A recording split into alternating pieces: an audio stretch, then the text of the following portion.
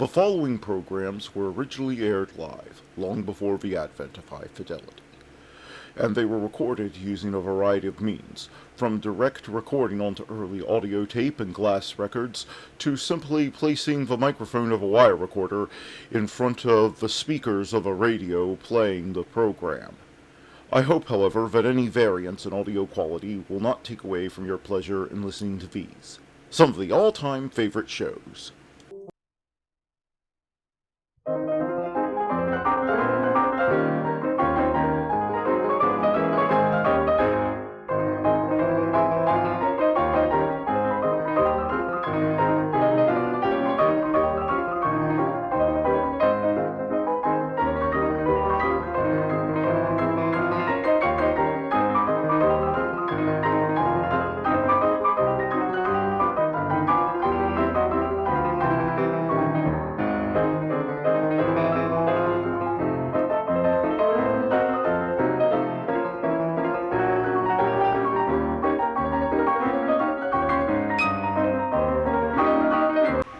Welcome to the May 20th, 2024 episode of Nightly Old Time Radio Shows.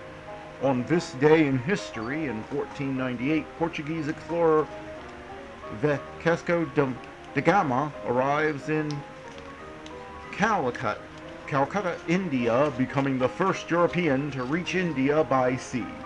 In 1609, Shakespeare's sonnets are first published in London, perhaps illicitly by publisher Thomas Thorpe. In 1862, U.S. President Abraham Lincoln signs into law the Homestead Act to provide cheap land for settlement of the American West, 80 million acres by 1900. In 1864, Spotsylvania campaign in U.S. Civil War ends after 10,920 killed or injured.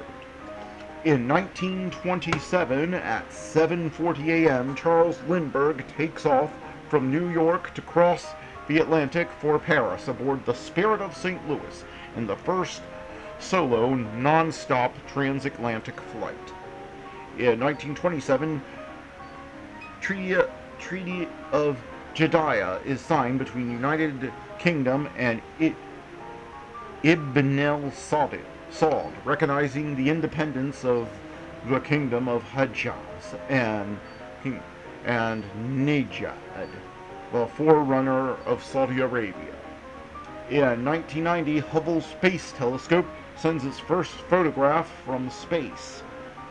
In 1891, first public display of Thomas Edison's phototype kinetoscope to members of the National Federation of Women's Club. In 1983, Every Breath You Take single released by the Police, Billboard Song of the Year 1983. In 1900, second modern Summer Olympic, Games of the Two Olympiad opens in Paris and continues for 5 months. And that was This Day in History. Now let's get on with the shows. Hey, Maya, who's on first? Why, it's Bud Abbott and Lou Costello who are up next.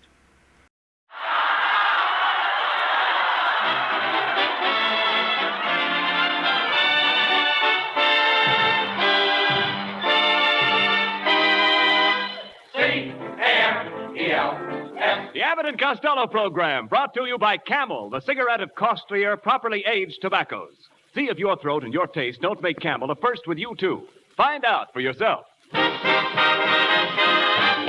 Listen to the great rhythms of Freddie Rich and his orchestra, the swingy singing of Connie Haynes. And that little fat boy who, when he heard Frank Sinatra was going to be on our show tonight, said, Hey!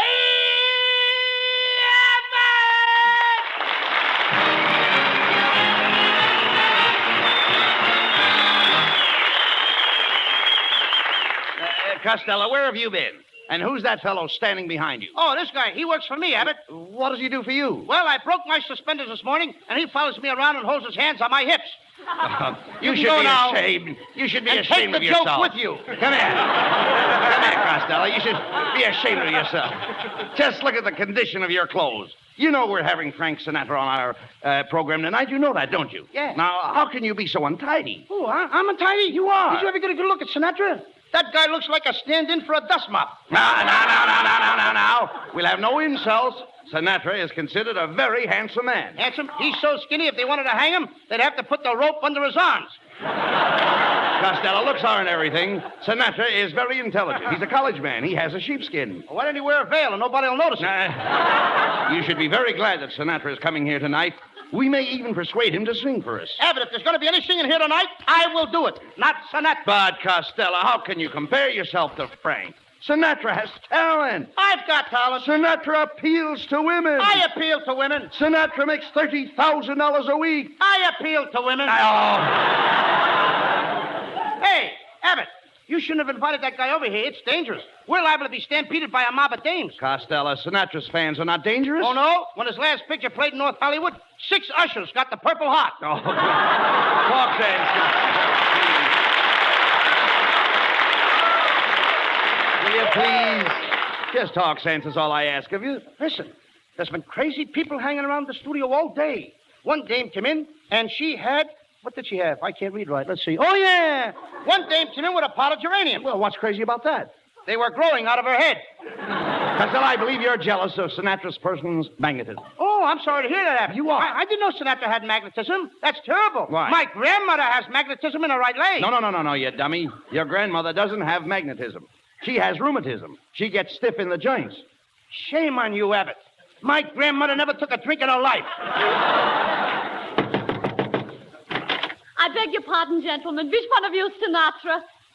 Abbott, I'll bet this girl was sent here by Tommy Dorsey. Just a minute, Junior. You are addressing the president of the Pitkin Avenue branch of the Sam Sinatra fan club. Madam, please. The name is Frank Sinatra. Not in Brooklyn, it ain't. Do you know that in mine branch of the Sam Sinatra fan club, we got over 400 members, not including the Droops? Who are the Droops? That's the men's auxiliary. How dare you talk that way about Sinatra? Oh, his voice really sends the girls. That's nothing, kid. My voice not only sends them, but it wraps them up, crates them, and delivers them right to the door. Now, you see that, Costello? Women are crazy about Frank Sinatra. I can't understand it. When he was born, the stork delivered him to the YMCA. And what for? So they could build him up a little before showing him to his folks. Oh!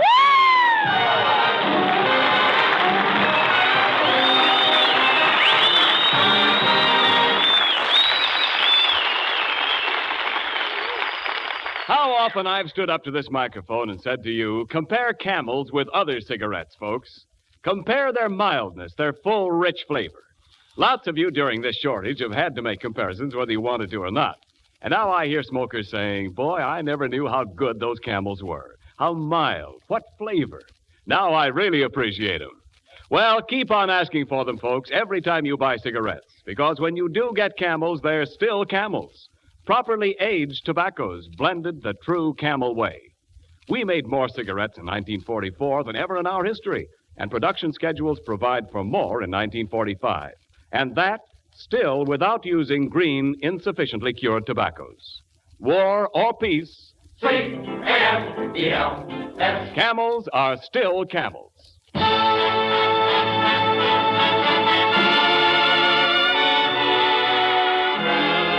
And now Camel presents lovely Connie Haynes, My Heart Sings. All of a sudden, my heart sings when I remember little things. The way you dance and hold me tight, the way you kiss and say goodnight, the crazy things we say and do,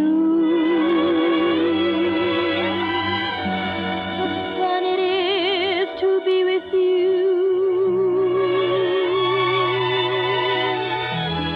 the magic thrill that's in your touch.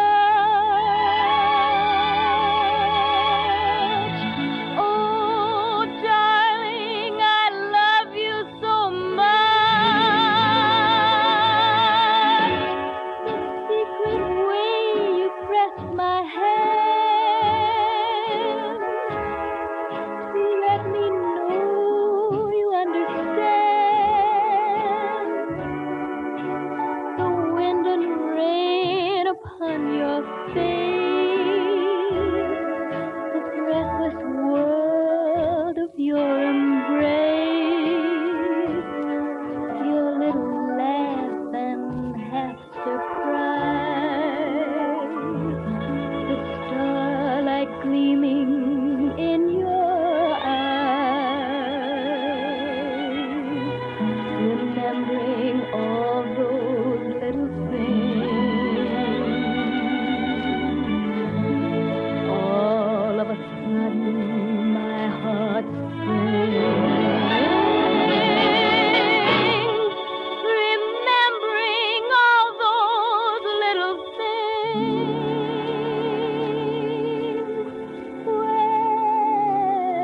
When all of a sudden, my heart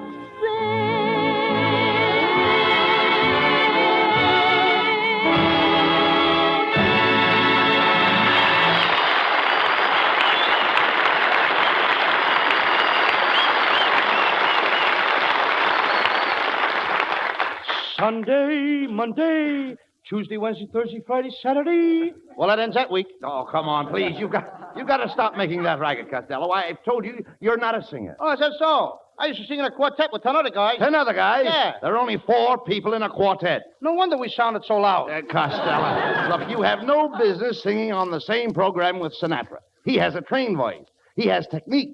He has color. He sings in Technicolor? No, but he knows the finer points, such as breathing. I know breathing, too. I've been breathing for years. It's a habit I picked up when I was a kid. Besides, what makes you so sure that Sinatra is breathing? Hey, Costello, listen. There's somebody at the door. I wonder who it is. It ain't Sinatra. He can't knock that hard. Come in. Good evening, gentlemen. I have a special microphone for Mr. Sinatra. What's the matter with the microphone we got here? It's too wide. Wait a minute. What is this? Come here, big boy. I see you want Mr. Sinatra to be seen, eh? That guy could hide behind a wire. I wonder what Sinatra does with his red points. Everybody is allowed a little meat. Well, here's a special microphone, and be careful of it. Now, wait a minute, mister. I'd like to ask you a question. Well, what is it? When Sinatra sings, does he stand up? Of course. Alone? Yes, indeed. I'll be sure not to break the handles off his microphone. Bye. Good evening, sir. I'm Mr. Sinatra's nurse. You mean to say he's still got a nurse? Costello, there's nothing unusual about that. Boy, didn't you ever have a nurse, young man? Yeah, but I let her go when I was 6 weeks old. And if she looked like you, I wouldn't have waited that long. Look, don't mind Costello. What can we do for you, miss? Well, you see, we always examine everybody who comes in contact with Mr. Sinatra. Now, this little fat man here looks like he might provide a very good home for germs. Keep my relatives out of this. Open your mouth, please. Say ah. Ah. Ah. Ah. Open your mouth. Ah. Ah. All right, open wider. Ah. Ah. Wider. Wipe your feet off before you come in. Now, Mr. Costello, has anybody taken your pulse lately? No, I got it right here with me. Wait. What's the matter? I think I left it in my other suit. Costello, pull out your wrist and let the nurse feel your pulse. Well, I just met the women. We hardly know each other. Oh, don't be silly now. Go ahead. What have you got to lose? Give her your wrist. All right, there, you got it. My, this is strange. What's the matter? This is the first pulse I ever saw with short ears and a long tail. You're looking at my Mickey Mouse wristwatch. Look, kid, does your face hurt you? No. It's killing me. Telegram for Abbot and Costello. Telegram. What a busy joint this is. I'll take the telegram. Well, yeah. Interesting, huh? Well, do tell.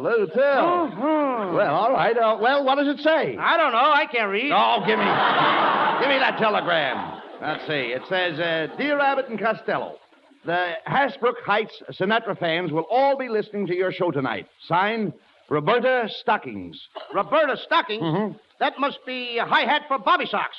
Bobby Socks? Wow! Say, Abbott, where is Hasbrook Heights? Boy, it's in New Jersey, and it's Frank Sinatra's hometown. What? He's from New Jersey? My home state? Well, that's right. Now, aren't you ashamed of yourself? All those nasty things you said about Frank? I'm in a terrible fix, Abbott. You should be. Oh, whatever you do, don't tell anybody what I said because it's liable to get to Harry James, and Harry James is liable to tell it to Benny Goodman, and Benny Goodman is liable to tell it to Spike Jones, and Spike Jones is liable to tell it to Margaret O'Brien, and then she won't play jacks with me anymore just when I'm up to my foursies. I beg your pardon, gentlemen. Frank Sinatra is here. Okay, just slip him under the door. Hello, fella.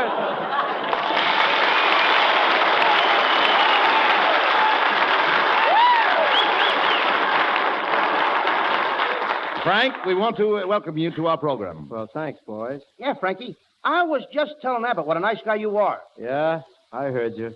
So you're up to your foursies, huh? Well, any more cracks like that and you'll be up to your nexie and mudsy. Oh, he was only kidding, Frank. Costello loves you. He's from New Jersey, too, you know. Yes, sir. I'm from Patterson, New Jersey. Say, Frank, how far is that from Hasbrook Heights? To you, it would be about a 20-minute ride in a patrol wagon. You know, for a thin guy, he's getting some pretty fat jokes. With your shape, I wouldn't talk, kid. Well, I may be a little bulgy. But remember, even an army travels on its stomach. If you get any bigger, an army will be able to camp on yours. Abbott, New Jersey or no New Jersey, this guy is asking for it. Now, Costello, cut it out. Cut it out. And he's just my size. Never mind that. Twice. All right. Look, you and Frank should get along fine. You're both from New Jersey, and you should have a lot of friends in common. He's probably got a lot of common friends. Never mind that. Sure, Costello. You must remember a lot of the boys back home. Did you know Nat Hickey? Nat Hickey? Sure. He sat in the back of me in the second grade. He was a little short kid with a mustache.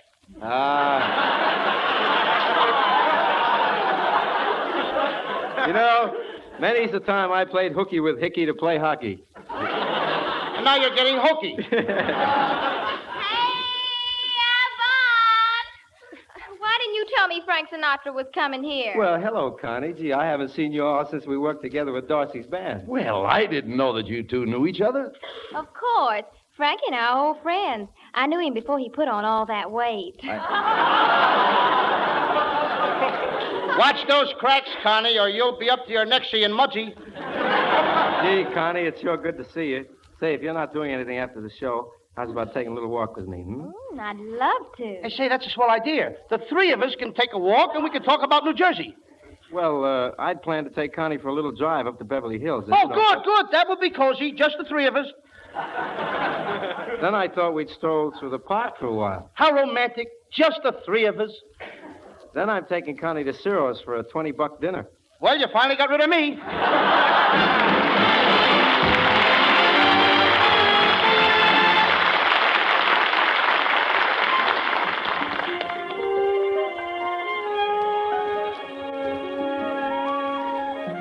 Ladies and gentlemen, I know that you all want to hear Frankie Sinatra sing, so I've asked him to sing for our Camel audience a very pretty song, If You Are But a Dream.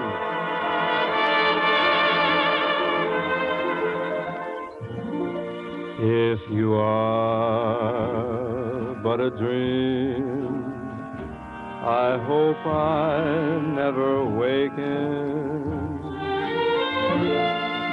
It's more than I could bear to find that I'm forsaken. If you're a fantasy,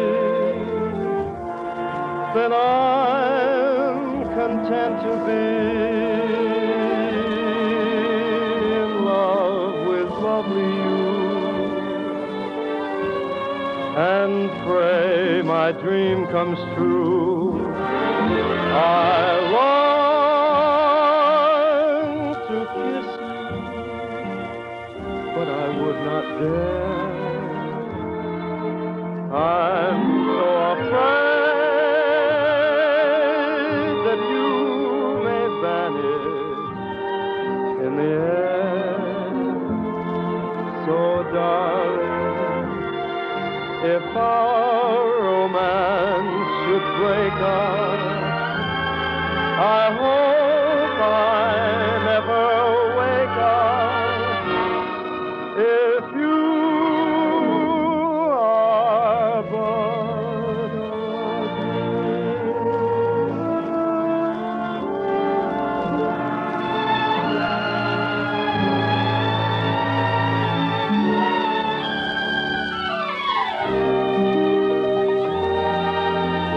I long to kiss you, but I would not dare. I'm so afraid that you may vanish in the air. So, darling, if our romance should break up, I hope I never wake up. If you are but a dream.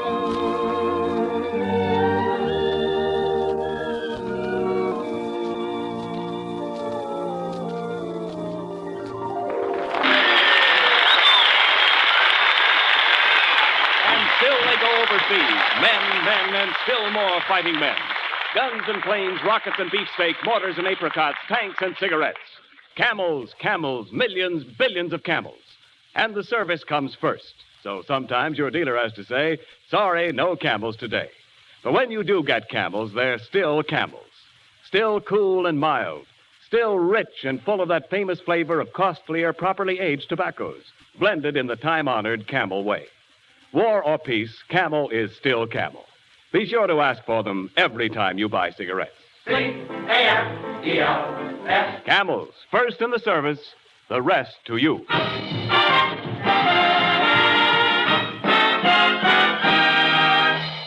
Oh, that was a swell song you sang, Frankie. Next to Lana Turner, you're my favorite singer. Silly, Lana Turner can't sing. She don't have to. But I did. I like that dream number you did. You know, Frankie, that brought back memories of the past. Remnants of my school days. Costello, you mean reminiscences of your school days. Remnants are rags. Did you ever see my school clothes? I mean remnants. The last time I was in Hasbrook Heights, Lou, I stopped around to see my old schoolhouse. Just an ivy-covered old building. Gee, but it looked beautiful to me. Good. Glad to hear you say that. Because when I went back to Patterson, I visited my old schoolhouse, too, Frankie. Mm-hmm. A little red building nestled in the woods. What a dump. I'm only kidding, Patterson. Sometimes I wish we could turn back the clock and be kids all over again. Well, now, wait a minute. We can arrange that for you. Freddie Rich, a little school day music, please.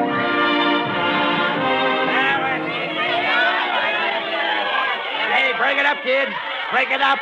Hey, break it up, kids. Here comes the teacher. Oh, just when the dice are hot. Good morning, children. Good morning, Miss Picklemeyer. We'll now call the roll. Chauncey Abbott. Present. Oh, Chauncey. No wonder he changed his name to Bud. Connie Haynes. Present. Frank Sinatra. Frank Sinatra, are you here? Sunday, Monday, and always.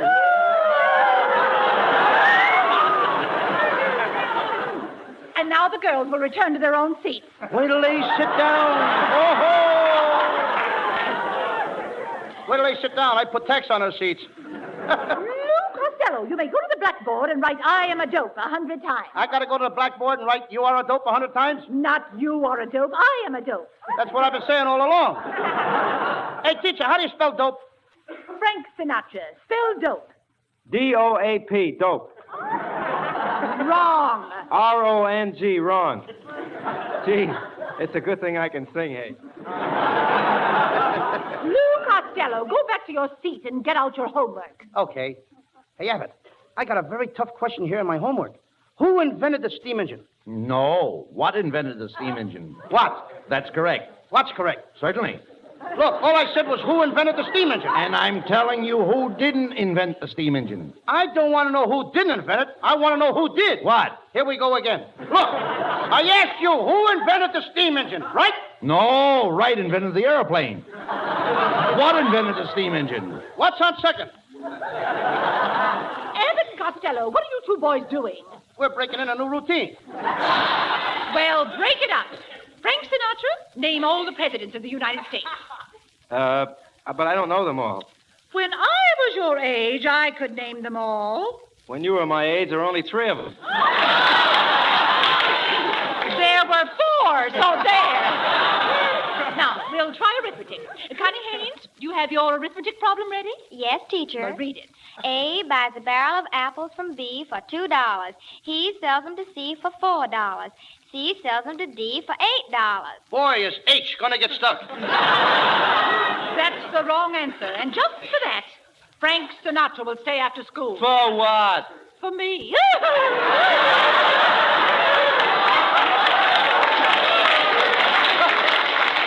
Well, I won't do it. Then I insist on speaking to your father. Go ahead. He's sitting in the last row. Teacher, can I ask a question? Go ahead, Costello. You know, I've been reading this book, and it says that the bees take the pollen from one flower and bring it to another flower. And then they take the pollen from another flower and bring it to another flower. And then after a while, there's lots of flowers. Yes? Well, what I want to know is, where's Gypsy Rosalie playing tonight? Lou Costello, you're a disgrace to the entire school. No, he ain't, teacher. We kids are proud of Lou Costello, and we have selected him as the boy in our class with the forehead most likely to recede.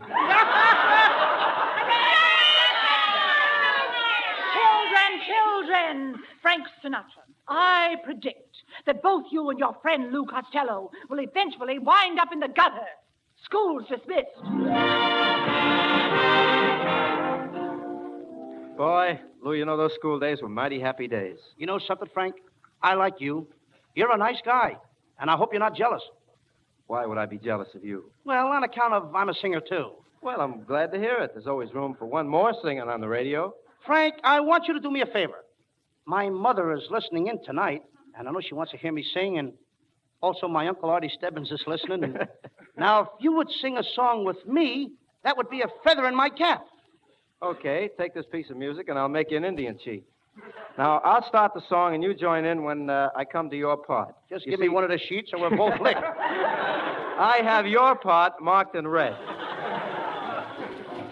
A little man walked up and down, found an eating place in town. He looked the menu through and through to see what 15 cents could do. One meatball! One meatball! He could afford but one meatball! He told the waiter near at hand the simple dinner he had planned. The folks were startled, one and all, to hear that waiter loudly call, one meatball! One meatball! Hey, this gent wants one meatball! One. Oh, meatball!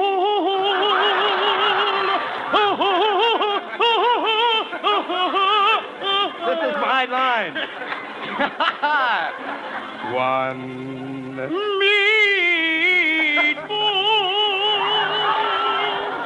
You get no bread with one. Lost my place again.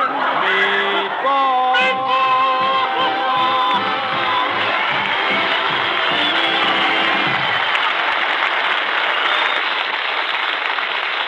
Abbott and Costello with their guests. We'll be back for Camel Cigarettes in just a moment. Thanks to the Yanks of the Week. Tonight we salute Marine Corps Private First Class Carl C. Smith of Winston-Salem, North Carolina.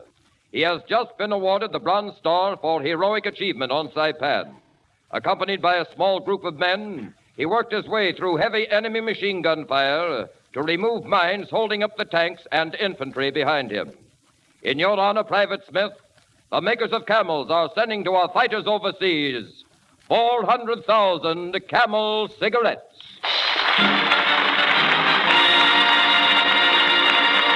Each of the 3 Camel radio shows honors a Yank of the Week by sending free 400,000 Camel cigarettes overseas, a total of more than 1 million Camels sent free each week. Camel broadcasts go out to the United States 3 times a week, are rebroadcast to practically every area in the world where our men are fighting, and in cooperation with the Good Neighbor policy, also to Central and South America. Listen tomorrow to Jimmy Durante and Gary Moore, Monday to Bob Hawke in Thanks to the Yanks, and next Thursday to Abbott and Costello. And now here are Bud Abbott, Lou Costello, and Frank Sinatra with the final word. Well, Frank, thanks for coming over. It's been a lot of fun. It really has, Bud, and I'm very glad to have met you. How about me, Frankie? Up until tonight, you and me were strangers. Uh-huh. Let's keep it that way, shall we? I love that boy. Well, there you are. Look, it's our old teacher, Miss Picklemeyer. And is she pickle? No, I just couldn't resist coming over. Remember, 20 years ago, I predicted you boys would wind up in the gutter? Yes. Well, I was right. Good night, Frank. Good night. Good night, folks. Good night. Good night. Good night, Mother. See you soon, Mom.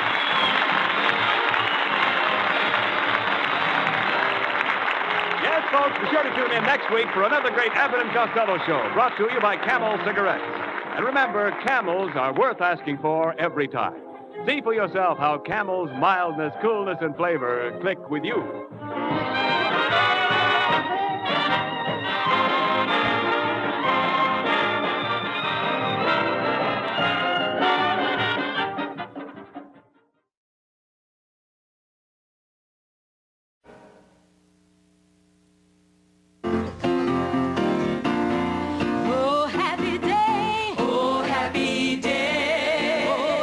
My teeth are white and my breath is fresh, nothing can hold me back.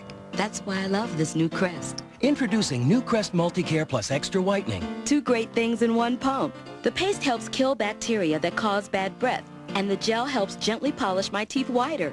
I'm pumped. New Crest Multicare Plus Extra Whitening. Behind that healthy smile, there's a Crest kid. From the sound of music. And Bing Crosby is up next. Well, Rosemary, happy birthday. Yes, it is my birthday, isn't it? Thank you so much. Did you get my Norcross birthday card? Yes, I got yours and lots of others, and I love them all. Everybody loves them. Now, seeing as it's your birthday, I think I'll just sing a song for you. Well, now, that does come as a surprise. I thought it would be something of a novelty.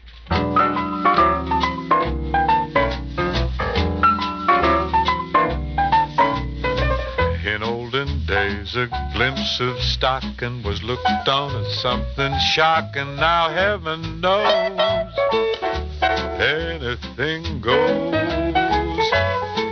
Good authors, too, who once knew better words, now use short letter words writing prose. Seems anything goes. The world has gone mad today, and good's bad today, black's white today, and day's night today, when most guys today that women prize today, just silly gigolos. So though I'm not a great romancer, I know that you're bound to answer when I propose, 'cause anything goes.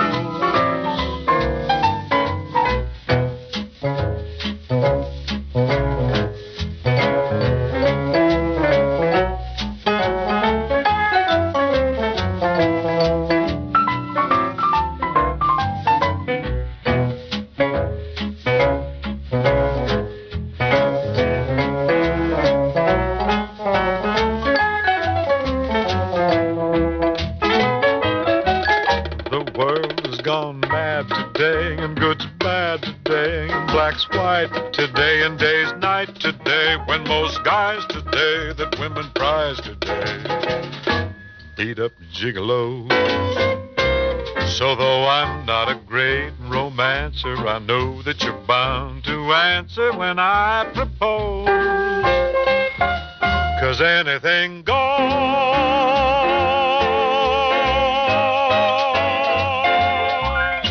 Well, that was a bit of all right. Well, you're nice to have around, Ken. You always have such wonderful compliments on the tip of your tongue. Isn't that the truth? Bing, you don't whistle when you sing like you used to, do you? Well, I hadn't thought about it, but I guess I don't. I suppose I'm going straight. Something's happened here, huh? I don't whistle much anymore because I pay attention to the words. Whistling, you know, that's a great caper when you lose the lyrics or even when you're searching around for the melody. Then you whistle. Oh, that's the gag, Sure. huh? If you blow the melody, whistle your way back with the band and the tune, and you're How on the beam. revealing. Of course, I won't mention any names, but some singers have resorted to whistling when they couldn't reach the high notes, you know? That's fact. I know that you'll pardon the intrusion, Bing, but do you yourself happen to be one of those unnamed singers? Huh? Oh, no, not me. I never knocked myself, even in a veiled way. I suppose I have done it, though, but most of my whistling was just to color things up, develop a style, you know, light and shade. It may be too late to tell you, but singing and whistling don't go together. They go together with me. Oh, sure, but you're the type that can get by with anything. How I wish that were true. You see, I have it from a top authority that singing and whistling don't go together. There is such an authority? Yes, a Canadian girl named Mignon Maynard. Mignon Maynard. She's Canada's only concert whistler. A concert whistler? Well, think of that. She's a mezzo whistler. Mezzo, yeah. Yes, with a 2-octave range. Pretty rangy. When Miss Maynard started out, she thought she'd be a singer, but she gave it up because singing and whistling don't go together. So she gave up the singing? Sure, that's what she says. And you've been getting away with murder, Bing. Well, it appears like it. So just watch it from now on. Well, now, I'm not going to argue with a girl who's tops in the field, but I suppose being a concert whistler, she looks down on the sort of casual ad-libby whistling that I feature. She considers me a real hacker, I suppose. I suppose Miss Maynard is a pucker-type whistler. Well, I do pucker. And loose lips, too. No, don't get hammy, Bing. Watch I do. I go either way. I'll give you the whole route. Miss Maynard is a whistler who trills easily, but she finds the yodel a little difficult, she says. There's a yodel in whistling? Why, sure there's a yodel. How do you know? Rosie just said so. Well, anyway, I've got to brush up on whistling, I guess. It's very simple. Just get a book called Whistling as an Art. There's such a book? Well, certainly there's such a book. I know. Rosie just said so. I was standing here at the... You know, I might just curl up with that book tonight and come back here and show everyone that I'm a real pro. I may take up concert whistling, as a matter of fact. It's great. You don't have to worry about words. You can concentrate on arrangements and style and spectacular effects. Oh, wait till I perfect the yodel. Wow. I'm sorry I brought the whole thing up. Not at all. No, I'm looking for a new racket. This might be just it, Rosie. Really, I can't thank you enough for inserting the topic into the conversation. Will you whistle something for us now? No. I wouldn't. No, not about to. Not till I get the book. Why don't you move in here, Rosie? Thank you. I think I will.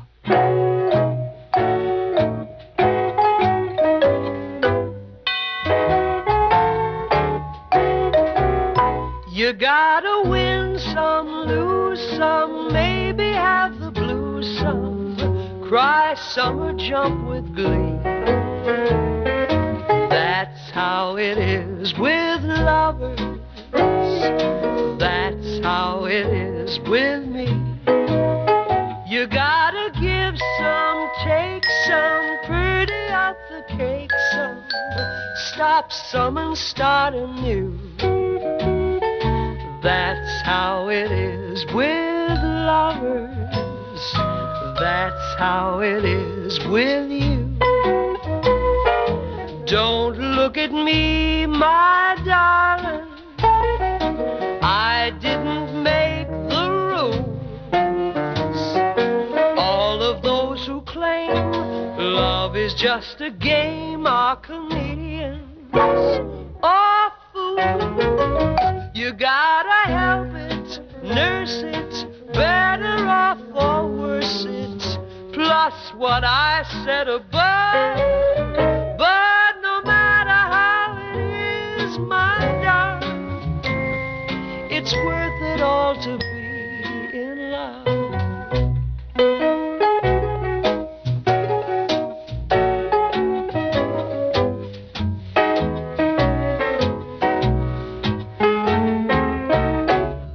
how it is with lovers.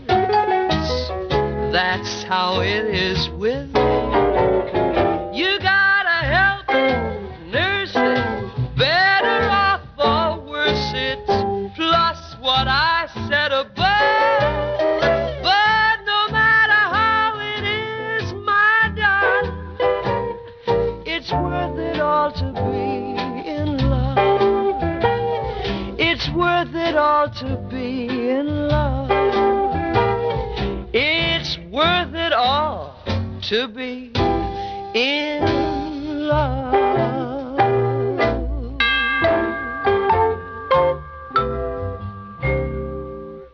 Every sunrise brings a birthday to someone, and birthdays shine still brighter when someone says happy birthday with a Norcross greeting card. And what a selection. You'll find a Norcross birthday greeting card that's just perfect for the particular person you have in mind. Nothing goes so well with the cake and the candles as a Norcross happy birthday greeting card. Pick the nicest cards on the rack. Pick the cards with the N on the back. Rosie, you been thinking, or have you got any particular ideas about what we ought to sing now?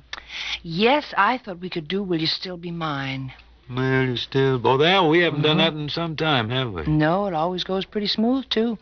I see Buddy Cole's got it here on the rack. Oh, yes. He's very busy in this arrangement, too, if I recall. Needs about 4 hands. Yeah. Well, if he's ready and got it on the rack, I guess there's nothing to prevent us from just going smack dab, taking a whiz at it, a wing at it, swing at it. Here's Will You Still Be Mine, written by Tom Adair and Matt Dennis. Ah, when lovers make no rendezvous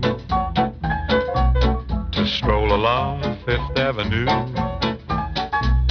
when this familiar world is through, will you still be mine? When cabs don't drive around the park, no windows light the summer dark, when love has lost its secret spark, will you still be mine? When moonlight on the Hudson's not romancing, and spring no longer turns a young man's fancy, when glamour girls have lost their charms, when sirens just mean false alarms, when lovers heed no call to arms, will you still be mine? When Clooney starts to chauffeur the way to play Monsieur Beaucaire, he'll rave and rant and tear his hair for fair. Will you still be mine? When Catherine starts in teaching Bing the way he ought to sing and swing, that day he may take back the ring. You're not kidding. Will you still be mine? When moonlight on the Hudson River's not romancing, and spring no longer turns a young man's fancy, when glamour girls have lost their charms, when sirens just mean false alarms, when lovers heed no call to arms, will you still be mine? Rosie, I've been thinking about that book on whistling. Whistling as an art. It's still bugging you, huh? Well, it's aroused a great revival, a great interest in whistling in me. Relax, you'll feel better. Matter of fact, it gave me a terrific idea for an album. A whistling album? Naturally. I have an idea to do a whistling tea kettle and me. No. Yes. Good arrangements. Probably get Buddy Bregman to whip up some things. Oh, you know. yeah, sure. Uh-huh. Of course, the tea kettle will have to handle the obligato, more or less. I'll be featured with the yodeling, trills, runs, bird calls. Oh, I'll give it the works. Well, I don't know how many records it will sell, but it should be great for the tea kettle business. Oh, I can go either way. Tea kettles or albums. And now, Rosie, it's about time for a song, isn't it? Who's going to do it, you or me? You do it. I want to mull over this new album of yours, see if it has merit after all. What are you talking about? Loaded with merit. Don't you worry about that. I won't worry then.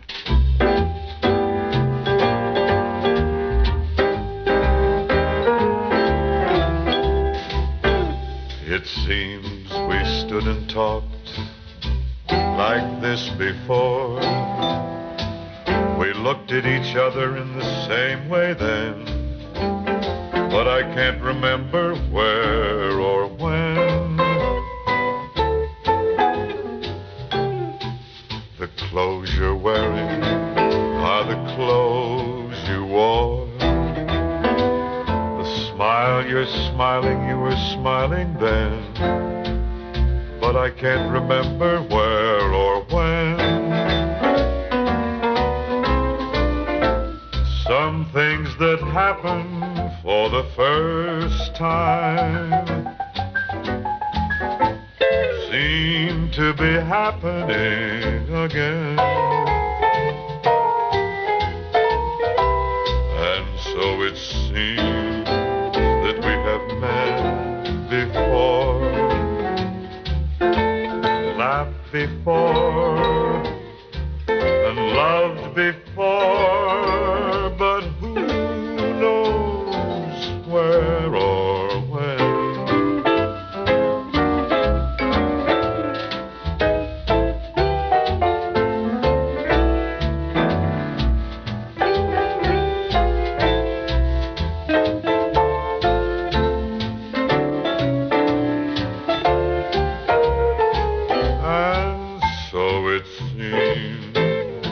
We have met before and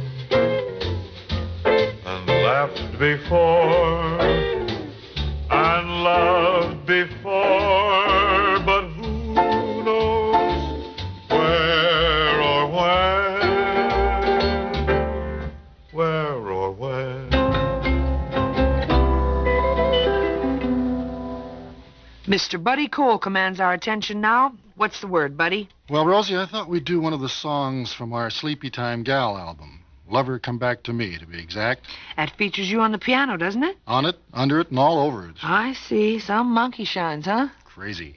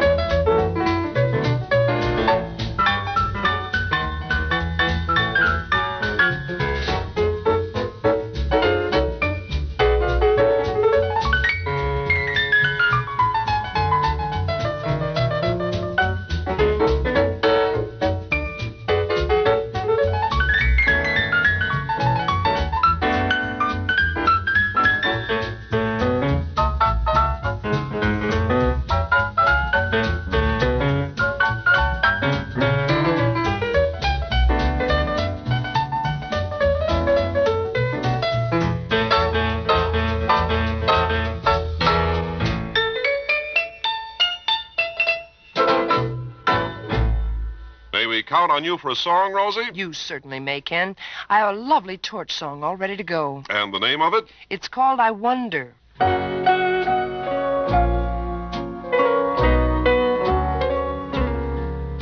I wonder where you are through all my empty days, and in my sleepless nights 1,000 longing ways. And it looks like I'm never gonna cease my wondering.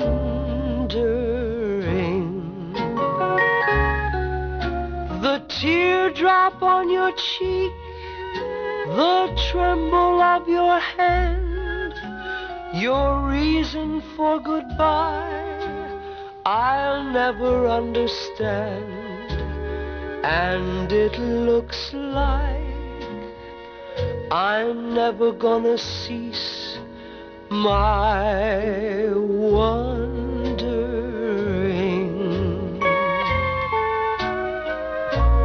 What were the words left unspoken? Oh, how I wish that I knew. What were the promises broken that meant so much to you? I wonder if we met, wonder what we'd do. Would we be merely friends or start our love anew? And it looks like I'm never gonna cease my wondering, wondering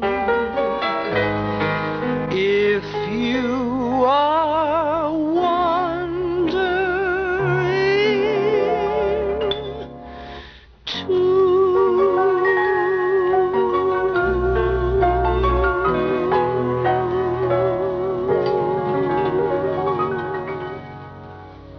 Well, that's all for today, friends. But you can catch us tomorrow at the same spot on your dial. So long for now. Thank you very much.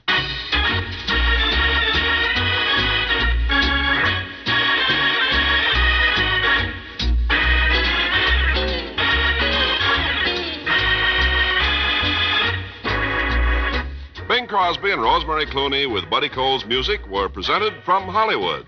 Produced by Bill Morrow and Murdo McKenzie.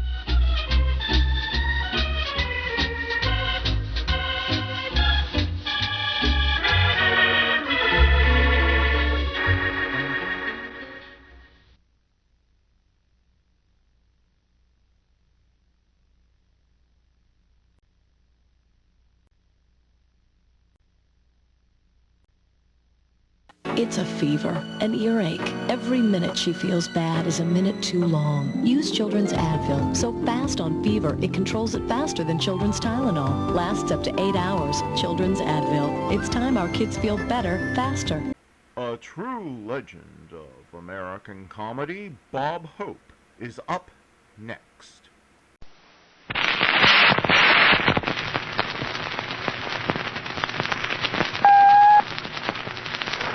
I am not nervous. For the safety of your smile, use Pepsodent twice a day. See your dentist twice a year. Tonight from Boston, Massachusetts, we bring you the Pepsodent Show, starring Bob Hope and his special guest, Fred Allen.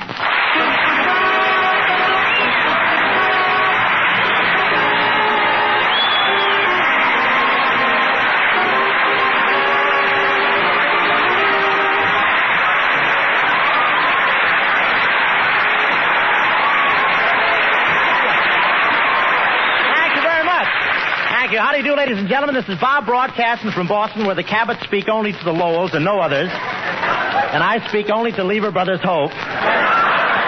Telling you to use Pepsodent and get in those twice-a-day licks, and you'll get over with the chicks like a ton of bricks, because your choppers won't look like something left over from 76. Had enough?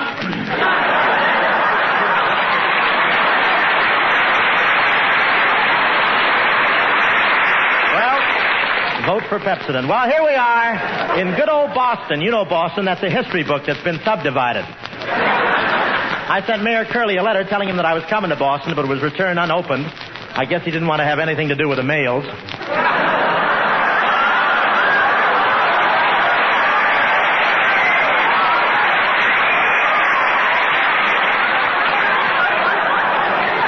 But I'm really enjoying my visit to New England, even though I've had a grudge against Massachusetts ever since I was a kid. Made me lose more spelling bees. And there's two kinds of people in Boston, Democrats, and I forget what the other guy is. But I really love New England, and you can always tell whether when you're in Maine or Vermont. The people there don't use zippers on any of their clothing. No siree, not while there's a Hoover button left. And the streets here in Boston are very crooked and complicated, and it's hard to tell where you're going. This is the only town I ever saw where the traffic signals light up and say, stop, go, and give up. The streets, what crooked streets? What crooked streets? Today I was following a blonde, and after 2 blocks, she was following me. And they have statues in the parks of all the famous people who have died here. Paul Revere, Henry Cabot, and Ted Williams.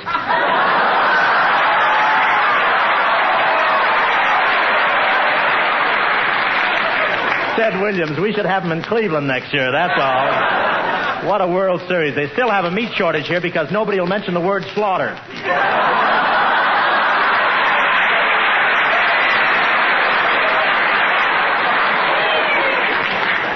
You can still hear Cronin groaning. Yes, sir, that's my Joe. And Harvard is very near here, and Harvard really leaves a stamp on a man. Even when one of them fails, he becomes a bum of distinction.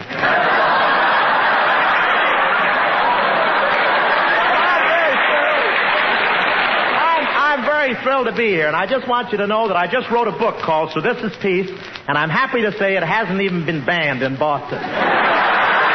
Yes, sir. The censors refuse to read it.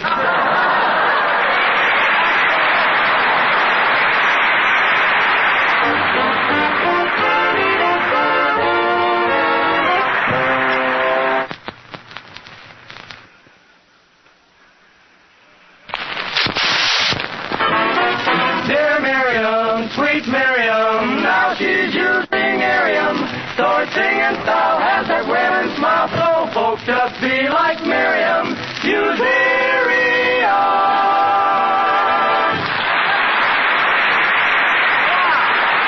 Thank you, Starlighters. Thank you. And Father Vince, congratulations on those twins. That's really wonderful. Everybody is having a great time here in Boston, ladies and gentlemen. You know, it's such a social town. Up here, you're always meeting women who are the cream of society. Yo-ho, Mr. Ho! And then there's the homogenized type, Miss Vera Vade, right here.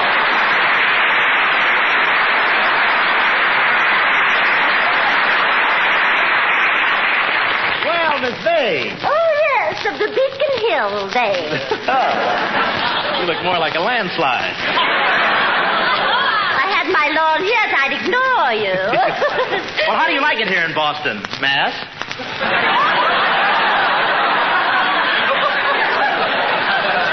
You keep your words closer together, young man, or you'll find your teeth further apart. Well, I love it here. I'm an old Bostonian myself, Miss Big. You know, I'm strictly Back Bay. Yes. That's no puddle you have in the front, either.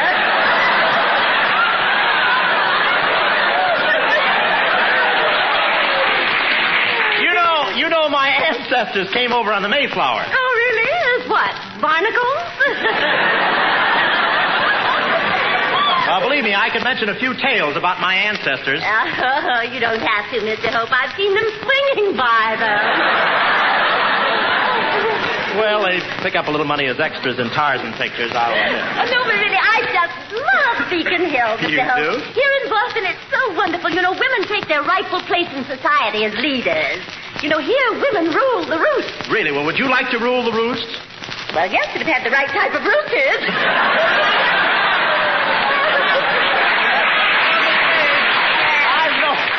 I've noticed that you're quite popular with Boston men. Oh, have you? Well, I think it's my technique that gets them, Mr. Hope. Come here and I'll show you. Oh, you just want to get your arms around a big, strong, virile man, huh? Oh, yes, but meantime, you'll do. Wait a minute. What do you mean by that? Oh, just what everybody in Boston does. When you can't get steak, take a lobster.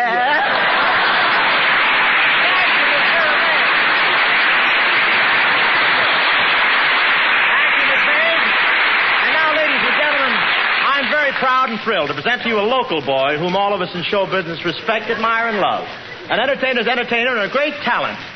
What's your name, son? Fred Allen. Fred Allen.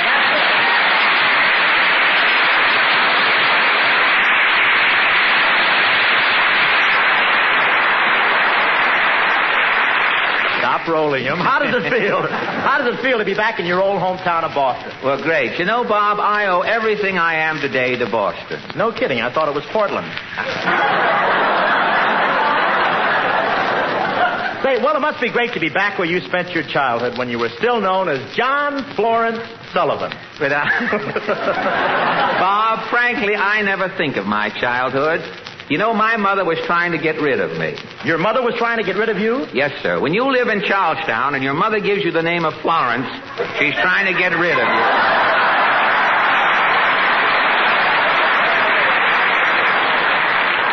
Well, I lived in a tough neighborhood in Cleveland, Fred. Really? At the age of 3, I was repaint man for a hot tricycle ring. But, Fred, how is it you don't talk like the other Bostonians? Well, don't blame the way I talk on Boston, Bob. It's my sinuses. I have the only nasal twang in the country with a union card from Petrillo. That's wonderful. I wonder if I'd get bigger laughs if I talked through my nose. I don't think so, Bob. Your jokes would have so far to go.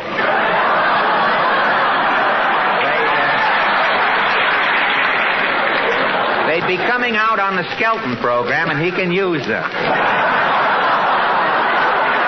Oh, no, just read what's written there, please.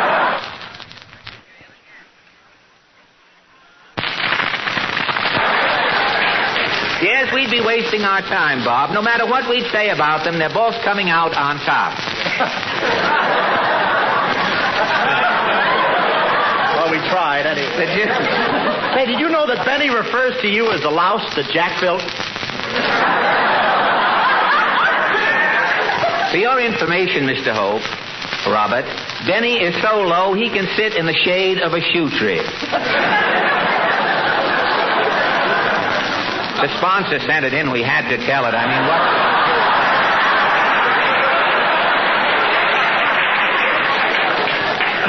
Say, listen, but that threw me a little, too. I'm the... Tell me, Fred, why didn't you stay in Hollywood? I thought we cut that. I guess so. I put it back. After that lull, we can use it, can't we? Tell me, Fred, why didn't you stay in Hollywood? Well, it's those clothes you wear out there, Bob. They're so casual. The last time I was in Hollywood, I saw a picture of Whistler's mother, and the old lady was sitting in her rocking chair wearing a polo shirt and slacks. Yeah, but he dresses up more since he bought the Pittsburgh Pirates. I don't see why you guys are always yelling about California, Bob. Rain half the year, blistering some the other half, eating in drive-ins, and being served by those girls in sunsuits. You know, Fred, you're an older man than I thought. But you're not going to get me to knock the East, Fred. I got my start in vaudeville right here. Tell me, Bob, did you do a single act or an act with a partner? Well, I did a single act. My partner just parked at the stage door with the motor running. Were the audiences tough? Not too tough. I got my own head back. Well, better luck next time.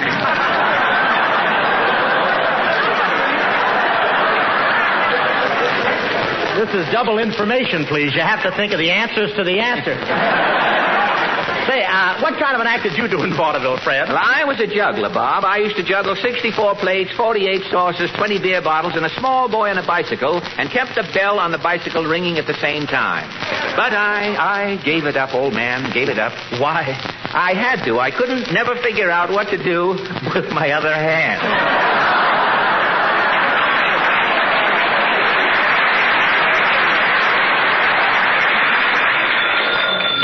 Hello?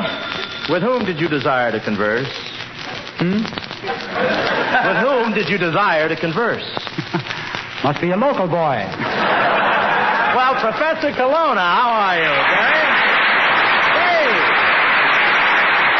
You're new decent relatives, too, aren't you? Say, you were born in Boston. Tell me, did you go to school here? Yes, Hope, I went to MIT. The Massachusetts Institute of Technology? No, the Morons Institute. But, Colonna, how about the tea? Wonderful. Shall I pour? Bob, to whom are you talking there? Oh, it's Professor Colonna, Fred. You know the professor, don't you? Oh, yes. My Cocker Spaniel and his mustache go to the same veterinarian. Do you mind if I speak to him? Not at all. Hello, Colonna. Oh, hello, Bostonian. Hello, Smithsonian. Say, aren't you the one I went to school with, the Colonna I went to school with? School? Total stranger. Kelowna, this is your old playmate, Fred Allen. Baggy eyes. Brush lip. Say, what have you been doing with yourself lately, Fred? Oh, I'm on the radio, too, Mr. Kelowna. Oh, that's right. How could I have forgotten? You're on that fellow Claghorn's program. Mr. Claghorn. He's been giving me some small parts lately, throwaway parts, you know. But, Kelowna, I understand you're over with one of your relatives for a home-cooked dinner. Why, yes, Fred, I'm just cooking a big live Maine lobster. By the way, am I supposed to throw the lobster in the pot of boiling water, or does he throw me in the boiling water? Kelowna, you imbecile, you throw the lobster in the water. You see, I was right, Lobby. Now hand me a towel.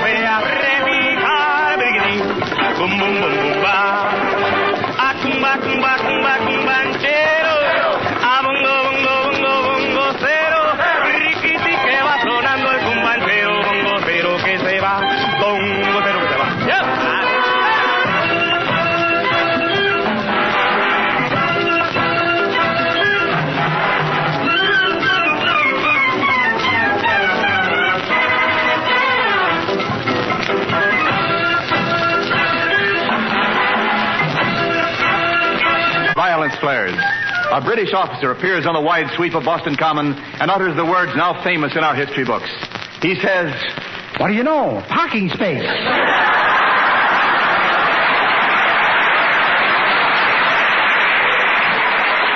Tonight, ladies and gentlemen, we bring you one of the most thrilling incidents in American history, the ride of Paul Revere.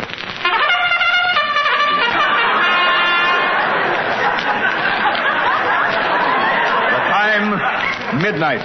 The place, the Old North Church in Boston. As our scene opens, we find one of the gallant Minutemen climbing to the tower of the Old North Church to warn of the Redcoats' approach. It is drama. It is history. Listen. Now, let me see. One if by land and two if by sea. No, it's two if by land or one if by sea. God, I should have made a note of it. Here I am in the car. Well, I'll put up 3 lights. Maybe they're amphibious. Gosh, what a beautiful church. I feel like I'm doing a scene in a Crosby picture.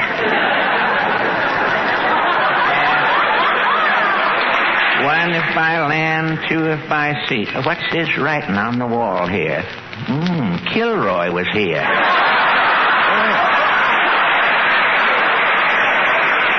Well, here's the belfry. Say, this is bad. I didn't bring any matches with me. How'll I get a flame to light the lamp? Well, I can always rub 2 thoughts of Betty Grable together. Well, lanterns are burning. I hope Paul Revere gets the message. Ah, there's the light. The light. It's on. Wonderful. Now I can read what's happened to Dick Tracy. Gee, that means the British are coming. The British are coming, and they're mad. That's what we get for charging them so much interest on that loan. Well, I gotta go warn the people. Giddy up! Giddy up!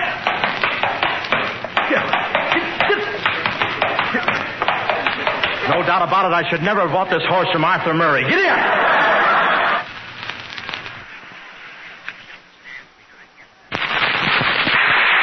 Mrs. Nussbaum! You was expecting me to be back here to us. 2 arms, 2 arms. Of course, 2 arms. You're expecting maybe an octopus. Mrs. Nussbaum, I'm Paul Revere. Revere? So already I sent your payment on the silverware. You must listen to me, Mrs. Nussbaum. I've seen them with my own eyes. Thousands and thousands of redcoats. All I could see was redcoats. They're not wearing pants. Mrs. Nussbaum, I'm not kidding. The British are coming. I know already. I'm writing a poem about them. A poem about the British? Yes. Very good. How does it go? The British is coming was the slogan in 75. The country was saved by Paul Revere, who is long since not alive. The British British is coming and fighting, also retreating with many a loss. But, what could have happened in Boston if Paul rode a Crosby horse?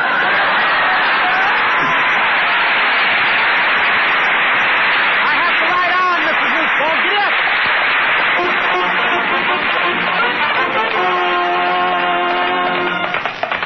The British are coming. The British are coming.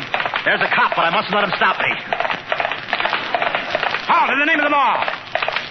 Halt in the name of General Howe. Halt in the name of His Majesty King George. Mayor Curley won't like this. I should have recognized the Boston horse in the first place. I'm Paul Revere. Please don't stop me, officer. Sorry, I'll have to take your horse down to headquarters with me. My horse? What for? Carrying dope comes under the heading of illegal traffic.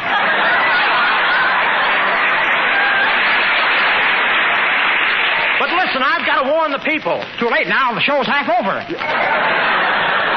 Officer, you don't understand. You don't understand. I must warn the people of Boston. They're coming to kill us all. You mean the Cardinals are coming back?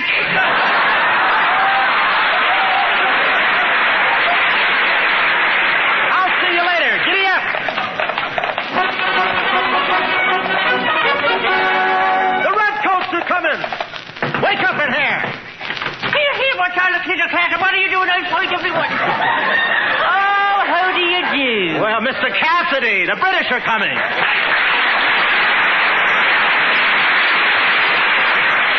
Mr. Cassidy, the British are coming. Stop shouting. I can't stand drafts. You're not feeling well, Mr. Cassidy? I'm not long for this work.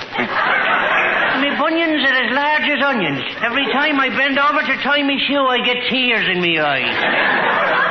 Never mind that, Ajax. The British are coming. The British, is it? Oh, where's me fowling piece? Be gone and be jabbers. Hand me my shillelagh. Be dad and be jabbers and sure now. Do you talk like that naturally, or was your mother frightened by Morton Downey? Shillelagh, take it, boy, and fight him, and I'll go back to bed. Yeah, wait a minute, Mr. Cassidy. Don't you realize that if the British impose their taxes on us, you won't have a cent in your jeans? Taxation without representation is a tyranny. My jeans? Tyranny? Son, you sold me. What sold you? Sure, and I love that jean tyranny.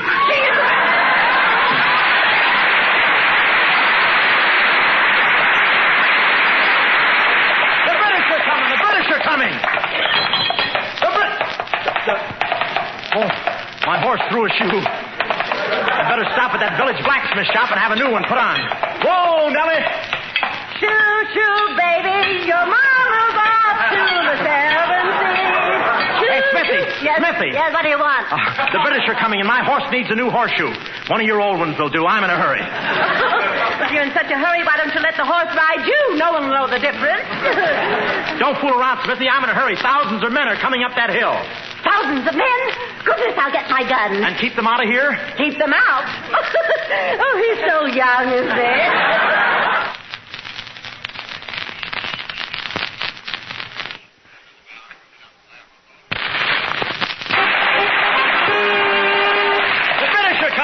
The British are coming.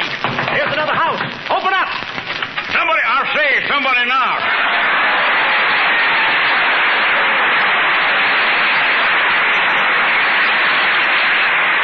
Craghorn's the name, Senator Craghorn, that is. I'm from the South. Where I come from, the cows refuse to be milked. They can't stand the Yanks.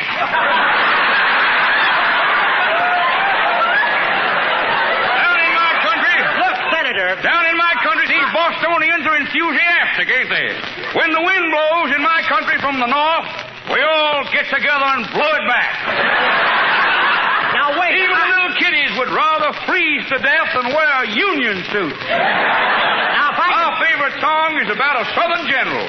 It's called Hey Bobble Bop. Bobble Bop.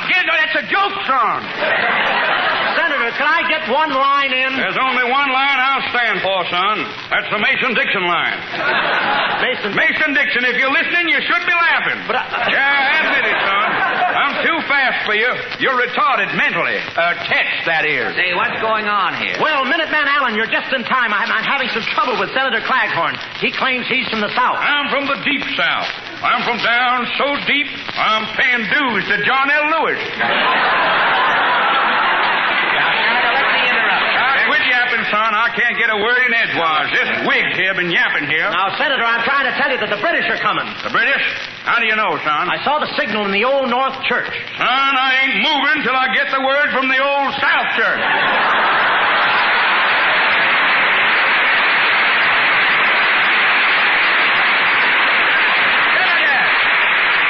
Stop filibustering. The British are almost here. That's right. That's right. Here they come now. 10,000. I'll take them. Honestly, they're coming, fellas. They mean business, I guess. Boy, they mean business. Now they're taking their guns off their shoulders. And now they're loading them with tea bags. This is too much for me. I'm mad. Stand back, men.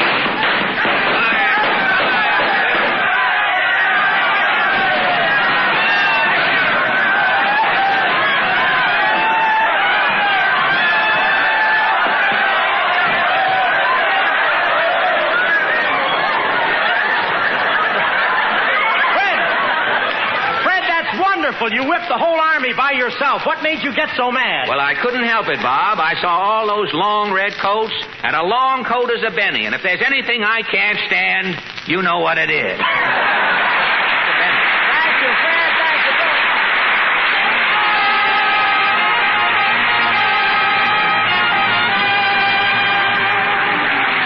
All thanks for the memory of Boston history that forged our liberty and gave us this great heritage, a land of liberty. And we thank you so much. And thanks for the memory of a nation that's so great that they're willing to donate to keep alive our community drive so folks don't hesitate. And we thank you so much. Folks, the USOs, still in there serving, to those servicemen who are so deserving, ladies and gentlemen. So let's help in this work by not swerving and fill that request to the community chest. I want to thank Fred Allen for this wonderful show tonight. And I'll be over and do it for you Sunday, Fred, Sunday night.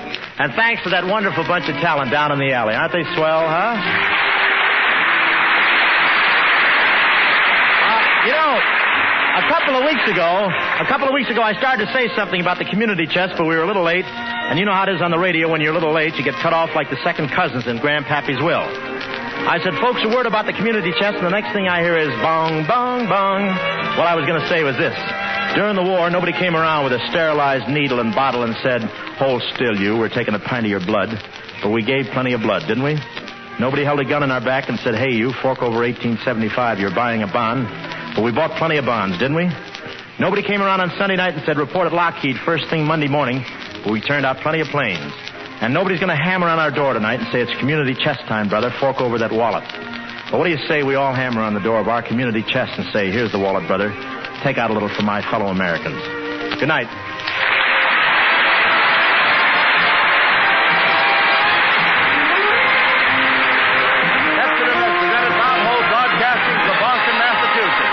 This is Wendell Niles reminding you to change to Pepsodent.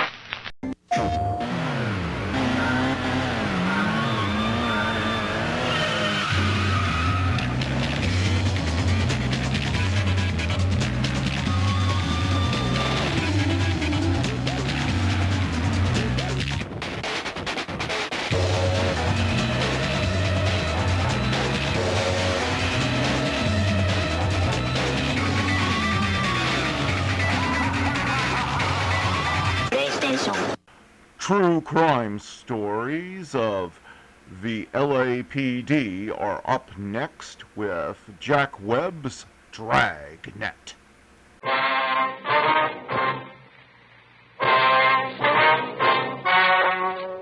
The story you are about to hear is true. The names have been changed to protect the innocent. Fatima Cigarettes, best of all king-size cigarettes, brings you Dragnet on both radio and television.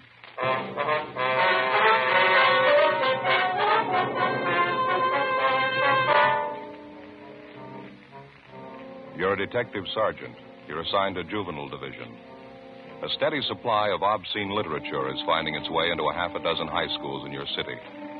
You get a lead on one of the sources of supply, a 17-year-old high school senior. Your job, pick him up. Fatima, America's first largest-selling blended cigarette. Now, best of all, king-size cigarettes. Prove it yourself today. Compare Fatima with any other king-size cigarette. 1. Fatima's length filters the smoke 85 millimeters for your protection. 2. Fatima's length cools the smoke for your protection. 3. Fatima's length gives you those extra puffs, 21% longer than standard cigarette size. And in Fatima, you get an extra mild and soothing smoke, plus the added protection of Fatima quality. Definitely the best quality in its class, but the same price as the cigarette you are now smoking. Buy Fatima in the bright, sunny yellow pack. Best of all, king-size cigarettes.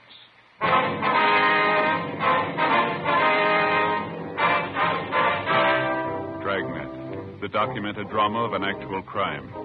For the next 30 minutes, in cooperation with the Los Angeles Police Department, you will travel step by step on the side of the law through an actual case transcribed from official police files. From beginning to end, from crime to punishment, Dragnet is the story of your police force in action.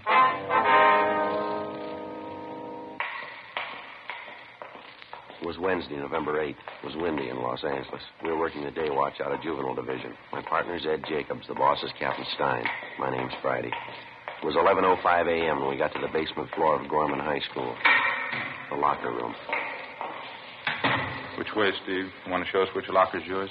You still haven't told me what this is all about. Routine check, son. Yeah, but why do you have to pick on me? Why do you have to see my locker? We're not picking on you, Steve. Now, how about it? Which locker's yours? Right here.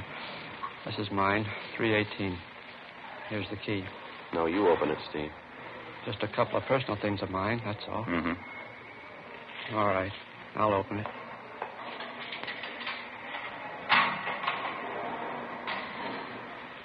Well, there you are.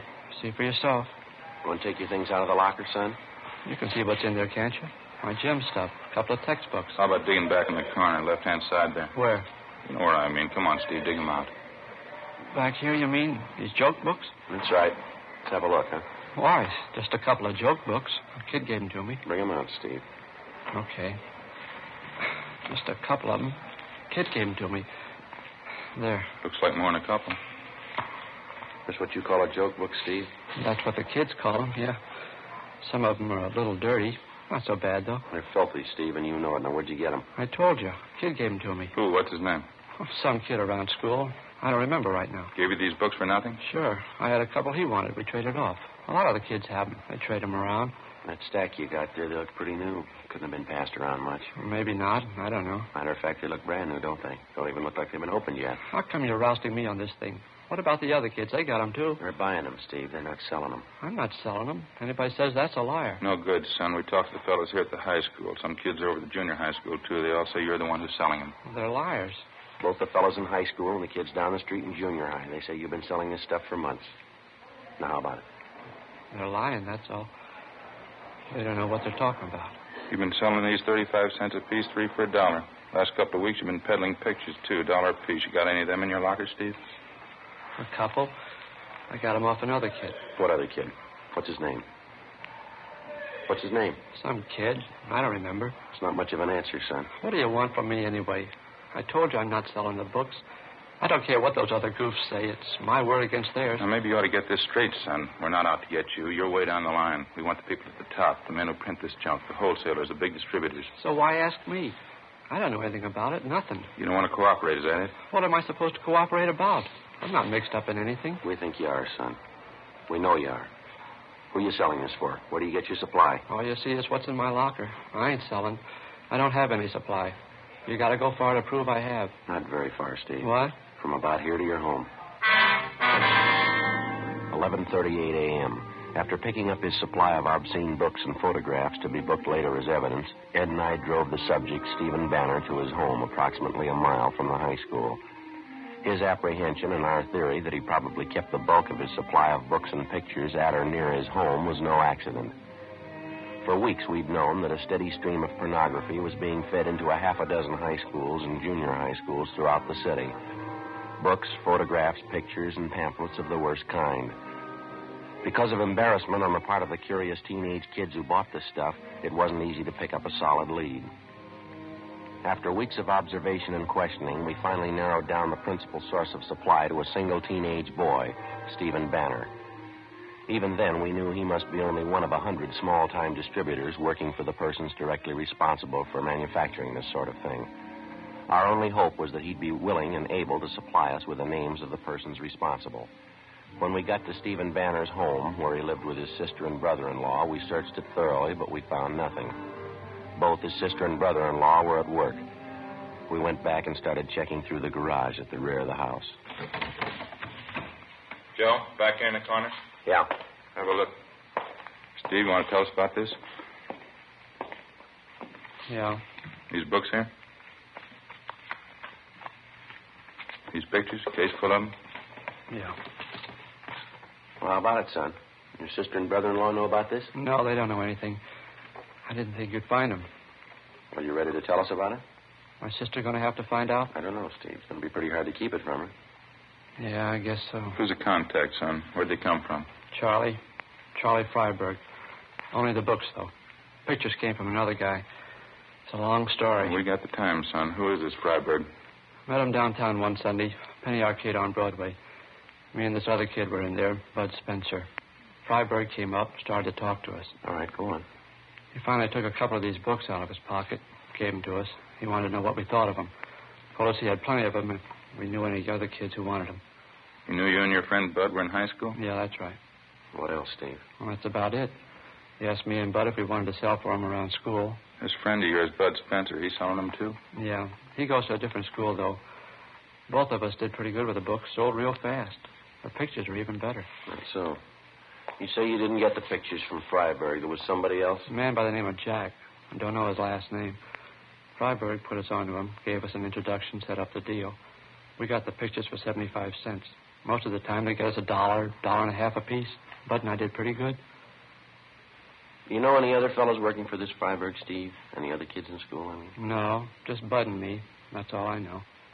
It wouldn't be so bad if it was just the books. That lousy Charlie. He had to go and promote the party routine, get everybody mixed up in that. How do you mean? What's that all about? Charlie. He stays at this place out on Sepulveda. It's a motel. That's where we always contacted him. Yeah. After a couple of weeks, when we got to know him, he asked me and Bud out to this place. Said he was going to throw a party. Told us to bring our girlfriends along. Turned out we were the only ones at the party. Me and Bud and the girls and Charlie Freiberg. Party lasted pretty late. I should have been smart enough to figure it out. I wasn't. What do you mean, Steve? Figure out what? Why'd Charlie be throwing parties just for us? The first 2 times there wasn't anything wrong. We just talked, danced with the girls, drank some beer. Charlie told us to have a good time. He threw a party every Friday night. Never broke up till after 3 o'clock. How old are your girlfriends, yours and Bud's? 17. They're both 17. They've been around, though. No use kidding you. They weren't very smart, I can tell you that. None of us were, I guess. Next couple of parties, Charlie had whiskey there. Dumb girls drank right along with him. So did we. Freiberg served the whiskey, did he? Yeah, that's right. He loaded the drinks, kept handing the girls a lot of stuff about how he used to be a director in pictures. He had a lot of connections in Hollywood. The last party I was at, he said he was going to get the girls' screen test. A lot of malarkey like that. Mm-hmm. What else, Steve? I don't know. I had a beef with Charlie about it, and I walked out. I haven't been back since. Does he still throw these Friday night parties, do you know? Maybe. I don't know. There were 3 or 4 after the last one I walked out on. Dumb girls think Charlie's just great. God, so I can't stand the guy. How about the parties you didn't show up for, Steve? You get a rundown on them? Well, I heard a couple of things, yeah. Sure glad I wasn't there. How do you mean? Dumb girls never fails. The oldest line in the world. They still go for it. What's that? Tell them you're going to get them in the movies. We continued questioning the subject, 17-year-old Stephen Banner. He gave us a full description of the man who'd been selling him the books, Charles Freiberg, and also a description of the man known as Jack, the one who'd been supplying him with pictures and photographs. In addition, he gave us the addresses of the 2 men, a fair description of Freiberg's car, no license number, and the names and addresses of the 2 girls he and his friend had taken to Freiberg's parties. 1:20 p.m., Ed and I took the case of obscene books from the garage, loaded it in the back seat of our car, and Stephen Banner directed us to the high school attended by his friend Bud Spencer. We picked up the Spencer boy and drove him and Banner downtown to Georgia Street Juvenile, where we booked them in on 700B, Welfare and Institution Code, lack of supervision. We drove to the motel out on Sepulveda, but the suspect, Charles Freiberg, had moved out 5 days before, no forwarding address. It wasn't a dead end, though. From his motel registration card, we got the description and license number of his car. On the way into the office, we checked out the address of his confederate, the man known as Jack. He'd moved the same day as Freiberg, no forwarding address. Back at the office, DMV got a make on the license number for us. The car registered in Freiberg's name, 239 West 92nd Street. We went down to R&I and pulled the package on the suspect, 3:40 p.m. Last address on him was 3 years old. How's his record read? Well, he's been in the business before. A couple of ag charges, a 311 charge, too. Possession of obscene literature. Served 8 months in county jail. Mugshot there? Yeah, here. Mm-hmm. Close enough to the way the boy described him. I'd say so. There's M.O., too. Huh? Same pitch the last time they got him, working the high school trade. Passed himself off as a studio man, movie director. How about the other man, Jack? You got anything there? No, not yet. I gave the information on him to the stats office. They're going to make a run for us. Well, I guess we better check on the kids' girlfriends, huh? Mm-hmm. Get their stories. Yeah, I suppose so. It sure gets me, Joe. What's that? Very young girls like that, out at motel parties till 3 a.m. drinking. Yeah. 17-year-olds, no reason for it, no reason at all. Well, I can think of one that might do. Yeah? Their parents. We checked out the suspect's address furnished us by DMV and also the information from the R&I package. They went nowhere. We had a second interview with Stephen Banner and his friend Bud Spencer. We showed them Freiberg's mugshot, and both of them identified it. We got out a broadcast and an APB on him. 4:12 p.m. Together with policewoman Doreen Statesel, Ed and I drove out to interview the two teenage girls involved, a Dorothy Ryan and a Laura Osborne. We stopped at the home of the Osborne girl first, but she wasn't there, and neither were her parents. An older sister told us that both the mother and father were working and that Laura was at a neighborhood school for models taking her weekly lesson. We checked at the modeling school, a converted second-floor social hall, where we finally located the girl, a tall brunette, dark eyes, fair complexion. The heavy makeup didn't do much to hide her age. While the modeling lesson went on, policewoman Statesel, Ed, and I talked to the girl off in one corner of the hall. Your friend, Steve Banner, he took you to those parties at Mr. Freiberg's place? Uh-huh, that's right. Very nice man. He was always nice to Dorothy and me. Dorothy Ryan, she came to the parties with Bud. He's a friend of Steve Banner's. You have no complaint to make about this, Mr. Freiberg? He never caused you trouble of any kind? Charlie? Well, no. As I told you before, that business about Steve getting mad just because Charlie told us he'd get us in the movies. Well, it was silly, that's all. Plain silly. Charlie was just helping us. How do you mean, Laura? Well, he's in Hollywood, you know, Charlie Freiberg. He has lots of connections. He just wanted to help us get some good modeling jobs.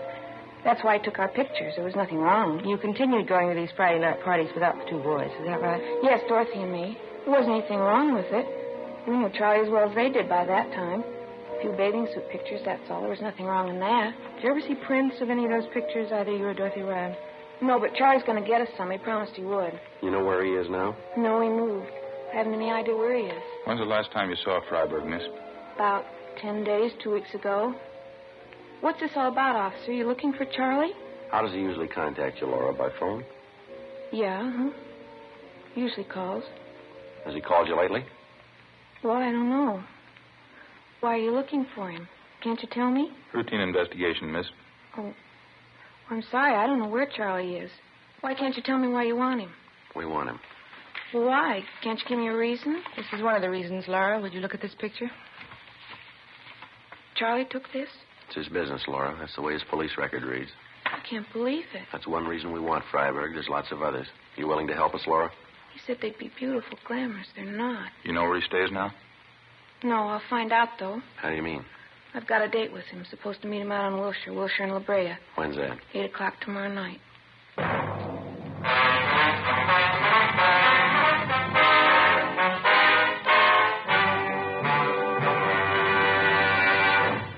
You are listening to Dragnet, authentic stories of your police force in action. Compare Fatima with any other king-size cigarette. 1. Fatima's length filters the smoke 85 millimeters for your protection. 2. Fatima's length cools the smoke for your protection. 3. Fatima's length gives you those extra puffs, 21% longer than standard cigarette size. And in Fatima, you get an extra mild and soothing smoke, plus the added protection of Fatima quality. To show our confidence in Fatima, we make this money-back guarantee to every king-size cigarette smoker. Buy a pack of Fatimas. Enjoy Fatima quality, extra mildness, and superbly blended tobaccos. If you're not convinced Fatima is better than the king-size cigarette you're now smoking, just return the pack and the unsmoked Fatimas before August 1st, 1952, and we'll give you your money back plus postage. Fatima, Box 37, New York 1. Remember, each king-size Fatima gives you an extra mild and soothing smoke, plus the added protection of Fatima quality. Switch to Fatima today. Best of all, king-size cigarettes.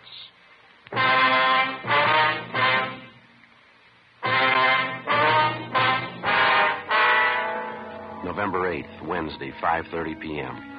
After our interview with 17-year-old Laura Osborne, policewoman Doreen Statesel, Ed and I drove to the home of Laura's girlfriend, Dorothy Ryan, who was also present at the motel parties given by the suspect, Charles Freiberg. Her story of what had happened was essentially the same as the one we got from the Osborne girl. That night, we met with the parents of both girls. They were well-meaning and cooperative. They admitted their mistake. It was the same old story of lack of supervision and very little home life. The parents told us that they had no idea of what had been going on or the late hours that their teenage girls had been keeping. Besides promising closer supervision of the girls, they told us they would notify us immediately if the suspect Freiberg made any attempt to contact their daughters. 6:25 p.m. We got back to the office, put in a call to Stephen Banner's home, and notified his sister and brother-in-law that the boy was being held for further interrogation. We also notified the parents of Bud Spencer. The following morning, Ed and I went across the street to the district attorney's office, presented our case, and a warrant was issued on Charles Freiberg for 702 WIC, contributing to the delinquency of a minor.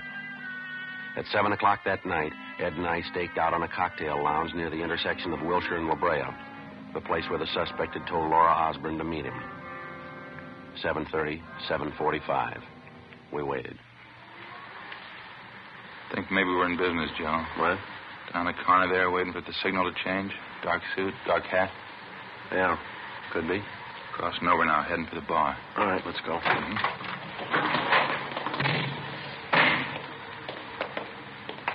No mistake. Hey, fella, hold it up on there, will you? How's that? Police officer, is your name Freiberg? What? No, that's not my name. It's your identification, please. Yes, I've got my identification. Why? Can we see it, please? Why? What do you want? Your identification. What for? I haven't done anything. Let's go, mister. Talk about it downtown. Now, wait a minute. Just a minute. I don't want any trouble. I'll show you. There. Driver's license. The rest of my stuff. Charles Freiberg. It's an old address, isn't it? Yeah. Haven't had time to change it. Just got back in town. What's the matter, anyway? Where are you staying, Freiberg? No place. I just got back in town. I told you that. Not staying any place yet. No connections at all. Where's your car? I don't have one. Haven't had one for a year. I sold it. Look, how about filling me in? What do you want with me? You want to step over here, Freiberg, out of the way? All right. Just like to know what's going on, that's all. I'd like to see what you're carrying in your pockets. Take everything out, please, one pocket at a time. What is this, a shakedown? You can start with your coat pockets. All right. There. Okay? All right, now the other one. Okay? You said you don't have a car, Freiberg. Oh, of course not. I told you that. Well, what are you doing with that parking ticket? We walked the suspect Freiberg 2 blocks to the parking lot listed on the claim check that he had in his coat pocket. He had black hair streaked with gray, looked to be in his mid-50s. We questioned him on the way, but he'd admit nothing. We located his car in the parking lot and searched it.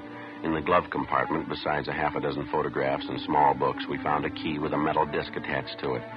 Stamped on the disc were the words West Side Studios, number 23. Freiberg refused to identify the key. He refused to admit a thing. We walked him back to our car, and together the three of us headed out for the old West Side Studios just off Jefferson Boulevard. On the way, we tried again to question the suspect, but we got nowhere. He refused to answer even the simplest questions. One look at the West Side studios, and you knew right away the place had seen better days. It had been fairly prominent in the early days of motion picture making, but all that was left now was 2 square blocks of broken-down scenery, 1 dilapidated sound stage, and a row of weather-beaten cottages, the tar paper peeling off the roofs. We got out of the car and started up the walk. The faded sign over the main gate read West Side Studios, founded 1920. And down in one corner, admission by pass only. The guard shack at the gate was boarded up. No sign of a night watchman. We kept walking. How come they don't keep a watchman at the gate, Freiberg? Don't they make pictures here anymore? You bet they do. The place has been going downhill for a long time. It's coming back, though. Then you do know the place, is that right? Yeah, I know it. I should know it. What do you mean by that? Nothing. You rent an office here, is that it? Freiberg? Yeah, that's right. Straight down the way there, Cottage 23. What's your job? You in some kind of movie work? Yeah, I have been for 30 years. More than 30 years. That's so? You an actor? Freiberg. Haven't you ever heard the name? I'm a producer. Oh, I see. Why don't you tell us that to start with? Oh, I don't know. Different reasons. I don't like to throw my weight around. I have a lot of connections in Hollywood, you know. That's so? In the trade 30 years. I was one of the first. You can make a lot of friends in 30 years. Yeah, I guess so. How about those books we found in your car, those pictures? How do you explain them? This studio will be back on its feet in a year. I'll bet $1,000 on it. This whole block here, sound stages. I got the plans for them in my desk. That's so. You have an interest in this lot? Not exactly. Not right now, anyway. I did have an interest, though. I will again. I was one of the original owners, you know. Still haven't got an explanation. How about the books and pictures we found in your car? Oh, that? Nothing to explain, is there? Just a few gimmicks I picked up. You know a boy by the name of Stephen Banner? Banner? No, I don't think so. Why? How about Bud Spencer? You know him? No. I knew a George Spencer once. Actor. That was back in the old days, though. How about Laura Osborne, Dorothy Ryan? You know them? No, it's pretty hard to say. You know, Sergeant, over the years in this business, especially, you meet an awful lot of people. Well, these are fairly recent. You ought to remember them. They're just kids, 17-year-olds. No, afraid I don't recall the names. Soundstage Bell. We got a company over there doing some shooting tonight. Television films. They make them too fast. Trade's not like it used to be. Quality, that's what we went after. It's gone now. It's all gone. West Side will do it again, though. You can bet on that. We're coming back. Look, how about leveling, Freiberg? You know why we picked you up. You know why we're out here. That's just it. I don't know why. Oh, say, look across the road. That's set over there. The old greenhouse there, it's a colonial mansion. Weather's faded the colors a little. Typical old southern estate now, you know. We shot some beautiful footage there. Picture's a classic in its own right. Maybe you remember it. Moonlight and Magnolias. They changed the title later. Love in the Moonlight. Beautiful thing. You ever see it? No, I don't think so. I couldn't tell you how many beauties we turned out that year. I was a young fella then. Song and strife, moonlight and magnolias, little orphan girl, sweetheart at the campus. That's your cottage there, Mr. Freiberg? What's that? Just down the way there, number 23. Oh, yeah. Completely forgot about it. I hope you'll excuse the way it looks. I haven't been able to find good accommodations in town. I've been staying at the office. We have a little couch there. I sleep on that. We have a hot plate, too. Good enough to boil the coffee in the morning. Mm-hmm. How come you couldn't find space in town? The hotels aren't that rushed, are they? Well, the ones I'm used to staying at, yes. I'd just soon camp here at the studio than stay at one of those places downtown. Say, wouldn't you like to see the rest of the lot? Pretty interesting if you've never seen a real movie lot. I mean, a high-class one. We've seen them, Mr. Freiberg. We'd like to check your office. Oh, all right. This is it. Cottages need a good coat of paint, of course. It'll all be done pretty soon. West Side is going to come back strong. You can bet on that. Yeah, I guess so. Uh-oh. Watch it on that first step there. It's loose. Have to call maintenance and get that fixed. Yeah, it's all right.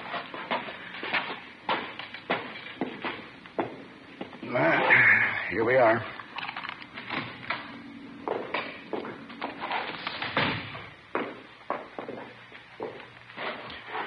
Well, as you can see, the office isn't very much.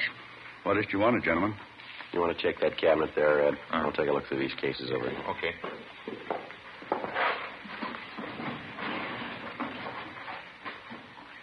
This picture here on the wall.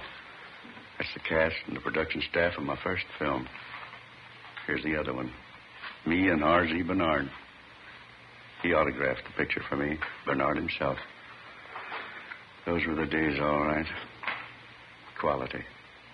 That's what we went after in pictures, real quality. Not like today. Gone. The good days. Fine pictures. It's gone. All gone. How about it, Freiberg? These cases of books here and these photographs. Not my fault, believe me. I had to make a living. I had to make money. How do you think it feels to get cheap like that? I used to be young. I was big. I was talent. I made big pictures. How do you think it feels to get cheap all of a sudden? Cheap enough to do this kind of thing. Nobody forced you. It was your choice, mister. It wasn't my choice. You're wrong. All I want to do is make pictures. There isn't a chance anymore. Not like the old days. You need hundreds of thousands, millions. It's gone. It's all gone. I had to eat. I had to put clothes on my back. You admit you're responsible for this? Books, pictures? You're working in the high school trade, kids like Steve Banner, Bud Spencer? After 1935, I couldn't get a job. I didn't want this. I had to do it. I'm ashamed. Who wouldn't be?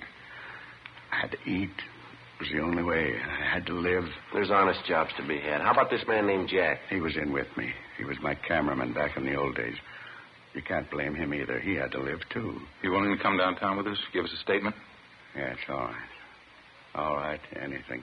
How about the parties, the two girls, Laura Osborne, Dorothy Ryan? I took some pictures, that's all. I didn't harm them. Not in any way. You had it wrong, Freiberg. You know that. Yeah, I know. But just to have the kids there, they made you remember the days in your life. Best days in anybody's life. That's so? When you used to have money. When you used to be young. The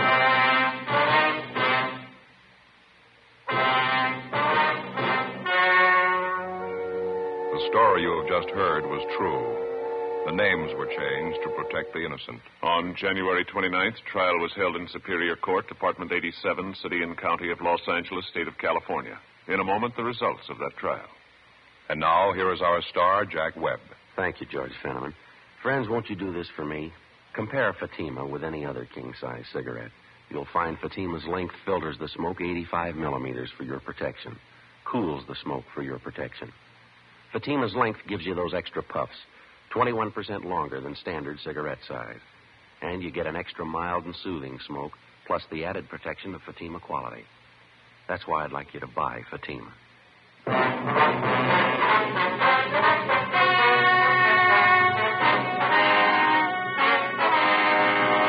The suspects, Charles Zeman Freiberg and his accomplice, Jack L. Lavery, were tried and convicted on 4 counts of contributing to the delinquency of minors. Both of them served full terms in the county jail. Contributing to the delinquency of minors is punishable by a fine of not more than $1,000 or by imprisonment in the county jail for 1 year, or by both fine and imprisonment.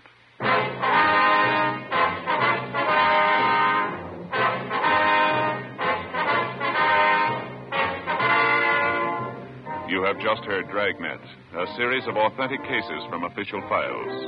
Technical advice comes from the Office of Chief of Police W.H. Parker, Los Angeles Police Department. Heard tonight were Barney Phillips, Virginia Gregg, and Ralph Moody. Script by Jim Moser. Music by Walter Schumann. Hal Gibney speaking. Fatima Cigarettes. Best of all king-size cigarettes has brought you Dragnet, transcribed from Los Angeles.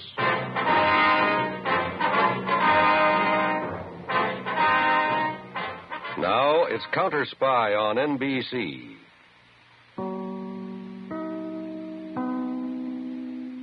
Do you know me? Not yet.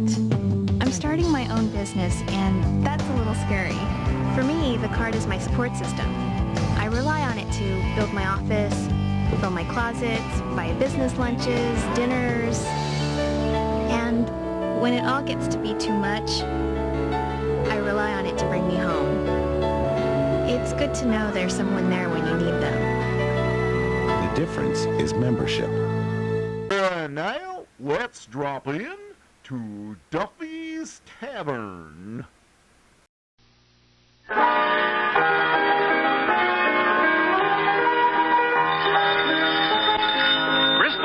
Plumbers, makers of Mom, the safer deodorant, and Vitalis for well-groomed hair, bring you Duffy's Tavern with our guest tonight, Chester Morris, and starring Archie himself, Ed Gardner.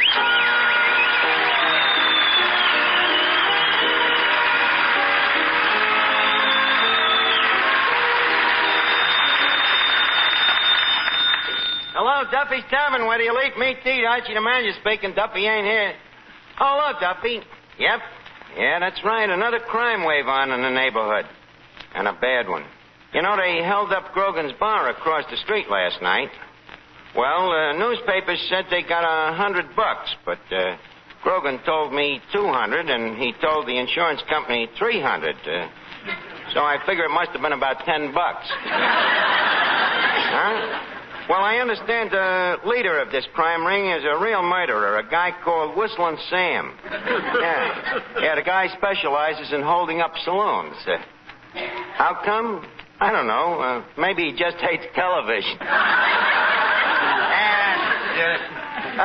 Well, don't worry, Duffy. He comes in here. Don't forget he's got me to deal with.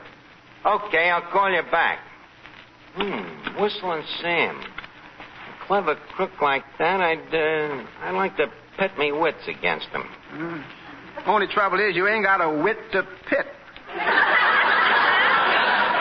Eddie, you forget that you are addressing an honor graduate of the Eagle Eye School of Crime Detection. At correspondence course?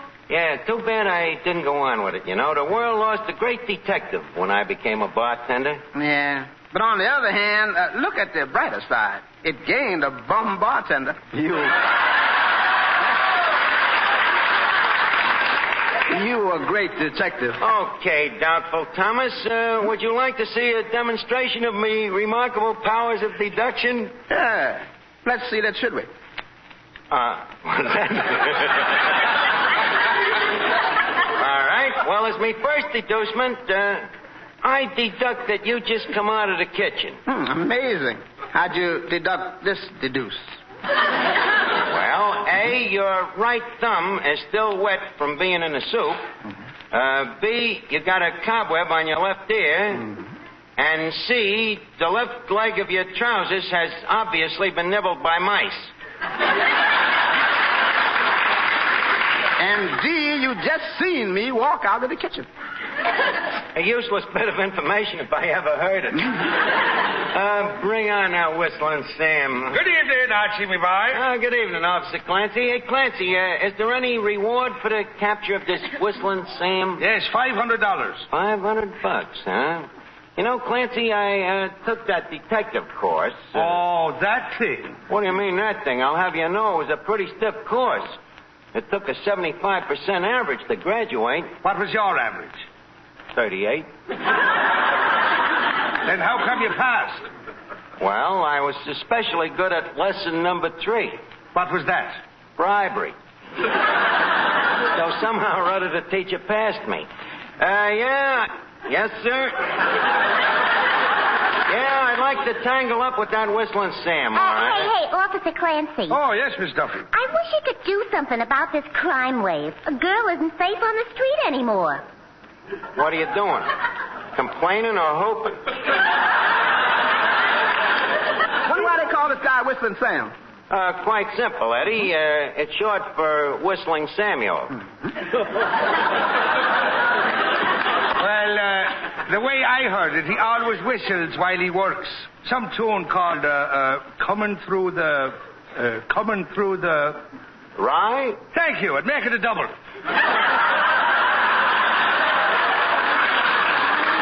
Again. Well, thanks for the drink. Good night, Harry. Good night. Hey, did you hear that? $500 reward. Yeah, if you live to collect. But don't forget.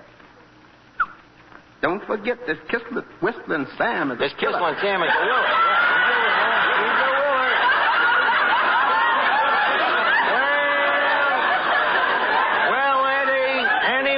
Worth taking a chance. Don't forget, I've faced death many times before, and I can face it again.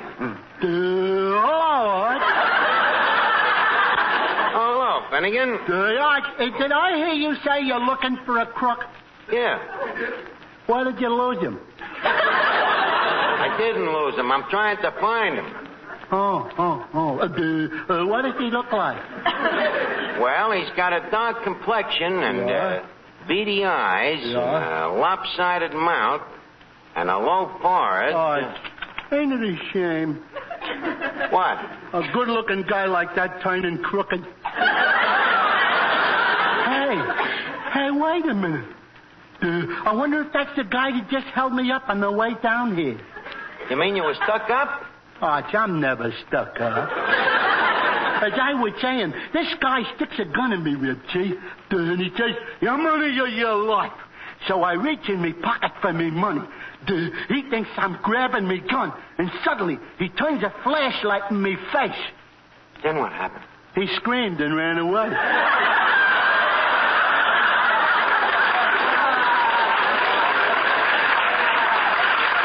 Are you sure you're telling the truth? Certainly. Well, which way did he go? It was probably whistling sand. Well, maybe it was. No, it couldn't be.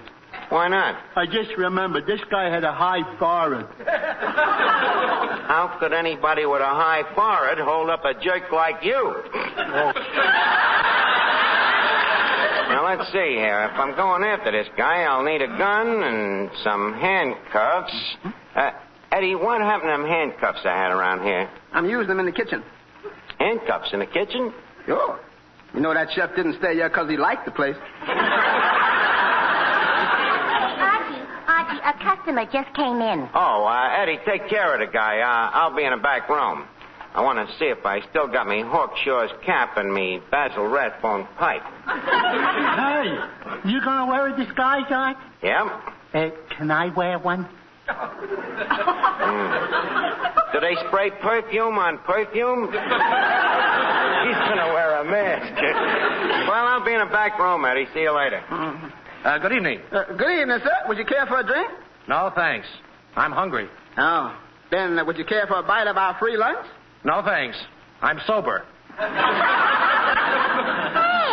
wait a minute. Aren't you Chester Morris? That's right. I'm Miss Duffy. Well, I guess I'm not as sober as I thought I was.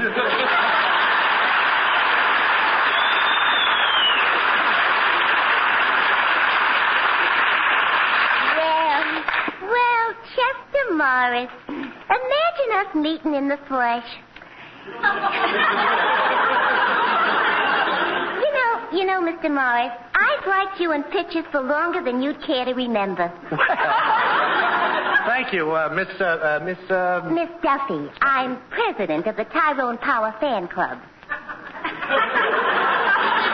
The Tyrone Power Fan Club, huh? Yeah. Well, that's a relief.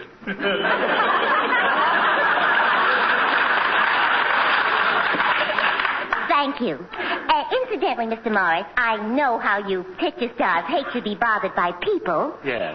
So, would you like a little privacy? Yes, I'd appreciate it. Okay, let's you and me go over in the corner and sit in the booth. Oh, that darn phone. Men, all the time. Hello? Miss Duffy speaking. Who's this? Guess? Well, let's see. Is it Harry? Is it George? Herman?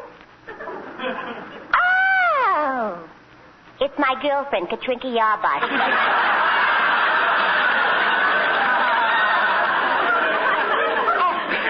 Hello, Katrinka. Hey, guess what movie star is standing right next to me? Well, wait, I'll put him on the phone. Go ahead, Mr. Morris. Say something to her. Hello, Miss Yarbutz. This is Cary Grant. What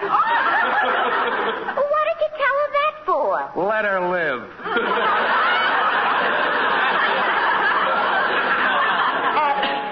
Hello, Katrinka. Huh? You gonna take a cab and come right over to meet him? Yeah, give me that phone. Now, hello, Katrinka. Listen, save your money. It's only Chester Morris. That's telling her. Hello, Katrinka. What? Can we get him to join us tonight? Well, just a second. Mr. Morris, do you shoot pool? Yes. Do you neck? No. Hello, Katrinka. No dice. Yeah, well, I'll see you later. Well, Mr. Morris, I'm afraid I must leave now, so I guess it's goodbye. Goodbye, Miss Duffy. And if you ever come out to Hollywood... Yes? Let me know in advance. Well, thanks. I'll do that. Toodaloo. Toodaloo. Well, Eddie, I found my magnifying glass, but I can't see... Oh, hello, Bud. How are you? Wait a minute. Your face looks kind of familiar. Oh, really? Yeah, you ain't the drunk I threw out last week, are you? Mr. Archer, don't you recognize this gentleman? Hey, wait a minute. Yeah, I think I do. The beady eyes. The dark complexion. Now, look, Bud. Archie's the name. Archie the detective. Well, look, Archie the detective, do you mind if I use this phone? I'm sorry. This phone is reserved for Stop the Music. You can use that phone in the booth over there. Thanks. Eddie, quick, get them handcuffs right away. Mr. Archer, you don't think that's Whistling Sam? Did you see them beady eyes? His eyes ain't beady. Oh, no? If he had a couple of more of them, you could string them. Eddie, it looks like I'm going to get that $500. Hey, Bud, come here a minute, will you? Oh, he wants to talk to me. Eddie, while I'm walking over to the phone booth, keep me covered. Bud, did you say you wanted to talk to me? Yeah, I'm out of nickels here. Have you got a slug? Sorry, at Duffy's Tavern, we don't use slugs. However, I might let you use our house nickel with the string on it.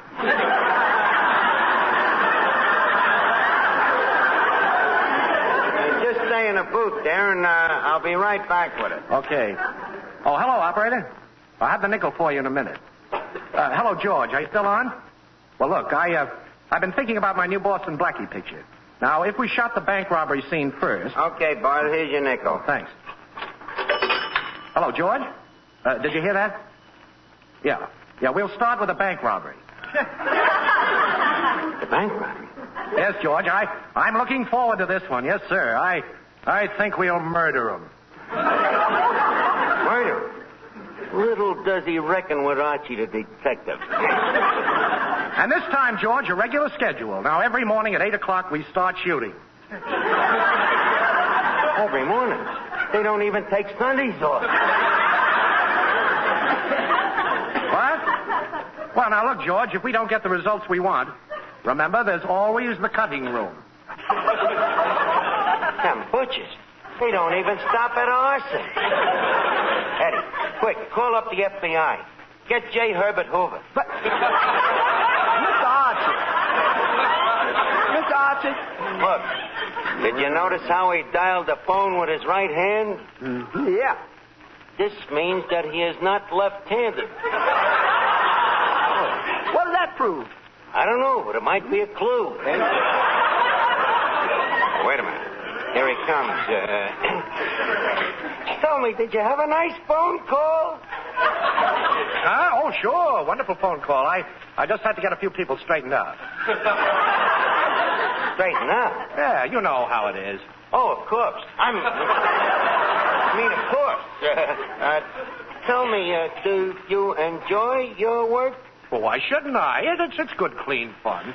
What a fool. And it's good money, too. Good money, huh? Oh, yes. You should hear what they offered me to do my stuff on television. What won't they put on television next? You ever been on television before? Yeah. Mm-hmm. Under what name? Boston Blackie. Boston Blackie? That's right. Excuse me a minute. Eddie, I was right. It's Whistling Sam. Boston Blackie is Whistling Sam? Don't you get it, Eddie? Boston is in Massachusetts, right? Right. The abbreviation of Massachusetts is Mass. So what? It's obvious. Mass is Sam spelled backwards.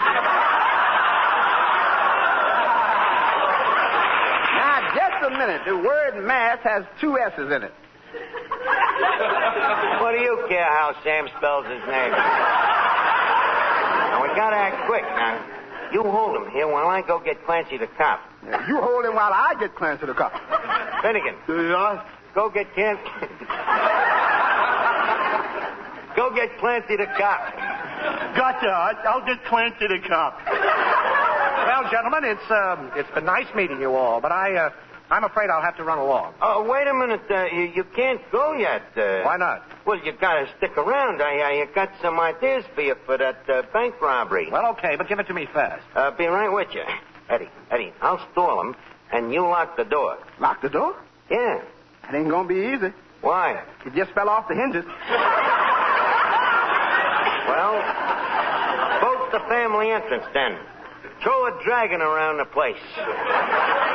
Whistling Sam must pay his debt to society.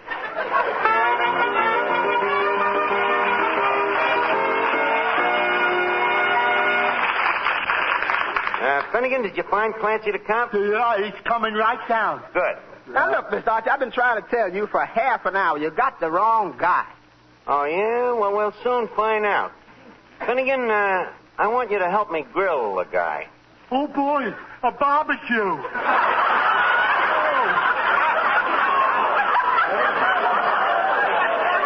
Don't get so excited. I realize that you're a gourmet, but what I meant was we got to give the guy the 3rd degree. Oh. Hey, you, Sam. Sam. I beg your pardon, Boston Blackie. My name is Chester Morris. He's changed it again. Look, whoever you are, I think our little farce has gone far enough. In other words, Sam, we know you're Sam. Now, look, I'm trying to tell you, I'm Chester Morris. I'm a movie actor. A movie actor? With that face? What a phony alibi. Yeah. Hey, wait a minute. Here comes Clancy the cop now. Well, Officer Clancy, here he is. Whistling Sam. Now, look, you dehydrated Dick Tracy. How would you like a punch in the nose? Now, just a minute. Archie, you sure you got the right man here? Am I sure? My dear Flatfoot. Are you questioning Archie, the great detective? Well, has he whistled? Why? Well, you know Whistling Sam's trademark. He always whistles coming through the rye. Okay, we'll ferret that right now. Sam, do you know how to whistle? Sure. Let me hear your whistle coming through the rye.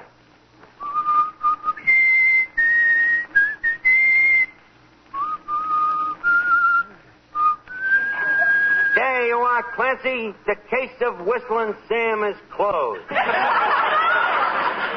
Come along, you. Yeah, but officer. Come along. Take your hands off me. I'll go quietly.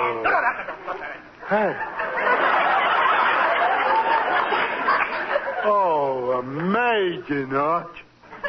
Elementary, my dear Finnegan. How did you ever figure it out? Well, sir, it was quite similar to the case of the missing earlobe of Countess Frelinghuysen.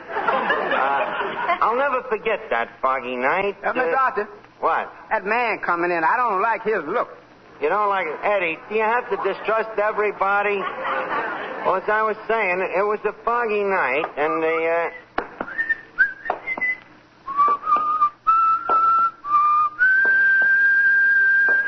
Eddie, what's the name of the song that guy is whistling? It ain't Margie. Let me out of here. Wait a minute. Don't get excited. We just sent Whistling Sam to jail, Eddie. Oh, you sent Whistling Sam to jail, eh? Yeah, that's why it was such a funny coincidence, you know. Right after the cops take him out, you come in whistling his song. That's very funny. Yeah, ain't it? Yeah, by the way, I see you got a violin case with you. You looking for a job?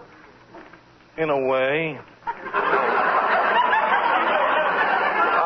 What kind of a fiddle you got in the case there? A Stradivarius? No. A Winchester. Very fine instrument. Well, I'm sorry there's no jobs open at the moment, Bud, but maybe you'd like a little drink, huh? Yeah, thanks. I'll take a glass of milk. Milk? Eddie, I wonder if this guy's name is Push. Milk. Well, hello, Bud. You know, sometimes I think maybe we should all drink milk. You know, we might live a little longer. You might. You know, like the guy once said, art is long and time is fleeting, and our hearts, though stout and brave, still like muffled drums are beaten, funeral marches to the grave. Gee, that's pretty. Who wrote it, Nick Kenny?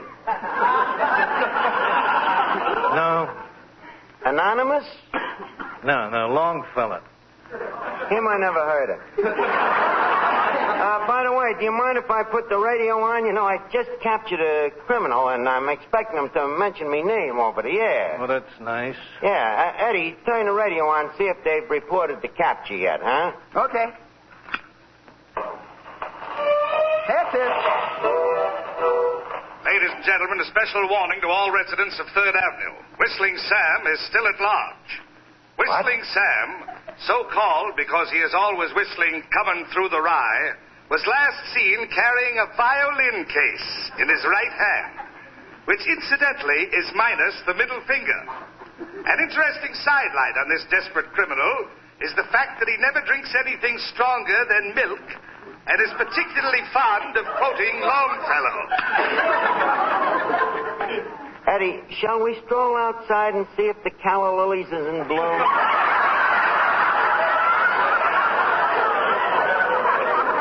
Hey, friend, before you go, where's the milk?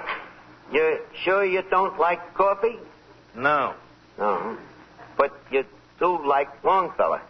Yeah. What you doing now? Praying for a coincidence. You know, stranger, that fella they was describing on the radio, he sounds a little bit like you. Yeah? Yeah, because they said the middle finger on his right hand was missing. You mean this one? Calla lilies, yeah, I'll come. Now, stay where you are, you two punks. Look, I don't like to keep secrets from you. This is a stick-up. Now, allow me to introduce myself. I am Whistling Sam. And you? Permit me. I am Archie, the great detective. And you? Eddie Green. Victoria's Secret introduces Dream Angels. An impossibly romantic new bra. Dream Angels. It's only at Victoria's Secret. Sweet dreams. Get ready for another exciting tale of escape coming up next. A life of romantic adventure. Want to get away from it all? We offer you Escape. Escape, designed to free you from the four walls of today for a half hour of high adventure.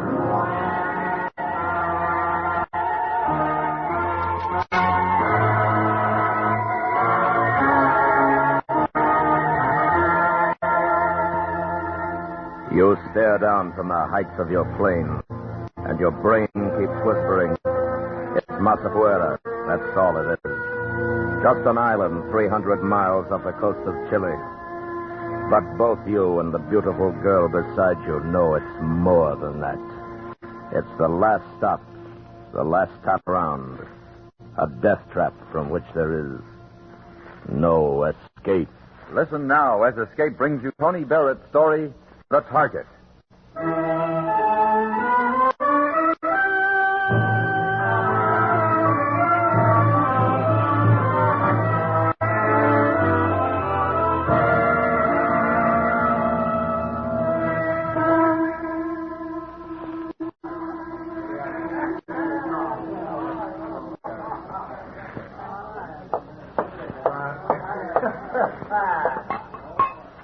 The drink, senor. You see how quick? Another one of your talents. You can make like a waiter when necessary, huh?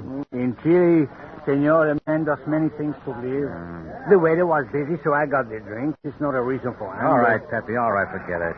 You are angry. Look, let's not play games. He's an hour late now. Where is he? Perez? He will be here. I watched with great care. He has not come in yet. Trust me, senor. Haven't got much choice, have I? Is being late, is that part of the build-up, part of the sale? You demand promptness in informers, senor? You ought to be used to it by now, huh? You never get used to it. Because you want something. An assurance that this time you're buying the right thing, the magic word. Senor. The whereabouts of Arthur Madsen. You just fall for it every time and move on to where the whispered word said to go. Caracas and Lima, Cochabamba. And now, Tautan? Tautan. Sit in one more crummy little bar. Wait for one more sly little man with a word for sale. How long you search for him, this Arthur Matson? A year. You watching that door? You sure Perez hasn't come in? You sure you know him? I know Perez, senor. Why don't you relax yourself, senor? Think of something of more pleasantness. Like what? Like the lady of great beauty in the next booth. From your country, is she not, senor? Yeah, way off base. Okay? A joint like this, she must be out of her mind.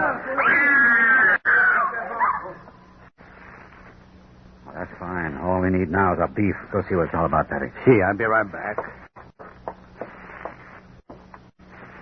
Senor Kennedy, come here quickly.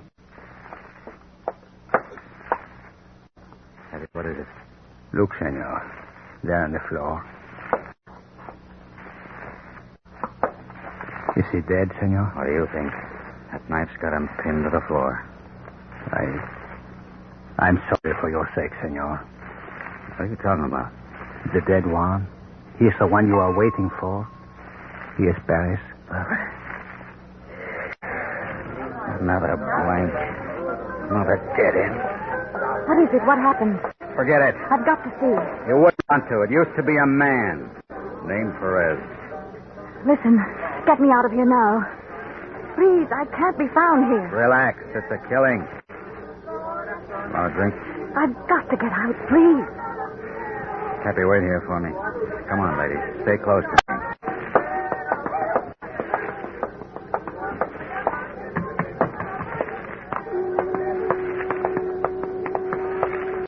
There's a cab.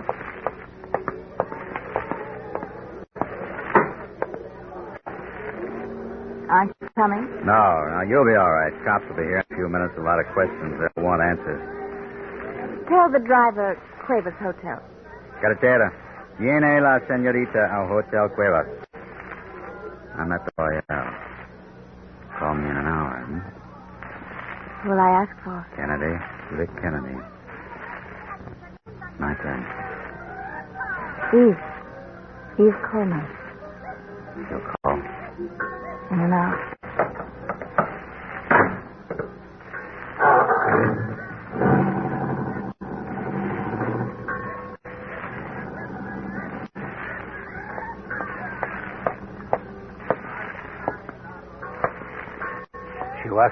She was lovely, senor. Yeah. What will you say if the police ask about her? If she didn't like blood. Bueno. Come on, Pepe. You know what the deal will be. The cops will come. They'll see. They'll ask questions.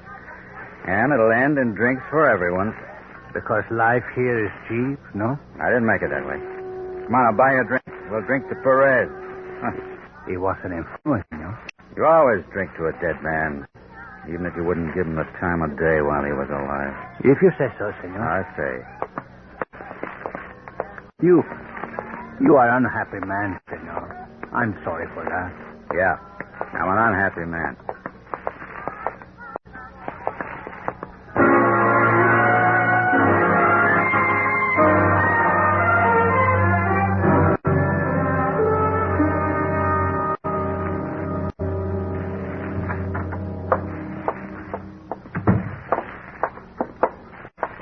Once in your room, you will sleep, senor. I told you I want to talk. Come on. Buenas noches, Senor Kennedy. Evening. Any messages for me? No, senor. You sure? No phone calls? No, senor, I'm sorry. Get me Miss Eve Coleman at the Hotel Cuevas. Of course. You take it in your room, senor. I'll take it here. Momentito. Senor, you sure you don't want... Stick around, Patty. Hola, por favor, la señorita Coleman está aquí. Senor Kennedy, you said Senorita Eve Coleman. That's what I said. Senorita Coleman, I am sorry, senor, but there is no one registered there by that name. Senor. All right, forget it. The lovely one who did not like blood? Yeah. This ain't my day. Senor, why don't you... I told you I didn't want to sleep, but want to talk.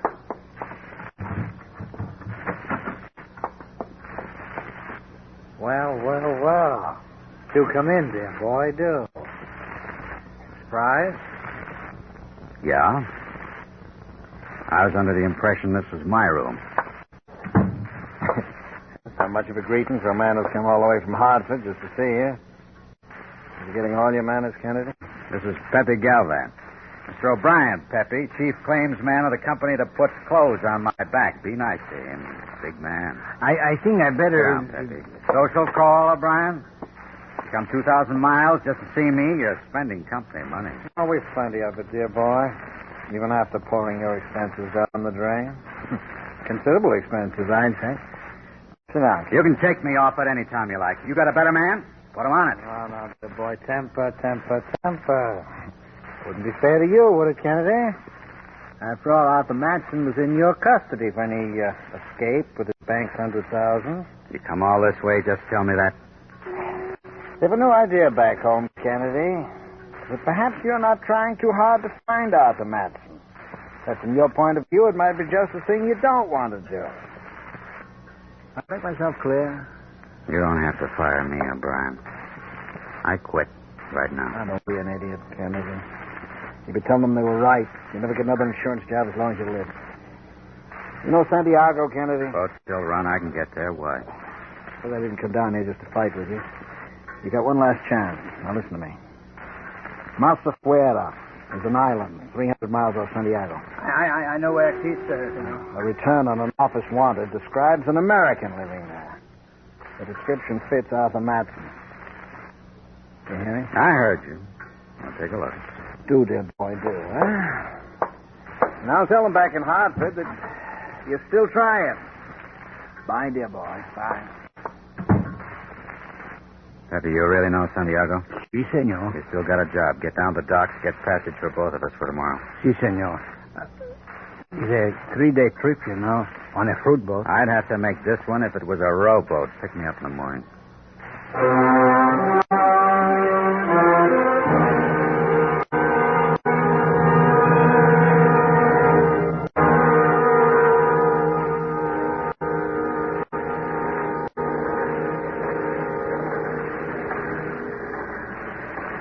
The cabin is not so bad, senor. You wish to... No, I'll go out on deck for a while. You want...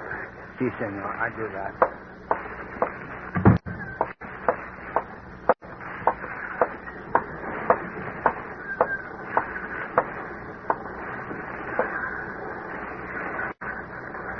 I never even said thanks, did I, Vic? Vic? You're angry. No.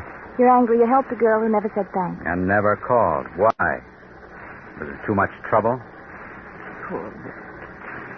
Sweet Vic. Pigeons, Vic. Si, senor. This is the Hotel Cuevas. No, senor. There's no lady here by name of Eve Coleman. Sorry. Now, why? A joke? A whim? What? Not a whim. I want an answer. Too long a story. Vic. I got the time. We got the time. You're wasting it. You're wasting it.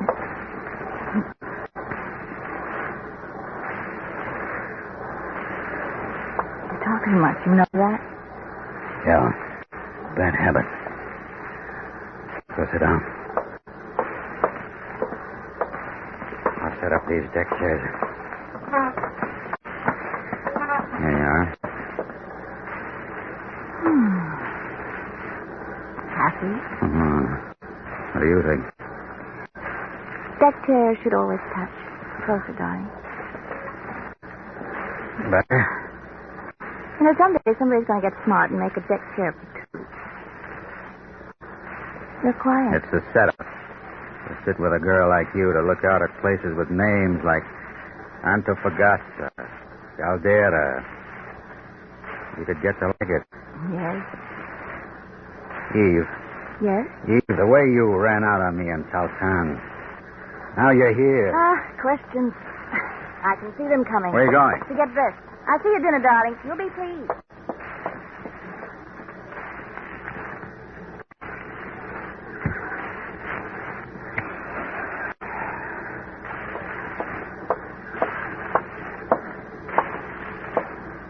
Senor? Sit down, Patty.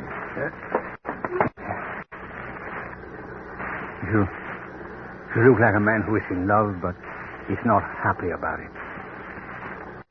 Something wrong, senor? Old habit.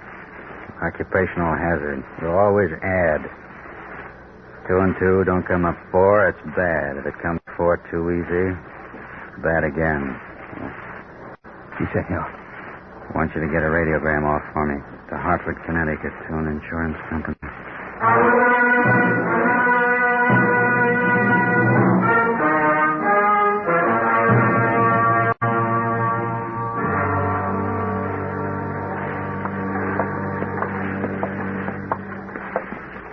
What is it, Vic? Nothing.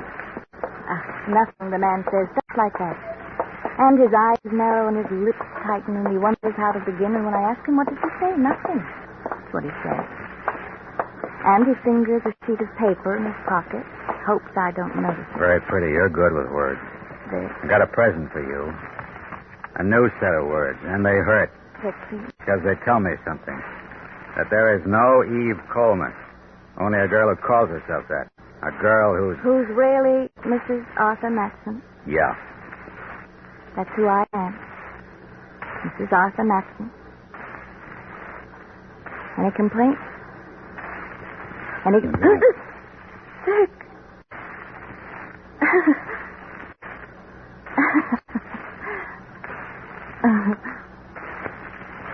Hi, Vic.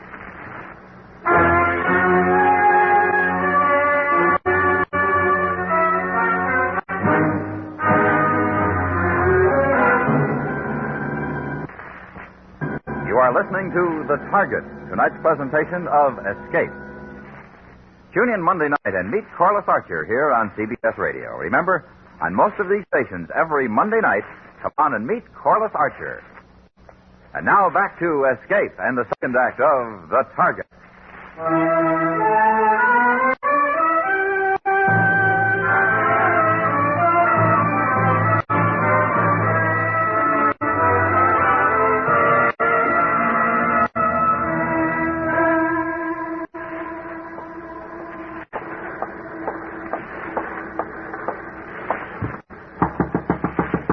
What is it?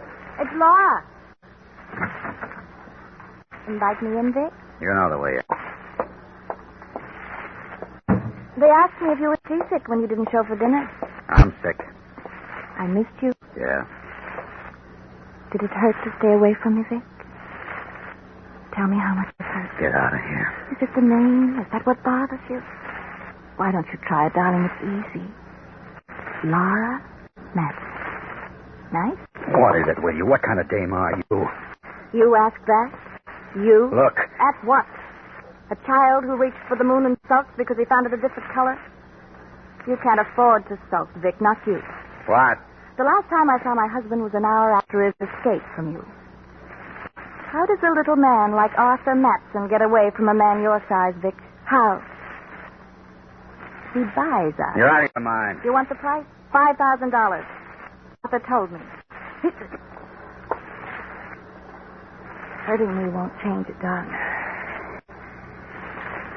Doesn't change anything. He lied to you. You hear what I say? I don't care. Don't you understand that? Not about any of it. I love you, darling. Say it. I want to hear you say it. Say it. I love you, Laura.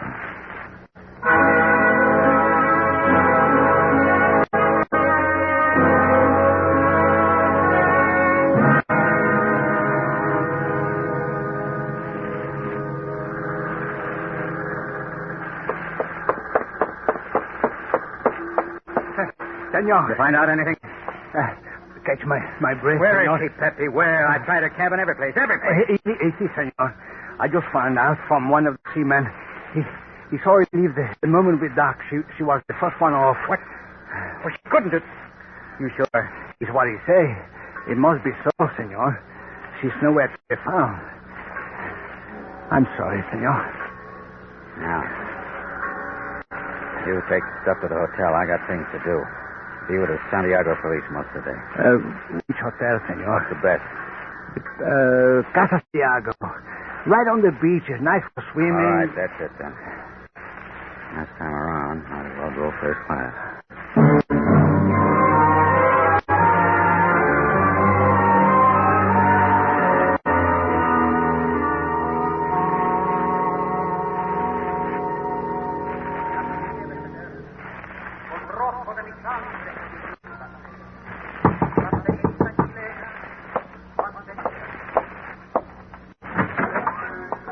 Must have been a long visit with the police. It's after 8, senor. Haven't seen the chief yet. He's at the other end of the city all day. Be here in a minute. Then I see you in the morning. You like the room and the radio? Yeah, fine. Senor Kennedy? That's right. You, Captain Delgado? Very late, Delgado, with much apology. Well, what? Come on in. For taking so long to return your call. Oh, forget it. You didn't know I was coming. But, of course, I did, senor. Your Senor O'Brien said so. Sit down, senor. Drink? Nice idea, senor. Very nice. O'Brien phoned you, huh? See, I think we talked for maybe 20 minutes. A long time. Yeah, O'Brien can talk. Here's a drink. Gracias. Acara lo que merezca, senor. My Spanish isn't that good. Translation. To each what he deserves. How you call philosophical, no? Yeah. Well, I'm sure O'Brien told you the whole setup, huh? See, everything. Uh-huh. What do you think? It's possible this Arthur Matson in Masafuera. If so, he won't be hard to find. A wild island, senor. Beautiful, but no different than it was thousands of years ago. Primitive, huh? See, they will know if an American lives on that island. Hey, don't you know? O'Brien, amigo, he asked me the same question, and I tried to explain to him. Explain? Explain what, Delgado? The simple fact that Masafuera is just an island and that I have no, how you call, jurisdiction there. Comprende? Yeah. Yeah, I understand. Then we have no problem. None? Bueno, the day has been long, and the bed will be as a friend. If there is anything I can do for you here in Santiago, you will give me that pleasure? You've done it already, senor. And then I say good night to you, senor, and good hunting. I hope you find this Arthur Matson before she does. She? The young lady. The lovely young lady who asked my lieutenant about Matson only this afternoon. Buenas noches.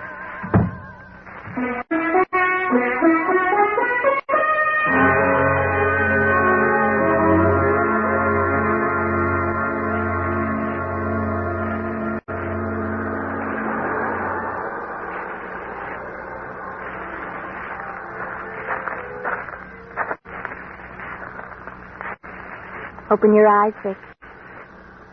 For me. Laura.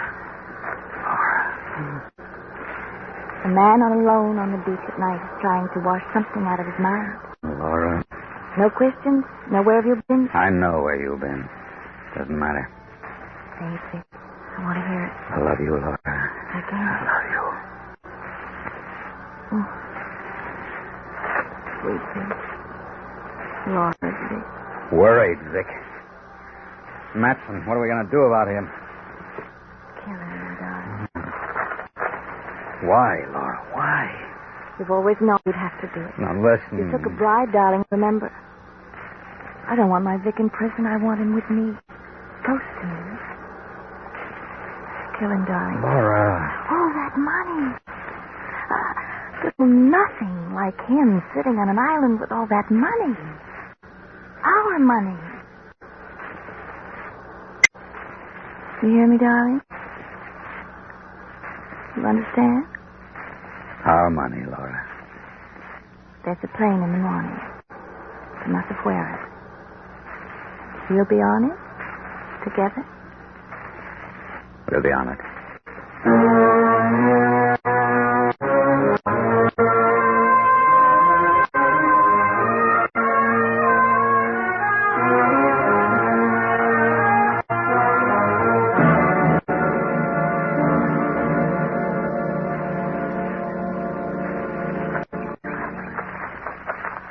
Like manhunting, Laura? Oh, not 8 hours of it. Delgado didn't tell me it was all uphill.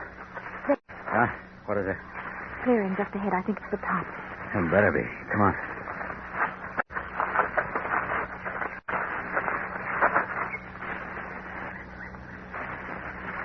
In time for dinner, Mr. Kennedy. I waited almost a year for you. You're looking well, Laura.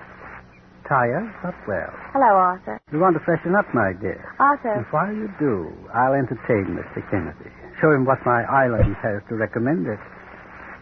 Freshen up, Laura. Matson. Let me play host, Kennedy. I'm out of practice, but let me try.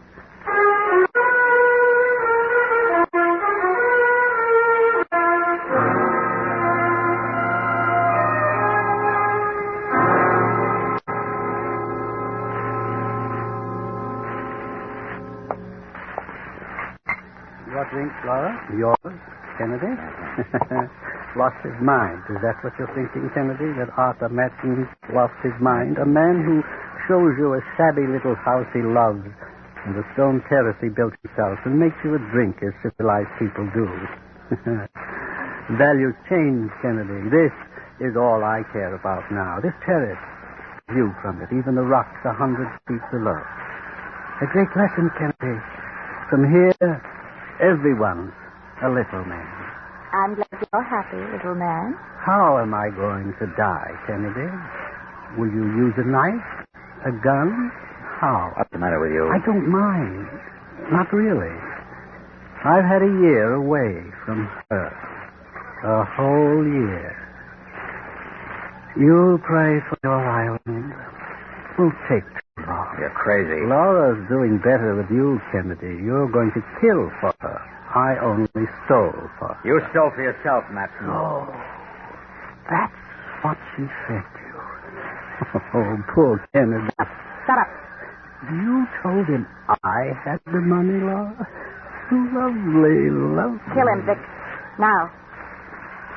What are you waiting for? Who's got it, Matson? Who? She has, you idiot. She's always had it, but I'm the only one who knows it, aren't I, Laura? With me alive, you'd never be safe, never be completely sure. You're going to do your own killing, Laura. You let him live too long, Vic. He shouldn't have said that. Don't move, Vic. You're going to kill us both, Laura? Both. Like you killed the little man in the bar back in Towtown? I bought that, darling. You were getting too close. Say goodbye, Arthur. Nicely. Not alone. No. I won't go alone. No. Vic. No. Help me.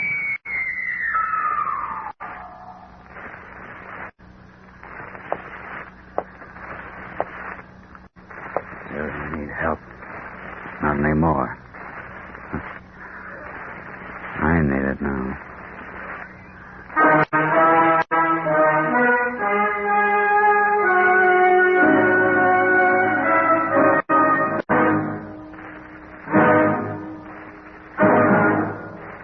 Under the direction of David Friedkin and Morton Fine, Escape has brought you The Target, a story by Tony Barrett. Featured in the cast were Whitfield Connor and Mary Jane Croft. Also heard were Edgar Barrier, Herb Butterfield, Hans Conried, Melissa Milo, and Gene Novello. Your announcer, George Walsh. The special music for Escape is composed and conducted by Leith Stevens. Next week.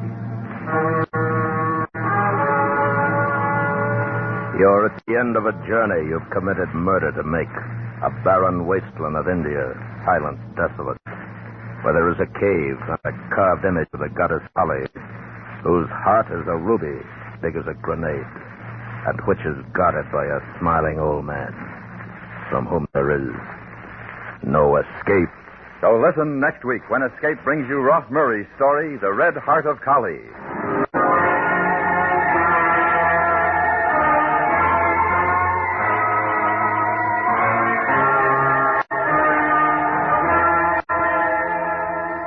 An honest doctor resists temptation, gets into trouble anyway tomorrow night when Mr. and Mrs. North bring us their latest thrilling mystery. Don't forget, CBS Radio has a Week 4 mystery with Mr. and Mrs. North tomorrow night, and you're welcome to on most of these same stations.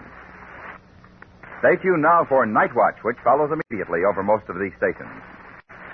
Where there's Gunsmoke, there's Western Adventure, Monday nights on the CBS Radio Network.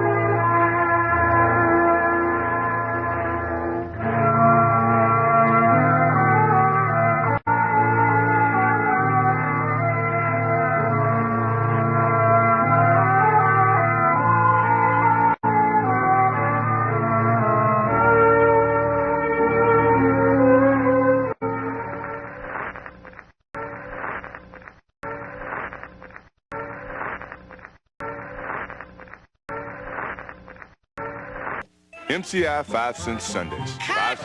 I need passion, depth. I need intensity. MCI 5 cent Sundays. 5 cents a minute every Sunday. Think big. Think Shakespeare. 5 cents a minute every Sunday. 5 cents a minute every Sunday. I ask for an actor, they send a comedian. Call 1-800-Sundays to become an MCI customer. Again? Call 1-800... Hey, man, how about we check in with Fibber, Magee, and Molly next? That sounds good to me. The Johnson Wax Program with Fibber, Magee, and Molly.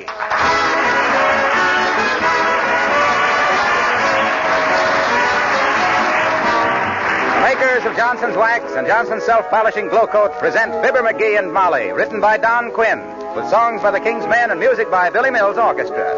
The show opens with Great Day.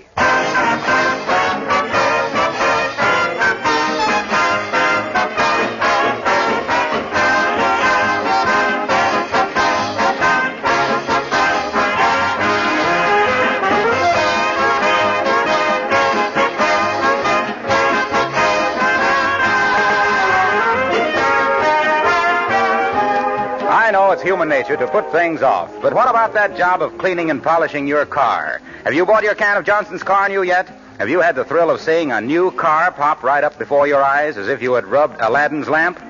Maybe that sounds a little exaggerated, but I know you're going in for a surprise the first time you use Car New. It's so easy to use, for one thing, because it cleans and polishes in one application, does two jobs at the same time. Car New is a liquid. You massage it gently over the finish, and when it dries to a powder, you wipe it off. And there stands your car with its almost forgotten showroom shine. Now, if you want to protect that shine for a longer time and save on your car washings, you add a coat of wax. But first, do that double job of cleaning and polishing with Johnson's Car New, spelled C-A-R-N-U. It's the easy, labor-saving way to keep up the finish of your car.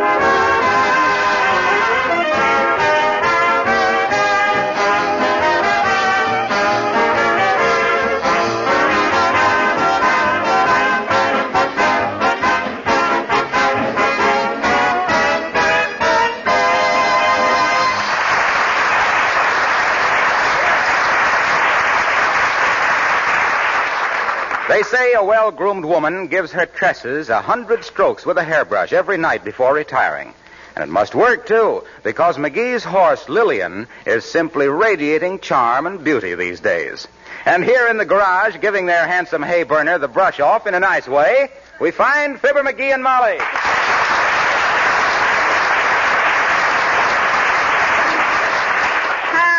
My, doesn't her coat shine beautifully, Magee? It oughta. I got a Charlie horse in my arm from currying her. Charlie, let me introduce you to Lillian. Lillian, this is Charlie. You two horses ought to know each other.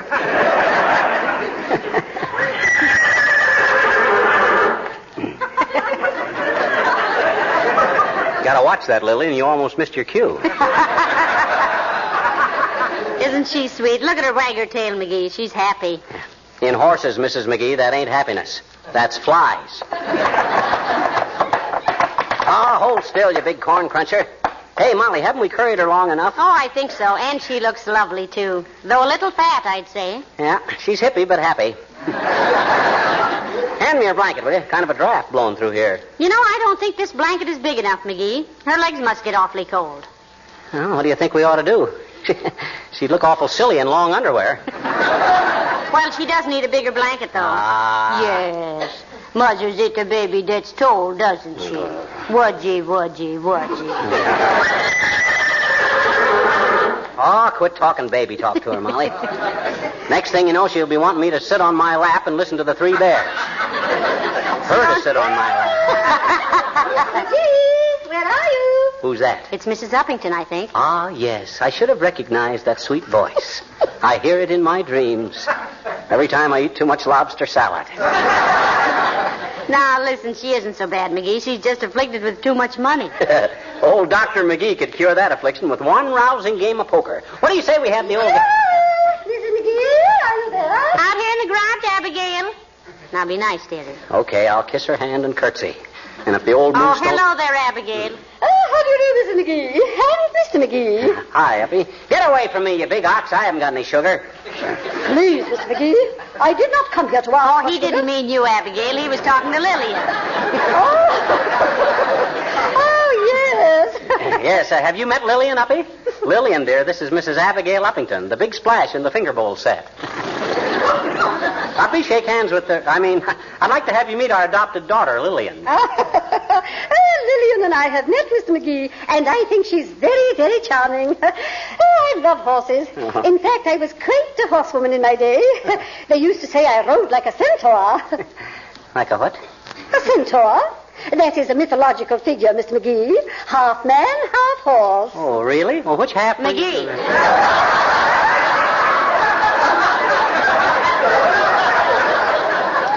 Abigail, won't you come in the house and have a cup of tea? Oh, thank you, no, my dear. I just stopped by to ask you a favor on behalf of the Wistful Vista Reclamation Committee, of which I am chairwoman. Uppy, you're such a confirmed chairwoman, it's a wonder you weren't born with 4 legs. Oh, thank you, Mr. McGee. What is the Reclamation Committee, Abigail, and what are they going to wreck? Well, we are putting on a campaign, Mrs. McGee, asking citizens to look through their homes for any material which might be useful to the government in this emergency. Oh. Old metal, paper, rags, all that sort of thing. Oh, here's a folder about it. Okay, Uppy, but I don't think we got much of that kind of stuff. McGee, how about the hall closet? You think there might be something in there? I have a sneaking suspicion that we might find an ounce or two that we might spare. What do we do with it, Abigail? Oh, just pile it up outside. I shall have our truck call for it at 4 o'clock. Well, we'll get it at it right away, Uppy. We're about through with Lillian anyway. I must say, you keep her looking very well. I tell you, we curry and brush her for 2 hours every day, Abigail. You see how her coat shines? Oh, yes, there is nothing like it, Mrs. McGee. Personally, I brush my hair at least an hour a day. Well, some horses need more care than others, Uppy. Now, please. Mr. McGee, I am not a... well, goodbye, Mrs. McGee.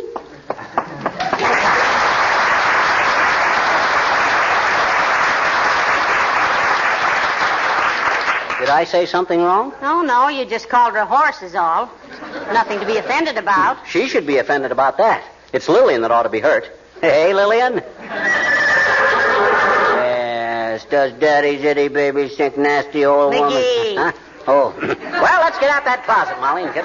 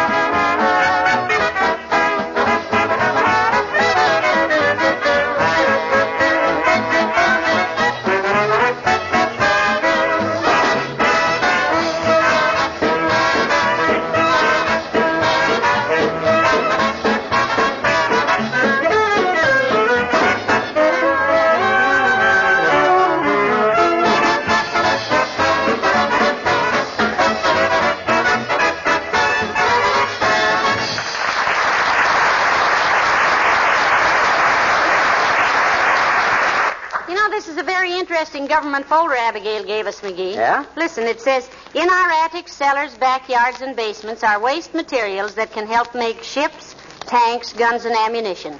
Salvage now for victory. Well, come on, McGee. Let's get busy. Okay. I'll be glad to get that closet cleaned out. Yeah, me too. Okay, open her up. No, you open it. No, you open her. I opened it the last time. Yeah, but you can jump out of the way quicker than I can. Well, okay. Here goes. Well. There, you see? No cause to be alarmed because...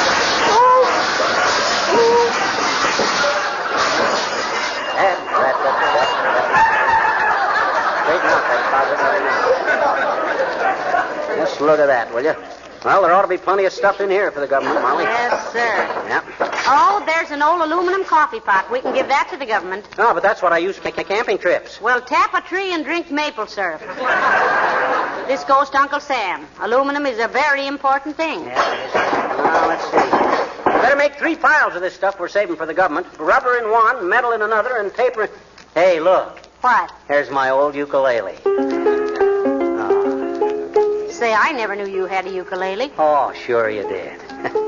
Remember before we were married how we used to sit in the swing out in our front lawn and I'd play the uke and sing to you? Stuff like Red Wing and Pretty Baby and There's Egypt in Your Dreamy Eyes. What's the matter? What you looking at me like that for? McGee, give me that ukulele. Okay, here. But it needs to be tuned up before you can expect... Hey! What's the idea of busting it up, Molly? Haven't you got any sentiment? Not for this. Huh? The only swing on the front lawn in our neighborhood belonged to that red-headed Dixon girl down the street, and that wasn't Egypt in her dreamy eyes. That was mascara.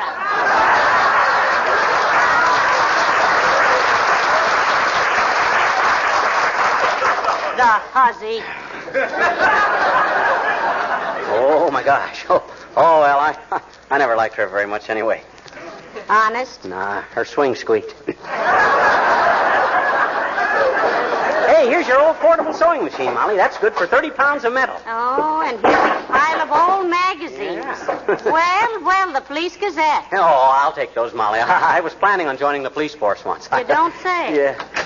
Well, hello there, folks. What goes on? Hello, Mr. Wilcox. Hi, Harlow. We're cleaning out the hall closet. We're sorting out some things that the government can salvage. Want to pitch in and see what you can find, Mr. Wilcox? Yeah. We got everything here but the kitchen. McGee, there it is. What? The kitchen sink over in the corner there. Well, darned if it ain't. Well, that's another 20 pounds of iron. Well, I'll just go away quietly and leave you two to your memories and old umbrellas. I wouldn't want to... Oh, look at this. What are you mooning over that for? It's just an old tin can. Yes, but an old tin can of what? What? Johnson's self-polishing glow coat. But it's empty. That's what I love about it. This empty can means that Molly has been spared hours and hours of housework. It means that her kitchen linoleum has been tenderly cared for, that its beauty and luster have been preserved. Yes, but that empty can must have been around for years and years. Swell. The longer you've been using it, the better I like it. It just goes to show that once a housewife has tried Johnson's Glow Coat, she keeps on. Because it's so easy to use, saves so much time and effort, conserves your energy and your property. Hand me my hat, Molly. Where are you going, dearie? No place. I just want to take it off to Mr. Wilcox. There's a guy who can really dramatize a tin can. Break his commercial little heart over a pile of junk. Boy, what a performance he could put on at the city dump. You think not? You think not? Meet me there tomorrow at 2:30.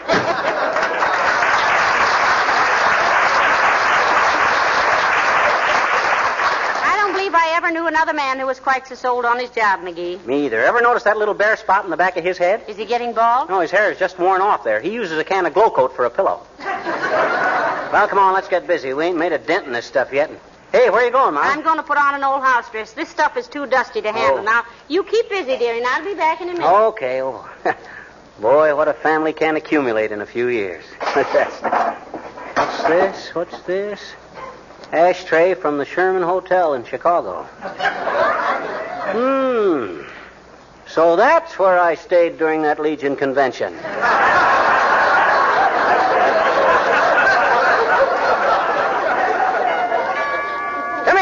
Come in. Hi, mister. Huh? Oh, hi, little girl. Now, come back later now. I'm busy. What you doing, I'm cleaning out the closet, sis, and at the same time seeing what I can dig up that might be useful to Uncle Sam. Oh. Hey, is Is Uncle Sam really our uncle, mister? Is he? Sis? He really is, sis. And nobody ever had a better uncle. Like most relatives, he annoys us now and then, and we squawk and complain, but don't mean anything. When we get in a jam, he's always in there to back us up, and when he gets in a mess, we rally around. He's the only rich uncle in the world that his whole family hopes he'll live forever. Now get out of the way, sis. I'm busy. I want to get back. Oh, looky, mister. Look what I found. Ice skates. Where? Oh, them. Mm-hmm. Yeah. Those used to be my ice skates, sis. Can I have them, mister? Can I play some? Sis, you'd be welcome to them, except for 3 reasons. They won't fit you, and they're so rusty they ain't good for skating anymore. And in the third place, Uncle Sam needs them more than you do. I'm sorry. Okay, mister. There's another reason, too. What's that? I says, what's that? What's what? What's the 4th reason you don't want these skates? That's it. I don't want them.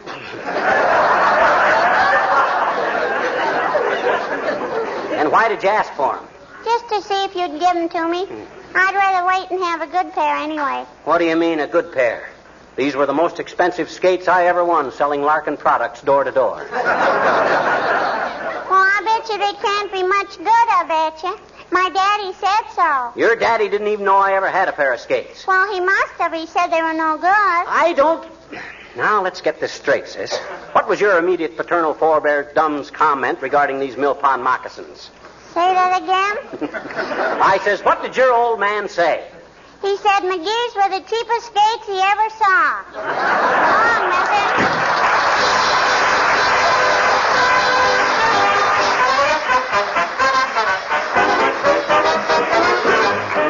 The King's Men and the Village Blacksmith. The village smithy stands by the tree. The smith, a mighty man, now is he. He's busy as a big bumblebee, reshoeing horses for society. He swings and sings as the horses pass.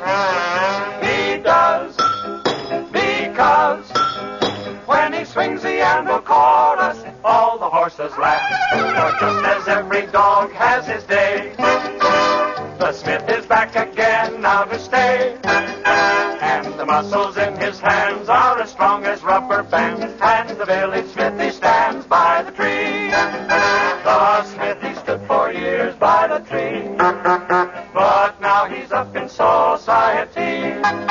Since rubber went on priority, he's bigger than you figure he could be. He heaves, then leaves all the horses flat.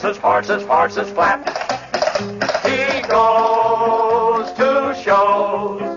He's the life of every party. In the high silk hat, that money in his pants. Hey, just shoeing horses got him that away. And you're gonna see his name written in the Hall of Fame. That's how famous he became by the tree.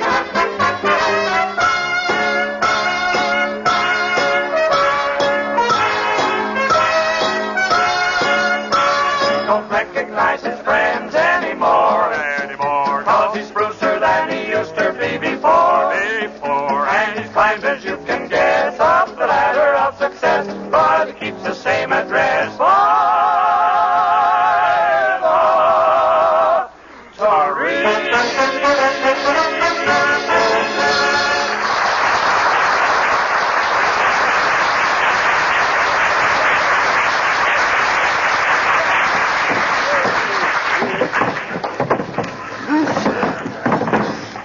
Well, the truck is almost loaded, Molly.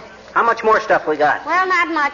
Just the old dress form and your old golf clubs and the magazine and some little stuff. Say, I wonder if I can't still use those golf clubs. What was your score the last time you played? No, I guess I don't need them anymore. Here's your dress form, Molly. Thank you, dearie. Boy, what a load of junk. Well, the truck is way down on its springs now. Hey, where'd that driver go? He's out in the garage talking to Lillian. Wonder he wouldn't stick around and lend a hand. Well, here's the magazines. Say, what's this thing, Magee? Oh, that's my old steel helmet from the last war. I bet the government will be glad to... I bet the government will be glad to get that. I made it. Well, I don't know, McGee. This helmet's got an awful dent in the top of it. I'll say it has. That helmet saved my life in the last war. Oh, get hit by a bullet? No, bumped into a stump. I was crawling out of a... Oh, look who's coming. The trivia. Oh, well, let's not get into one of those silly arguments with him, will you? Oh, come on. Let's do him good. Hi, La Trivia. Hello, McGee. Good day, Mrs. McGee. What are you doing up in that truck? Oh, just loading some junk into it, Mr. Mayor. We just cleaned out the closet. Well, why doesn't McGee get up in the truck and let you hand him the thing? Now, you mind your own business, La Trivia. Molly's the kind of woman I always like to look up to. Here, Molly. Catch. Well, can I help? No, thank you, Mr. Mayor. We're nearly through now. Very well. I just came by to ask if you subscribe to Liberty Magazine. Oh, yes, we do, Mr. Mayor. But if you're working your way through college, we'd be glad to see that you get a few... I'm not working my way through college, Mr. McGee. I merely wish to tell you that in tomorrow's issue of Liberty, there will be a 4-page article about you and Mr. McGee. Honest, La Trivia? As honest as it could be, I suppose, considering it's a family magazine. Well, thank you, Mr. Mayor. We'll be looking for it. And I might have known you weren't working your way through college. Well, as a matter of fact, Mrs. McGee, I did work my way through college. Interfere with your college work any, La Trivia? No, not a bit. Mm-hmm. In fact, I was particularly active in the Glee Club. Oh, well, here we go again. So you belonged to a Glee Club, did you, Mr. Mayor? That must have been fun. It was. We had some splendid singers. I suppose they sang on account of being so gleeful. No, because they belong to the Glee Club. A Glee Club is formed for the purpose of group singing. Oh, I always sing when I'm happy to, but I don't have to belong to a club to do it, Mr. Mayor. I didn't either, Mrs. McGee. I joined the Glee Club because I like to sing. Uh-huh. But a Glee Club is not necessarily gleeful. You mean they were unhappy? Why should they be unhappy? Why shouldn't they be? No, they should be. I mean, no, they shouldn't be. What has their happiness got to do with it? Now, that's a fine attitude, La Trivia. Not to care whether your own club is happy or not. Why, when I went to high school... I am merely trying to explain that the term Glee Club has nothing to do with glee. Is that clear? Oh, I see what you mean. Like if you belong to the Elks, you don't necessarily have to give all your friends one of your front teeth. That's exactly what No. What I'm trying to say is that a college glee club is formed of people who like to sing. Oh, certainly. You see, Molly, if you ain't full of glee, they won't take you in because... Whether or not you're full of glee doesn't matter. All that matters is whether or not you can sing. Well, it's the same thing. You can't sing unless you're gleeful. Well, how about Lawrence Tippett, Molly? He has to sing at concerts whether he's gleeful or not. Yeah, but how much does he get? Oh, up in the thousands, I guess. And he's unhappy about that? I didn't say he was unhappy. But you said distinctly that Mr. Tippett wasn't happy when he sang, and I only But you said he had to be gleeful. No, Magee, I merely said that I'll just leave you two good people to argue it out by yourselves. And don't forget the Liberty article. A good day. So long, La Trivia. Goodbye, Mr. Mayor.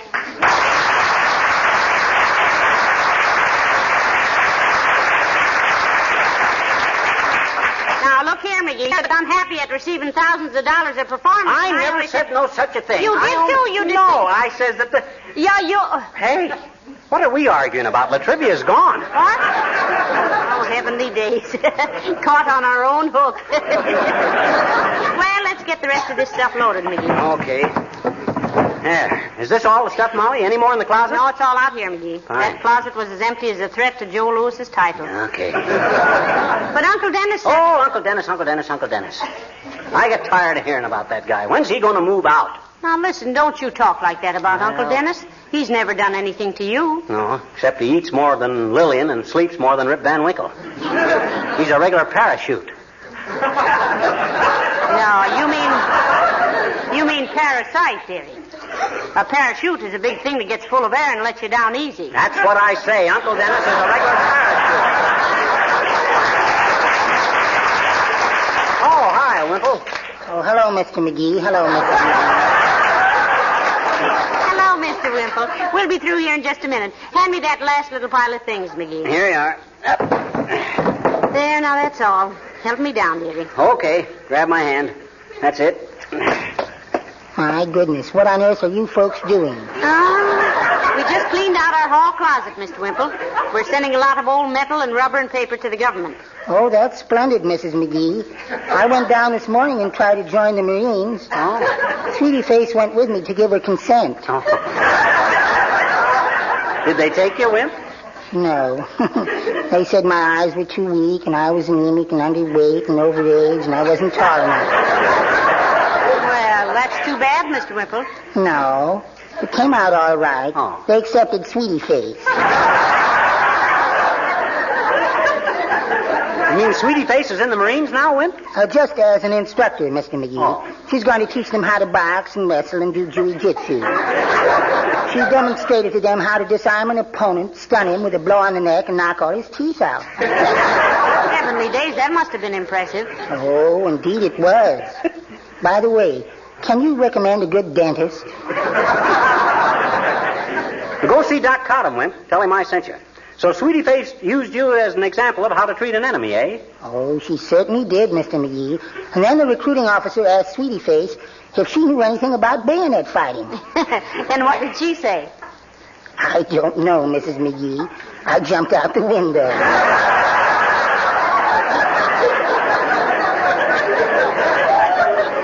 Oh, but look at me, standing here gossiping when you're so busy. Now we're all finished, Wimp. Come on in and take a look at the closet now. It's a sight for sore housekeepers. We'll show you the closet, and then maybe Molly will make us a cup of coffee. Certainly, boys. But, McGee, I was telling you that Uncle Dennis... Oh, skip Uncle Dennis. Come on in, Wimp. My, this is such a peaceful house. I wish I lived here. Or someplace. Oh. Well, now, listen, any time you want to come for a couple of weeks to heal up, Mr. Wimple, we'll be glad to have you. Sure we will. Here, take a look at this closet, Wimp. I'm proud of this. But, McGee, I told you... No, I want Wimple to see the closet. Now, look, Wimp.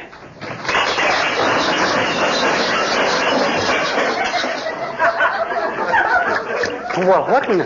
I've been trying to tell you, McGee. I've been trying to tell you all the time. When Uncle Dennis saw that bare closet, he moved all his stuff in there.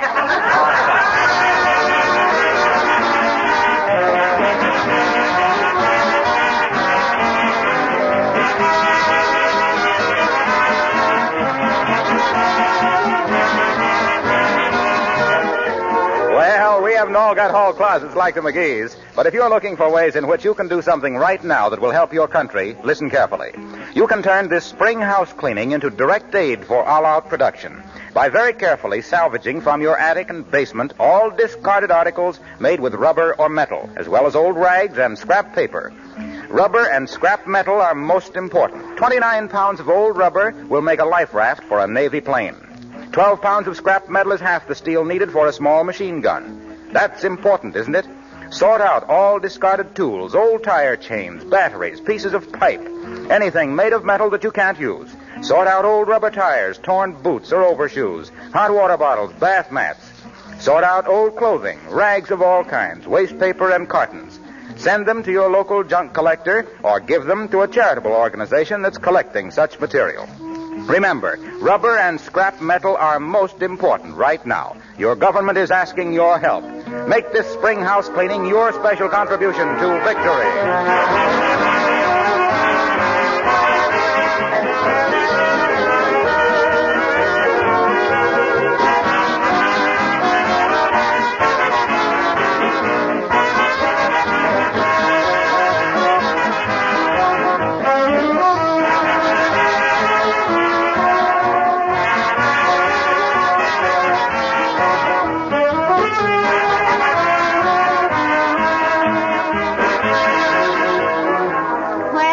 That job is done, and you certainly have worked hard, McGee. I'll say that for you. I'll say that for me, too. You look tired, dearie. Yeah. Say, why don't you go down to the Elks Gymnasium and get yourself a massage? Oh, I can't, Molly. The masseur joined the Army. He did? I thought he was way over age. Well, he is, but I guess the government wants any old rubber it can get. Oh. Huh? I said, oh. Oh. Good night. Good night, all.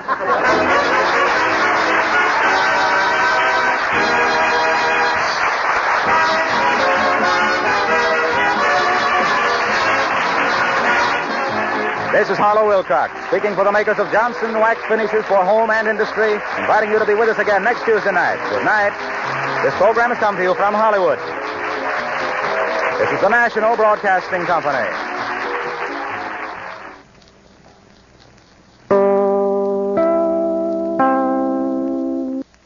Tuesday, It's 2 all-new Just Shoot Me's with twice the intrigue. Sometimes I wish I were a woman. Thought you were a woman. Twice the romance. I could just kiss you. Aw. And twice the action. Don't stare. Look busy. Plus Third Rock's French Stewart. 2 all-new Just Shoot Me's after Mad About You, NBC, Tuesday. I sure hope Jack Benny doesn't mind that Fred Allen is our next show. The Fred Allen Show.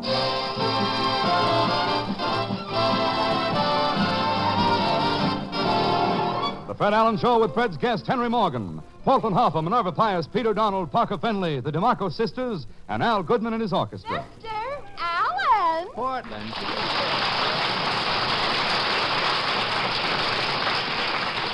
Portland, it's Sunday. What are you doing with that shopping bag? Mama sent me out to look for bread. Bread? There's a strike at the bakeries. Bread is scarce. Oh, well, how are you getting along at your house? Well, until Mama can get bread again, we're eating toast. Well, that's the thing to do when you can't get bread. Fill up on toast. Or croutons. Get them out of the soup and dry them. They're awfully good. Those cretins, you take them out of the soup. Mama was using donuts for bread. Really? Well, how did that work out? All right, until she made poached eggs. Poached eggs on donuts? Mama couldn't eat them. Why not? Every time she picked up a donut, the poached egg slipped through the little hole. Small donuts, eh? Well, there's only one way to fix that. The next time your mother poaches an egg, tell her to put a little starch in the hot water. Oh, the starch will stiffen it up? The white of the egg will taste like a shirt front without the buttonholes, but the eggs won't slip through the hole in the donut. I'll tell her. Do that. That's a little trick. You better make a note of it. It might slip your mind. You might be thinking of bacon later, and it'll slip your mind. Something greasy like that. That's a little trick the mystery chef taught me, Portland. He taught me a lot of things. About food? Oh, the old mystery chef? You know how spaghetti falls off when you try to wind it around your fork? Yes. Dip the fork in a little thin glue. Why? That spaghetti will stay on there. You'll have to file it off. The mystery chef sure knows some tricks. Oh, you know how asparagus hangs down? You can't get the end in your mouth? Yes. Run a pipe cleaner through the stalk of asparagus. The asparagus will be stiff. You can eat it like corn on the cob. I suggest starting at the thin end. It's more appetizing. The mystery chef should be on television. He is. He started last week. If you smell anything on television, it's probably the mystery chef cooking a commercial. Or one of the vaudeville shows. Well, what's new this week, Portland? Brooklyn is going to have a symphony orchestra. Oh, again? You know, some years ago, I saw a symphony orchestra in Brooklyn. What was it like? Well, when the curtains parted at the Academy of Music over there, the curtains parted, 30 men were sitting there in a circle wearing tuxedos, but they had no instruments. The 30 men all had big rocks in their hands.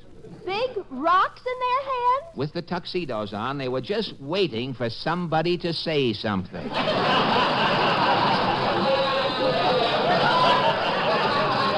Well, I guess I'll get my paper, Portland. Oh, I'm coming, too. Sure, come on, let's take a walk down Main Street.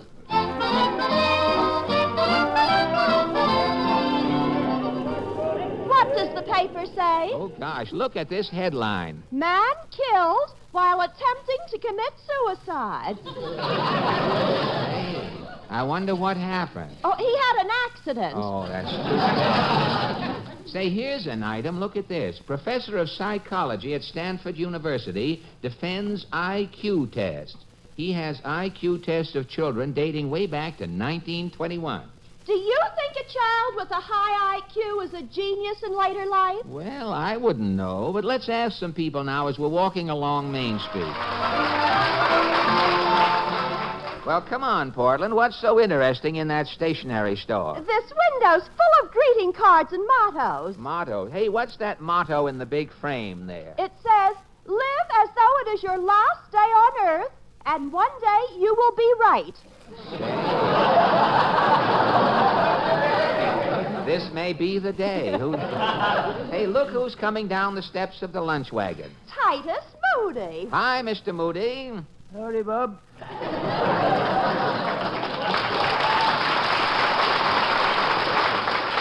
I just saw you coming out of the lunch wagon. Yeah, I was in selling the chef some eggs. Oh, I see.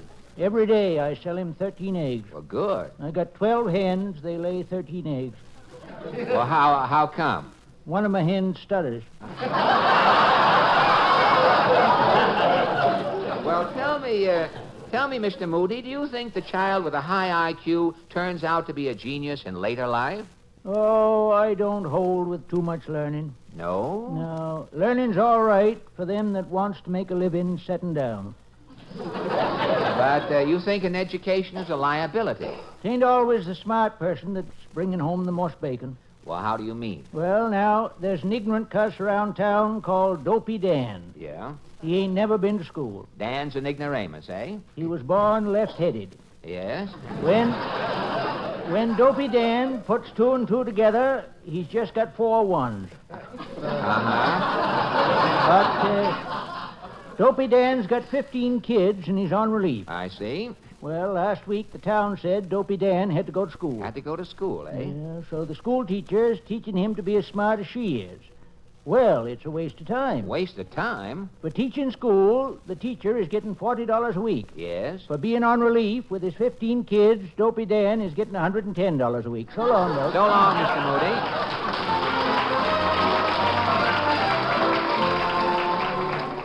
Well, come on, Portland. What are you stopping for? Look who's coming round the corner. Mrs. Nussbaum. You were expecting maybe Tallulah Blackhead. Well, Mrs. Nussbaum, do you think a child with a high IQ always turns out to be a genius in later life? Life to a person is like a day to a weatherman. Who knows how it is turning out? You think life is a gamble? 40 years ago, I'm knowing 2 brothers, boys. Yes? One they are calling Jake the genius. Yes? One they are calling Max the moron. Uh-huh. Jake the genius is going to college. Yes? He's a Phi Beta Kaplan. Yes? He's graduating magna cum laude. And the other brother? Max the moron is flunking kindergarten. He's flunking night school. Also, he's flunking the Tavern coffee test. Well, you knew these brothers 40 years ago. Tell me, where are they today? If you are going in the stage delicatessen to get a corned beef sandwich... Yes? Who is behind the counter cutting the corned beef? Who? Jake the genius. Jake the genius? And who is standing next to him cutting their eyebrows? Max the moron? Sidney Pincus, her cousin.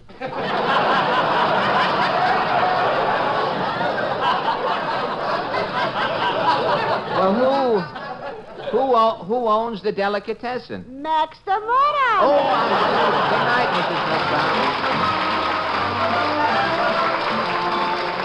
Say, look, Portland, this new place just opened on Main Street. Who is the man with the long black coat and the sad face standing in the doorway? Say, he's a stranger. Perhaps I can help him, Portland. Pardon me, sir. Is there something I can do for you? I am Digby Odell, the friendly undertaker.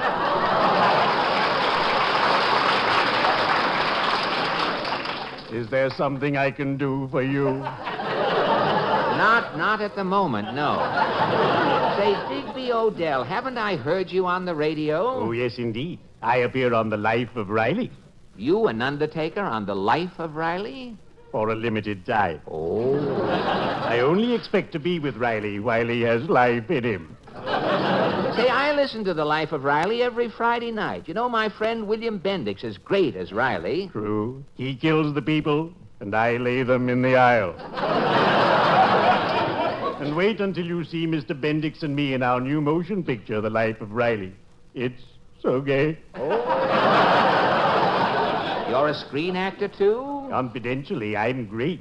When I appear, I send people out of this world. I'll I'll make a note to see that picture, The Life of Riley. Hey, tell me, Mr. Odell, do you think a high IQ means that a person will be a genius in later life? What does it matter if you're smart or dumb? Life is a race. When you cross the finish line, I am there waiting for you. Fine. Well, if you're going my way... Oh, no, thank you. I'm going to a play this evening. Oh, have you got tickets? I'm sitting in a box.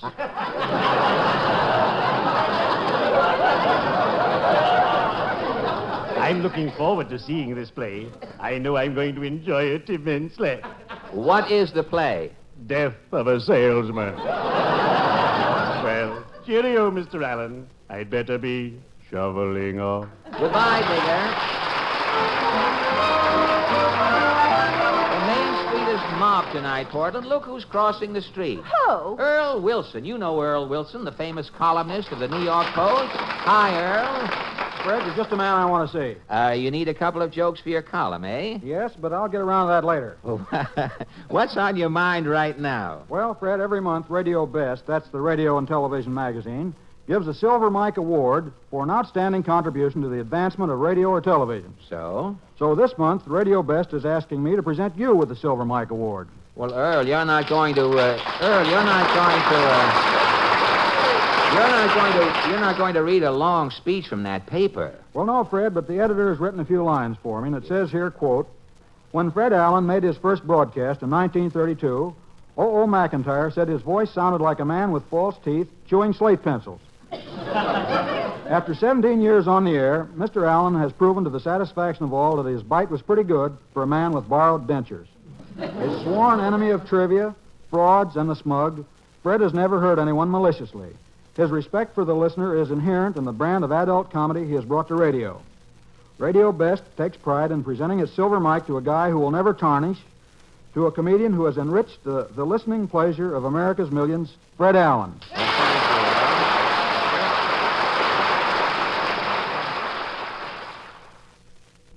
Say, Earl, how about joining Portland and me? Now, we're walking down Main Street. Which way? Well, we're going over to buy a DeMarco Sisters record. You'll get a kick out of this tune. What number is it? Well, it's down by the station. And Earl, with Al Goodman and his orchestra and the 5 DeMarco Sisters, down by the station comes out something like this.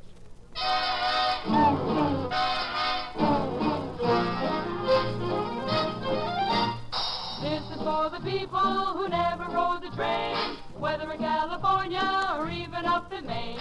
Makes no difference if you're 2 or 102. You'll get a treat when you order a seat on the old choo-choo.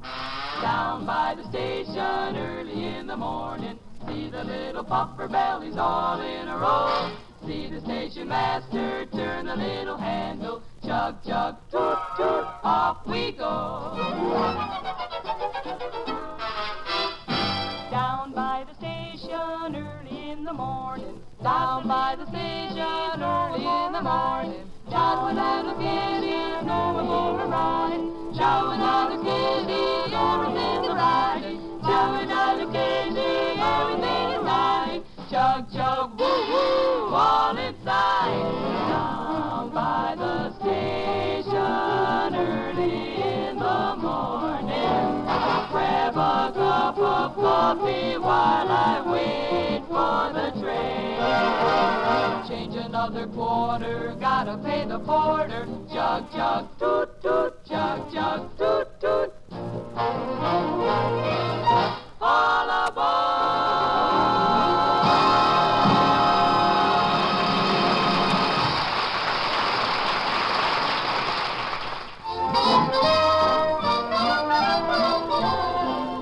Say, look, Portland, a new pawn shop just opened up on Main Street. Oh, that used to be a butcher shop. No kidding. Uh-huh. The butcher took in the pawnbroker as a partner. You mean it's a pawn shop and a butcher shop? How do you know? Well, on the sign outside, there are 3 meatballs.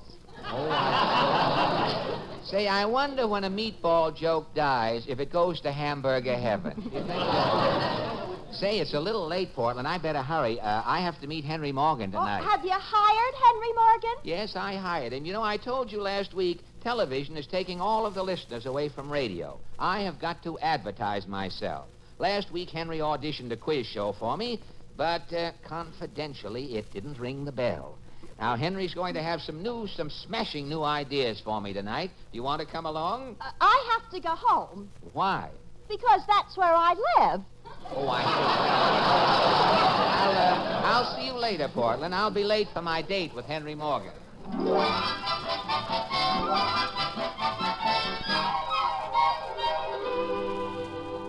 Well, this is the corner. Here's the cigar store. And in front of the cigar store... Here's Morgan.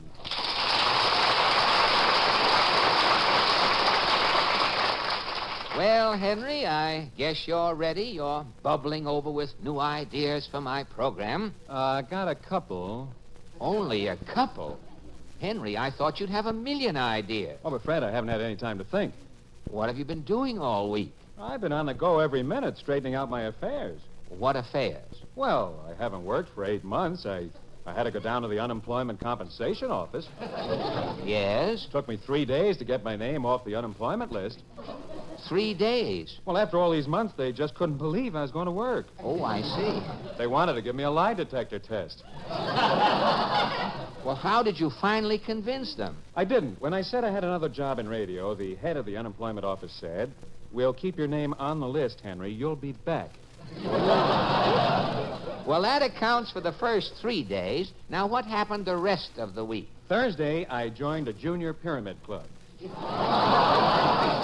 A junior pyramid club? There was only one other man in it. Oh. He said he was number one, so I had to pay him $2,048. Well, that was Thursday. What happened Friday? I was number one. Yes? The other guy resigned from the club. The pyramid collapsed. And Saturday? Saturday, I moved into a flop house on the Bowery. Henry, you in a flop house? Oh, it wasn't bad. I had a nice big room. Yes? Only trouble was, there were 85 other guys living in the room with me. With 85 guys, why didn't you start another pyramid club? How do you think they got in the flop house?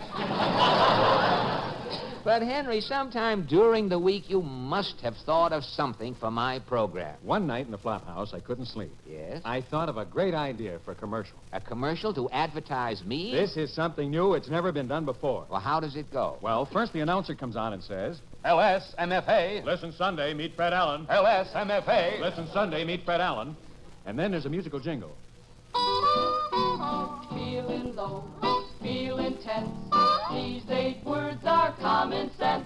Hey, Fred Allen. To be your level best. Hey, Fred Allen. To be your level best. Yes, with men who know comedy best, it's Allen 2 to 6.5. Mr. J.L. Sorghum of Yam, Mississippi says, I've been listening to Fred Allen for now to 15 years. Fred Allen tells those bigger, those better, those naturally funnier jokes. At joke market after joke market, any joke auctioneer would tell you that the riper, the more mellow jokes are all sold to Fred Allen. That's why I'm telling you folks every Sunday night to, hey, Fred Allen. To be your level best. Hey, Fred Allen. To be your level best. Gad, Henry. That is semi-sensational. Now, what about my program? I have an idea for that, too. What? The reason people aren't listening to radio is because they're looking at television. That's right. You can put a show on television advertising that you were on the radio. What kind of a television show? Every Sunday night, you hire a half hour, see? Yes. For 30 minutes, you shine 2 big searchlights right in the people's eyes. Yeah.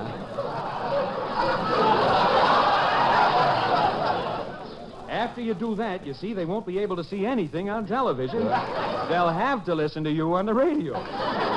Well, that will work on one channel, but what about the other channel? There are millions of people with television sets who listen to radio during the day. I know, I've heard that. And what do people listen to during the daytime? Soap operas. Henry, you mean? Fred, you've got to get a soap opera. But where? I have an idea for a soap opera. It's called Just Plain Fred. Just Plain Fred. It sounds great. How does it go? Well, the program opens with organ music.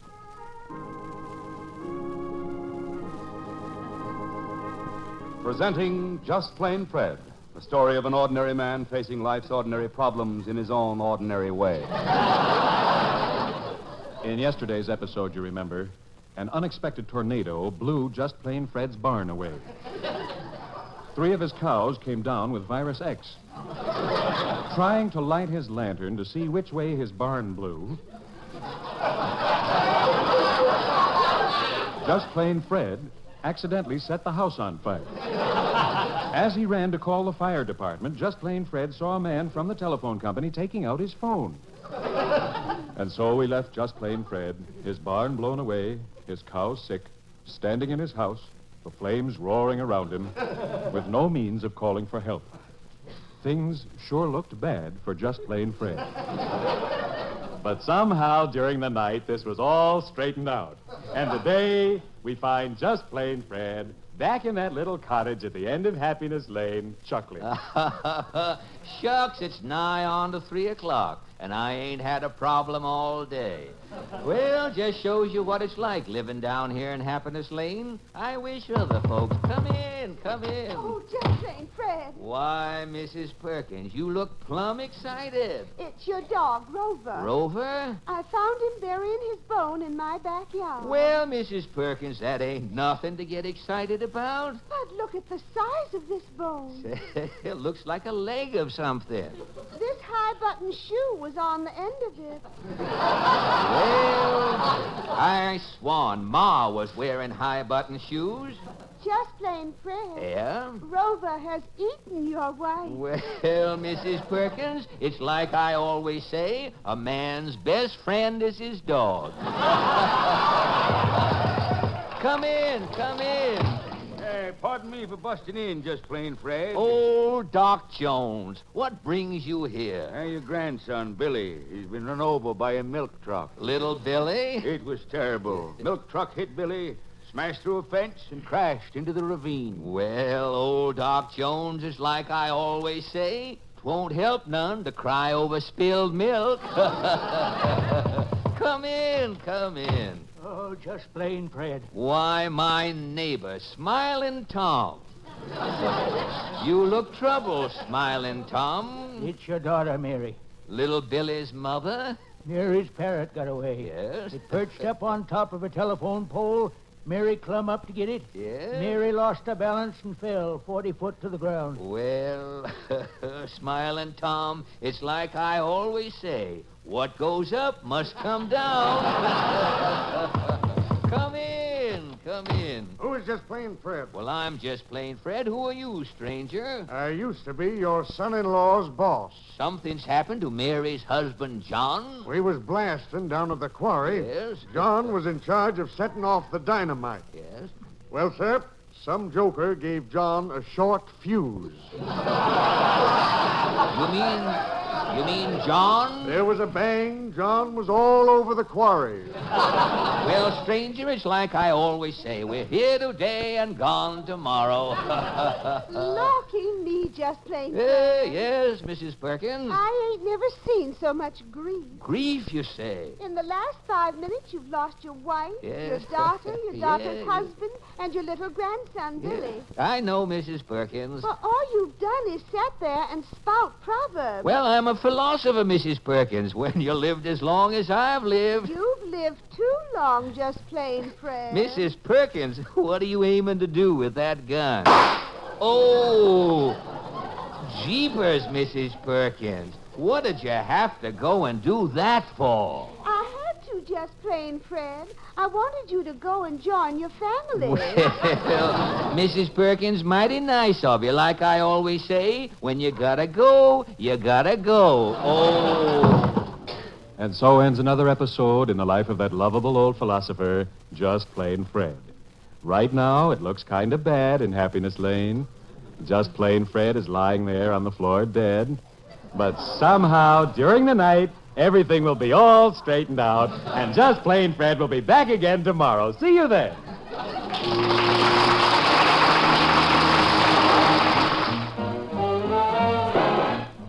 Thank you and good night.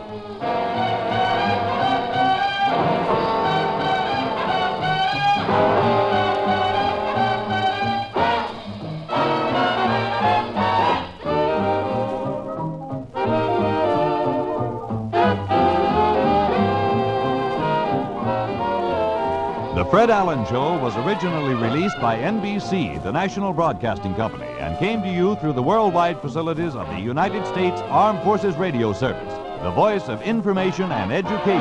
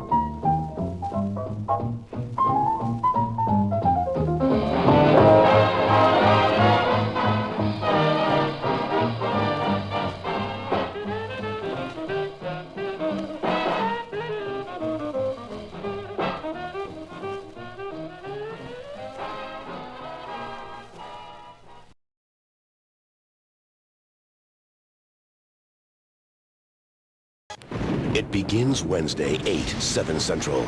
Garth Brooks, live, in every time zone. When one show's over, he turns around and does it again. You get a special live performance no matter where you live. Garth Brooks, live, everywhere. Wednesday at 8, 7 Central, only on NBC. Now it is time to go back to Dodge City with Gunsmoke.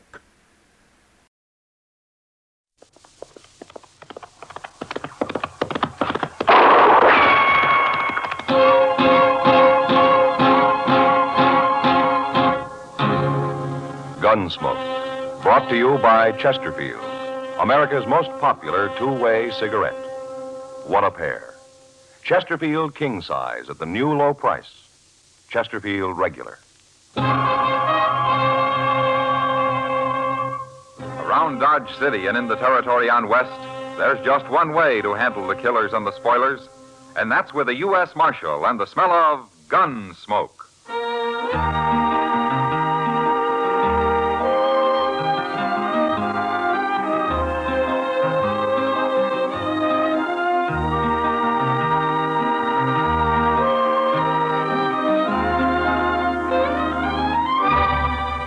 Gunsmoke, starring William Conrad, the transcribed story of the violence that moved west with young America, and the story of a man who moved with it.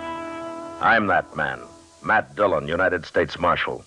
The first man they look for and the last they want to meet. It's a chancy job, and it makes a man watchful and a little lonely.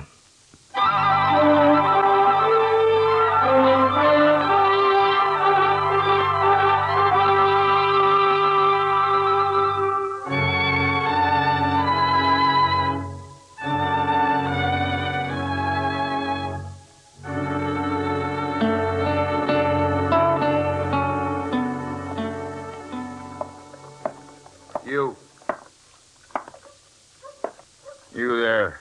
Oh, you talking to me? What's it look like I'm doing? I guess I pretty near fell asleep sitting here. Hot today, ain't it? I didn't come to Dodge to talk about the weather. A stranger here, ain't you? Looking for the sheriff. Where do I find him? You won't find him. What? There ain't no sheriff in Dodge. Maybe I can help you. I'm Chester Proudfoot. Well, I'm real pleased to know you, Chester. Now, if you quit lying to me Don't and tell snap me... your teeth at me. I ain't lying. But if you're looking for the law, there's a U.S. Marshal here. U.S. Marshal? That's even better. Where is he? Inside. Follow me. This fella here is looking for the law, Mr. Dillon. Oh, I come in. You the U.S. Marshal? Yeah, that's right. Well, my name's Brake, Marshal. I'm from Mingo. Mingo, that's way north of here, ain't it? It's a couple of 100 miles. And I rode all the way down here on the tail of a man called Hank Springer. I thought he'd come to jump to Santa Fe for St. Louis, but I tracked him right into that place up the street there, the Dodge House. He's got him a room, and he's holed up in it. Is that so? I almost caught him this morning. Leastwise, I got close enough to put a bullet in his leg, but it didn't stop him. He's dangerous, Marshal, and I want your help taking him. What do you want him for, Brick? Murder. Oh? I killed a fella called Dobie on his ranch near Mingo. Oh, here. Yeah, Marshal, I got a warrant for him. There, see? Ah. So you're a deputy, huh? That's what the sheriff made me. He wanted somebody to go after Hank Springer, and I took the job. Well, that's one way of doing it. Why didn't the sheriff come after him himself? Well, he didn't want to bother, I guess. Anyway, he's going to give me $50 when I get back with Hank, dead or alive. Uh-huh.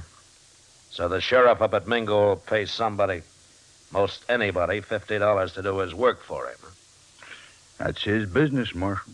Well, then why don't you go arrest this Hank Springer? You got a warrant. You're a deputy. No, he's laying up in that room armed and hurt, and he ain't going to take easy. You're a U.S. Marshal, and you got to help me. Well, maybe there'll be less trouble if I do. Chester. Yes, sir.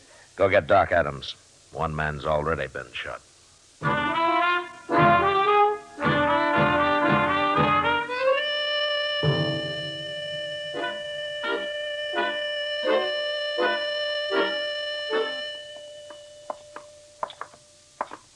What room's he in, Brick?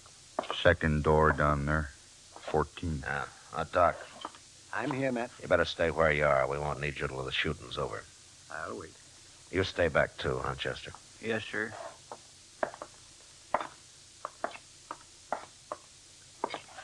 All right, Brick. Sing out. But let's make sure it's your man Springer in there. Hank? Hank Springer. We got you trapped. Come on out. Who's that? It's Bill Brake from Mingo.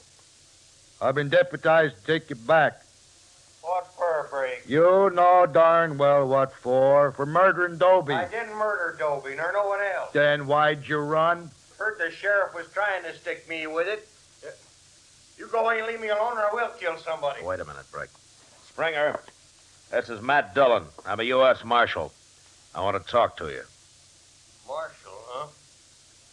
What are you doing there? Well, I brought a doctor along to take that bullet out of your leg as soon as you open this door. No. Don't you try opening that door neither. Listen to me. Fighting the law won't help you. But if you didn't kill Dobie, all you have to do is go back and prove where you were when it happened. I didn't kill him, Marshal. I swear I didn't. Oh, that lie. Shut up, Brick. Springer, if you didn't do it, stop acting like you did. Nothing's going to happen to you if you're innocent. They can't hang you without you proving you did it. Well, maybe you're right, Marshal. Of course I'm right. One thing, though, I won't go back in no handcuffs. What? I won't go back in handcuffs. There's a warrant out for you. You're going back under arrest. Not in handcuffs, not like no chained-up dog. That's the one thing I couldn't stand. I'll die fighting first. Brake, you can take this man back without handcuffing him, can't you? Well, sure. Sure, I can. Springer, Brake says he won't handcuff you. Let's hear him say it. Well, all right, tell him, Brake. I won't handcuff you, Hank. That's a promise. That's a promise. You swear? I gave you my word. Well, you say you got a doctor with you, Marshal. He's standing right here, Springer. Okay. All right, Springer, put your hands out that door empty. I ain't gonna fight, Marshal. Hold your gun on him, Marshal. He might try something. Get yet. out of the way, Brake. Okay. Now take your gun, Springer. Yes, sir, sure, Marshal. All right, now go lie down on the bed. Yeah. Doc, come on in here, huh? Coming, Matt.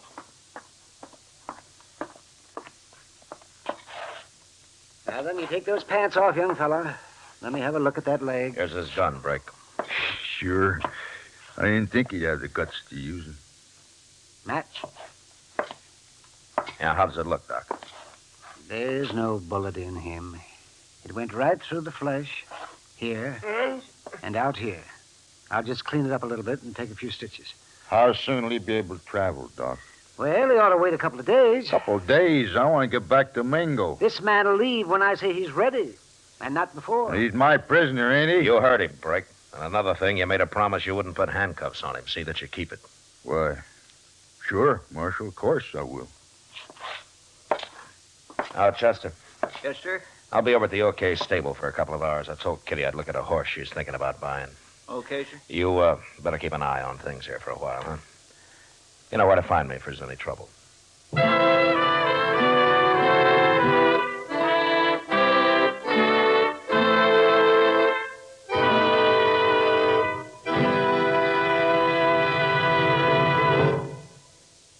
Almost 100 years ago, Charles Kingsley wrote that tobacco is a lone man's companion, a bachelor's friend, a hungry man's food, a sad man's cordial, a wakeful man's sleep, and a chilly man's fire.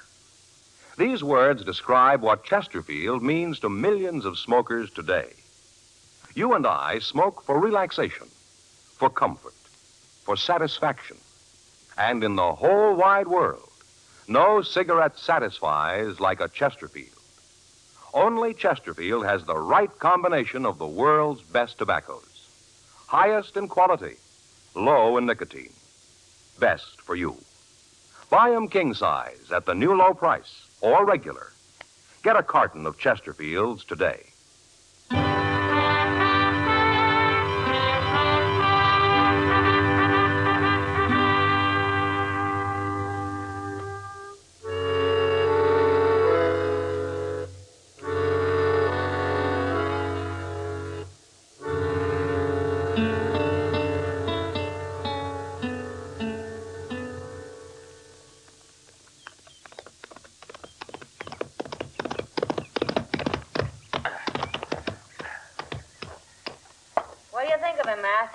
He's a good horse, Kitty.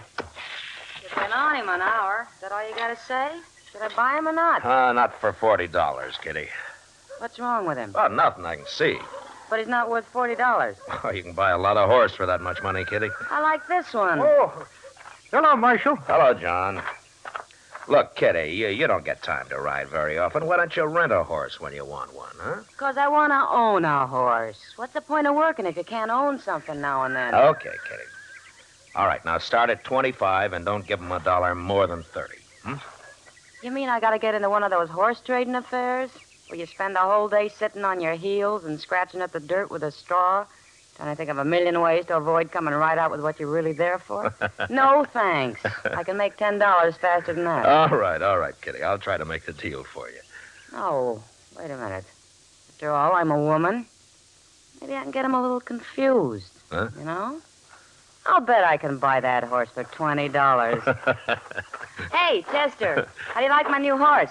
Fine, Miss Kitty, fine, but I don't have time to look at him now. Oh, what's the matter, Chester? Well, it's Hank Springer, Mr. Dillon. What happened, you see, I went downstairs to cool myself off with a couple of beers, and when I got back to his room, he was gone. Gone? Yes, sir. Doc had already left, and I was only away for about an hour. I had a feeling something was going to happen. Well, where's Brake? Wasn't he watching him? Well, that's the bad part of it. Brake's there, all right, but he's dead. What? I took a good look at him, Mr. Dillon. There's no bullet hole in him, but his neck's all swollen. Well, Hank Springer choked him to death with his bare hands, that's what. Oh, no wonder he wanted Brake to promise not to handcuff him. And another thing, Mr. Dillon, when I asked the clerk, he remembered seeing Hank run out and grab a horse from the hitching rail. Well, he's got a good start on us. See you when we get back, Kitty.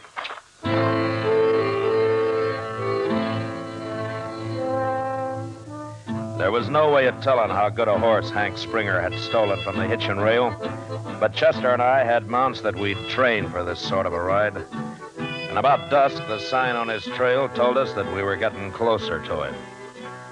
It was just after dark when we spotted a campfire in a cottonwood grove. We slowed down as we rode up to it. Hey, those trees would make an awful good ambush, Mr. Dillon. Yeah. I don't see nobody around that fire.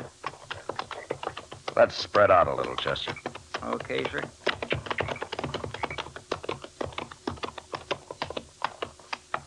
All right, that's far enough. Start shooting, Chester. He can't get both of us. I ain't shooting no more. All right, then throw down your gun and move up to the fire where we can see you. I'm doing it. I got my hands up. Right in, Chester, but keep separated. There he is. I can see him. Don't shoot me. I didn't know who it was. Why, that ain't Hank Springer, Mr. Dillon. No. My name's Jones. I'm a buffalo hunter. I thought it was him coming back. Who's him? I don't know. I don't know who he was. Step over this way, mister, out of the firelight. I don't want to get shot at anymore tonight. It was a mistake, I tell you. I wouldn't have shot at you if I could have seen who it was. You can't blame me. Not with a man like that running loose. Look, mister, I'm on the trail of a murderer. A man named Hank Springer. He's a young fella and he's got a bad leg. That's him. That's him. He's a murderer, sure enough. He killed my partner not over an hour ago. What? My partner's lying in them bushes over there. I wrapped him up in his saddle blanket so I could bury him tomorrow. Well, how'd it happen? Well, sir, we was cooking something to eat, and that fella rode up and wanted to trade horses. My partner said no. But Springer got down and said he'd take the horse anyway. And my partner tried to stop him. And, well, he got shot that way, and now he's dead. Oh. Springer rode north, didn't he? Yes, sir. And I tell you something else. The horse he took ain't going to carry him far. That horse got his lungs frosted last winter. Well, that'll help. There's a cabin 5 miles straight ahead, the way he was going. He can't get no further than that. All them people got there is a balky old mule. Good. I'm sorry about your partner, mister, but we'll try to catch Springer before he kills anybody else. Come on, Chester.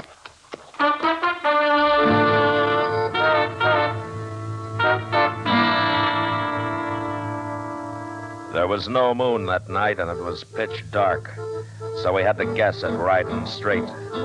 But we managed pretty well, and in about an hour, we saw the lights of a cabin off to our left.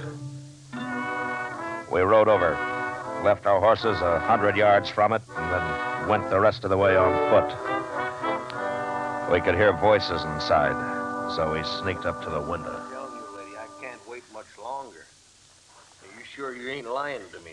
It's Hank Springer, Mr. There ain't Dillon. no It's him right reason now. why I should lie to you. My husband should have been back before this. But it won't do you no good when he does come. You won't get far on that mule of ours. Why, what's wrong with your mule? Nothing, except for being ornery and stubborn. I'll get him over that fast enough. You can have the mule, mister. I don't care about that. But don't hurt my husband, please. Lady, I don't want to hurt nobody. Listen, they get in my way like some has done lately. You're an outlaw, ain't you? Never you mind. Look, when your husband walks in here, just don't you give me away. All I ask you is you don't shoot him. Chester. I won't shoot him Come unless on he here. starts it. But I ain't going to get shot neither. We better do something quick before her husband gets back, Mr. Dillon. Look, I got an idea, Chester, and if that woman's at all smart, it might work. What? You get out there in front of the cabin, but far enough away so nobody can see you. And then you yell for her. Yell for her? Pretend you're her husband. Tell her to come out and give you a hand with a mule.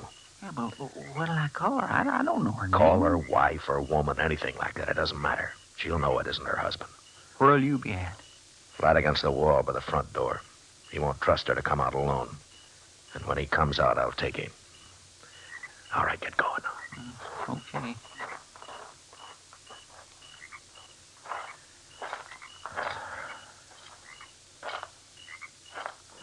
By the morning, so while we're waiting, you might just fix me some bread and some meat to take along, ma'am. Bread and meat. Pork, fat, and beans is all I got around here, mister. Well, I could eat some of that. Hey, wife, Eh, come on out of here and give me a hand. Who is that? Woman, get on out here, I said. This mule won't take another step. That's your husband. No. Don't try to fool me. Open that door. No, wait a minute. Put the light out first. All right, now open it, or else you'll think something's wrong. What is taking you so long? I gotta sit out here all night. Answer him. I'm coming, Jack. Now go on. I'll walk right behind you. Go on now. All right.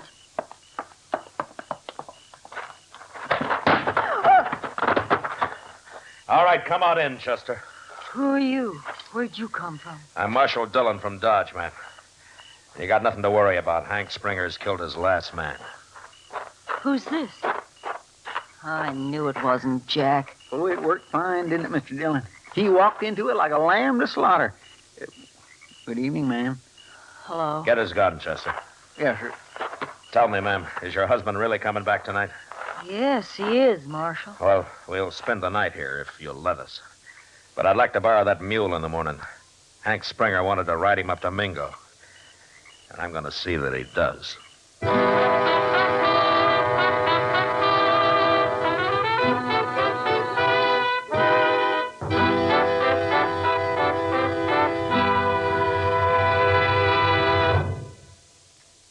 There are more than 60 million cigarette smokers in America who smoke many brands.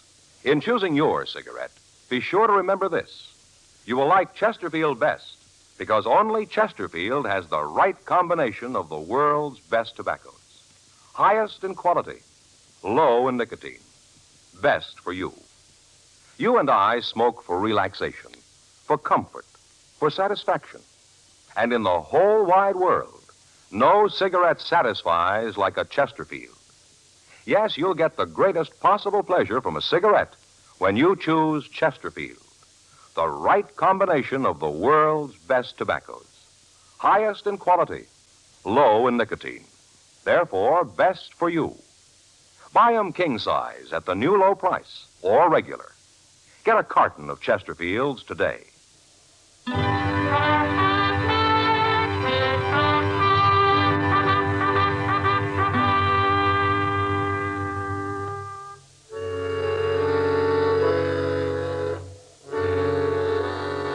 We started out next morning, and it took us 2 days to get to Mingo.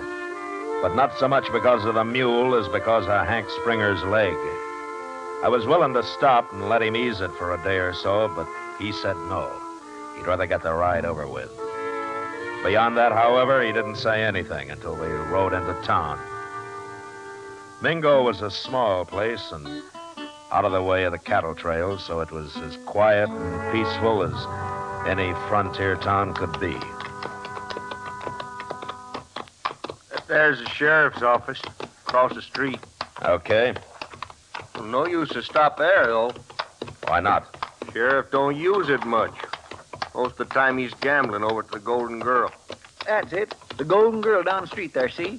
Well, I'm not turning any prisoner over to a sheriff at a gambling table. You ride on ahead, Chester, and tell him to come outside. All right, sir, I'll do it.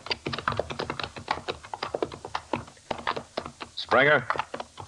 Well, there's still time to tell me. There's something I'm sure curious about. You can ask me, Marshal. Why in the world did you head back up here? Find Jim Powell. Who's Jim Powell? I figured it out, Marshal. It was him that killed Dobie. Oh. Well, you can tell him that in court, I guess. Now, here we are. Let's get on. All right. Oh. Marshal. Yeah. You still think I'm lying, don't you? Well, I don't know, Springer. But it doesn't matter much what I think, does it? Oh, I guess not. But I can prove I didn't do it. Then why did you run in the first place? Well, I knew he was after me. I got scared. Shouldn't have, but I did. And there's a sheriff. Marshal Dillon, I'm Sheriff Bradley. Hello? The man here told me all about what happened. I'll take charge of Hank Springer now. Look, I'm going to get a fair trial. Ain't I, Sheriff? I don't talk to murderers, Hank. I don't care about that buffalo hunter, but killing Brake's a different matter. He was my deputy. Well, if you hadn't have picked a coward for deputy, I wouldn't have had to kill him. What do you mean, a coward? He was a coward and a liar, both. Wait a minute. What are you saying, Hank? Well, Brake promised me he wouldn't put no handcuffs on me. He swore he wouldn't, didn't he, Marshal? He did? Well, he got scared and he busted his word. I went crazy when he put them things on me, Marshal, and I choked him. And then I got the key. I took them handcuffs off and threw them away. Well, I had to run then. You're a fool, Hank.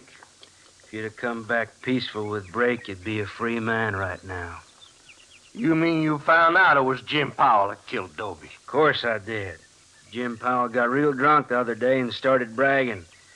Me and a couple other fellas got him in jail, and he confessed as soon as he sobered up.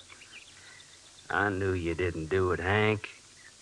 I knew it all along. Well, then why was you saying I did? Why'd you come looking for me? Well, you just had to stick it onto somebody, didn't you? I should have figured that, knowing you. You're gonna hang now anyway. What difference does it make? Well, you'll be glad to see me hang, won't you, Sheriff? I never did like you, Hank. That's why I picked you in the first place. Hank. What, Marshal? I've changed my mind. About what? About turning you over to this rotten, worthless sheriff. You can't talk like that. Shut up! Hank hasn't committed any crime around here, so I'm taking him back to Dodge for trial. He's my prisoner, Marshal. You can't cheat me out of him. I got a right to him. You got nothing. And sheriff or no sheriff, I'll bend a 6-gun across your head if I hear any more out of you. Well? All right, let's go, Hank.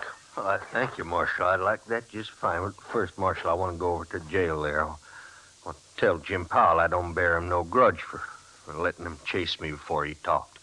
Because he might feel bad about it, especially the trouble I'm in now. Well, that's decent of you, Hank. Well, it's your jail, Sheriff, so take him. We'll wait outside. Come on. Bet you sure ain't losing credit for bringing me to trial, don't you, Sheriff? That's enough, Hank. Stop needling him. I always did hate you, Hank. Yeah, and I always Stop it, I said. All right, Marshal, I will. All right, take him in, Sheriff, but don't be long. We got to get started for Dodge. Come on, Hank. But you walk in front of me.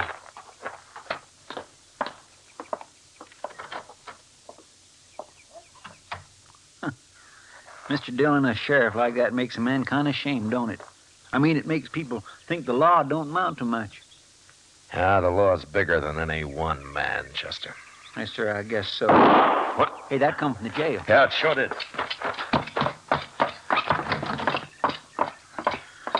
Hank, Mr. Dillon. He's been shot. All right, put the gun up, Sheriff. He started to run. Run where? Into a cell? No. He jumped me first. I had to shoot him.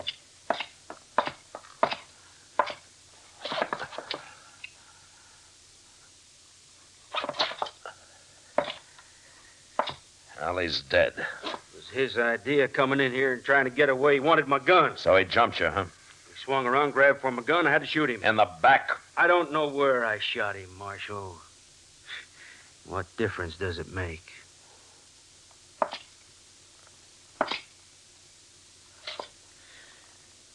Hand me your gun, Sheriff. What? Your gun. Give it to me. You're forgetting I'm the sheriff in this town, ain't you? You're the sheriff, but I'm arresting you for murder. No. No? Get away from me, Marshal. He's just about to draw, Mr. Dillon. No, he wasn't, Chester.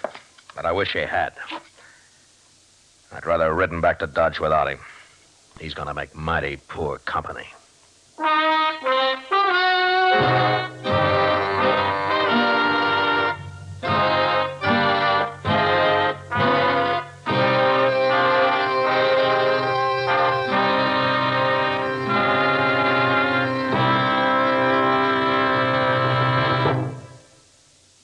L&M goes king size.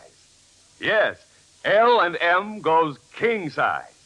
Now, L&M is king size as well as regular.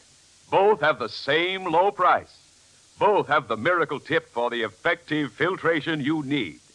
Yes, it's the filter that counts, and L&M has the best.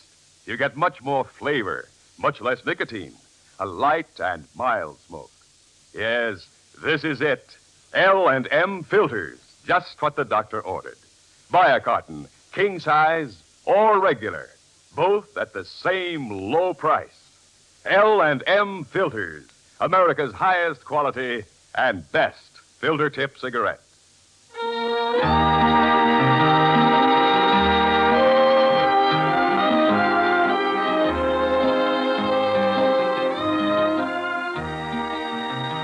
Gunsmoke, produced and directed by Norman McDonald, stars William Conrad as Matt Dillon, U.S. Marshal.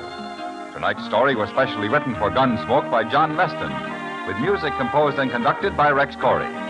Featured in the cast were Lawrence Dobkin, Jack Crucian, John Daner, Joe Forte, and Irene Tedrow.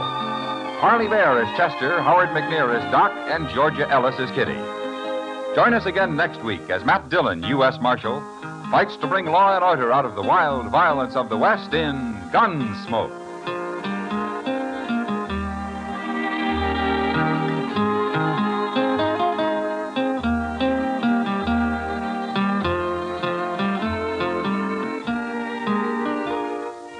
Remember, next week at this same time, Chesterfield will bring you another transcribed story of the Western frontier on Gunsmoke. This is the CBS Radio Network.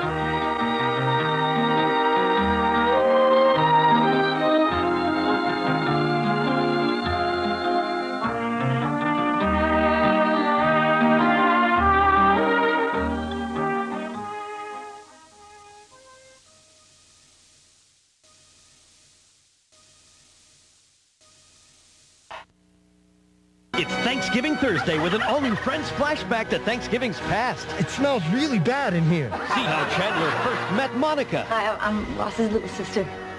Okay. Then, after tasting Jesse's boat of cheese, it's the Frasier Thanksgiving murder mystery.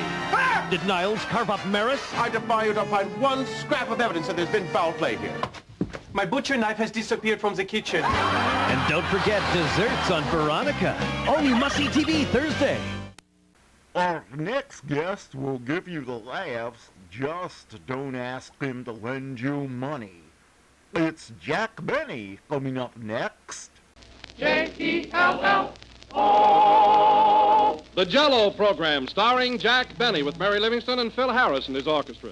The orchestra opens the program with Hi Ho from Snow White and the Seven Dwarfs.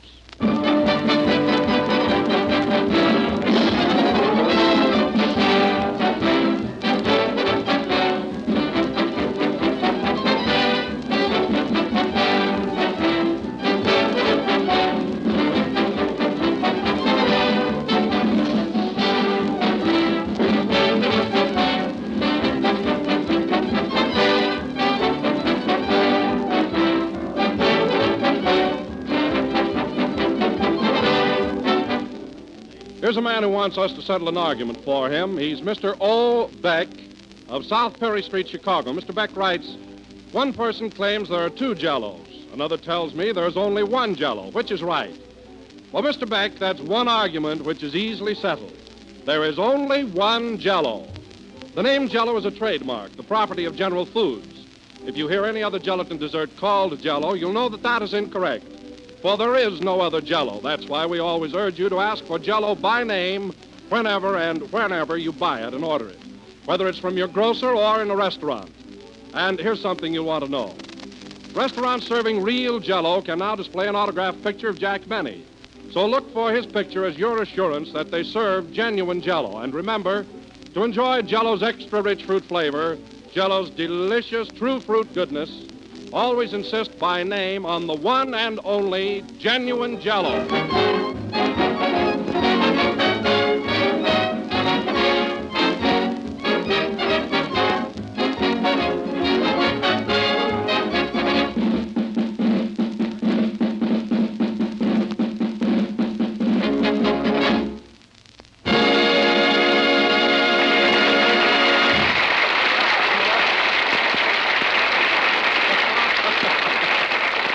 That was Hi Ho, played by the orchestra. Now, ladies and gentlemen, we have a little surprise for you. Jack wired us that owing to a slight delay on the train, he'll be just a few minutes late. So in the meantime, while we're waiting for Jack, I'll turn the microphone over to his good friend and pinch hitter, Georgie Jessel.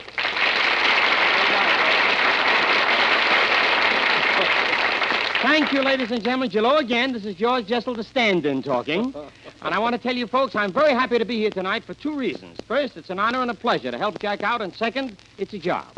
And, of course, Don, it's nice to be working with you, too. Well, thank you, Georgie. I think we'll get along just fine. Oh, by the way, Don, Jack does expect to give me something for this. By that I mean I hope he won't take advantage of our friendship. Oh, no, Georgie. Jack wouldn't do a thing like that. I'm sure he'll compensate you for your work. Well, I hope it's with money. You see, Don, I've already got a Boy Scout knife. And I don't mind playing benefits for the needy, but after all, Jack is not the starving Armenian.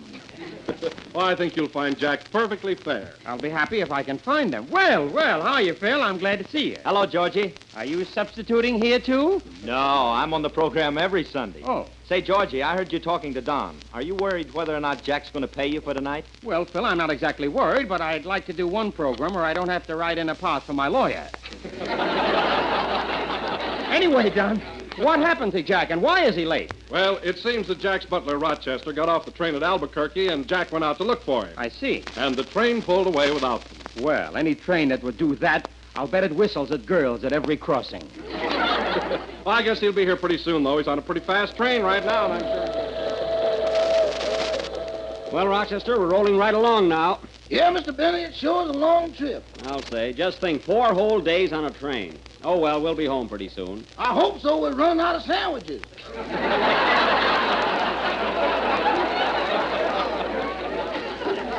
Well, we would have been home yesterday if you hadn't got off at Albuquerque to look at those Indians. I thought I was back in Harlem.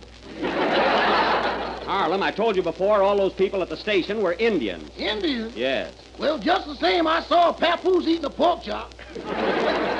Well, what of it? He can be an Indian and still eat a pork chop. I know, but he had it between 2 slices of watermelon. All right, you win. But I want to tell you something, Rochester. It's the last time I'm going to take you to New York. You're supposed to help me. The only time I saw you is when you needed money. Well, you spent more than I did. That ain't no record.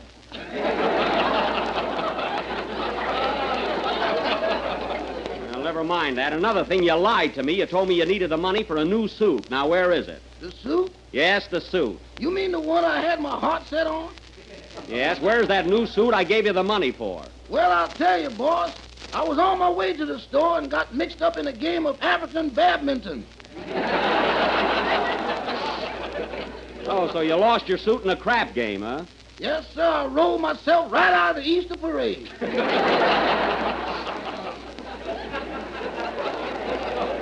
Oh, you did. Well, it's a good thing we're going home. Say, Mr. Benny, who's taking your place on the program tonight? A fellow named Georgie Jessel. He's a great pal of mine, he is. Georgie Jessel? Yeah.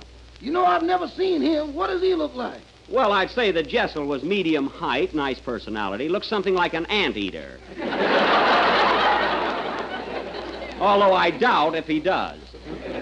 Say, is there a radio in this observation car? There's one right over there by that lady. Oh, fine. Pardon me, madam. Do you mind if I tune in the radio? No, not at all. Go right ahead. Thanks. I'm very anxious to hear the Jack Benny program. You're just the type. Well, there's a fan for you. Rochester, tune in NBC. It's around 65 on the dial there. Yes, sir. So therefore, ladies and gentlemen, insist on genuine Jell-O. It is America's leading dessert.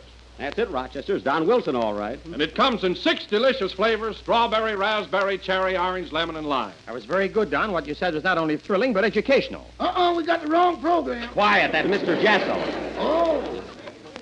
Well, Don, how am I doing so far? Do you think I'm handling the program all right? Well, to tell you the truth, Georgie, and please don't repeat this to Jack. Oh, you can trust me. You know, I think you've given this program new life. Frankly, you're much more amusing than Jack. He ain't kidding, Georgie. You're dynamite. He didn't even ask Phil. Say, Georgie, you've known Jack quite a little while, haven't you? Yes, Jack and I have been in show business about the same length of time. As a matter of fact, we started out in the very same theater. Oh, in the same theater, huh? Mm-hmm. And even in those days, Jack was a real showman. He wouldn't sell one single peanut during my act. That's a lie. It was popcorn. But anyhow, Don, I must admit that Jack has made marvelous strides. He went from peanuts to Jell-O in 6 delicious years. Oh, say, Don, where's Mary? Here I am. Hello, Georgie. There's Mary. Doesn't she sound natural? Right? Well, Mary, I bet you're anxious for Jack to get back. It'll seem sort of strange working with me. No, I like to work with you, Georgie. You want to know something? Now, don't repeat this to Jack, will you? Oh, you can trust me. Well, believe me, it gets pretty tiresome week after week looking at that blank face of his. Looks like a bowl of mush. Mush yet. Well, Mary, after all, I'm not so much to look at myself. I've never been taken for a Myrna Loy. Of course, she's much taller than I am. But at least you're different than Jack. You smile and laugh once in a while. Jack never laughs. Well, my teeth don't slip out. That's a good one. Now, Rochester, my teeth don't slip out. No, sir, you hold them in better than anybody. Get away from me. I want to hear this. Say, Mary, I'd like to ask you something, and believe me, you're the first one I've mentioned this to. Now, what do you think Jack's going to give me for taking his place tonight? Oh, he'll take care of you. First, he'll tell you how wonderful it was of you to come up here, and then he'll give you a great big pat on the back. You mean the same as I get every place else? But, Mary, Jack isn't that tight. He isn't, eh? Listen, Georgie, Jack has been in New York a week, and I'll bet he's still got California air in his pocketbook. But surely he'd open it up to let the moth see Radio City, wouldn't he? Rochester. He ain't no good at all. Gee, I wish this train would get in. Come here, Georgie. You want me to tell you something? What is it? You remember that birthday party Jack gave for himself about a month ago, and he invited a big crowd? Yes, I remember. What are you laughing at? Well, between the first two courses, he ran out and had all the presents appraised. And then what happened? Was Jack mad? He only broke even on the dinner. The little traitor. They're sure tearing you down, boss. To think I bought them all gifts. And Mary's I can't wear. You can fold it up and use it for silk handkerchief.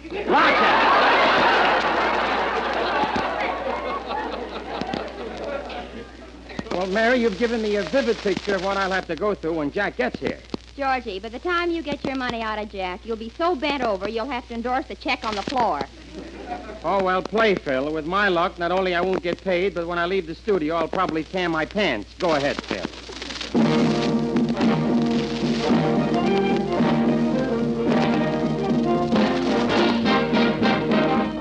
Hey, that music sounds like Harris, all right. Yes, sir. Los Angeles, all out. Last one off the train to Old Tomato.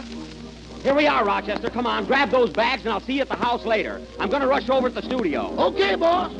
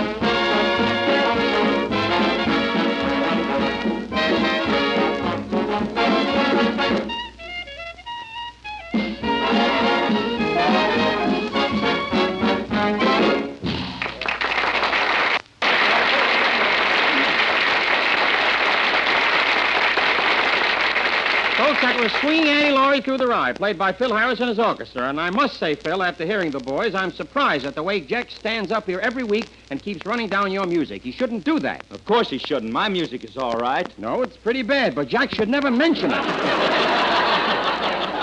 I tell you, Phil, the way I feel about swing music is just this. Now, wait a minute, George. Here comes Kenny Baker. Do you know him? Well, no, not personally. You like him, Georgie. He's a great kid. He thinks Gracie Allen should be president.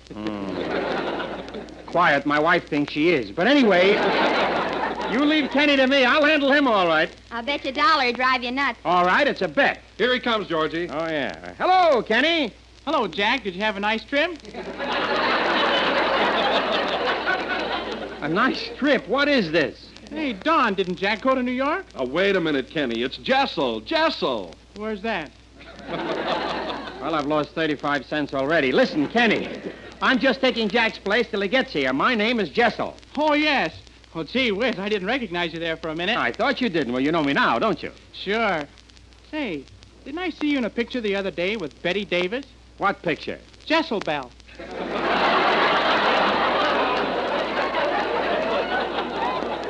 Jezebel. Look, Kenny, the name of the picture is Jezebel. It wasn't me. I don't make pictures. And here's your dollar, Mary. Thanks. Hey, what's going on? Nothing, Kenny. I just bet Mary $1 that you couldn't drive me nuts. Gee, you're a sucker. Well, this entire event looks good for a loss to me. Well, hello, fellas. Here I am.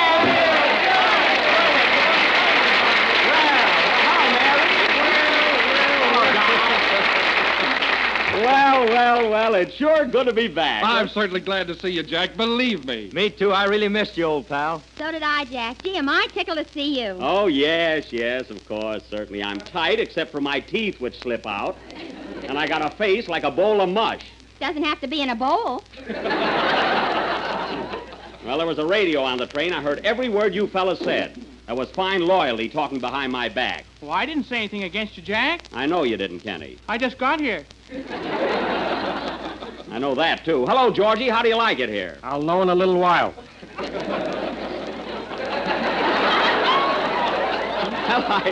I appreciate your coming over and helping me out tonight. It was a great display of friendship. Here it comes, folks. Now, look, Jack, patting on the back, that's for children. You know that, don't you? We're very good friends, but this is my business, the same as yours. I understand that. But look, Georgie, Look, nothing. You wired me to come over here. I did, and I expect to get paid. Well, all right.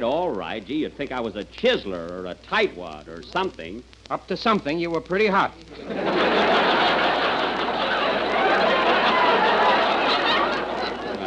I just don't want to be robbed, that's all.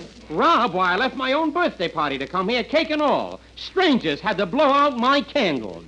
Well, now, calm down, Georgie. Look, I'll give you a check for whatever you think your time is worth. Now you're talking friendship. All right.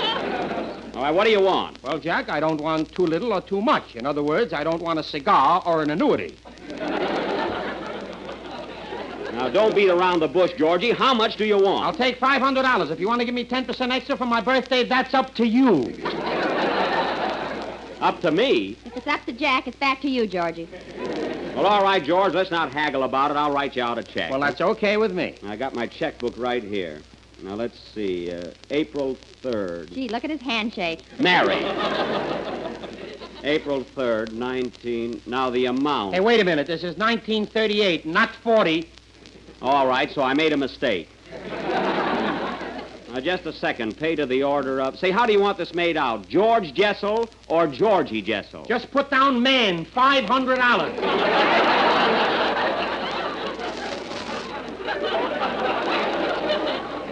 All right, here's your check. Oh, thanks, Jack, and it's really been a pleasure. If you ever need me again, don't fail to call on me. Oh, I will. By the way, Georgie, where can I get in touch with you? I mean, what's your phone number? Anteater, 8056. Goodbye, everybody.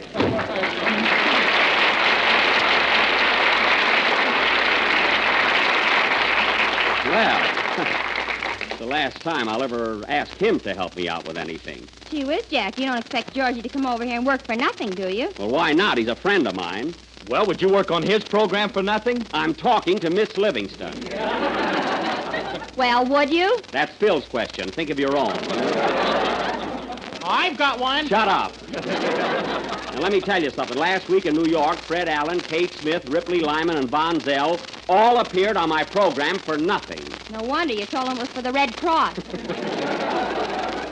Well, that didn't make any difference. Say, Jack, tell us all about your trip to New York. Did you have a lot of fun? To New York? Yeah. New York, that's right.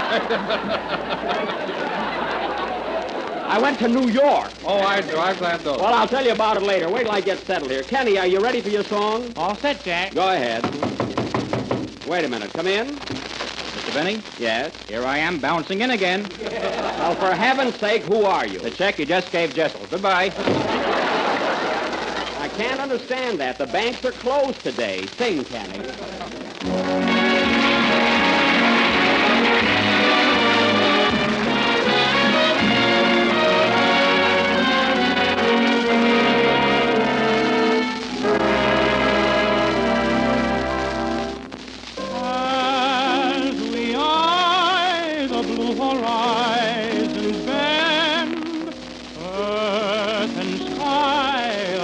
meet an end, but it's merely an illusion. Like your heart and mine, there is no sweet conclusion. I can see no matter how near you'll be, you'll never belong to me. But I can dream and fly. Can't I pretend that I'm locked in the bend of your embrace? For dreams are just like wine, and I am drunk with mine. I'm aware my heart is a sad affair. There's much disillusion there, but I can dream, can't I? Can't I adore you, although we are oceans apart? I can't make you open your heart, but I can dream.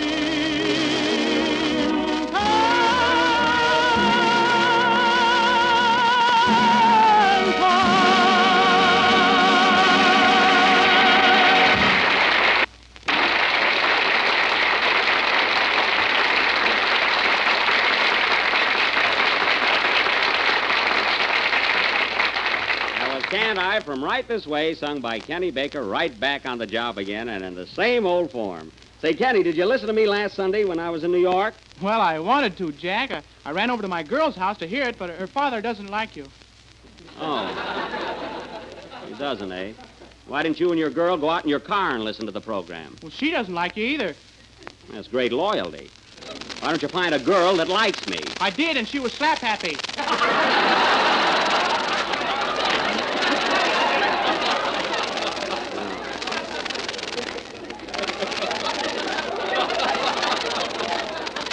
Gee, I'd like to know how the program came over last Sunday. Did you hear it, Mary? Well, I invited a big crowd over to the house that night. You know how it is. Some wanted to dance, and some wanted to listen to you, so we took a vote. Oh, how did it come out? The Big Apple won by a landslide. That's fine. You were the hostess. Why didn't you put your foot down? I did. I said, this is my party. You can either listen to Jack's program or go home. Read that again, Mary. It's an awfully good line. I don't want to... You know, put force into it. Go ahead. I did. Uh-huh. Wait, I'll ask you first. All right. You were the hostess. Why didn't you put your foot down? I did. I said, this is my party. You can either listen to Jack's program or go home. That's great. And what else did you say? Nothing. I was alone. So I went to bed. Well, as long as you were left alone, you could have listened to me. Why all this hurry about getting to sleep? I'm having a continued dream about Clark Gable. Oh. And I didn't want to miss chapter 12. That's a very feeble excuse.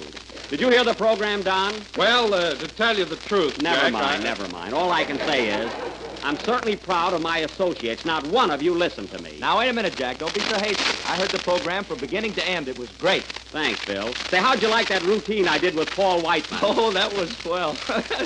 I'll tell you, Jack, I'm still laughing. Well, stop laughing. Whiteman wasn't even there. You double-crosser. You didn't hear the program. I did, too. Well, how could you hear Whiteman when he wasn't there? I could have been drunk, you know.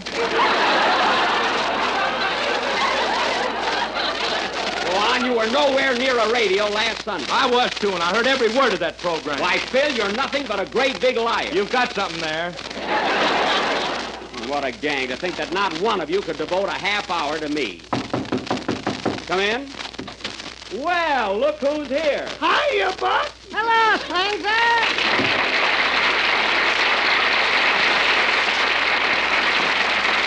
Well, if it ain't Huckleberry Finn and Tom Sawyer. To what do I owe this double feature? Happy welcome to you. Happy welcome to you. Happy welcome, Jack Benny. Happy welcome to you. I got the blues. That's what I call a real greeting. Say, Andy, how come you and Schlep came up here together tonight? Huh? Well, I'll tell you, Buck, Schlep and I are neighbors now. While you were away, I sold him part of my ranch. Oh, you did? Well, that's a surprise to me. So you're a farmer now, eh, Schlep? That's me, by cricket, Zeke Schlepperman. Well, Schlep, I can't picture you behind a plow. What do you keep on your ranch? Oh, I got everything. Sheep, cows, ducks, goosies. Goosies? You know, a seagoing chicken. And you bought the land and all the livestock from Andy, huh? Yes, sir, Buck, and I gave him a square deal. Yeah, a square deal, he calls it. 3 times already he sold me the same homing pigeons. No kidding. Did you do that, Andy? Well, you ought to be ashamed of yourself selling pigeons to Schlep that fly right back to you. I only sell them, Buck. I can't change their habits. Well, tell me, Schlep, what did he charge you for them? You mean for each pigeon? Yes. $1.50 a round trip. Well, that's fair enough. But I'll tell you one thing, Buck. I gave him a real bargain on a cow. Oh, he sold you a cow, too, eh, Schlep? Yeah, a fine bargain. Only one faucet works.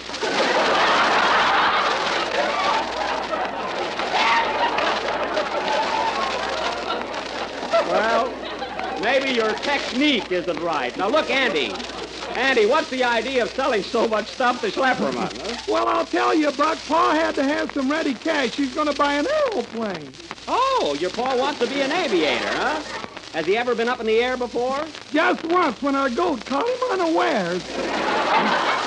So your goat made an aviator on him. What does your Ma think of the idea? She says let him go. He's always been hiring a kite anyhow. Well, I wish him a lot of luck. Well, Buck, guess we'll be running along now. Just dropped in to welcome you back home. Goodbye, Jackie boy. Come out and see me sometime to my ranch. Thanks, I'll do that. What's the name of your place? Schlepperman's Hacienda. Suits, cloaks, and fresh eggs.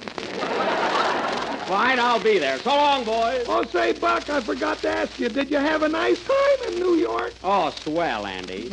Well, that's good. Well, come on, Zeke. Okay, partner. Come on the range where the deer and the cantaloupes play. Well, so Schlepperman is a farmer now. That's as big a surprise as Andy talking with a dialect. Won't be long now.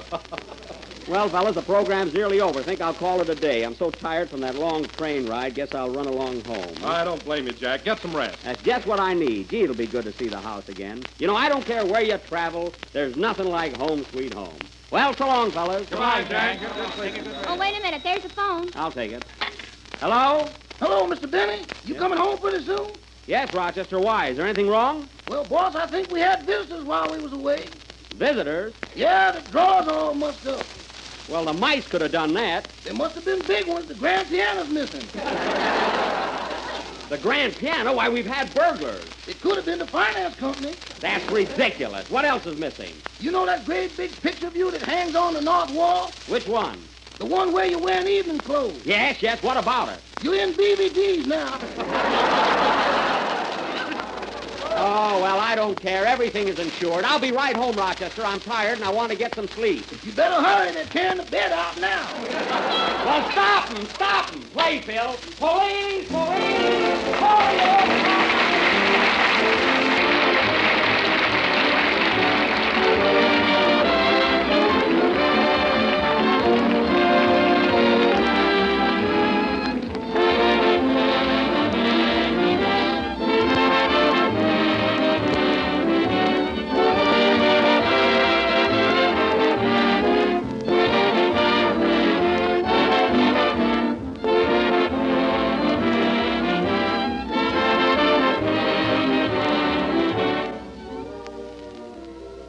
If your family's appetite has a touch of spring fever, here's a swell way to cure it. It's a crisp, inviting spring salad. Carrot and cabbage salad made with shimmering lemon jello. It's a fresh, tangy vegetable combination that's especially nice for Lent. And here's the way to make it. Dissolve 1 package of lemon jello in hot water. Add 2 tablespoons of vinegar and half a teaspoon of salt. Chill until slightly thickened. Then fold in 1 cup of grated raw carrots and 1 cup of shredded cabbage. Chill until firm, unmold on crisp lettuce, and serve with real mayonnaise. And believe me, you really have something. A clear golden mold of lemon jello with crisp carrots and cabbage inside. It's cheerful to look at as the first spring sunshine, tart and tangy, crisp and fresh tasting. It's perfectly swell to eat. Just be sure to make it with genuine jello. So order some lemon jello tomorrow and try this grand new salad. And when you're ordering, look for the big red letters on the box. They spell Jello.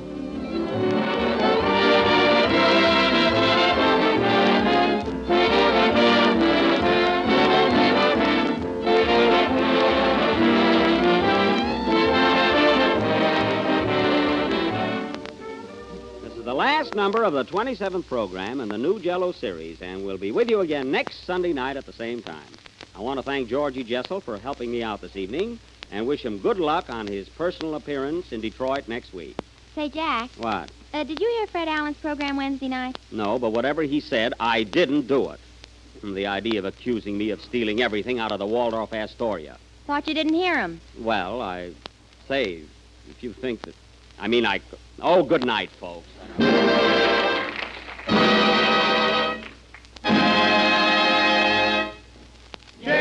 Jello. Kenny Baker appears on the Jello program for courtesy of Mervyn LeRoy Productions. Tonight, We Love is from Romance in the Dark. This is the National Broadcasting Company.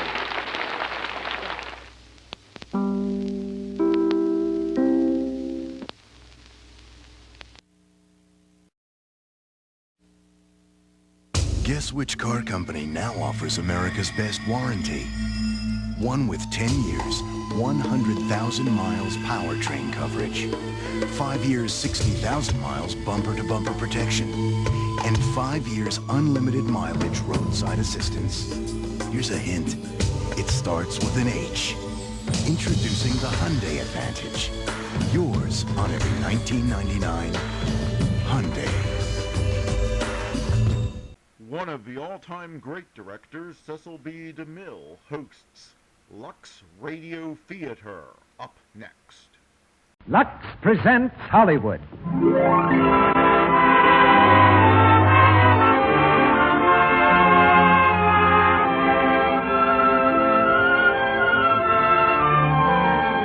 The Lux Radio Theater brings you Rudy Valley, Virginia Bruce, Una Merkel, and Roscoe Carnes in Swing High, Swing Low. Ladies and gentlemen, your producer, Mr. Cecil B. DeMille.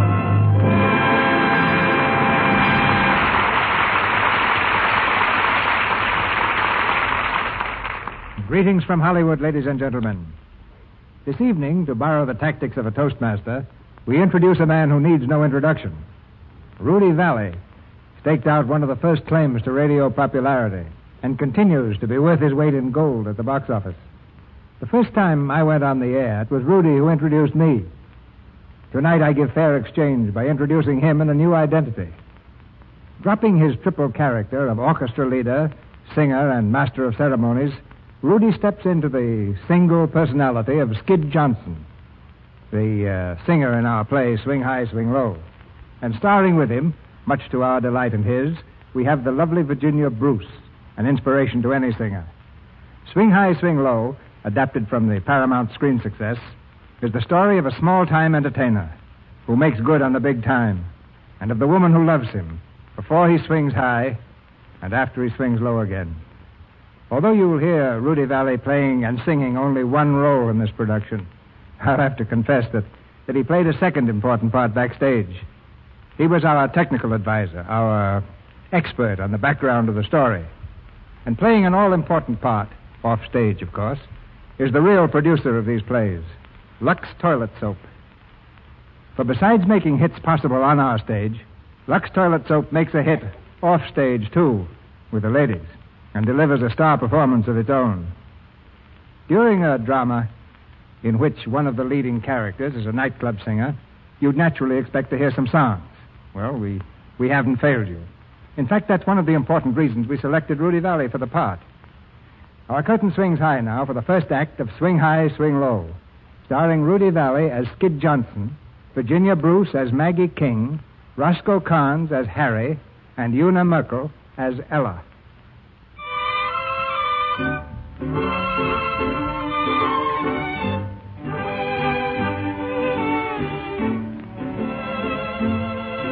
The Panama Canal Zone. In the great waterway which links the eastern and the western seas, a passenger boat is waiting to be lowered through the locks on her way to California. Along the shore of the canal, a United States Army private walks sentry duty. Back and forth he paces in the red glow of the tropic sunset. Suddenly, his eye is attracted toward the boat, and his steps grow shorter, until he's practically marking time. For just above his head, framed in an open porthole, is the face of a girl, a very pretty girl. The soldier drops his gun from his shoulder and stares at her delightedly. Hey, hello, you, up there in the porthole. I said hello. You weren't speaking to me by any chance. On purpose. Soldiers aren't supposed to talk while they're on sentry duty. What can they do to me? They can fire me. All right. I've already quit. I'm all washed up with the Army. This is my last day. Hey, there's an idea. We ought to celebrate. The Army will probably do the celebrating. Hey, is the rest of you as beautiful as your face? No. I weigh 200 and I don't wear shoes. Fine. What do we do tonight? How about meeting on the dock under the moon? What if there isn't any moon? I'll meet you under the dock. No kidding. How about you and me going places when your boat gets in tonight, okay? No kidding. How about you scramming so I can see some of the scenery down here? I'm the scenery down here. I'm Skid Johnson, the one-man army. Ask anybody. It's been delightful, Mr. Johnson. Now go away. You bother me. Good. I didn't think you'd admit it. Meet you in the dock at Balboa tonight. So long, Private. Nice to have met you. Hey, I'll be wearing my civvy. I'll have a carnation in my buttonhole so you'll know me. I wouldn't know you if you wore a rose behind your ear. Okay, that's an idea.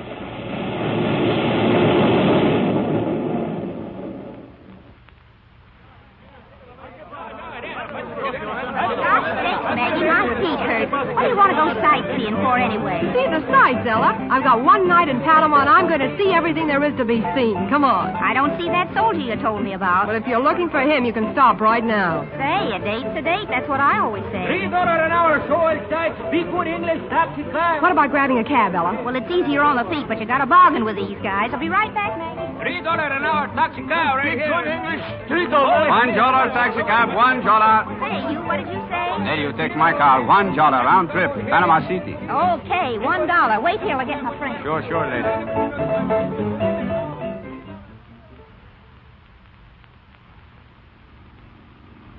There, do you see, senoritas? Situated on the Plaza de Cathedral is oldest temples in Spanish America, and as best we stood effects of time's corrosing hand. The cathedral built 1675, and it's been prolonged greater part of century. Pretty good, eh? Yeah. The only trouble is this isn't a cathedral. The sign over the gate said Palace of the President. Oh, must be a wrong street. All right, soldier. You can come out from behind that mustache now. Hello. You're an awful liar, aren't you? You do wear shoes and you've got the Hey, prettiest... Maggie, do you know this guy? And you can stop the car, Mr. Johnson. We're tired playing. Oh, come on. Be a sport. I told you I was mustered out of the Army today. I thought it'd be fun for the four of us to go out and celebrate. Who's the fourth? Harry, the hottest piano player in Panama. We're not interested. Hey, speak for yourself, Maggie. I don't know what you've got to be sore about. When you hired this car, you thought you had a native guide. So it turns out that you've got a fine, upstanding American lad and his friend. He lives here, Harry, I mean. Now, just a minute. Oh, you like him. And instead of showing you a lot of buildings and statues, we'll show you the real town. Look, you're getting 2 guides without pay and you're kicking. Oh, come on. We'll drive around. I'll make my usual cracks. If you laugh, I'll think I'm good. If you don't, I'll think you're dumb. What can we waste? 2 hours? What's 2 hours? Look at those stars. They've been up there millions of years, and you're worried about what you're going to do with the next 2 hours. I never heard anyone talk so much in my life. Did you ever try to sell anything? Sure, right now. Me. You know, if you had something good to sell, you could really be marvelous. I didn't know there were so many words in the English language. Say, I haven't started. Harry, come on out here. You're about to meet Harry Rankin, the hottest piano player in Panama. Is that you, Skid? Say, no wonder he's hot with that overcoat on. Hello. Excuse me, I'm just recovering from an attack of chills and fever. Will you have a quinine tablet? This is the tropics, you know. Yeah, I know it. Do you know it? Really, you better have one. Well, if you're for me, I've already got my pill. Harry, this is... My name's Ella. This is Marguerite King. Yeah, this is Maggie King. I said Marguerite. How do you do? I'm very glad to know both of you. You should be glad to know anybody. Come on, Harry, pile in. We're going to show him the town, the cathedrals, bonitas, the boulevards, the cafes. See, the cafes, plenty.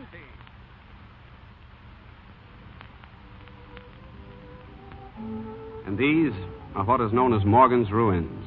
Don't ask me why, but it's quiet anyway. Nice moon, too, huh? Yes, a beautiful moon.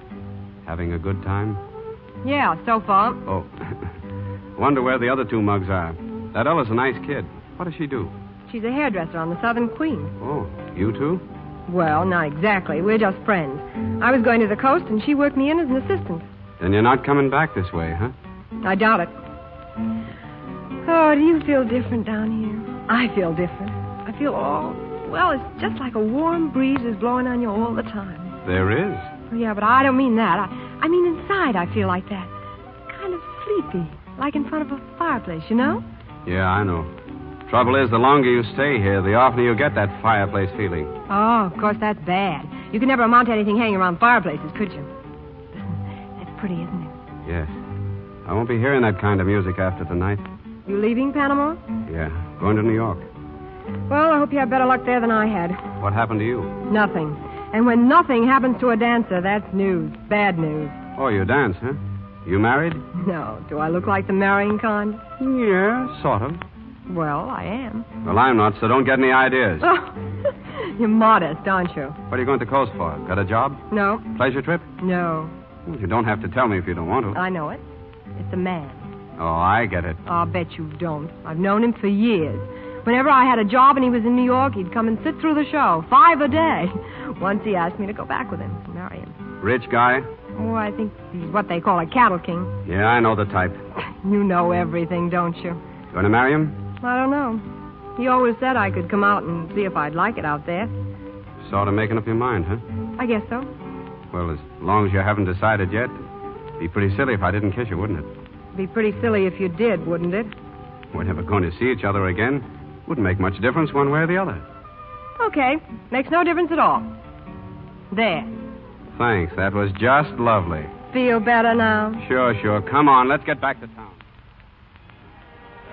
Just Molly and me, and baby makes three. We're happy in my blue heaven.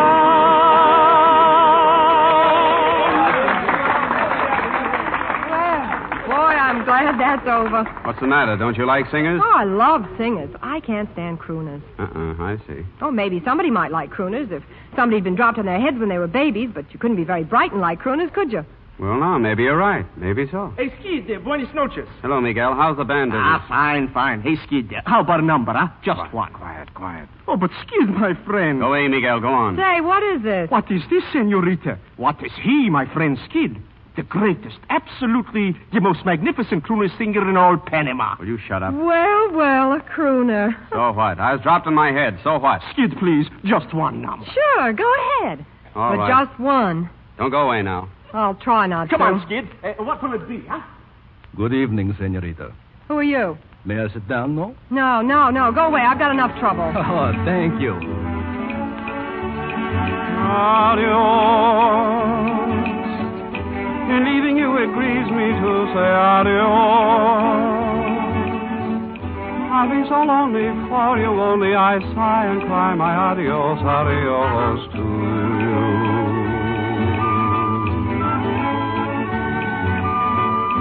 And in this heart is memory of what used to be, dear, for you and me set apart. Moon watching and waiting above. Soon it will be blessing our love. Adios. Me va linda morena, me aquí. A llorar mi tristeza lejos de ti.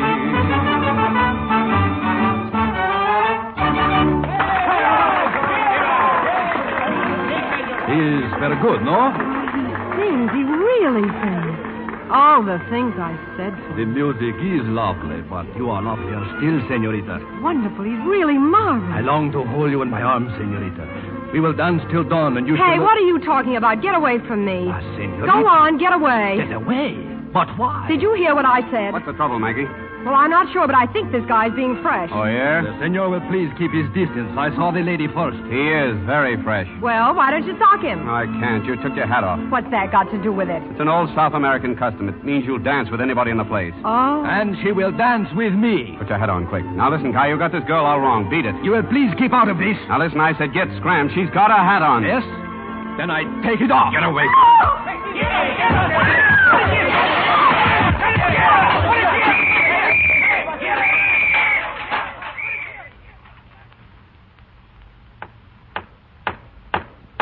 And this court finds you both guilty of disturbing the peace. 2 days in jail and $150 fine. What? But I can't go to jail. My boat sails tonight. Take them away. No, listen, Judge, please.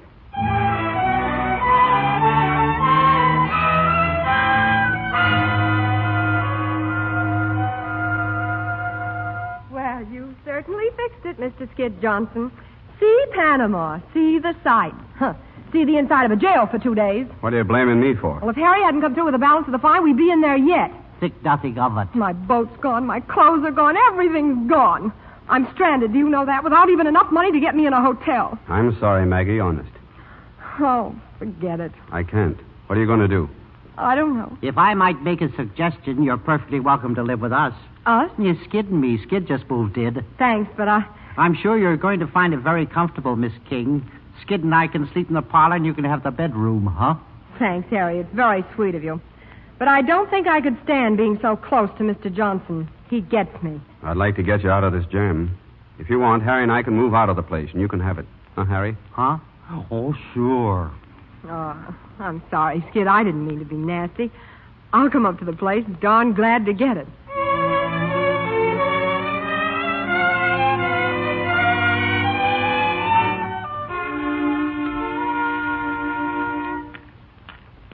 $83, $84, $85, $86, 87 cents. That's the bankroll, folks. 87 cents. Did you get that, Harry? It's not very much, is it? No, it isn't. That little fracas certainly put you behind the 8 ball, Mr. Johnson. With me, it's only temporary, just till the boat comes through again. But with you... Well, don't worry about me. I can always go back in the Army. The Army. What do you want me to do, go native? Always talking about the Army. No ambition at all. Why don't you get a job? Huh? A job? Sure. Doing what? Anything. You can sing, can't you? He certainly can. I hate to bring this up, but Skid could go to work any time he wants at Murphy's. Murphy? Now, wait a minute. Who's Murphy? It's a girl. Everybody calls her Murphy because that's what she likes everybody to call her. She runs a cafe down the street. And she's offered Skid a job? Yep. Why don't you take it, Skid? Sure. But here's something Harry doesn't know. The last time I was down at Murphy, she threw me out. Why? Oh, I don't know. Somebody started a fight or something. Yeah, I wonder who. Well, just the same, you go down and see her. Maggie, listen, you don't know Murphy. Go down and ask her. Go on. Maggie, I'm too young to die. All right, you wait here. I'll get the job for you. Hey, no girl runs interference for me. I'll do it. Listen, Skid, sometimes it's easier to tell somebody else than it is yourself, isn't it? For instance, it would be easier for you to tell someone I was good than to tell them that you're good, wouldn't it? Or would it? Anyway, you wait here. I'll be right back. I'll say you will. Okay, I'll walk down and pick you up as you come out. So long, soldier.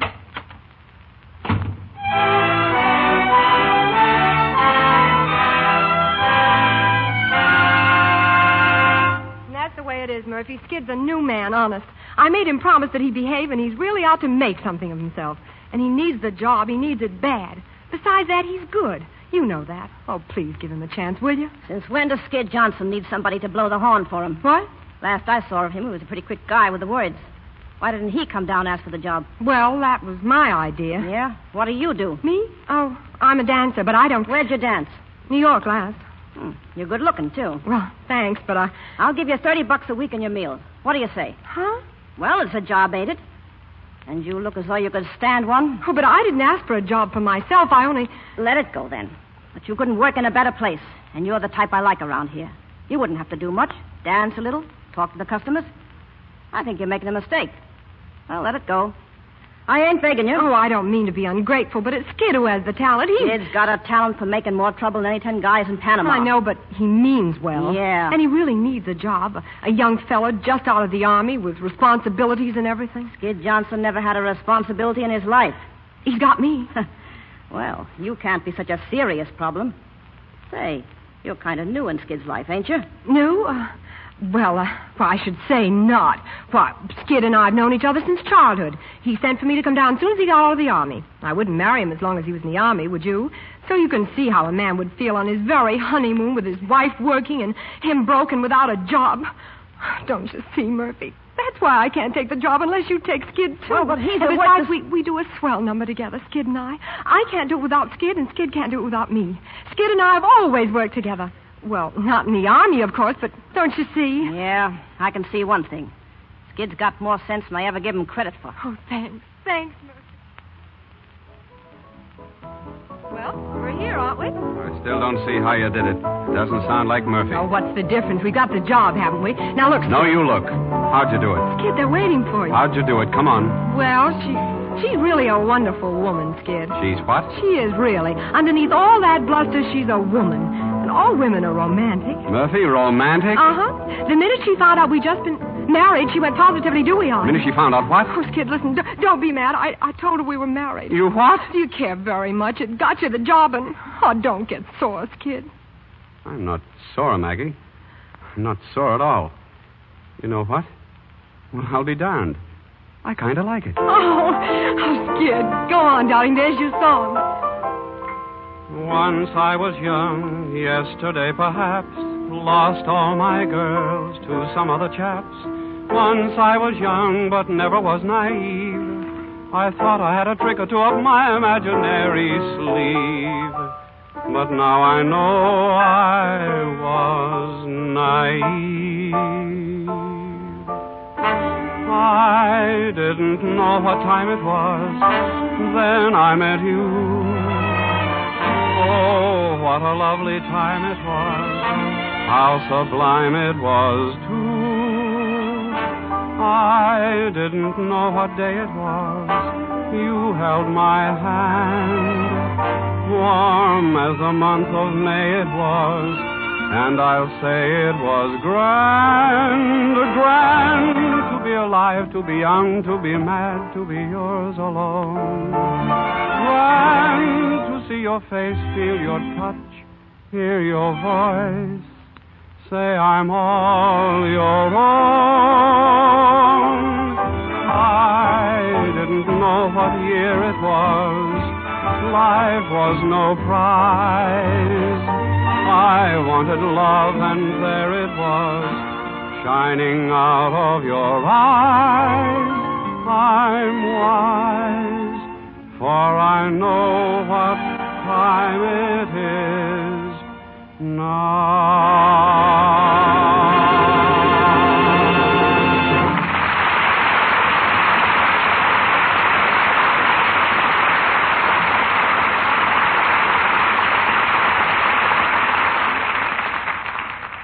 In just a minute, Rudy Valley, Virginia Bruce, Una Merkel, and Roscoe Carnes will return in Act Two of Swing High, Swing Low. Now, while we're waiting, I'm not going in for horticulture, but I want to ask Sally here what she'd do if I sent her some flowers. Why, Mr. Ruick, how sweet of you. Oh, now, wait a minute. I mean, what would you do about the flowers, Sally? Oh, just an academic question. Well, I'd put the flowers in water. Yes, and then? Well, I'd try to keep them in a cool place at night. And I'd see they always had plenty of fresh water. And later I'd clip their stems. In other words, you'd take the best care of them, wouldn't you? And why would you do that, Sally? Well, flowers are so pretty. And it's nice to have them around. You like to keep them. Most women would agree with everything you've said about flowers, Sally. But you know, it's a funny thing. Some women don't seem to apply the same kind of thinking to their complexions. And yet there isn't anything lovelier, anything more important to keep than a soft, smooth skin. I wonder whether the women who are listening tonight have ever thought that their happiness, or perhaps the success they've worked for, might be jeopardized if their skin should become unattractive, unpleasing. Oh, that really would be dreadful, Mr. Ruick. But many women do run the risk of losing their nice complexions. Without realizing it, they leave traces of dust and dirt, stale cosmetics to choke their pores. They fail to do a thorough job of cleansing. And that's how cosmetic skin develops. Those horrid little blemishes and coarsened pores that women hate. Yes, Sally, neglect often causes cosmetic skin. And it's mighty foolish for any woman to run that risk. Goodness, yes. And it's not a bit necessary. Well, that's the point I was going to make. You can use cosmetics all you like, but use Lux toilet soap regularly. Its active lather helps protect the skin, does a job you can depend on, and does it so gently, too. You'll really enjoy using Lux toilet soap. Now our producer, Mr. DeMille. Act 2 of Swing High, Swing Low, starring Rudy Valley as Skid Johnson, Virginia Bruce as Maggie King, Roscoe Carnes as Harry, and Una Merkel as Ella.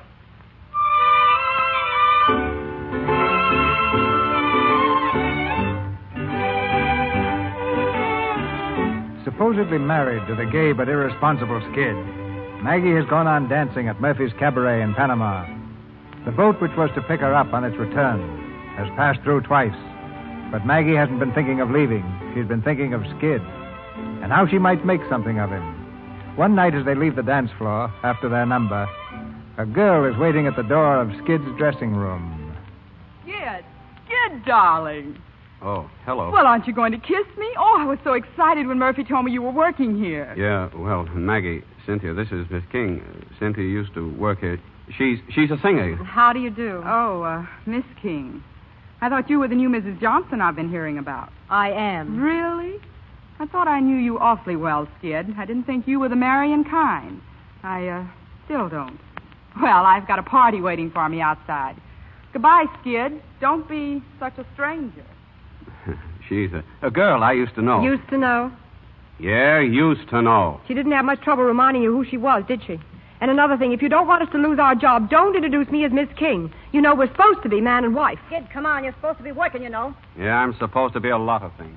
Nice going on that last number, Maggie. Thanks, Murphy. Who was that girl who was here just now? Cynthia Vale. Why? Cute kid. Yeah, cute, like a rattlesnake's fangs.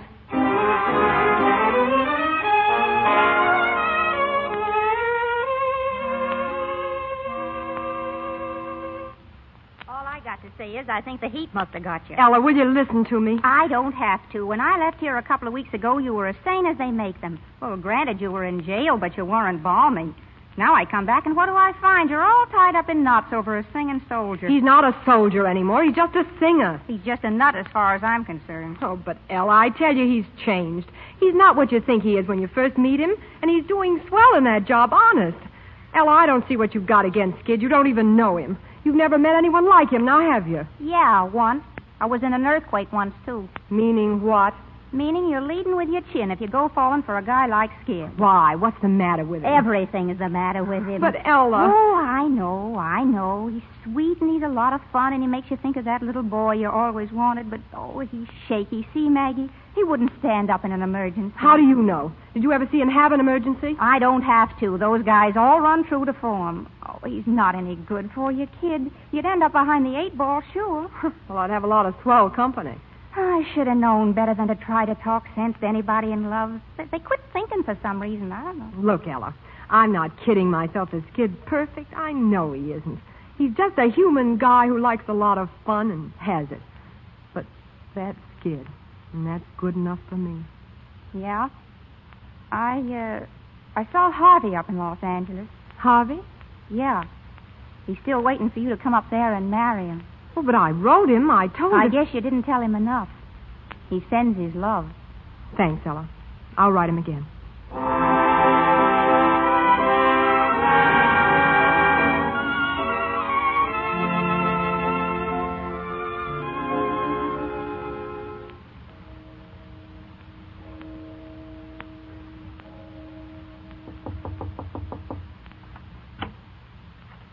Hello, Murphy. Hello. What are you doing back here at this hour? Oh, I went home and I couldn't sleep. And then Skid didn't come home yet. Have you seen him? Oh, he hung around for a while, then he left. Kind of late. Was anybody with him? Usual bunch of backslappers. And Cynthia. Cynthia? Again. Now listen, kid. Cynthia's like malaria. Once she gets in a guy's system, she's hard to get out. Murphy, I think I ought to tell you. Skid has a right to do as he pleases. We're not married. We just told you that. Yeah, I kind of guessed it. And you're in love with him. I guessed that, too. Yeah, I'm in love with him. Murphy, what is it with Skid? Every once in a while I get the crazy idea he's in love with me. And every time that happens, he acts like he's sore about it. I can't figure it. You're good for him, see? And that's tough on a man. If you'll take my advice, you'll clear out. Way out. Well, good night, kid. Good night, Murphy.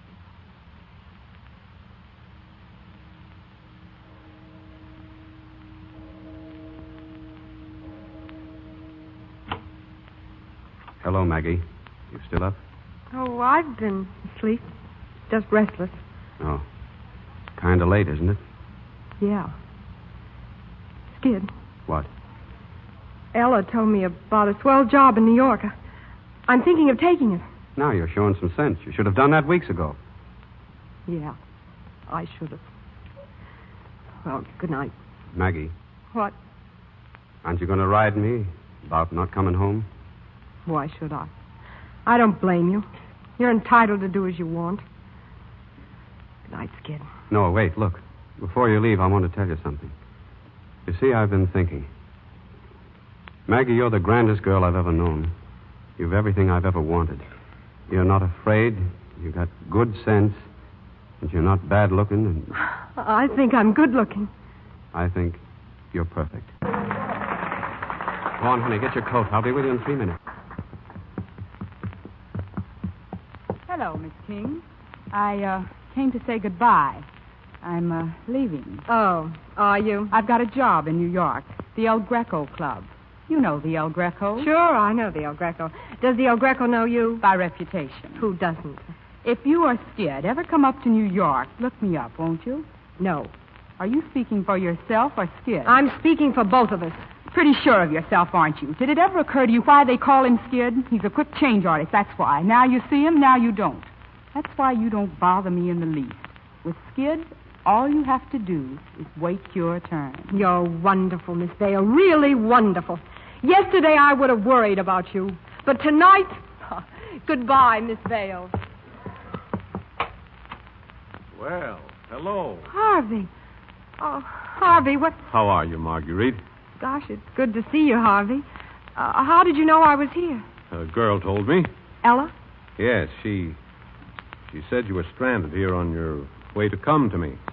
She had no right to tell you that. Harvey, listen. No, you listen. I'm not kidding myself. I know you're not in love with me, or you'd have married me a long time ago, but I... Harvey, you don't understand. Sure I do. I always have. But I'm so in love with you that just having you around, well, that's enough for me, Marguerite. Ready, Maggie? Oh, Skid. This is Harvey Howell. Harvey's a very good friend of mine. Glad to know you. Come on, Maggie. We haven't got much time. We're on our way to get married, Mr. Howell. Married? Yeah, tonight. Maggie isn't taking any chance waiting till tomorrow. Say, why don't you come along? We need 2 witnesses. Harry's going, and if you'll come too, well, Maggie knows you, and I think it'll be kind of nice. Skid, don't. Harvey. It's all right. I'd like to.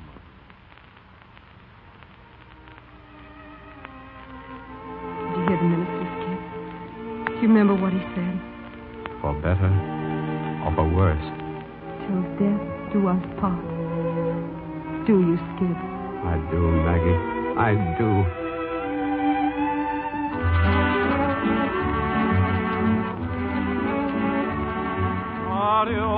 Maggie? Yes, Murphy? There's a fella here wants to meet you. This is Mrs. Johnson, Georgie. Georgie Wall from New York. Hi, Miss Johnson. Hello. Mind if I sit down? Of course not. Thanks. Oh, thanks, Murphy. Okay with me. Well, Mrs. Johnson, quite a voice your husband's got there. I think so. Kind of a shame to be wasting it in a joint like this. Oh, don't let Murphy hear that. Don't you worry. She's rooting for him, too. She was the one who told me to drop in and listen to him. Yeah? Why? Well, look, Murphy didn't tell you, but I'm an agent. And being an agent, I can spot talent. Mrs. Johnson, your husband belongs in the big time. He belongs on Broadway, and I want to put him there. But will he listen to me? No. Wait a minute. You mean you offered Skid a job in New York and he turned you down? That's right. And I know a spot he can step right into. Honey. Oh, don't you worry. He'll take it. When would you want us to come? Huh? Now, look, honey, dames, they're a drug on the market. Broadway's overrun with them, see? Sure. Now, I'd take Skid up on a boat with me tonight. I ain't no little shot. I'm the biggest 10% in the racket. You let him go on ahead and kind of get the feel of things, why, well, then he can send for you. That makes sense, don't it? Sure. Sure, that makes sense. Too good to turn down. I've got to talk to him. Be right back. Skid, come outside, darling. Fine, let's have a drink. I'm dry as a bone. No, drinks for you tonight, Mr. Johnson, not in your condition. What's the matter with my condition? Darling, you're about to become a star. I just fixed it. Now, you're coming over and tell that man that you thank him very much and that you'll be proud and happy to go to New York with him. New York? Oh, no. Oh, but Skid, you can send for me in no time at all. Skid, this is your chance. You've got to take it. Look, Maggie, I've told him. I told him already. And I told him, too. You're going, Skid. You won't regret it, boy. Now, listen, Georgie. And have I got the spot for you? The El Greco. How's that? El Greco? Yep, that's it. You've probably heard of it, huh? Yeah. Yes, I've heard of the El Greco.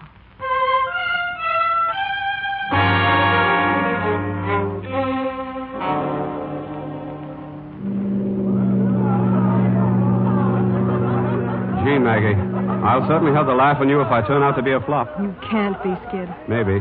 But if I am... I know. You can always go back in the army. Right. Maggie, I don't know how to say goodbye, Maggie. I've never said goodbye to you. We'll never say it, Soldier. Gee, I wish I didn't feel as though we were making a terrible mistake. We're not. Here's the bankroll, Skid. I can't take that then. We've saved it together. It's yours as much as mine. But I don't need it, and I don't want you to be short when you get there. Then if they don't treat you right, you can walk out. Goodbye, Skid. I love you, Soldier. Goodbye, Maggie. I'm lost already without you. Goodbye. So long, honey. I'll write. So long. So long, Skid. So long, darling.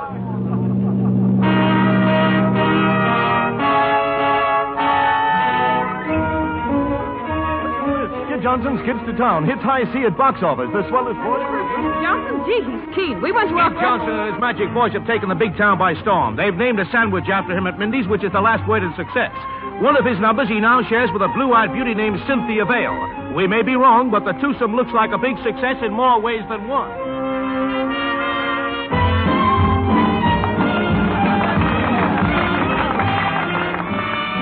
Careless, now that you've got me loving you, you're careless, careless in everything you do. You break appointments and think you are smart. If you're not careful, you'll break my heart. Careless, now that my bridges all are burned, you're careless, careless in things where I'm concerned. Are you just careless as you seem to be, or do you just careless for me?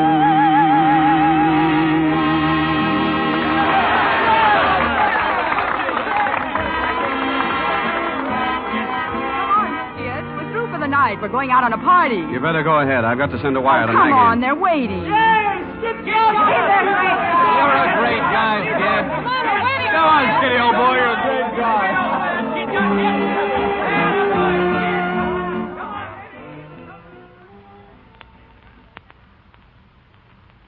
Thanks for a swell time, Skid. Welcome, Cynthia. Any time at all. Going up? Up right. 9. 8, please. How much did you win at the table tonight? Oh, plenty. I'm going to chow to the Queen Mary and send for Maggie. You're not over that yet, are you? Oh, what? What? Skip it. 8th floor. Is this my floor or your floor? It's mine. I better walk up. How about coming in and having a nightcap? I don't know. I think I better... come on. It'll do you good. Well, Mr. Johnson, I almost forgot. I got a special delivery letter for you. Thanks. Special? See that?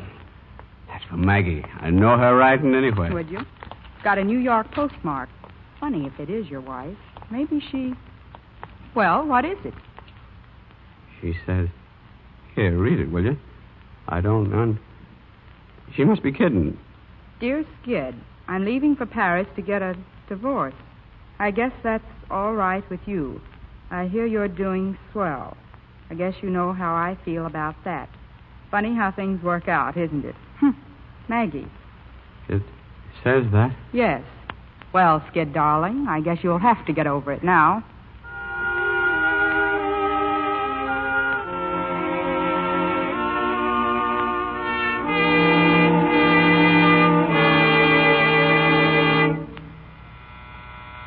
Just a minute.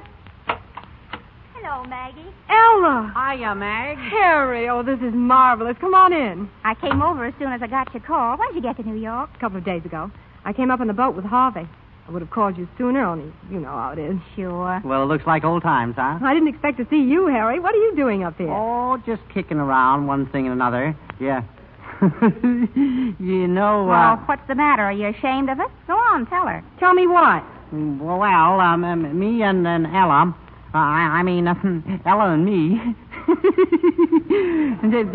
You tell her, Ella. Wait a minute. You're not married or anything. Uh-huh. Oh, Ella. Don't ask me why. Oh, Ella, I'm so glad. Congratulations. Congratulations, Harry. Thanks. We kind of thought maybe you might come along with us and do a little celebrating, huh? Oh, thanks, but I can't. I'm sailing tomorrow early. What for? For divorce. Didn't Ella tell you? Oh, yeah, that's right. I told him twice, but I guess it didn't take. Look, Maggie, why do you have to go to France for the divorce? Ain't our divorces good enough for you? Well, Harvey's lawyers arranged it that way, and anyway, I think the trip will do me good. Have you told Skid? I wrote him as soon as I got to New York. How's he taking it? I don't know. Well, Skid never was much for writing letters. No, but he called me. He ought to be here pretty soon. Here? What for? Well, there's no sense in being unfriendly, is there? He sounded... Well, he said he had to see me. After all, Skid always did come to me if he needed any help or anything, And you just keep on wiping his nose and picking him up when he falls down, and the first thing you know, you'll get Harvey sore. Gee, if I had a swell guy like Harvey, I'd do all my worrying about him. A woman ought to concentrate on one man. It doesn't mean I'm worrying about Skid just because I said he could come up for a moment, does it? Right this way, boy, in here. Yes, sir. Skid! Hi, Maggie. Put those glasses down, boy. Put them down. How's that for an entrance, huh? Well, looks like old home week in Panama. Hello, Harry. Little Ella Sunshine herself. By the way, Maggie, I got your Valentine. Want to laugh? I opened it figuring there's another gal wanting my picture. Instead, that was your letter. Who is that a laugh? Hi, Harry. Gee, I'm glad to see you, Skid. Hi, Ella. How are you? Say, Skid, Ella and I are married. Married? Well, can you beat that? Say, it's good I ordered some drinks on my way up. We'll make it a double celebration. You two getting married and Maggie and me splitting up. Shall I serve these drinks, sir? What? And me, the best bartender in town? Here, take this buck. There you are, son. Now, don't work too hard. Maybe someday you'll be in the dough like me. Thanks, sir. I just came from a radio... Hey, swell joint you got here, Maggie. Looks like we're both going to end up all right. You going to Paris, getting a new husband. Everybody's happy. Here you are, gorgeous. thanks, but I'm not having anything. Oh, come on. We got to celebrate. This is Skid's going-away party for Maggie. Hey, what about me? Oh, you got to play for yours, Professor. Come on, get busy. Play something. Play something fast and funny. Come on. Okay, it won't be the first time. Well, what's the matter, Maggie? Nothing. You're stepping off pretty soon, huh? I have to get my final papers first, don't I? That's right. Well, I've certainly been a lot of trouble to you, haven't I? Well, little Skid's going to have to struggle along without Maggie now. At the rate you're going, you won't have to struggle long. Your 2 weeks' notice is printed on every bottle of scotch in town. Hey, sounds like old times. Maggie's riding me again. Don't worry about me, Maggie. You got a new guy to worry about. I'm doing all right. You certainly are. Come on in, it's free. Harvey. Oh, having a party, Maggie? No. Come in, Harvey. Well, hello, Howell. Harry, meet Mr. Howell. Mr. Howell, an old cowboy from way out west. You met Mr. Howell, Harry? Oh, certainly. We were witnesses at Skid's wedding, weren't we? Ow. Shut up. That's right. Ho, say. That was some wedding. Fast, but not permanent. Well, here's to the bride and groom. What's the matter, no takers? Huh, the party's getting dull. Sounded very gay in here when I came in. Want to go on with the music? Sure. Play, Harry. How about you, beautiful? Know any new numbers? No. Go into your act, baby. Let them see what we thought was hot stuff down in Panama. I like the way Marguerite dances. See? He likes the way you dance. Go on, dance. What's the matter? Getting coy on us?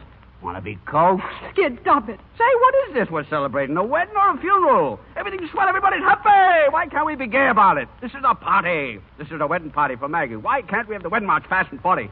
Why can't I give the bride away? Stop it, Skid, please. Why? Who has a better right to be giving the bride away? Shows there's no hard feelings. Why do people get sore and crab when they lose out in marriage? Why don't they join in the festivities? Come on, Harry, play the wedding march fast and 40. It's a hot wedding! That's the stuff. Now you're going. Do you take this man? Do you take this man? I do. Do you take this gal? Do you take this girl? I do. I now pronounce you man and wife, man and wife. Come on, sing everybody. Here comes the bride. Here comes the bride. Stop him. Here comes the bride. Get all right. I'm going, Mr. Howell. I'm going. Goodbye, Maggie. Skid. Goodbye. Here comes the bride. Here comes...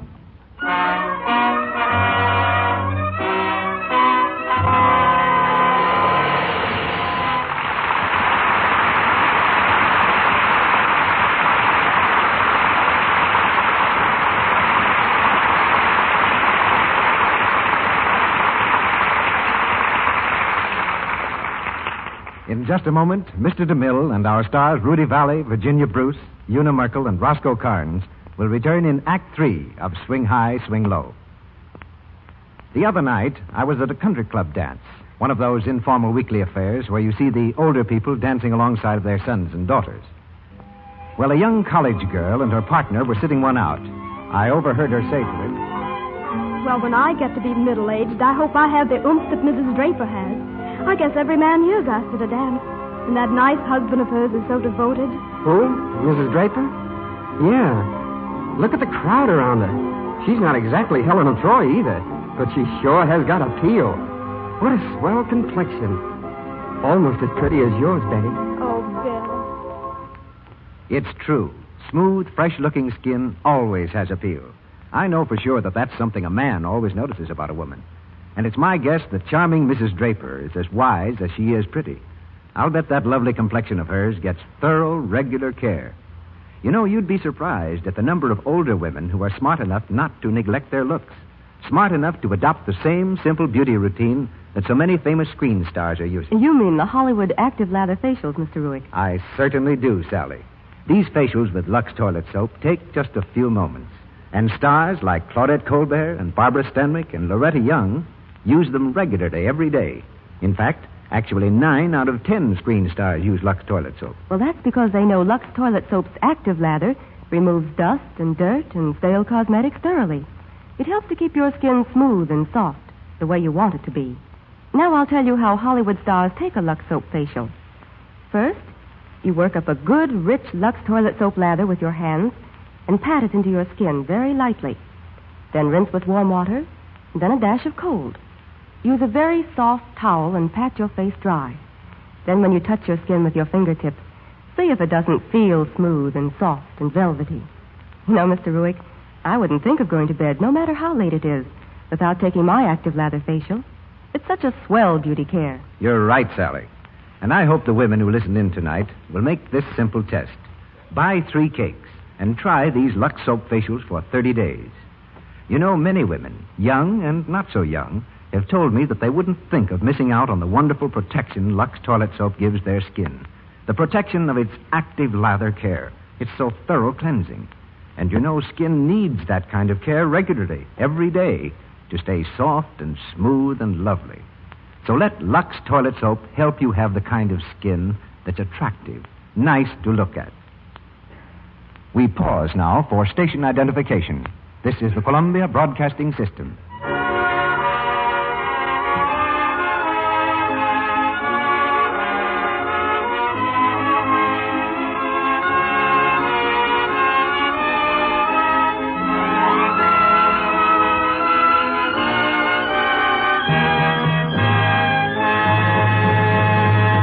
Curtain rises on Act 3 of Swing High, Swing Low.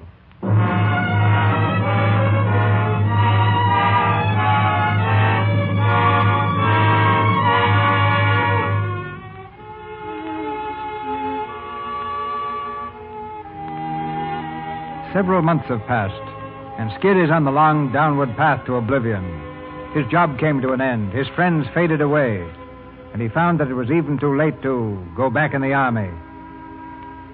On a cold winter night, he walked slowly down Broadway, his threadbare coat buttoned against the biting wind, his hat pulled down over his face. Suddenly his name is called, and a figure blocks his way. Skid. Hey, Skid. Oh, hello, Harry. Gee, I've been looking all over town for you. How are you, Skid? I'm okay. Yeah? Well, how you doing? I'm doing okay. Yeah? Well, you don't look it, Skid. Oh, it's just temporary. I'll be back up there again. Wait and see. I got a great job coming up now any day. Sure, I know. Say, look, Skid, I'm just going home for dinner with Ella. What do you say? Well, thanks, but I just had my dinner all ready now. Oh, come on anyway. I want to talk to you, Skid. Come on.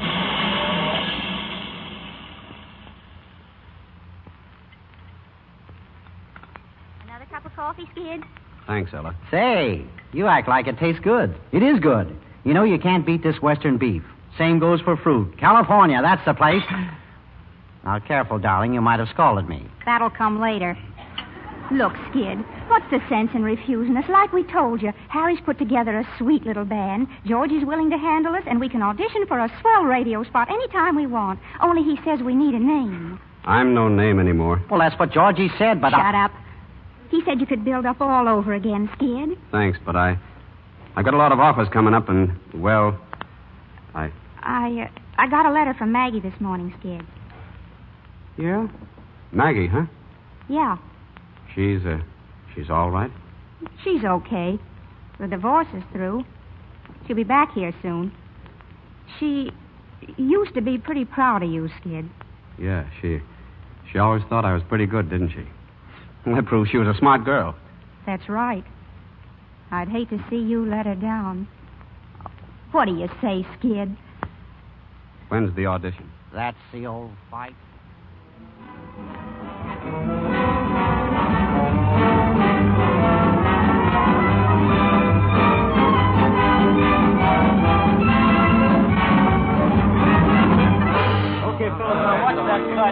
Okay, fellas. Everybody back in the studio at 8 o'clock. It's a live audition with an audience and all, so wear your tux. Okay. Harry. Ella! Gee, where you been? Did you find Skid? No, they're singing Here Comes the Bride in every bar room in town. What? He's hit 'em all. That fixes it. He's been doing that little stunt ever since we took him on. Georgie's having a fit, and when Maggie! Well, for Pete's sake. How are you, Harry? What brought you here? It's all right. I know all about it. George told me. Where's Skid, Ella? That's what I'd like to know. Remember what I told you about emergencies? Well, he's having one now. He's skipped out on us, Maggie. We've got an audition here at 10 o'clock. It's his one chance to come back, and he's chucking it away. If I... Here comes the bride, here comes the bride. Hi, Harry. Hi, Ella. Skid? Oh, Skid. Is that Maggie? Do you see her, Ella? Sure, I see it. Don't kid me. Don't kid me. I've been seeing things lately. I wouldn't kid you. Hello, Skid. How are you, Maggie? Let me have a good look at you. Say you're looking great. I'm glad to see you, Skid. Come on, let's all have a drink. Yeah, that's all you need, a drink. Ella, will you? Sure. Come on, Harry, outside. Are you ashamed of me, Maggie?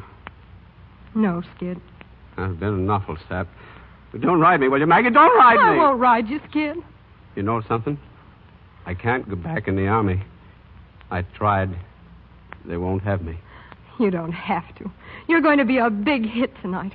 Only you've got to pull yourself together.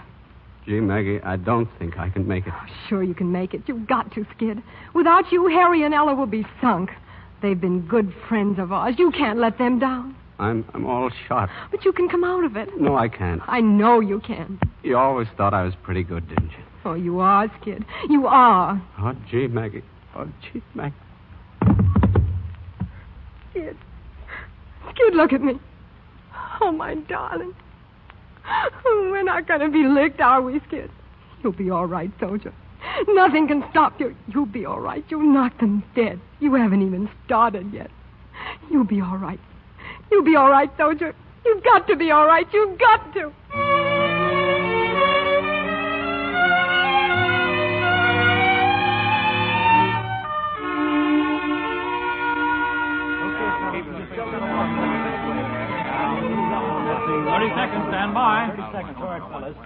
Maggie, I can't do it. Oh, yes, you can.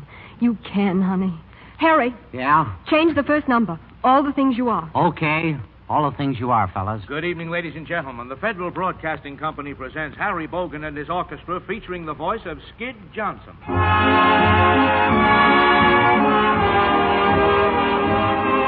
Maggie, it's no use. Steady, Skid. Skid, listen. This is our number. Yeah. We're going to do it. You and I, together. Do you hear? Yeah. Oh, you can make it, Skid. I can if you stay. I'm sticking. For good. For good. It's just like the fellow said that married us. For better or worse. Better for me, worse for you. Oh, it's all right with me, darling. Put your arms around me like you used to. Lean on me, darling. Lean on me. And when you hit the last part, come in strong. Just like you used to, darling. And someday I'll know that moment divine when all the things you are mine.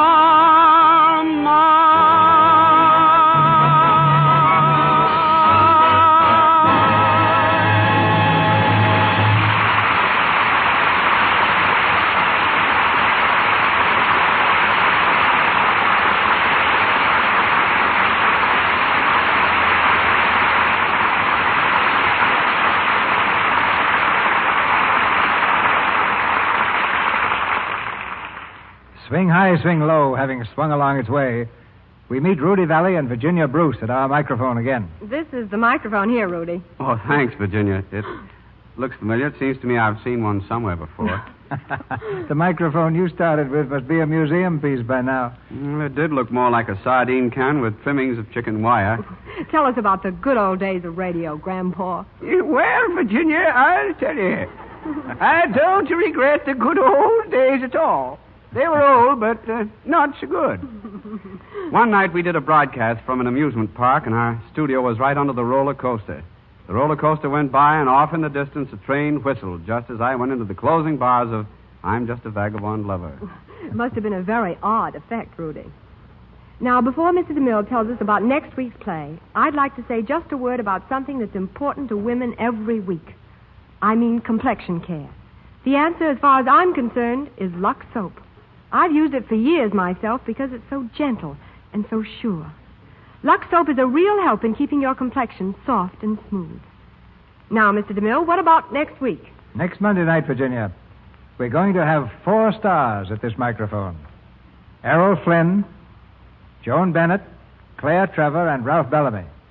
Our play is the Walter Wanger picture, Trade Winds.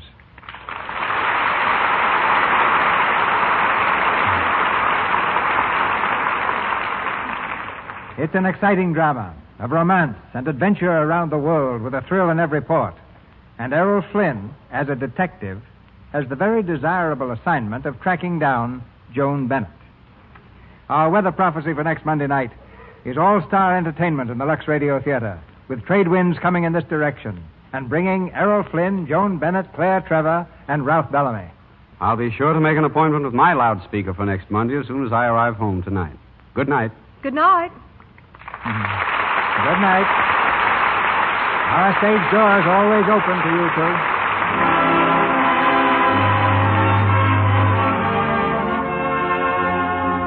Our sponsors, the makers of Lux Toilet Soap, join me in inviting you to be with us again next Monday night when the Lux Radio Theater presents Errol Flynn, Joan Bennett, Claire Trevor, and Ralph Bellamy in Trade Winds. This is Cecil B. DeMille saying good night to you from Hollywood.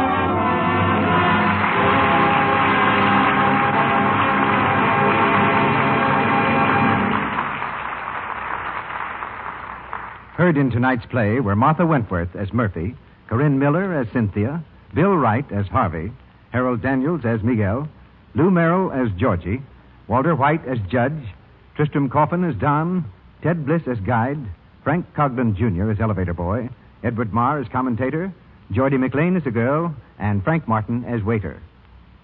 Rudy Valley will star in a new weekly radio series to begin on Thursday, March 7th. Virginia Bruce is now making the Warner Brothers picture Flight 8. Our music was directed by Louis Silvers, and your announcer has been Melville Ruick.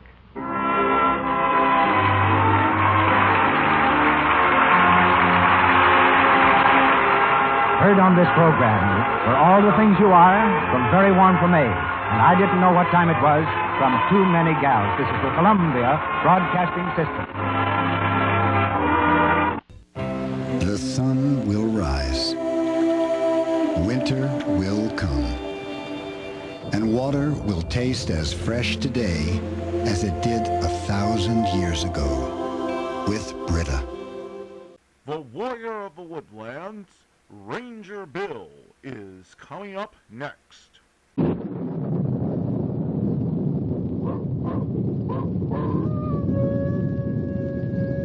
Ranger Bill, Warrior of the Woodland.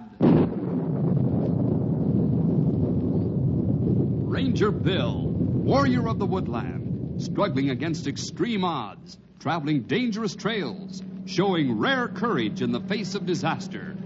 In the air.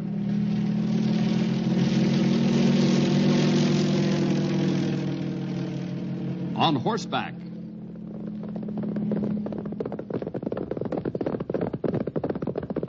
Or in a screaming squad car.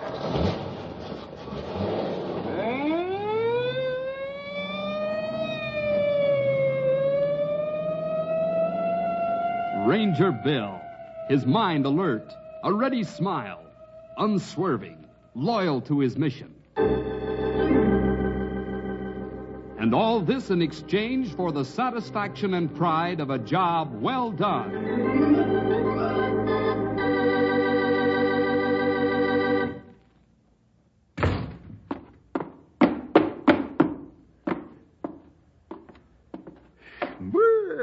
When I say brr, I mean nothing else but brr with a capital B.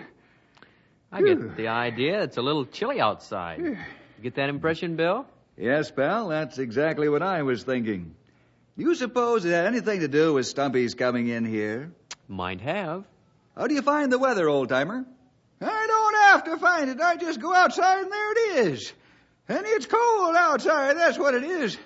It's so cold I can't even make my fingers work in these buttons. Help me out of this coat, will you, somebody? Here we go.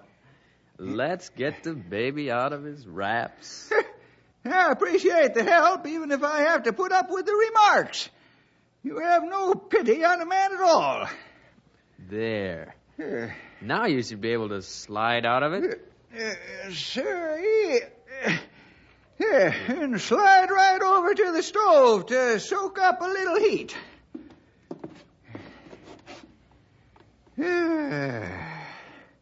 I can feel the life in my cold old bones trying to start up again. I'm not surprised at your being cold, Stumpy. The thermometer reads 18 below out there. I'll have to admit it. I almost froze stiff on my way here this morning. Could have picked a better day to be this cold.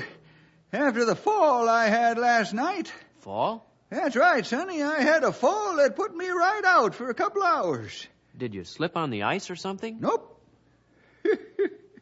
I fell asleep.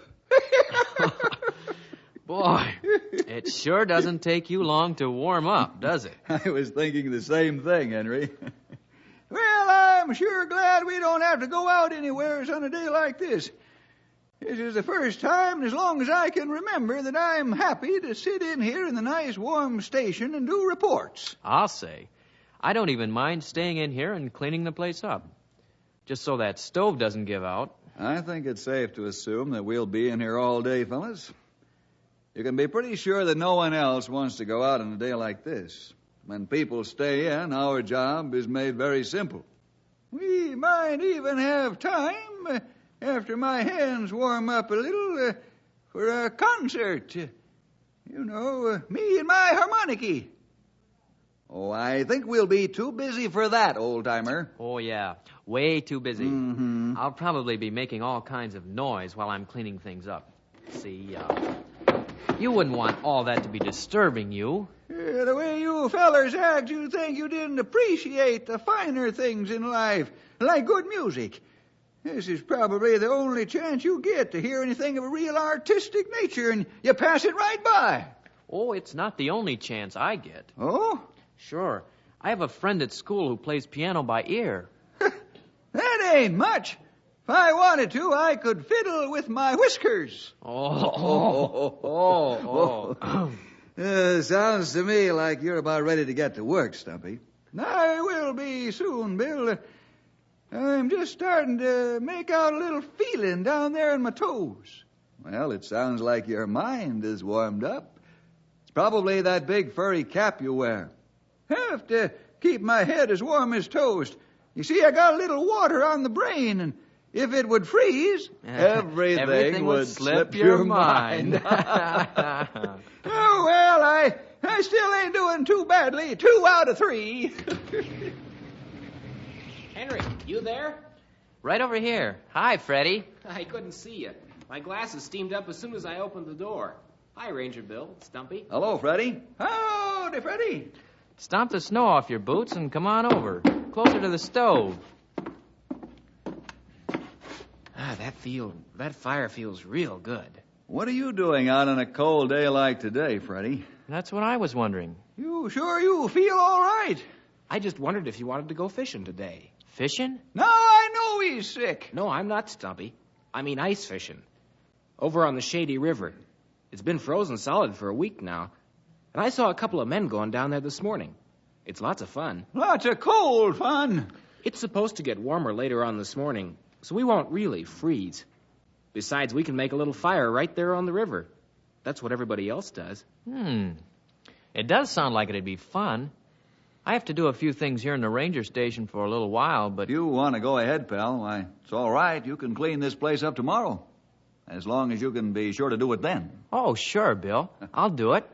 Okay, Freddie, wait till I get my things on, and we'll go down to the Shady River and see if we can find any fish. What's so funny, Stumpy? I was just remembering a couple of fellers who went fishing on the Shady last summer. Well, what about them? Well, I overheard them talking on their way up from the boathouse, and one of them was saying, did you mark that place real well where the fish were biting? I have a feeling this is one from Stumpy's endless pile of jokes. What did the other fella say? He said, oh, sure, I put a big X right on the side of the boat. Well, that sure was stupid. That's what his friend told him. He says, how do you even know you're going to get the same boat next time? I'm all set to go. Thanks for letting me just take off like this, Bill. Oh, that's all right, pal. Don't freeze yourself. Oh, we'll try not to. Maybe later this afternoon we'll drive over and see how you're doing. Have a good time.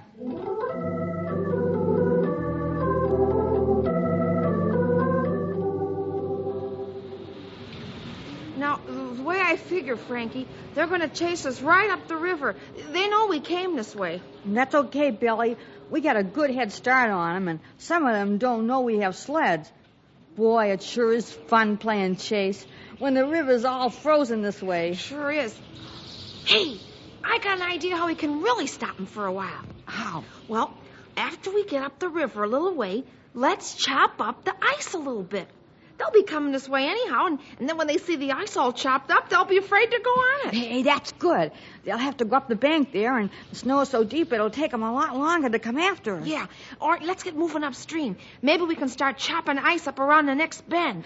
Hey, look. Here comes somebody. Oh, it's a couple of the high school kids. Hey, it's Henry and Freddie. Hi, Henry and Freddie. Hi, Henry.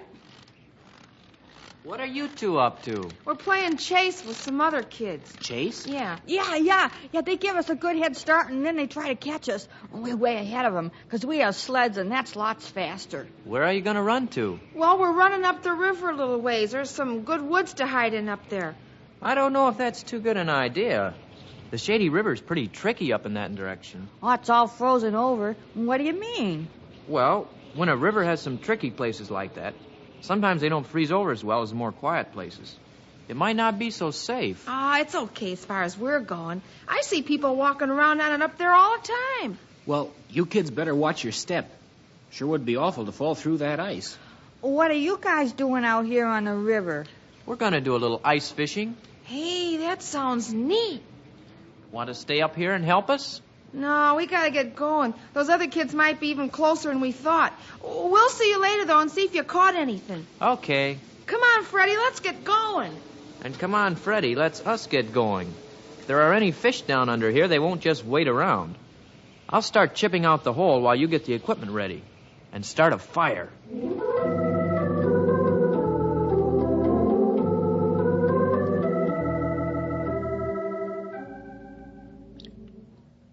Look, Henry. Here comes a car out on the river. It's the ranger's car. I guess Bill and Stumpy are going to pay us a visit like they said. It sure is funny. Any other time of the year, if a car came out into the water, it'd take weeks to pull it out. But now the ice is thick enough to handle all that weight. It's amazing, all right. Boy, they sure are driving slow. Did you ever try to slam on the brakes on solid ice? I guess you can't stop, huh? A lot of folks have enough trouble with just a coating of ice on the regular streets. Bill's a careful driver. He better be. He's a pretty important man.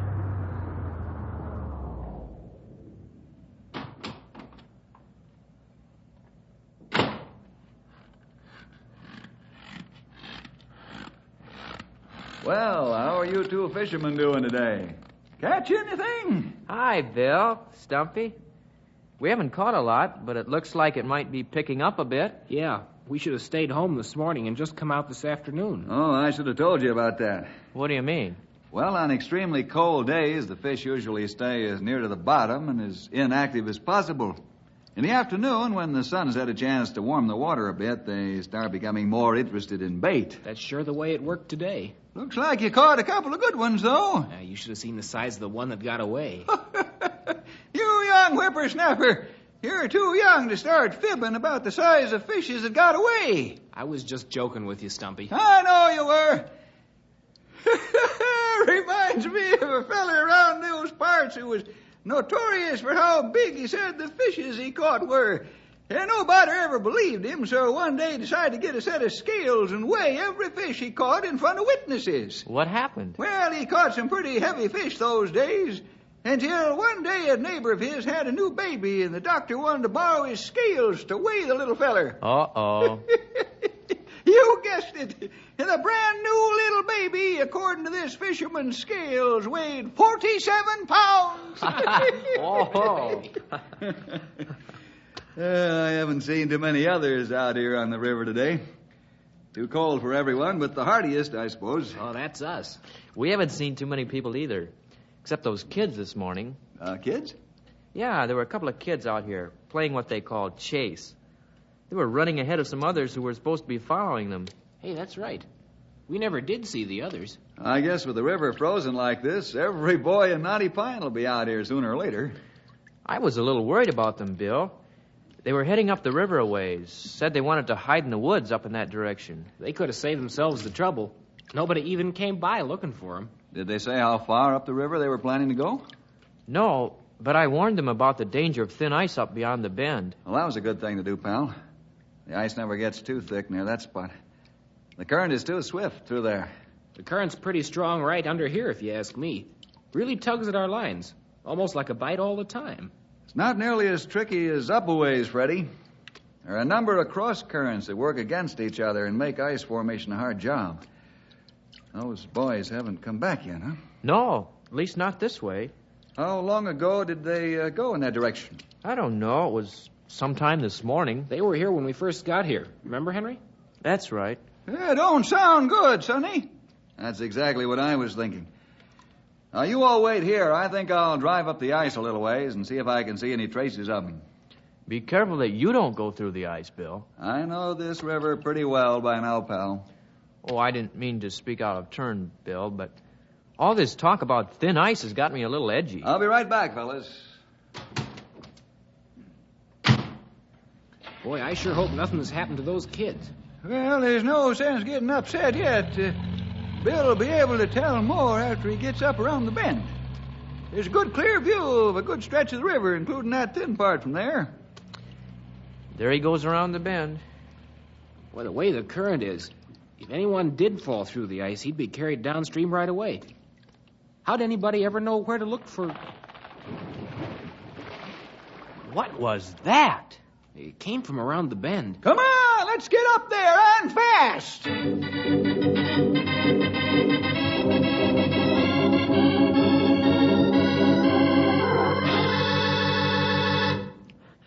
I can't believe it. Here are the tracks leading right up to this big hole in the ice. Bill, he must have gone under. I don't see any tracks in the snow leading away from the hole. Oh, no. But how? The river was solid. Here comes somebody. Oh, it's those two kids. I'm going back to town for help. You stay here and keep an eye out for Bill. We saw it. We saw that car go through the ice. Yeah, we didn't mean to catch a car in our trap. Did you see if Bill got out? Nobody got...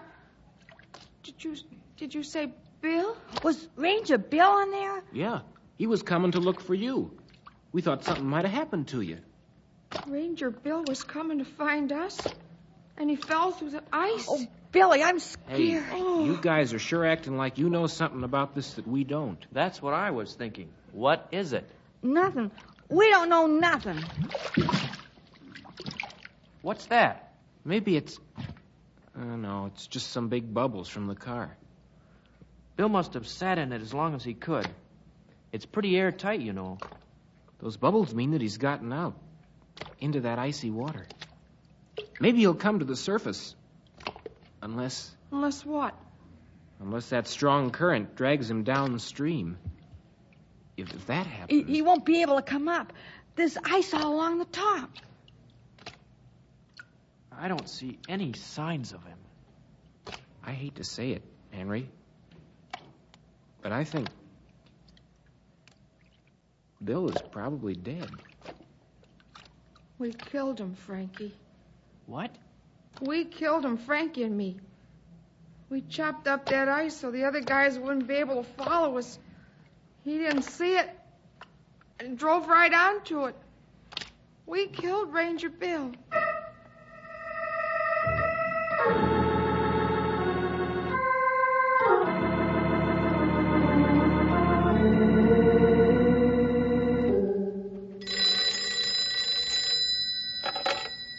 Ranger Station, Stumpy Jenkins speaking.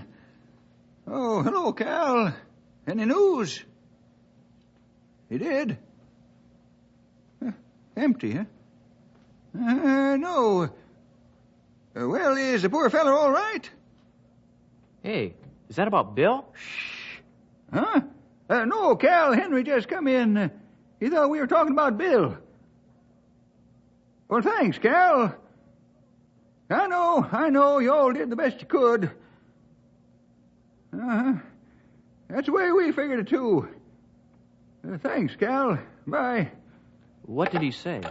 He sent down a diver to see what he could find. And? He found the car all right, but the door was open and there was no one in it.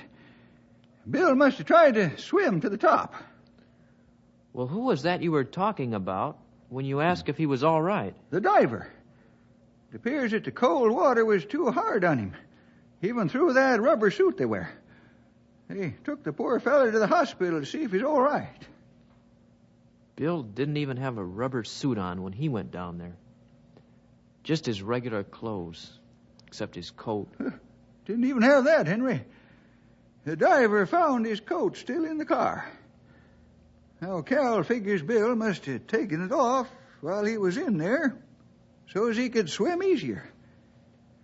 But didn't seem to do much good. He must have swam to the top, but come up where there was ice on the river. It'd be impossible to push your way through it without anything to brace yourself against. Stumpy? Oh, easy, Henry, easy. Things like this happen all the time to folks.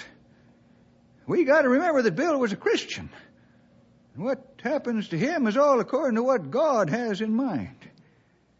I know it ain't easy at a time like this, but you got to expect it to happen to all of us, sooner or later. But how? Look how it happened. Bill's been in lots more dangerous places. How about all the forest fires he's battled? Or the wild animals? Why this way? A couple of kids chop up ice to trap their friends, and it catches and kills the greatest guy around. Those stupid kids. What did they have to go and do a thing like that for? Now, don't go using them boys as scapegoats, Henry. Sure, they did the wrong thing. May even have to face some sort of charges for it. But if you really believe that God orders a Christian's life, you can't be hostile toward them. What I think we ought to do is to pray for them. For those kids? That's right.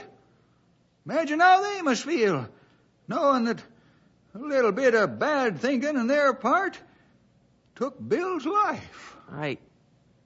I can't pray for them, Stumpy. I can't. Not after what they did.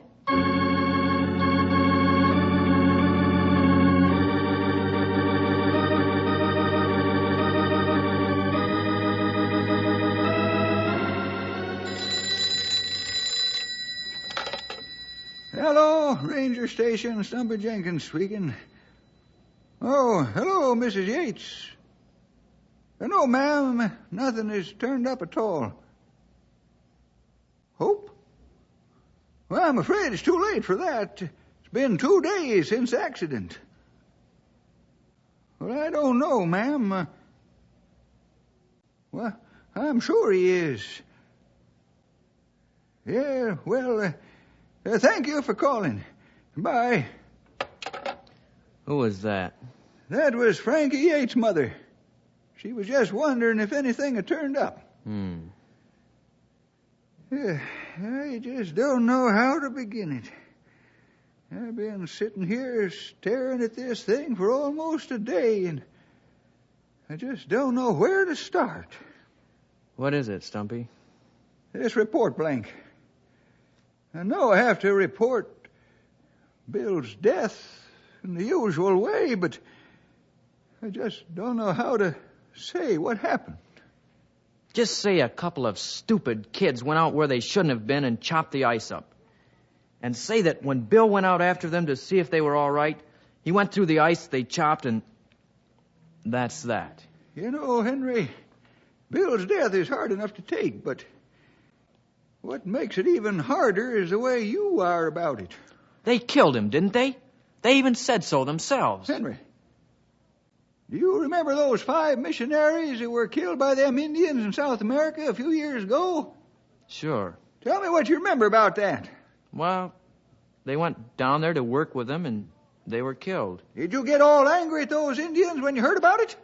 Well, no. They didn't really know what they were doing. Besides, God used their death to do some people a lot of good. Those books that have come out about them and the Indians that have become Christians since. But that's a lot different than this. You can see some kind of purpose in all of that. I mean, sure, it was hard to take right away, but you can see all the good God used it for since. How different is it from this? Don't you think that the folks who were close to those fellers were asking questions of God pretty hard at that time? Don't you think they thought it was a big waste? That it was stupid? I guess maybe they did. I don't know. Of course they did. What I'm trying to say, Henry, is that everything that happens to a Christian happens so that God can show something more about himself, about Christ. I don't see anything like that in this. You don't? Well, look at the way you are right now, angry, unforgiving. You might just well not even know who Jesus Christ is. That's pretty strong talk, Stumpy. You're putting on a pretty strong attitude, Sonny. I guess. Bill wouldn't feel the way I do, would he? And even more important, neither would Jesus. Oh, God. I admit to you that I really am angry at those fellows who chopped up that ice. I think they killed Bill, and I can't seem to forgive them. I guess maybe I'm wrong. In fact, I know I'm wrong in this. But it still isn't easy to feel differently about it. Anyhow, I pray that you will be with those 2 fellas. They must be feeling pretty bad about it all. If it's possible, show them yourself in it. and help them to understand your love to us all. Help me to understand it, too, I pray, in the name of Jesus, who was killed for us all. Amen. Henry, if there's anything that the Lord encourages in all of us, it's honesty. When you tell him how you really feel, he can work with you in truth. Is this the Ranger headquarters? That's right. Good.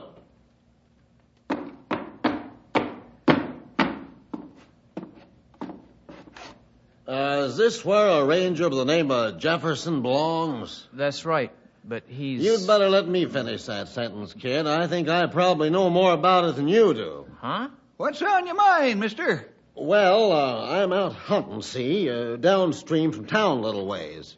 You probably know where my shack is, right near the Shady River. There's a couple of hunter shacks down that way. Yeah, well, one of them's mine. Anyhow, a couple of days ago, I hear this kind of thump against my door. When I open it, there's this ranger just about froze to death. He was all covered with ice. Pretty blue when I found him. Looked like he'd come right up out of the river. Bill. Well, as it turns out, that's what his name is. I know, because I looked at his identification. Well, I've been with him for about 2 days, trying to keep him alive. He ain't come to yet, but finally, a few hours ago, he started sleeping normal. I didn't think he ought to be moved, so I had one of the other hunters watch him while I come to tell you.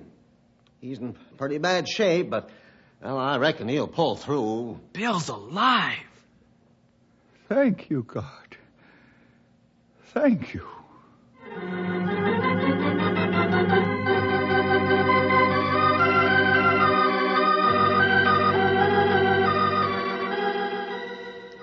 And now that you're here in the hospital, it shouldn't be any time at all until you're up and around. Seems as though I feel better every hour. Especially since you fellas came to see me. You sure had us down, Bill. I can do without an experience like that again for a long time. Yeah, so can I, old-timer. So can I. What I can't figure out is, how could you stay alive under the ice from all the way upstream of Knotty Pine to downstream that far? How did you breathe? It was a very swift current, Henry. Didn't take very long to cover that distance, although it seemed a lifetime. Even at that, Bill, no one could hold his breath that long. Not in that cold water and after such a scare. You're right, pal. I must confess I had help. Help? When the car went through the ice, I stayed in it for a few minutes. The water didn't come in very fast and gave me a chance to catch my breath and think. That's when you took your coat off, huh? Oh, you found that, huh? Yeah. Yeah, that's when I did it. First thing I thought of course, was to swim to the top, come out through the hole the car made going through. I was sure you'd heard the crash and would be on your way. Then I remembered the strong current. Figured that I might not be able to make it to the hole. Boy, that's when I would have given up. I know what you mean, pal. I had the same feelings exactly. Until I remembered. Remembered what? When water freezes, it expands. When water freezes over a river or lake, the ice pulls itself up just a little from the water, leaving a small layer of air between the water and the ice. All I did was to swim to the top. Wherever I came up, I gulped in quick breaths of air. I don't know how much water I swallowed along with the air, but the gasps kept me breathing until I came up under some very thin ice. I broke through, crawled to the shore, saw that hunter's cabin, and started crawling toward it. And that's all I remember.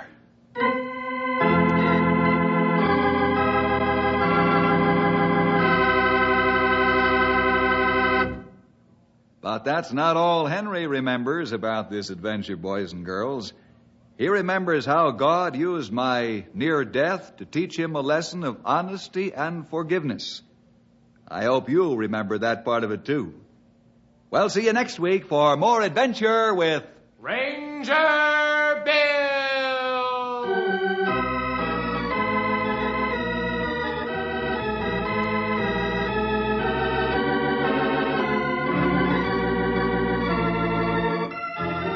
Ranger Bill was produced in the radio studios of the Moody Bible Institute in Chicago.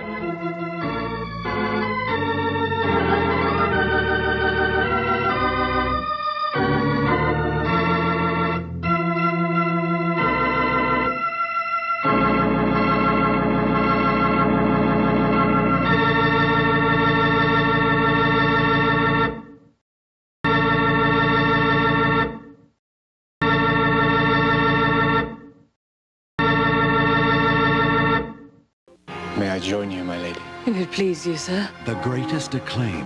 Elizabeth, Queen of England. I will mean nothing to you. You know you are everything to me. And absolute power. Her Majesty's body and person are no longer her own. Remember who you are. Can never replace. She'll be dead soon enough if you do not help her. The warmth of the heart. Why do you do this? It's no easy thing to be loved by the Queen. Elizabeth, rated R. Now playing at select theaters. Two of my personal favorites, George Burns and Gracie Allen, are up next in our lineup. From Hollywood, the George Burns and Gracie Allen Show for Hormel and Spam.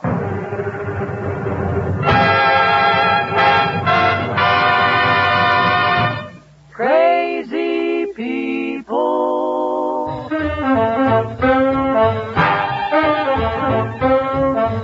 Spam, rebop, boom, spam. George Burns and Gracie Allen on the show when it's orchestra for singing glee with the Smoothies 3. Last but not least, with Bud Heaston.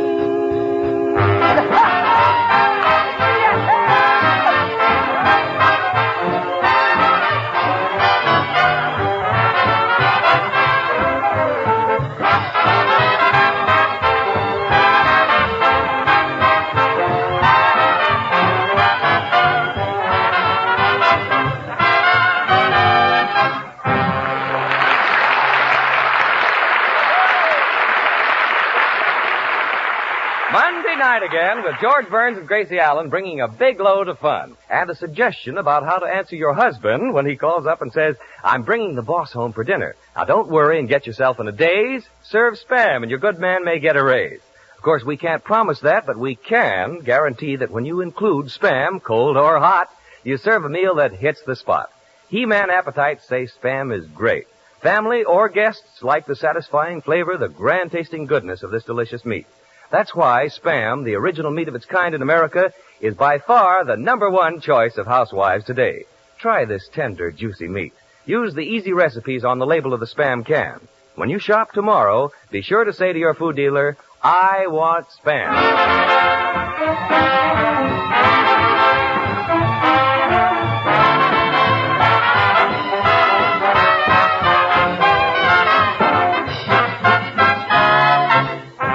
Tonight we find George and Gracie about to leave for the courthouse where Elsie Tralafast, the girl whom George promised to put on the radio, is suing him for $200,000 for breach of contract. And here they are, George and Gracie.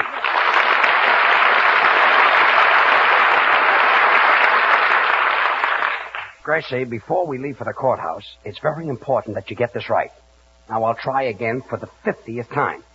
Now, you're on the witness stand, and I'll pretend I'm the attorney. Now, you're going to be my character witness. What's that? What's that? Yeah. A character witness is someone who would say you're nice, you're sweet, you're charming, adorable. George. What? I was out with a character witness last night. I better reword this whole thing. Look, Gracie, if I were your character witness, I'd say you were kind, considerate, in fact, a lovely girl. Oh, now I get it. Good. Now we'll try again. Miss Allen, what do you think of George Burns? He's kind, considered, in fact, a lovely girl. Gracie, I'm not a lovely girl. Have you tried washing your undies in Lux? Gracie, for instance, if someone got up and said Mr. Burns is a straightforward, sincere, hard-working, industrious man, a credit to his community, what would that be? A paid political announcement. Bud, will you show Gracie what you're going to say when you're called as my character witness? Certainly, George. I'll say George Burns is good, fine, and wholesome, just like Spam. He's loved by young and old, just like Spam. People enjoy him at picnics and parties, just like Spam. As a matter of fact, they are alike in all respects but one. Spam doesn't need refrigeration.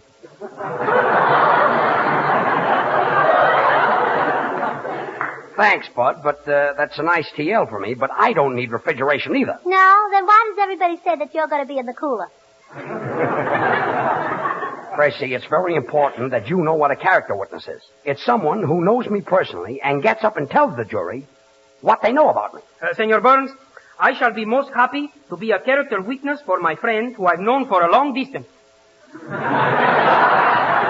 Well, thanks, Senor Lee. Now, what would you say about me? Pues tendré que decir la verdad, ¿verdad? Como soy un hombre muy honrado, me veré obligado a decir That's que en el very, tiempo que... very nice, Senor Lee. But why don't you say what you know about me in English?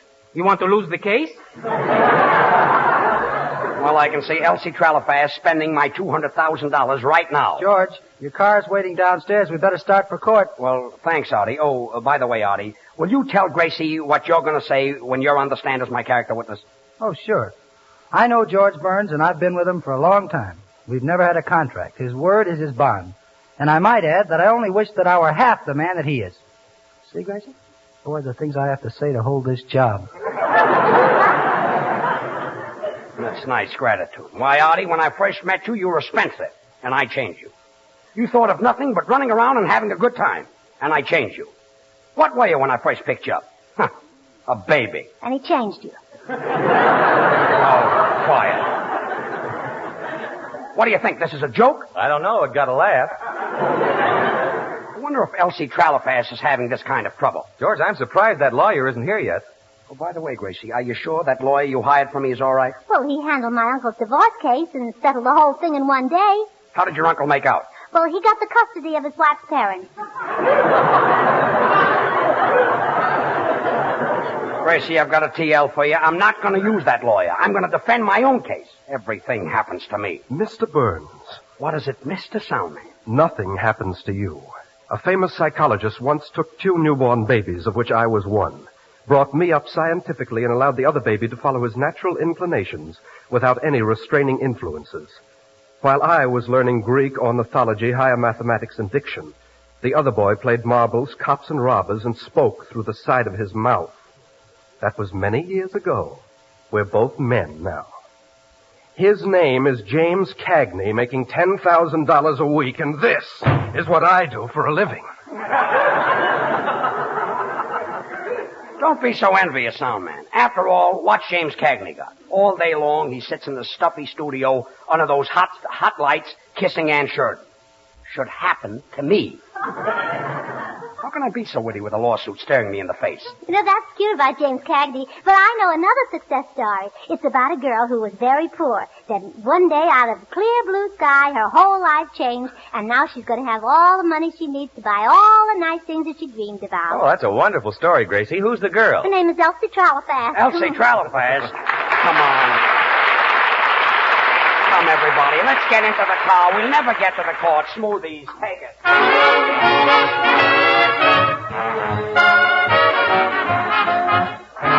You ask me why I'm always teasing you. You hate to have me call you pretty baby. I really thought that I was pleasing you. For you're just a baby to me. Your cunning little dimples and your baby's fair. Your baby talking, baby walking, curly hair. Your baby's smile makes life worthwhile. You're just as sweet as you can be. Everybody loves a baby, that's why I'm in love with you. Pretty baby, pretty baby. And I like to be your sister, brother, dad, and mother too. Pretty baby, pretty baby. Won't you come and let me rock you in my cradle of love? And we'll cuddle all the time. Oh, I wanna love the baby, and it might as well be you. Pretty baby of mine, I must love a pretty baby, and it might as well be you. Pretty baby, pretty baby. Pretty baby, pretty baby. Won't you come and let me rock you in my cradle of love? And and we'll cuddle all the time. Oh, wanna love him, baby, and it might as well be you. Beautiful baby of mine, oh my, everybody loves a baby, that's why I'm in love with you. Pretty baby of mine, and I'd like to be your sister, daddy, mother too. Pretty baby, won't you come and let me rock you in my cradle of love, and we'll cuddle all the time. Oh, I wanna love him, baby. Well, I could be your loving baby. Well, could you love us, sort of, maybe? Oh, I've got plenty of love in me, baby. Oh, bad, pretty little baby of mine.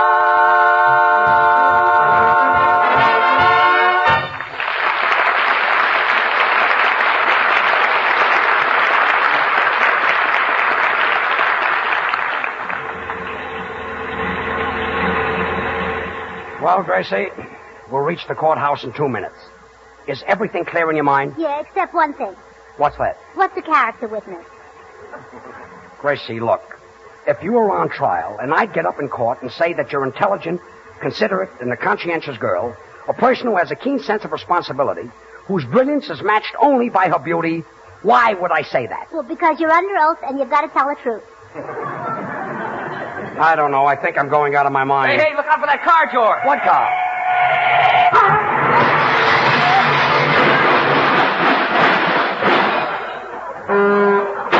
That one. Gee, George, that was your fault. The man's getting out of his car. I know, but leave it to me, Artie. I'll just start hollering and scare him to death. Hey, mister. He looks half your size. Hey, dope. He's standing up now. Look, he's twice your size. Now, listen, chum. Listen here, you. You drivers like you shouldn't be allowed on the street, driving through a safety zone.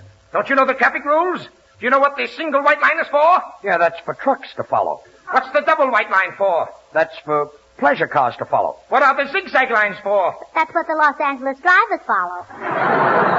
Evidently, you don't know how to drive a car. My dear senor, he don't know how to drive a car? No. Don't be ridiculous. You mean ridiculous. Come on, I'm in a hurry. Out of my way.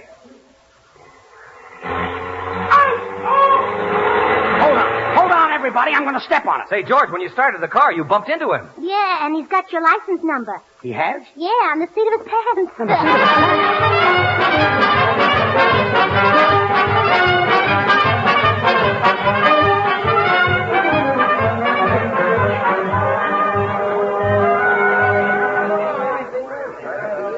I can't understand it. My case was supposed to have started a half an hour ago, and the judge isn't here yet. Hey, bailiff, what happened to the judge? He's back there ranting and raving. I've never seen him so mad. How do you like that? I'm being sued for $200,000, and he's mad. What happened? Well, on his way to the courthouse, some crazy driver ran into him. This is a fine thing. Some dopey driver running into... Oh... George fainted. Well, what's the matter with him? Well, he's suffering from a run-down condition. He's run down? No, the judge was. Oh, what happened? Now I remember. My case. The accident. The judge. Say, bailiff, don't tell me he's the judge who's sitting today. Yes, he's on the bench. He may be on the bench, but I'll bet he's not sitting. He's probably sore about something, if you know what I mean. I think I know what you mean. Look, I can't appear before this judge. As soon as he sees me, I'm a dead duck. Well, George, why don't you just comb your hair in front of your eyes? Then he won't recognize you. Senor Burns, nothing would help you with that thick head of hair. Leave my hair out of it. All right, nothing will help you with that thick head. Here's an idea. Why don't you comb your eyebrows down over your face? Comb my eyebrows down over my face?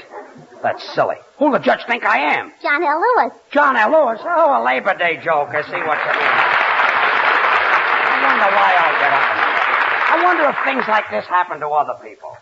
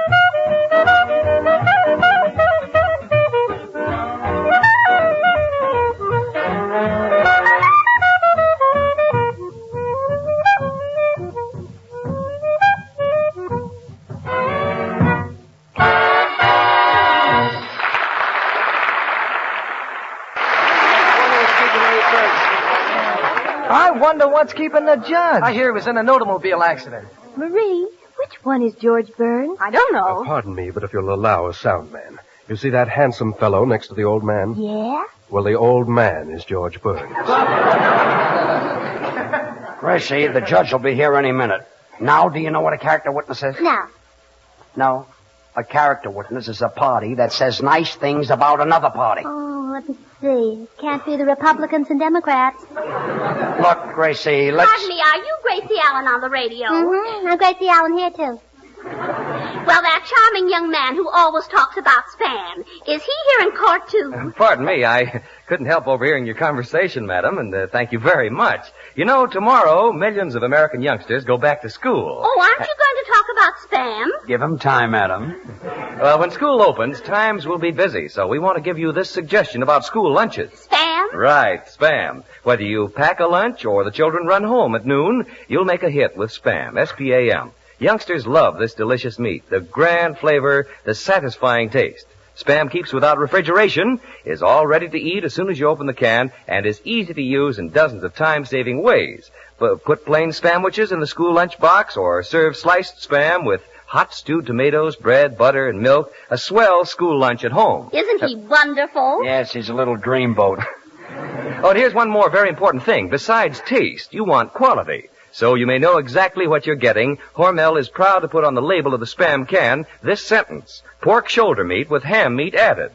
That's your guarantee of goodness and quality. For Spam is a perfect blend of these two choice cuts. So solve your school lunch problems with food that's nourishing, tasty, satisfying, and good. Ask your food dealer for Spam, S-P-A-M, when you shop tomorrow. Try the easy recipes on the label and discover how this delicious meat solves mealtime problems in a hurry. I think this young man is the best announcer on the radio. And furthermore, I think you should give him a raise. I'll consider it, madam. Goodbye, Mr. Burns. Goodbye, madam. Goodbye, Bud. Goodbye, Mother. Slice it, dice it, fry it, bake it, cold or hot. Spam hits the spot.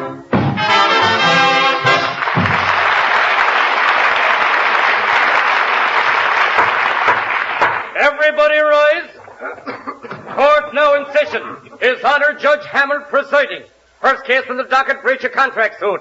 L.C. Tralafast versus George Nathaniel Burns, alias Poopsie. Are both sides ready? Plaintiff is ready. I represent L.C. Tralafast, Your Honor. George, you better cover up your face. If the judge finds out who you are, you'll lose the case. If he covers up his face, it'll be even worse. What do you mean? He'll get him for concealing a deadly weapon. I know what I'll do. I'll just hold my head down. Come now. You're wasting the court's time. Will the defense speak up? Well, Your Honor, I'm George Burns, and I'm defending my own case. Young man, when you speak to me, stand up straight and look straight at me. Well, Your Honor, I'm down here tying my shoelace. Oh, never do that, young man. This morning I bent down to tie a shoelace, and a car hit me right in the safety zone. Well, that's life, I guess. Why, the fellow who was driving that car must have been blind. Blind? He hit you, didn't he? Quiet, Gracie. Well, George, I'm not going to let anybody say you're blind and get away with it. Gracie, I think he's got a you're spoiling lantern. the whole thing. Aha! Turn around, young man. So you're the fellow who hit me in the safety zone. That's George. Cold or hot, he hits the spot. Gracie, please. You see, it wasn't my car, Your Honor. It was the car that resembled my car. Oh, maybe the judge was struck by the resemblance.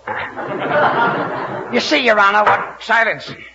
Miss Tralafast, so this is the man you're suing. That's right, Your Honor.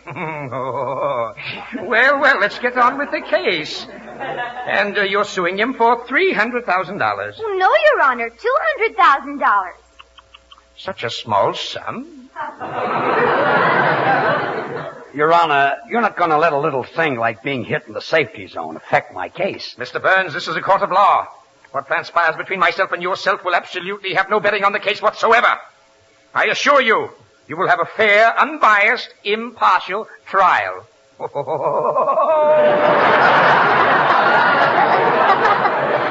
Senor Judge, you cannot do that to Senor Burns. A finer man shouldn't leave.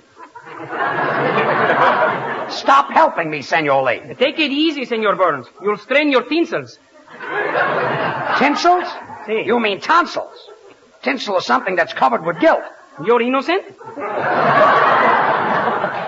Gracie, I can see I haven't got a leg to stand on. Just leave it to me. Look, Gracie, will you stay Now, out of I want to testify for George Burns. Are you prepared to say that George Burns is innocent? Yes. I never told a lie in my life, and all I want is a chance.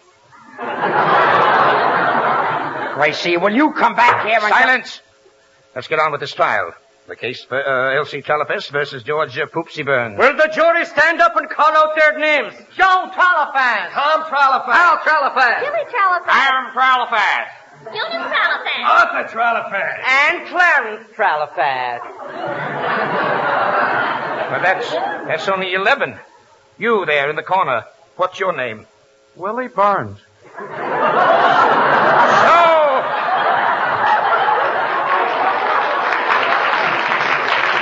So, Poopsie, you're trying to fix the jury, eh? Now, listen, Judge, I don't even...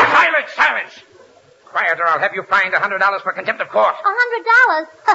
That doesn't begin to show your contempt for this court, does it, George? Gracie, will you stop? Mr. Burns, is it true that you took Elsie Tralafest to the beach and played piggyback with her and Well, promised nobody. to put her on the radio? You did? Next witness. But, Your Honor, I never... Silence!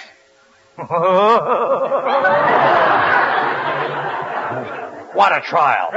Programs, get your programs. Can't tell the judge from the criminal without a program.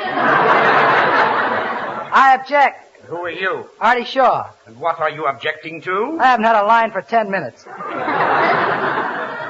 Your Honor, I'll prove my innocence. Gracie, will you take the stand? All right.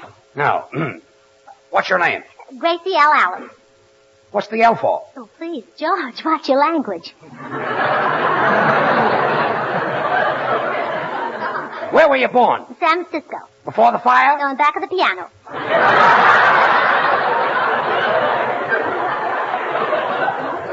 Listen, Gracie. You know what my father said when I was born? I object. You guessed it.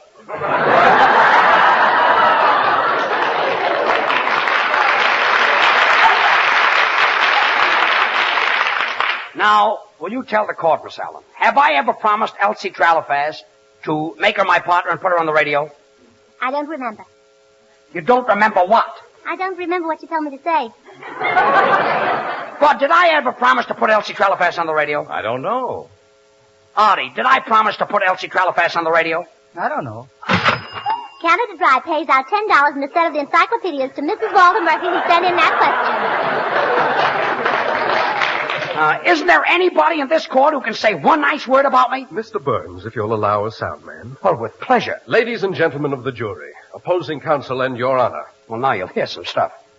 You cannot try Mr. Burns as you would an ordinary layman. Actors are different from most people, and therefore they cannot be adjudged by the same standards. And what makes you think Mr. Burns is an actor? Your honor, every performer has something that endears him to the public. Oh, he wouldn't know that, you see. Eddie Cantor makes people laugh with his pop eyes. I've got some stuff, too. Charlie Chaplin gets laughs with his wistful look. That's right. Fred Allen gets laughs with his nasal twang. And what does Mr. Burns have that makes people laugh? Gracie Allen.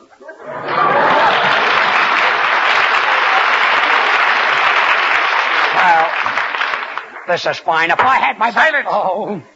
Gentlemen of the jury, you have heard all the evidence. All the evidence? I object, Your Honor. I have something to say that will prove my complete innocence. And any... Out of order! Oh. Silence! Gentlemen of the jury, you have heard all the evidence in this case. I want you to go to the jury room now and weigh each bit of testimony very, very carefully and come back with an impartial verdict of guilty. Help! I'm being framed! Thanks, Judge. That's all right, Mrs. Tralafast. I'll see you again tonight. Oh, well, just a minute. Now, before this thing goes too far, I want to warn Elsie Tralafast right now that if she doesn't drop this lawsuit against George Burns, I'll tell all about her being out with Johnny Hyde. Oh, no, not that. I'll drop the suit and pay all the costs, but please don't tell them about Johnny Hyde. You, my client, you knew Johnny Hyde? She knew Johnny Hyde? She knew Johnny Hyde. She was out with Johnny Hyde. Johnny Hyde? She knew Johnny Hyde? She knew Johnny Hyde. Johnny Hyde! Johnny Hyde! Johnny Hyde! The George Burns acquitted! Extra paper! Elsie Tralafast drops suit. Admits knowing Johnny Hyde.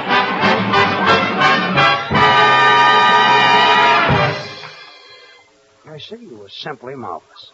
You saved me $200,000, and I certainly appreciate it. But there's one thing I'd like to know. What's that? Who's Johnny Hyde? Who's Johnny Hyde? Yes. Who's Johnny Hyde? Who's Johnny Hyde? Well, who is he? I don't know. I don't know.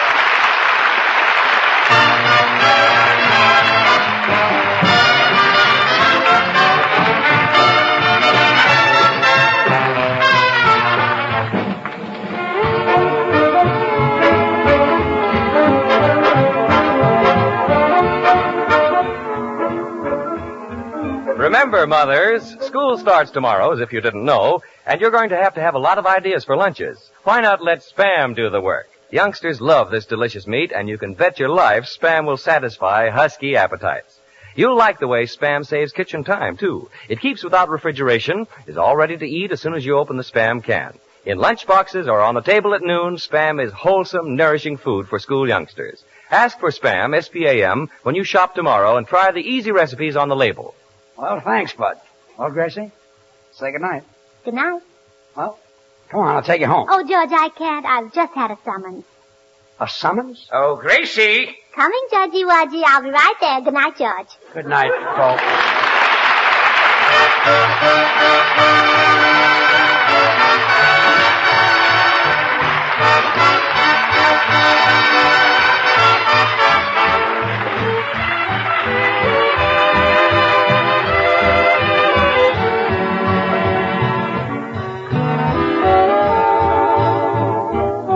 Listen again next Monday night, same time, same station, for George Burns and Gracie Allen, with Artie Shaw and his orchestra and the Smoothies, brought to you by Hormel and Spam. Until then, this is Bud Easton reminding you to remember that cold or hot, Spam hits the spot.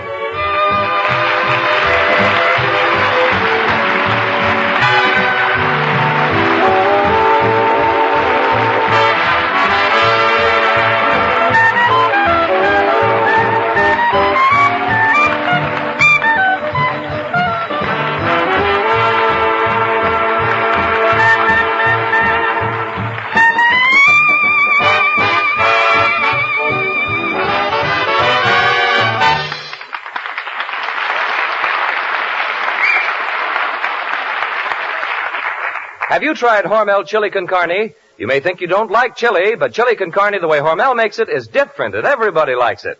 Double your money back if you don't like it. Try Hormel Chili Con Carne tomorrow. This is the National Broadcasting Company. Come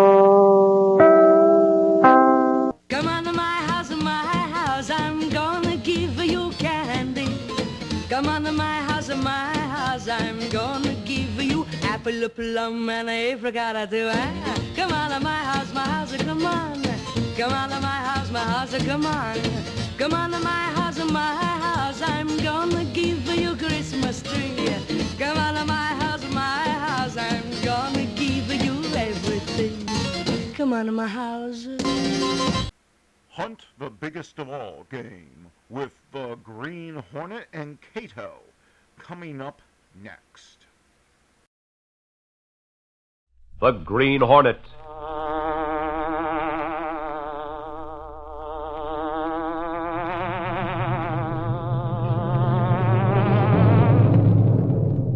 He hunts the biggest of all game, public enemies who try to destroy our America.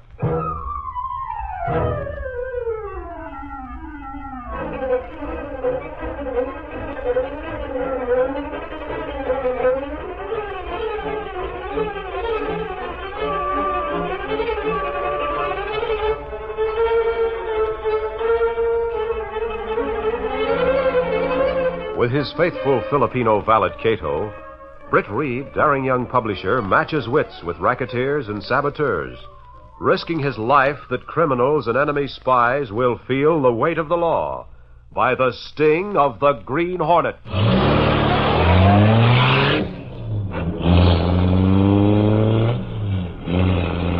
Ride with Britt Reed in the thrilling adventure, Dope versus the War Effort. The Green Hornet strikes again.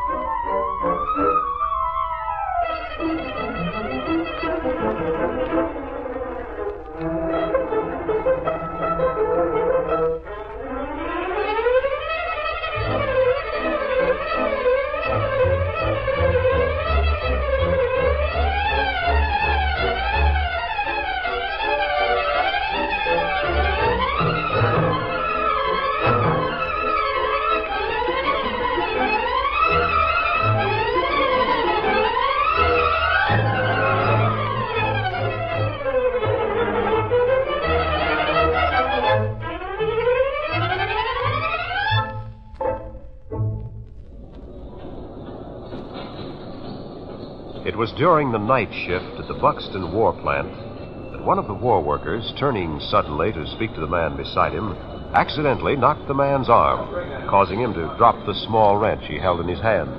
Hey. Gee, I'm sorry, Ned. I didn't mean to knock against you like that. Hey, you dumb cluck. Why don't you look what you're doing? Ned, calm down. No need flying off the handle over a little thing like that.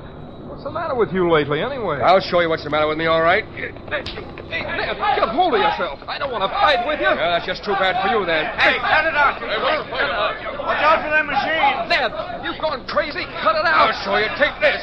The machine! Cut my throat! Help! Help! Stop them machines, somebody. He'll be killed. Quick, stop the machine!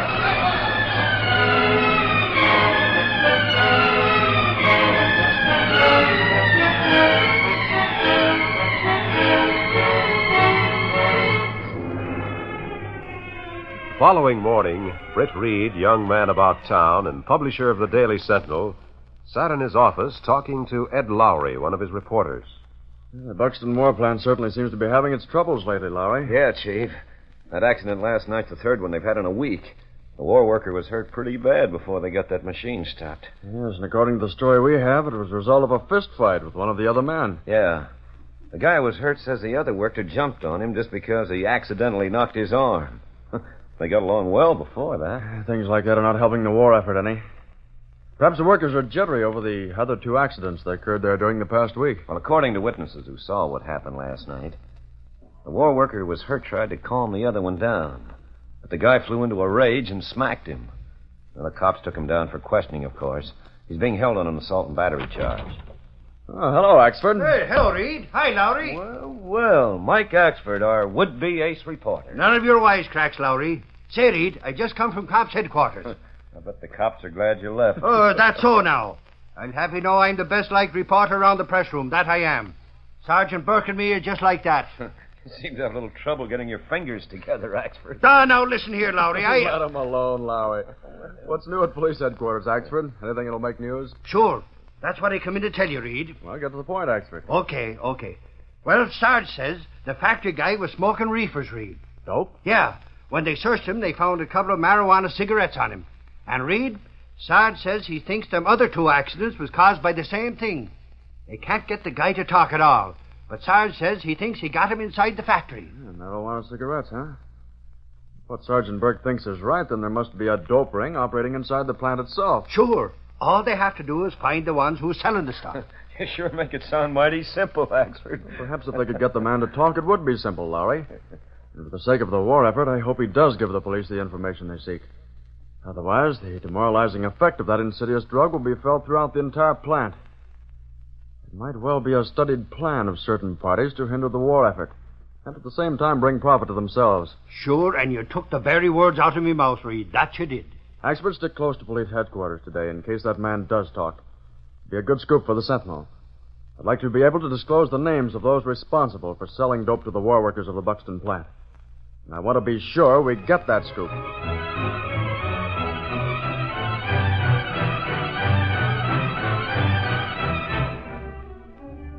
Late that afternoon, the war worker known as Ned was released in custody of a lawyer who'd appeared at police headquarters to post bail.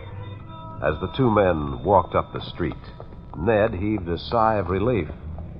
Gee, it was nice of the boss to send you to get me out. They was throwing questions at me so fast and so long, I was afraid I couldn't hold out. Yeah, the boss was afraid you might break under the grilling. Where are you taking me now? Well, a couple of the boys are right around the corner waiting in a car.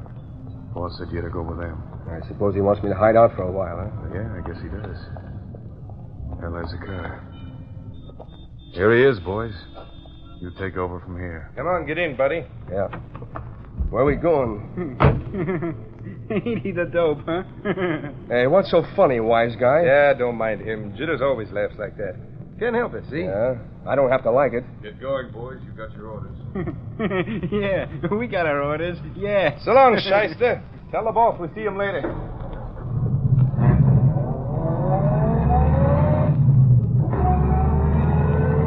Boy, it's sure good to be away from them cops, believe me. Maybe you'll be wishing he was back with them cops, huh, Slick? What a dope. Hey, what do you mean by that crack, you laughing hyena? For 2 pins, I'd bust your... Cut it out, you hear? Lay off, I tell you. Okay. He better keep his trap shut. I ain't worried, Dopey. I ain't a bit worried, see? Ah, shut up, Jitters. There's no use of rubbing it in. Shut up. Okay. I hope I don't have to be around this goon very long. Gets on my nerves, that crazy laughing. Yeah, you won't be around him long, so don't worry about that. Hey, what are you going up the river road for? You'll find out soon enough, Bud. Sure he will. Hey, look. I don't like the way you two guys are talking. Ain't he the dope? Well, I've had enough of this. I'm getting out of this car right now, do you hear? Grab him, Jitters. I'll show you, you grinning baboon. Look, a gun, see? Oh, wait. I was only kidding, honest. Put that down. He's scared, Slick. The dope. Keep him covered till I stop the car. What are you stopping for? What for? Ah, look, buddy. Maybe you didn't open your trap to the cops, but you did let them find some of them reefers in your pocket. Boss decided you ain't safe to have around. You get it? Oh, let me go. I won't talk, honest. I'll go away where they can't find me. Yeah, sure. That's the way we figure you'll do. Take a long trip. And even if they do find you, you won't talk. Now get out. What for? What are you going to do? Should we tell him, Slick? Oh, look, fellas, you can't get away with this. Go on, get out. Listen, give me a chance, won't you? Sure. We'll give you a chance. Look, there's a river right over there. Start running. If you make it in 10 seconds, you won't stop one of Jitter's bullets. Now start running. Well, let me go. I won't talk. Don't shoot. Don't let him do it. Don't shoot. Look at him run, Jitter. Some speed, huh? Just like a rabbit he runs. Some dope. Okay, Jitter, start shooting.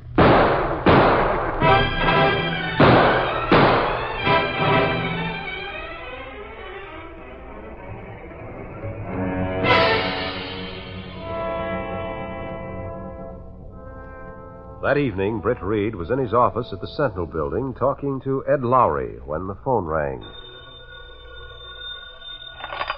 Hello? Hello, Reed? Yes, Axford. What is it? Look, Reed, I'm down at cops' headquarters. Remember the guy the cops brought down here from the Buxton plant? The one who had them dope cigarettes? What about him? Plenty, Reed. Just wait till you hear. Well, don't keep me waiting, Axford. Well, some lawyer got him out this afternoon. And what do you think? I'm not very good at guessing, Axford. Let's have it. Well, get this now. He was found floating in the river a while ago. That he was. And Sarge says he was shot before he was thrown into the water.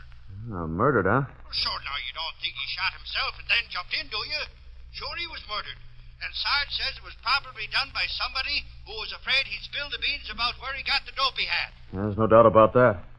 Well, stick around there in case anything else breaks on the case. Okay, Reed. So long. Goodbye. Well, my guess about a dope ring operating in that war plant seems to be correct, Lowry. Yeah? Well, what did Axford have to say, Chief? That factory worker who had those marijuana cigarettes was bailed out this afternoon. Since then, he's been murdered to keep him quiet. Is that a fact? Well, say, then there must be something going on over at the Buxton plant. Yes, it looks that way. Look, Chief, I got an idea. What's on your mind? Now, if I could get a job over there for a few days, maybe I could find out something. What do you think? Well, it could be arranged through Mr. Buxton. It might be rather risky for you, Lowry. Oh, I can take care of myself, Chief. It'd be a big scoop for the Sentinel if we could help the cops break the case.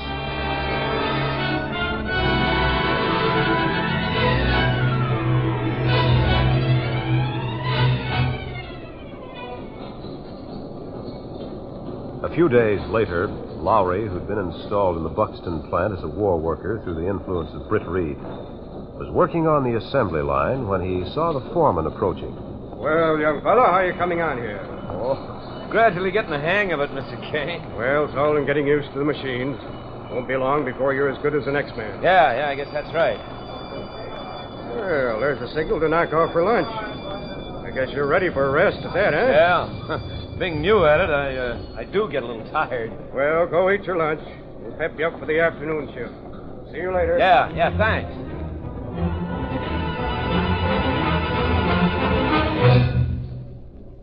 A short time later, Lowry sat with a small group of workers who were eating their lunches.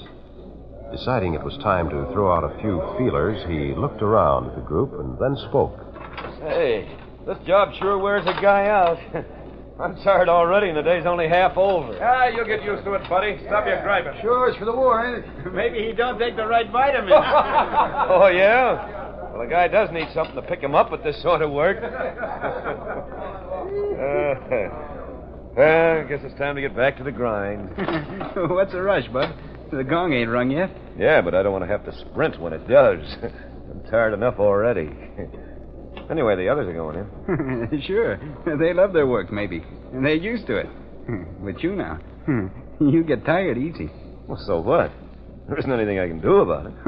Oh, no? Well, maybe there is at that. You know what to do? I'll get you, fella. Listen, I can tell you something that'll really pick you up. Make you feel like a million. Oh, yeah? They don't allow drinking here. Don't be dumb. If you want to find out what I'm talking about, meet me after hours and I'll put you wise to something, see? Say, maybe you have got something at that. I'll say I have. Meet me outside the gate at closing time. I'm going in. See you later, maybe.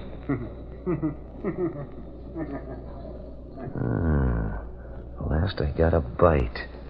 If that guy's talking about what I think he is, I'll get that scoop for the Sentinel or my name won't be Ed Lowry.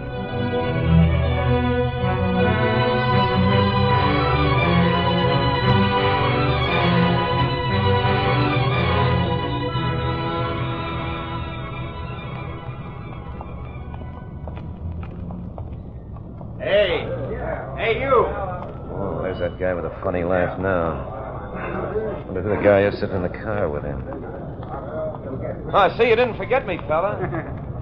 No, I didn't forget. I knew you wouldn't either. Get in. Okay. Get going, Slick.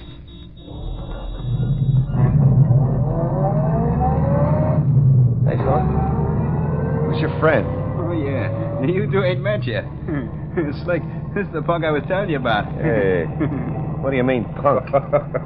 So this is the guy the boss was talking about, eh? I don't get this. What do you take it easy, Stooley. We know what you're after, and you come to the right party for it. Only it ain't going to do you any good, see? Hey, I'm getting out of this car. Do you hear? Grab it, Jitters. I'll show you. Oh. Yeah, good slugging, Jitters. What do we do with them, Slick, huh? Yeah, the boss wants this one brought back alive. Wants to find out if he got in touch with anybody before he lets us give him the works. So this sneaking punk thought he could put something over on the boss, eh? You get his just like that other guy, but good.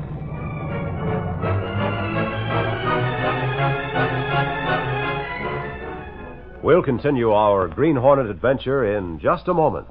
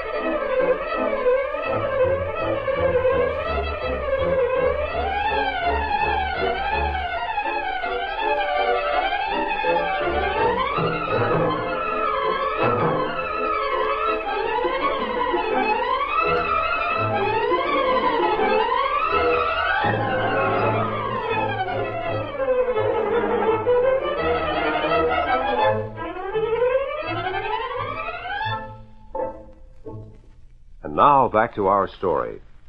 That evening, a few hours after Lowry had walked into the trap set for him by the dope peddlers, Britt Reed was in his office talking to his secretary, Lenore Case. Did you try to get Lowry at his home, Miss Case? Yes, Mr. Reed. His landlady said he hadn't been in. And you're positive there's been no call from him? That's right, Mr. Reed. That's strange. Lowry's been phoning me every evening after he left the war plant. It's been several hours now since he went off duty. Maybe he has some sort of a lead. He decided to trail somebody or something like that. In that case, he'd most certainly have gotten in touch with me. That was our understanding. Perhaps he'll phone you later at your apartment. And he might at that. You might as well go along home, Miss Case. I'll stay a while longer than I'm going to call the day, too. All right, Mr. Reed. Good night. Good night, Miss Case. I didn't want Miss Case to know it, but I'm really getting worried about Lowry. I'll wait just so long.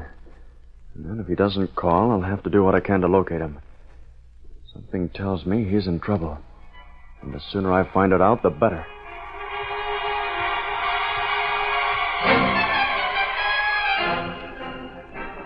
Meantime, in their basement hideout on Water Street, not far from the factory, Slick and Jitters were waiting for further word from their boss. Lowry, still unconscious from the blow he'd received, lay with his hands and feet tied on a cot.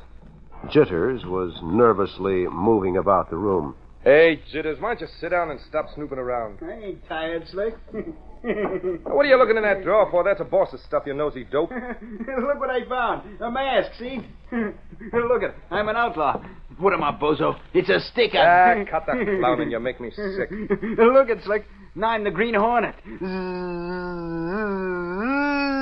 Listen, if you don't stop that... Hey, wait a minute. You gave me an idea, Jitters. Yeah, what? Remember the boss said this jerk was a Sentinel reporter who was trying to get the goods on us at the plant? Yeah, but he ain't got nothing to report. Ah, wait. Listen, you laughing dope. The Sentinel's a paper what offers $25,000 for the capture of the Green Hornet. They do? Gee, all that dough for him? Sure, and the guy who owns the Sentinel is a swell by the moniker of Britt Reed. One of them Playboy guys. So what? He don't want to play with us? Now, look. The boss has us do all the dirty work and all the peddling. But he keeps all the dough, don't he? Yeah, that's right, he does. Now, look, with that mask, we could pull a fast one on the boss. Get ourselves a lot of dough and leave him to talk himself out of a mess. He could. I ain't got no love for the boss. I'm listening. Okay, here's a setup. You go phone the Sentinel newspaper office and tell them you know where the Green Hornet's got one of their reporters tied up. Hey, are you crazy? I don't know nothing about the Green Hornet. Yeah, for once I scared that silly laugh out of you, didn't I? Now listen, you lunkhead. We'll sock the boss in the head when he comes in, stick that mask on him, and tie him up. You get it? And you tell the guy who answers the phone at the Sentinel that if they make a good offer, we'll steer him to the Hornet and their punk reporter. But they might send the cops, Slick. Look, I'll tell you what to say to him. Then I'll stay here and jump the boss while you go phone. Now listen close and be sure you don't crab the deal. Here's what you do. Go to the nearest phone booth and...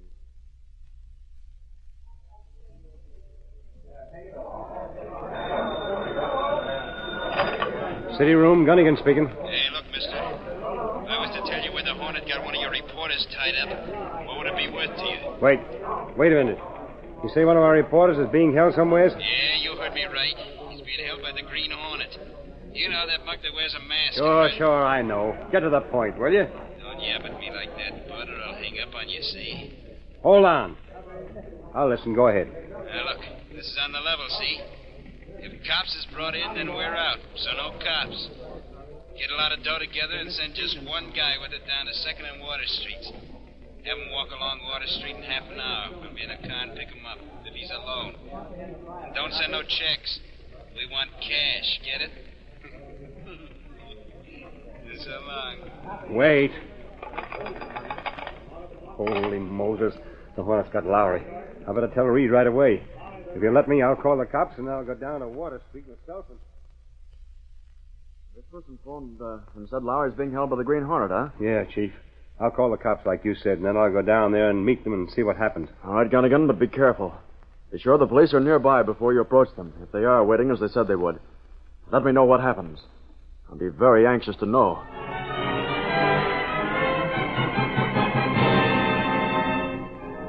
Britt Reed went to his apartment where Cato, his faithful Filipino valet, and the only person knowing his identity as the Green Hornet, was waiting. Get the mask and gas gun, Cato. We have a job to do in a hurry. Black Beauty ready, Mr. Britt. Good. Lowry's in danger of some kind. It's up to the Green Hornet to find out what the whole thing is all about. Let's go, Cato.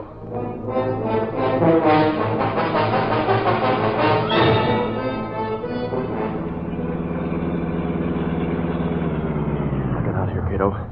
Gunnigan was going to call the police, but I want to get those men in the car before the police do. I'll be able to force them to lead me to Lowry. What do you want me to do, Mr. Britt? Drive out the river road about a quarter of a mile and wait there. Yes, sir. If things work out, I'll meet you there shortly. Get going, Cato.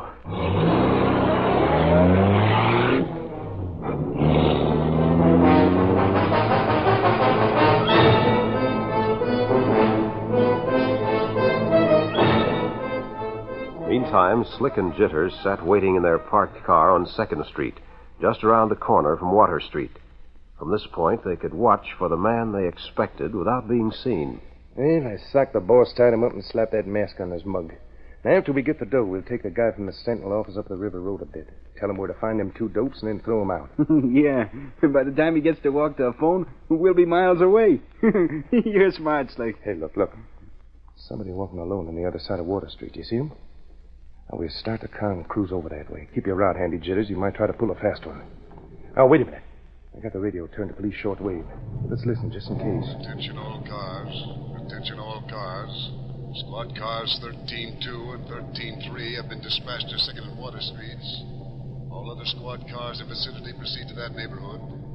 Look for kidnappers of Sentinel Reporter. Look for kidnappers of Sentinel Reporter. Said to be working with Green Hornet. That is all. Hey, that guy at the newspaper's called the cops. It's a trap. Must have missed the first broadcast. Let's get out of here, quick. Hey, what the... Get the going, quick. The police are waiting out there on Water Street for you. Look, he's masked. Green Hornet himself. Get going, I said. They're after me, too. Hey, let's go, Jitters. Hey, why are you so interested? Questions can wait. Get going. The cops. They spotted us, Slick. Hurry, speed up and run out over the river road. You've got to lose them. Hey, why are you helping us get away, Hornet? I heard the police broadcast. You mugs blame me for holding a Sentinel reporter. Might as well get in on the deal. Oh, so that's it, huh? Well, now that the cops are tailing us, it won't be no deal. We'll make some sort of a deal at that.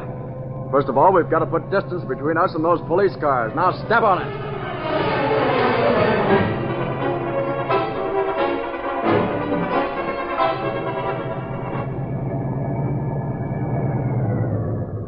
But why are we stopping here?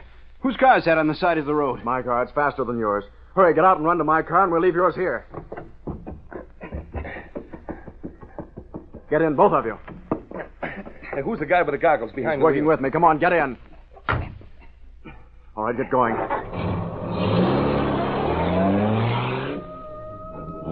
Hey, the cops are still trailing us. Never mind that.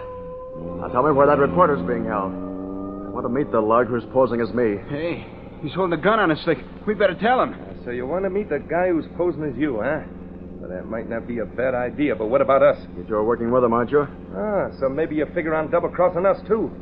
Oh, look, Hornet, I ain't afraid of you. In fact, Are you going to tell me? Oh!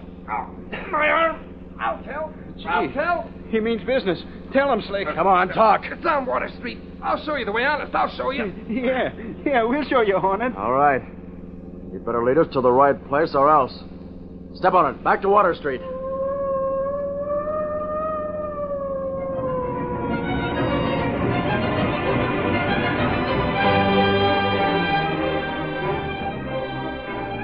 In the meantime, back in the hideout, the man known as the boss, whom Slick had waylaid and tied up, regained consciousness. After much struggling, he succeeded in loosening his bonds. Getting to his feet, he was about to remove the mask when Slick had put over his face, when he saw Lowry looking at him. Yeah. Maybe this mask isn't such a bad gag after all. Hey, who do you think you are, the Hornet? Maybe I am at that. But you won't know for sure. Those other two punks won't dare do any squealing. But if you got away, you might. So there's going to be a certain duty for me to perform. Hey, what do you mean? You, my friend, are in the way. Gun, huh? Yeah, what a man you are. With me all tied up like this. Perhaps you'd rather die standing on your feet. All right. I'll loosen the cord on your feet. There. There! Oh, show you. Oh, so that's your trick, huh? Kicking the gun out of my hand. Now, I'll get my gun. This time I'll use it. Hold it, Lug. The Green Hornet. Got you covered, killer. Now come on in here, you two. So, Jitters and Slick, you've been dealing with this sneak and turned against me, huh? No, you got it wrong, boss. He's been dealing with us. No, honest, boss. I'll show you two. No, you don't. Now you can take it. No. Yes. Watch out. Watch out. Rush him, Jitters, before he gets us, too. This is for you, Slick. Gee, I give up. I ain't wanting any of that stuff. Take it, killer. Now, the police, they heard the shot. Good thing they followed us here, Cato. Yes, Mr. Brick. There's Lowry safe. They'll get him all right. Come on, let's get going.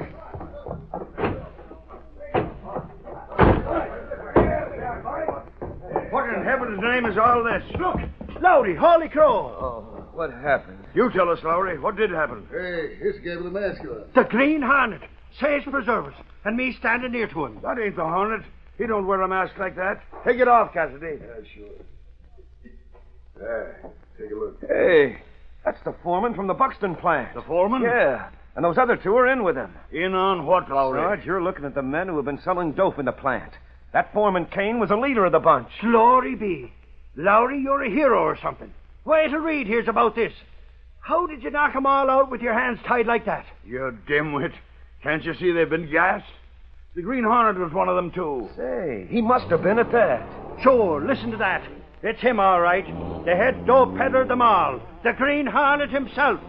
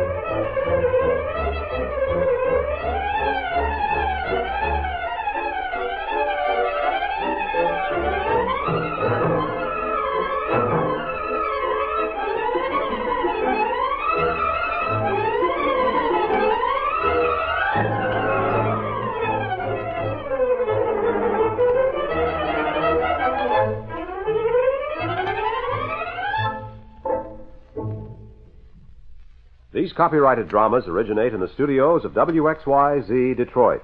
All characters, names, places, and incidents are fictitious.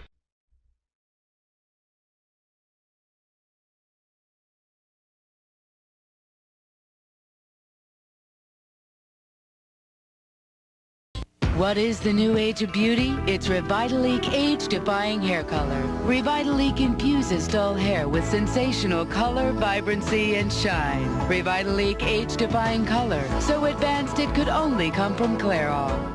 Well, Silver, wait those thrilling days of yesteryear with the Lone Ranger up next.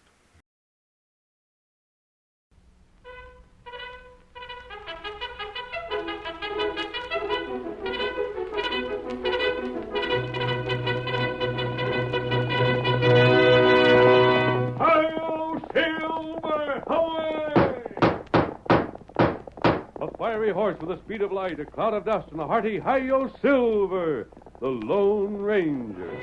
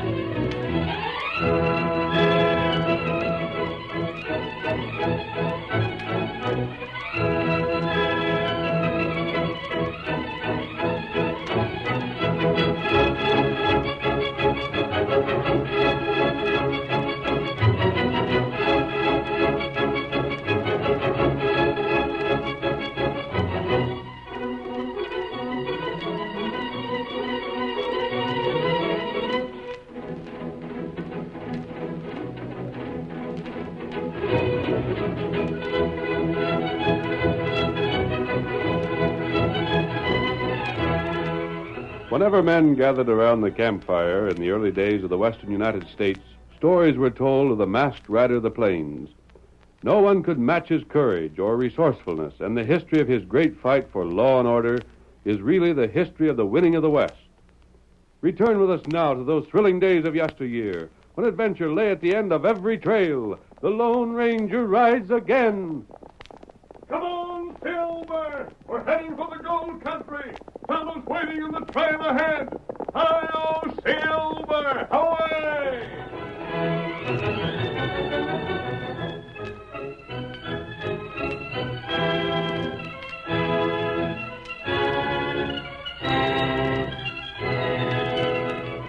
Two men, Red Smiley and Cliff Noble, were busy at the claim they were working along a lonely tributary of the Frazier River. It was early spring, and a third partner, Clem Peterson, had taken advantage of the opening trails to go to town for supplies. We see Red and Cliff as they dig into the thawing gravel. Blasted gravel. My back feels like it's near to busting. Shucks, we ain't hardly started yet, Red. Yeah? Well, I've done all I'm going to do for today, I can tell you that. There. That shovel's laying there till I get good and ready to work again. But, Red... Well, what? We promised Clem we'd have all this done by the time he got back. We ought to have something to show for the time he's been gone. I don't do my share, huh? Now, wait, I didn't mean Finding that. fault with me again. I'm tired of it. I'm fed up and sick of hearing you tell me what I should do and what I shouldn't. Gosh, Red, I don't know what's got into you. I've tried to be friends. I know how it is, sharing the same quarters all winter long. Never seeing nobody but the same fellas day in and day out. Nothing to do but work and eat and sleep. But you gotta allow for them things. We all get out of sorts sometimes. You just can't pay any attention to it. Preaching again. Come on. Pick up that shovel and give me a hand. Then we'll both knock off early. I'm through shoveling. All right, Red. Go up to the cabin and lay down or read or something for a while. Maybe that'll make you feel better. I won't go up to the cabin. I won't lay down. I won't read. I won't do nothing you tell me to. Now, what? Quit giving me orders. Quit trying to run me. Quit it, you hear? Are you loco? Calling me loco. That's just enough. Hey, get back. I'll show you. I'll teach you. Watch out, you crazy fool. There. Well, there. Showed you, didn't I? Learned you ain't to be fooled with, didn't I? Now let's see you give me orders. My ankle. It's twisted. Oh. That's just too bad. Give me a hand, will you, Red? I won't be able to walk. Help me back to the cabin. Get there by yourself the best way you know how. Red. Well? Maybe you're right. Maybe I had better clear out. We can't go on this way no longer. Tell me what you want for your share in the claim, and I'll see that you get it. I told you I'd change my mind. I ain't selling. I'm staying on. Well, Clem will be back in a couple of days. Figure on complaining to him? No, but we'll have to talk this out, the three of us. We'll have to find some answer. Maybe I got the answer already. Huh?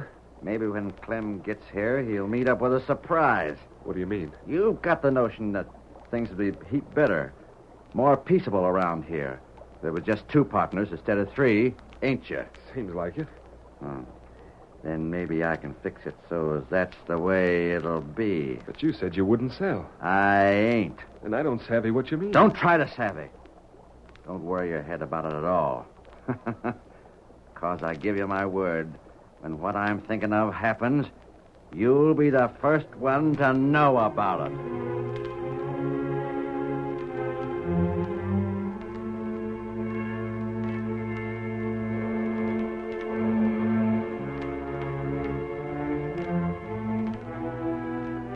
It was the following day that Red Smiley, spurring his mount over a rough, rock-strewn trail about a mile from the cabin, shouted to the stranger on a great white horse that he saw approaching from the north. Hey there, stranger. Come here. Hurry up. Come on, Silver! Did you see him, stranger? Did they go by this way? Whoa, fellow. Whoa there. Whoa, boy. What's the trouble? You're masked. What were you shouting? Say, you ain't one of them, are you? You did... But they was Injuns. I reckon you wouldn't ride with outlaw redskins, even if you are a crook. I'm not an outlaw. Well, then, did you see them redskins? Did you sight them while you was riding this way? I've seen no one. Blast it. No Indians rode north of here. I know that. They cut over towards the east. But I thought maybe coming from where you did, you might have seen where they went. What do you want them for? They killed my partner. Yes? We got a claim along the creek down below. I was working the claim, and Cliff was in a cabin, nursing a sprained ankle. Then all of a sudden, I heard some shots and yells. When I got to the cabin, there was Cliff dead. Them Injuns riding away like the wind. What were they after? The gold we've took from our claim. But they didn't find it. It was hid. We look for the trail and take after them. Yeah, sure. Hey, there's one of the skunks. I'll get him. Don't fire that gun. You spoiled my aim. And you shot at Tonto. Kimosabe. So you are with them Indians. Oh, Scout. Oh, fella. Oh. What matter? Why him fire at Tonto? He mistook you for someone else, Tonto. Oh. Are you sure those redskins you were chasing rode to the east? Of course I'm sure. I told you that, didn't I? And Tonto must have seen them. He came from that direction. There's no way they could have got past him without being seen. How many were there in the band? Oh, 4, I reckon. Yeah, there's 4 of them. Did you meet 4 Indians, Tonto? No. Me not see Injun. But you must have. Unless they cut off some other way. That would be impossible. Well, I don't know. There were only 3 directions in which they could have gone.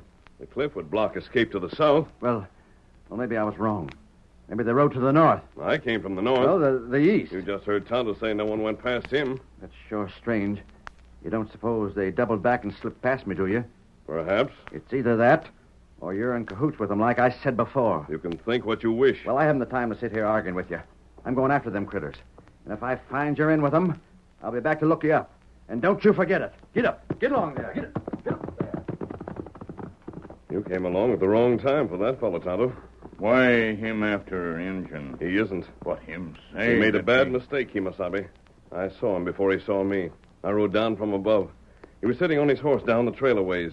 When I came along, he spurred his horse and shouted as though he'd been racing after someone. That heap strange. Not strange, Tonto.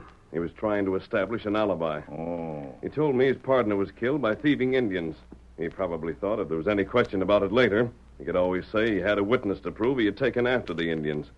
No doubt he didn't notice my mask until it was too late to change his plan. Maybe that right. I may be doing him an injustice, but I doubt it. He was positive the red men had ridden eastward until you came along to spoil his story. Then he pretended to believe they might have doubled back. How them do that? They couldn't, unless he were both blind and deaf. You think him kill partner? We're going to find out. That good. We'll give him every benefit of the doubt. We'll cover this whole section around the cabin. And, Tonto, if there's no trace of the red men he mentioned, we'll act. Come on, Get him up, Scout.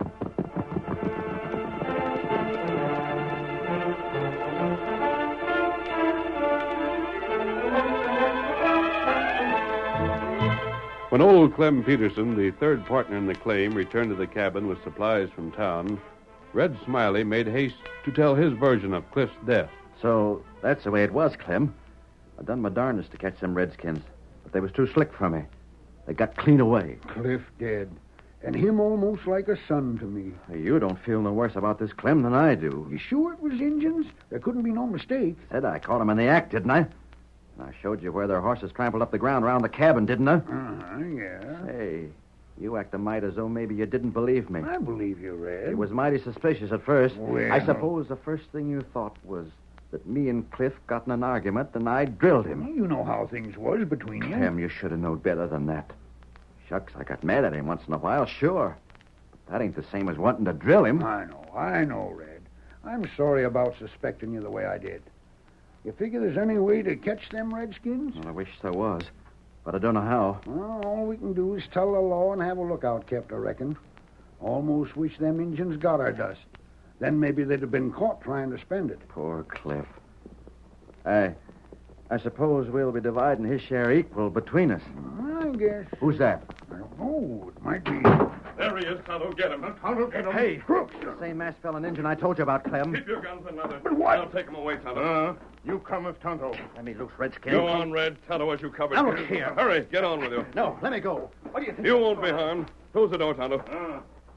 Stranger, what does this mean? You're in no danger, Clem. Tonto took Red away so that he couldn't hear what I had to say to you. Huh? I suppose Red told you Cliff was killed by Indians. He told me how it happened, sure. Red killed Cliff. What's that? That Indian story was invented. But he showed me the hoof prints of their horses. I saw them. Well, then... He made those prints with his own horse. He rode it all around the cabin to make it look as though a band of riders had been here. Can you prove that? I can. Tonto and I examined the ground. The prints Red says were made by the Indians disappeared beyond the clearing. There's absolutely no trace of a band of riders except near the cabin. Leaping catfish. You doubt my word, I'll show you myself. Stranger, I ain't doubting. What you said fits right in with what I suspicioned first. You thought Red was the killer? I didn't till he told me that story about Injuns. Then you must know his motive. That's what I couldn't find out. He killed Cliff because he hated him. Yes? Red fought and quarreled with Cliff all winter. It was the biggest mistake I ever made in my life when I asked Red to come partners with us. Why did you? Because I didn't know nothing against him at that time. All I knowed about him was that he was a first-rate mining man, and we needed a third feller to help us work the claim proper. I see, but...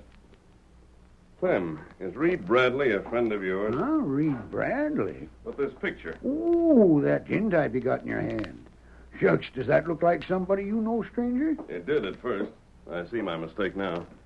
This man seems to have a scar across his cheek. That's a picture of Cliff. Oh. Mister, I almost wish you hadn't told me about Red being guilty. Why? Why?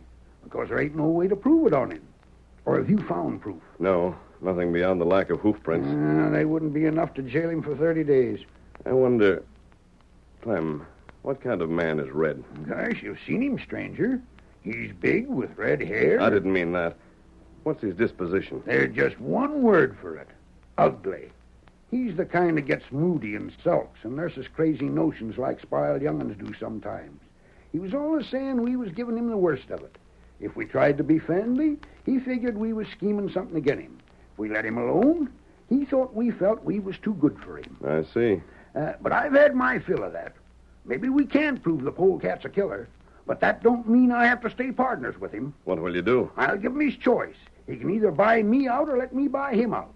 But by heavens, it's going to be one or the other. No. Huh? Don't dissolve partnership. Stay here. Keep on working the claim with him. Are you loco, too? Me stay here with a killer? You'll be in no danger. Tonto will be on hand to watch every minute. I'll give him his orders. But why should I stay here? To help Red brought to justice. Say, have you got some scheme? Red will ask you what we talked about when Tonto lets him return.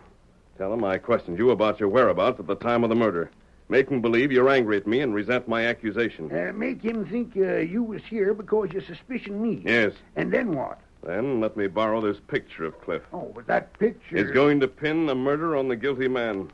Clem, listen to me and I'll tell you how.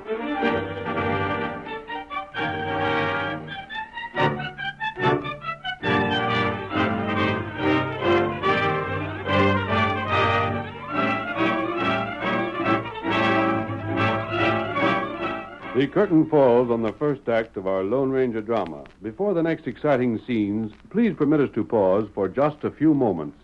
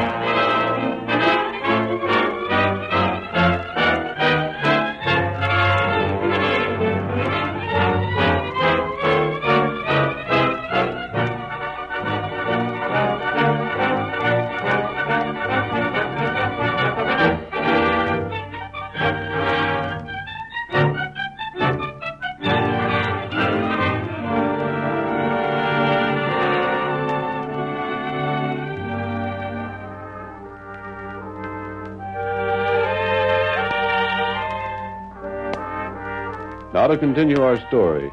The Lone Ranger explained to Clem Peterson the plan he had in mind and secured his promise to cooperate. A brief word with Tonto, and then, riding alone, the masked man raced across the wilderness trail, the hoofs of the mighty Silver beating a thunderous tattoo that echoed and re-echoed through shadowed canyons and sunlit valleys. Almost 5 days passed. The work at the claim seemed to go on much the same as ever. Red Smiley was unconscious of Tonto's watching eyes, guarding against treachery, and Clem Peterson, obeying the Lone Ranger, appeared to harbor no suspicion against the big red-headed man who worked beside him.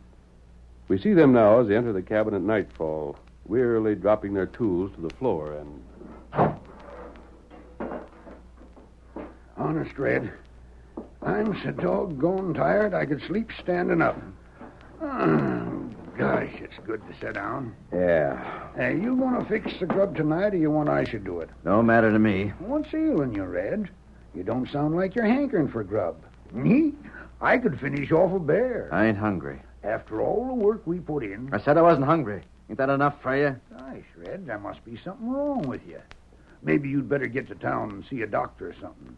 You wasn't hungry yesterday either, was you? Now, what if I wasn't? No, the day before. Ain't hurting you none, is it? Oh, of course it ain't.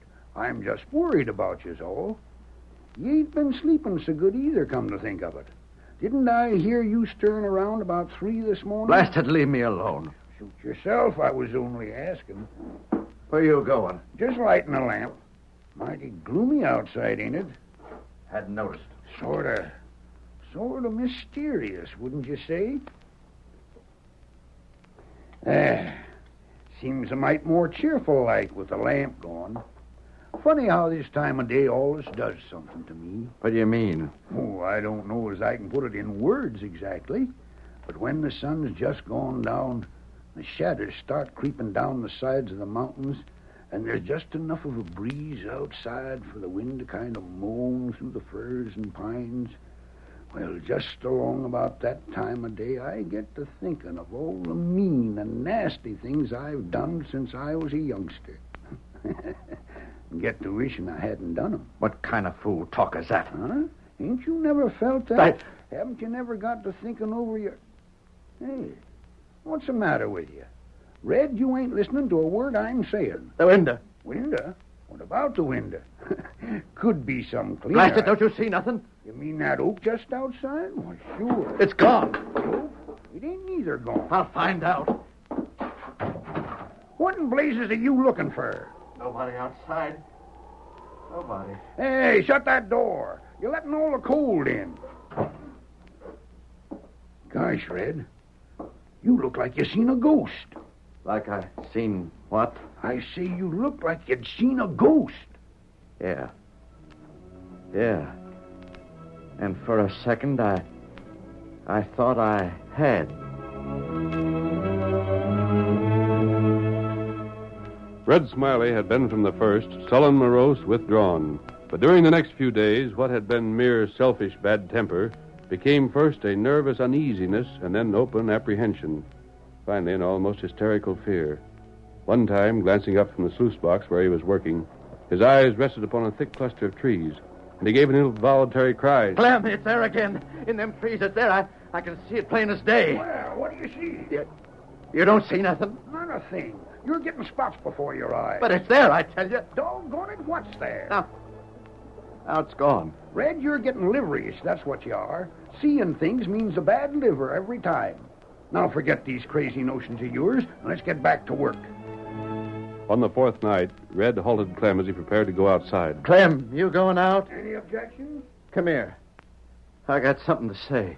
Yeah, well, say it. I want to sell out. Sell out? Yeah. But what in heaven's name for?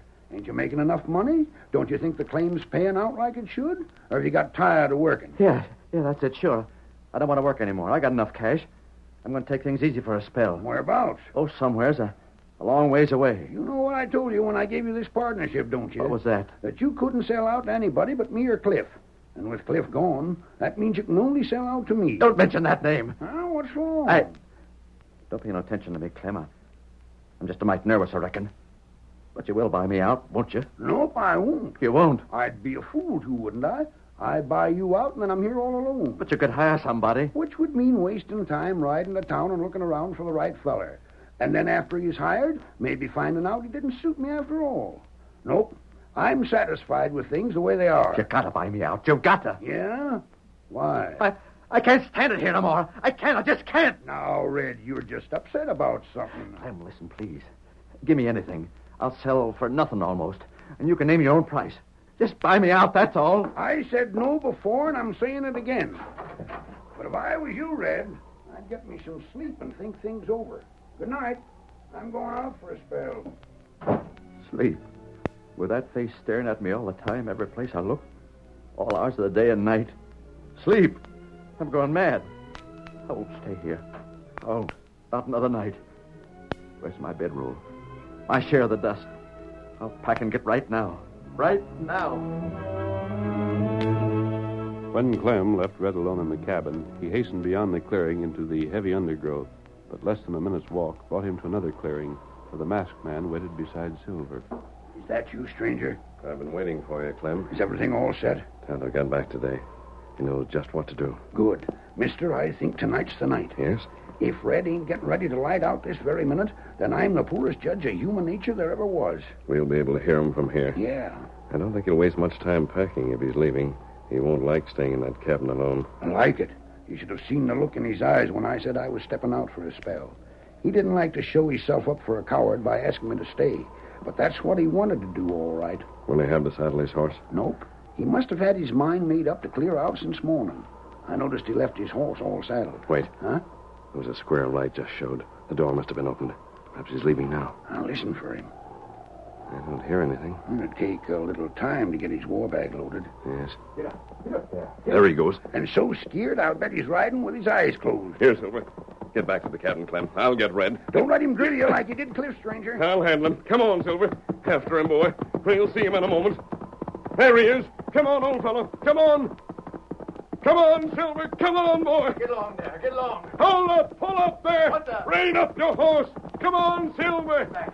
Stay away from me. Get back. Don't slap, Leather. What do you want to be? I ordered you to stop. You hold him, Silver. Pull back, boy. Oh, Silver. Let me go. Who are you? The masked man. You're going back to that cabin.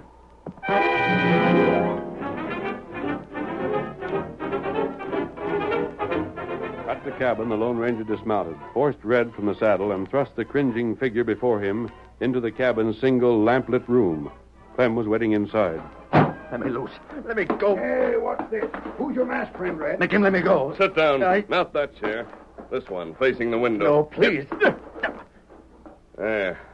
Next time, you'll do as you're told without my repeating it. Red, how come you got a crook for a paw? He ain't no friend of mine. Clem, draw on him. Do something. Yeah? Well, if he ain't a friend of yours, what's he doing here? How'd you happen to meet up with him? He caught me when I was clearing out.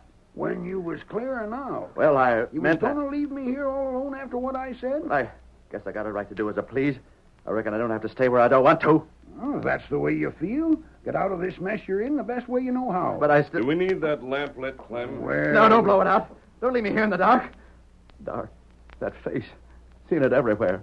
Leave that lamp alone. Leave it lit, you hear me? Leave it lit. Very well. That face. Red, you haven't something on your conscience, have you? Huh? My conscience? What do you mean? Why'd you say that? Look here. Why'd you say that, stranger? You mentioned a face, as though you'd been seeing something of the sort. Sometimes a guilty conscience will do that. My golly. Yes? I never thought of that before. Why, stranger, Red's been acting this way for the better part of a week now. You think It that ain't maybe... so. I've done nothing. I'm not If going you have, Red, you can't expect your conscience to quit troubling you unless you've confessed. What are you hitting at? What could I have done? I never done nothing. You can't say that I've done pretty it. moon outside, stranger. You can see it through the window. I'd noticed it. The window. I won't look. The window. No! Hey, who shut out the lamp? I've seen it again. That same face with the scar. Just like Cliff's. Make it leave me alone. Make it go away. I can't eat. I can't sleep. It's driving me crazy. Crazy, do you hear? Someone light that lamp again before this fool goes out of his head for sure. Have you another But candle? look at There's that one face. on this shelf. I'll get it myself. That scar and the dead white face all staring at me. All staring at me. There we are. I don't know what to do with Red, stranger. I'd better see that he gets to town some way after all. The wall. Huh? Something's written there. It got in here. It was in there when the lamp went out. It wrote that. I know it did. Well, I'll be...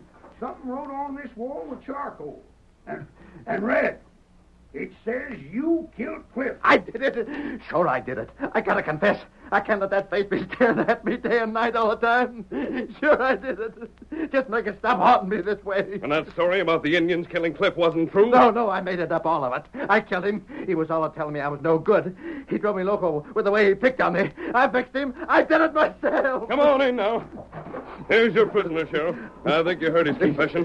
You bet I did, mister. Red, hold out your hands. I'm putting the cuffs on you. Just so I never see that face again. There. I reckon that'll hold you. Reed, you did a good job. I did just what you told me, friend. What? That's him. That's the same face.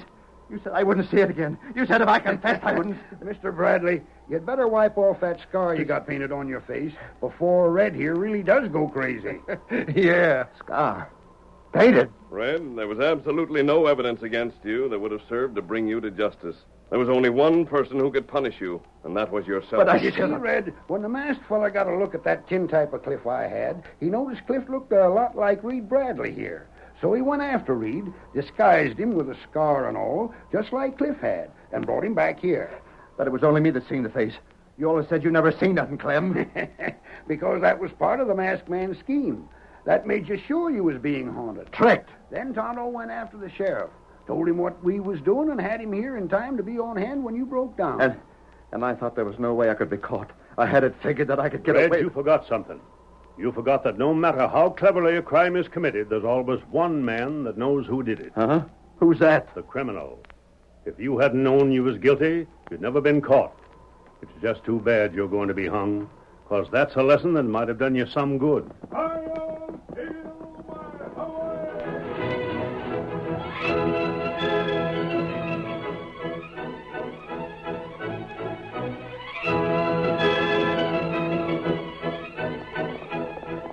Come on, Silver, old boy. There's adventure on the trail ahead.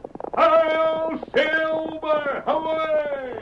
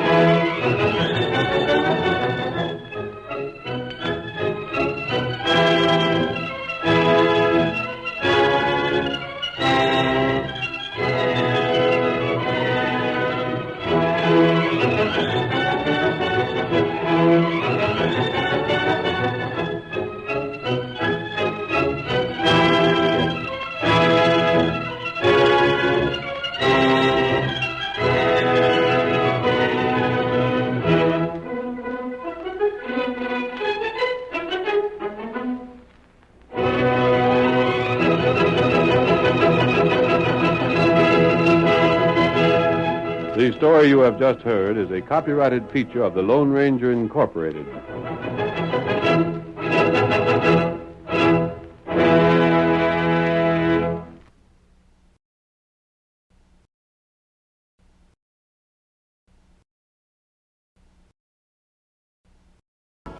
For the holidays, I want everything to smell as clean as it looks. Even the couch. Well, now you can get bad smells out of fabrics for good with Febreze. It's even safe on suits. These don't get smells out of fabrics like Febreze. Right. Febreze actually gets smells out. It doesn't just cover them up. And all you do is spray. Once it's dry, smell's gone for good. Happy holidays. Febreze cleans bad smells out of fabrics for good. Groucho Marx is your host, as some of the most interesting contestants you will ever meet compete on You Bet Your Life. Up next. Ladies and gentlemen, the secret word tonight is foot. F-O-O-T. Really? You bet your life.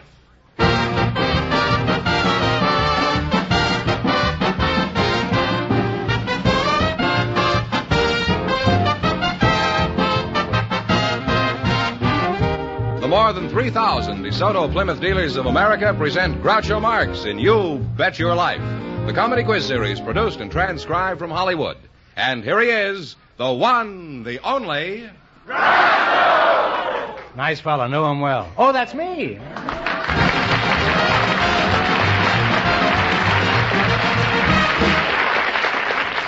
Well, here I am again with $4,000 for one of our couples.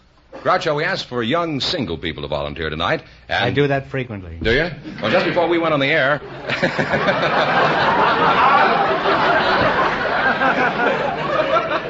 Just before we went on the air, Miss... It's most unproductive, I must say. Hopeless is the word. Miss Francine Anderson and Mr... Miss Francine Anderson is hopeless? No, she volunteered, and she was chosen along with Lieutenant Charles Brown, and here they are. Folks, Well. meet Groucho Marx. And I'm Well, glad- welcome. Welcome, kids, for the DeSoto Plymouth dealers. Say the secret word and you'll divide $100. It's a common word, something you always have with you. Francis Anderson and Charles Brown, huh? Well, that's a good, simple. What kind of a uniform is that? United States Air Force. Is that so? I thought you were a letter carrier. Huh? How do I know you're in the Air Force? Well, you can tell by the wings. Likely story. How do I know you're not delivering airmail? Where are you from, Chaz? Well, from the original gateway to the west in Southern California, Fort Smith, Arkansas. He's going to wind up in the real estate business, I guess. Now, should I call you Francine or Fran? Well, I prefer Fran. So do I. With men who know women best, it's Fran, 2 to 1. Be lucky, go happy, huh? Where are you from, Fran? Well, I was born in Santa Monica, California. Where? Santa Monica. I'm a native Santa girl. Monica. Yeah. Oh, native girl, huh? Was that a native outfit you're wearing? Well, how old are you, Fran? I'm 21. 21, huh? You don't look it. I thought you were about 20 and a half. Oh. You say you're in the Air Force, Charlie? That's right. What kind of a plane do you fly? B-29. Well, tell us about the B-29. How big actually is this monster? Well, it's not the biggest by any means, but it's pretty good size. If you stood it up on a wingtip, it'd be about as tall as a 10-story building. Sounds pretty cozy, doesn't it? Could you take Fran up for a little spin? No, I'm afraid the Air Force might disapprove of that. You mean the Air Force wouldn't approve of Francine? That's not the red-blooded American Air Force I used to know. How far can you go in this crate? Well, we could go about 6,500 miles without stopping. For instance, we could go from here to Hawaii and return without landing. Well, what's the sense of going?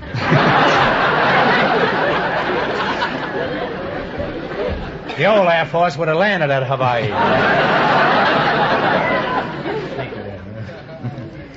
Don't you get tired steering that jalopy for so many miles? Well, no. After we once get off the ground and get up in the air, we let George fly it. George? Who's George? Any relation to Fenneman? No. George isn't human. George is the automatic pilot. That's Fenneman, all right. Have you had any interesting experiences in this crate? No, nothing in the B-29. There was a thing back a couple of years ago pertaining to the uniform. We were having a social function in the hotel lobby, and while standing in the lobby waiting for my date, an elderly lady walked up and handed me a stack of letters and says, "Boy, would you mind mailing these for me?" Well, I did better than that. I thought you were a letter carrier. I just thought you were a bellhop. Did she tip you? Not at all. Well, tell us that. That's a kind of an incomplete story. Did the girls ever show up? Absolutely. And did you have a lot of fun? Yes, we did. Apparently you didn't stay in the lobby all evening, huh? No, we didn't. That's the Air Force that I know. What do you... Look how she's looking at you. Boy, is she casing you. She knows every detail about you by this time. Where do you work, Fran?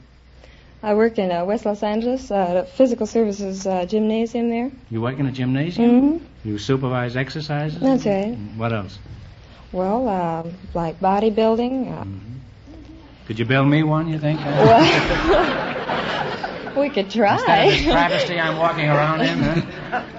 Do you have separate gyms for the men and the women? No, we have the same gym.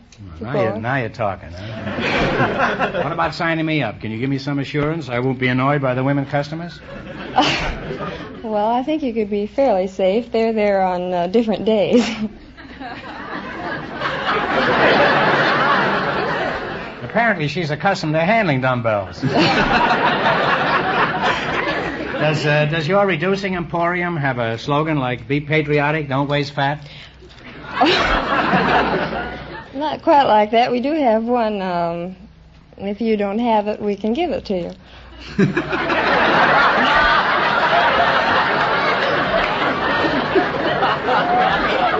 The fact of the matter is I already have it and I don't want it.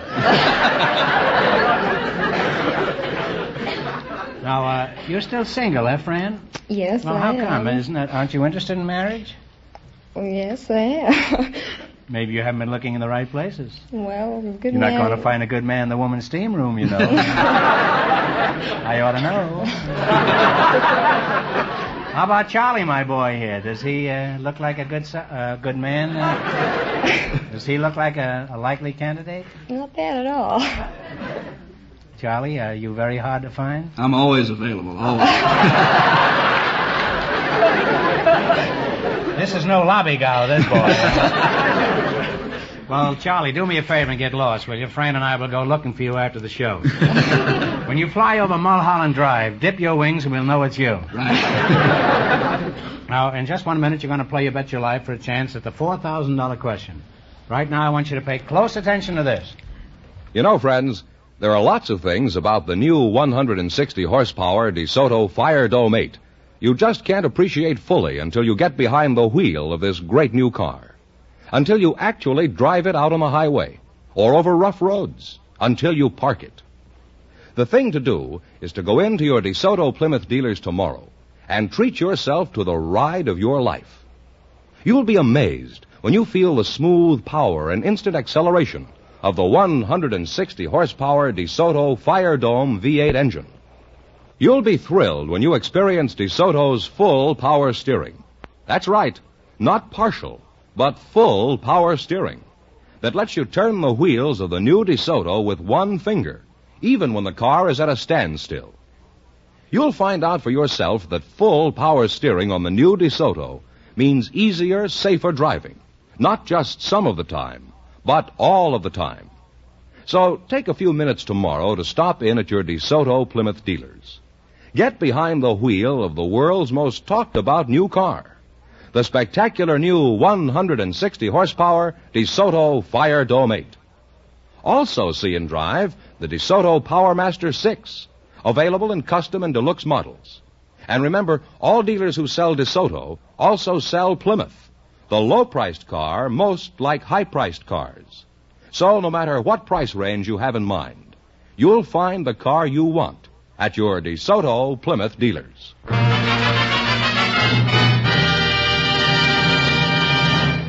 Now, let's see how you work together as a team. George, explain the rules.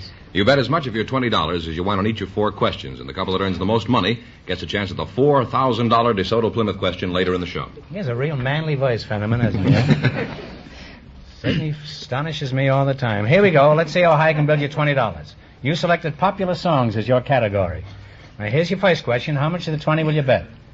Let me see. 19. 19. Give me the title of this song. Play, Jerry. Anytime is right. And you're off to a great start. You have $39. Yeah, Force doesn't fool around. Remember, you're going for $4,000 tonight. How much of the $39 you're going to try this time? 38. 38. What's the name of this song? Play it. Slowpoke. Slowpoke is right. You now have $77. You now have $77. Let's see if you can identify this song. How much you going to bet? 76. 76. Okay. Play it, Jerry.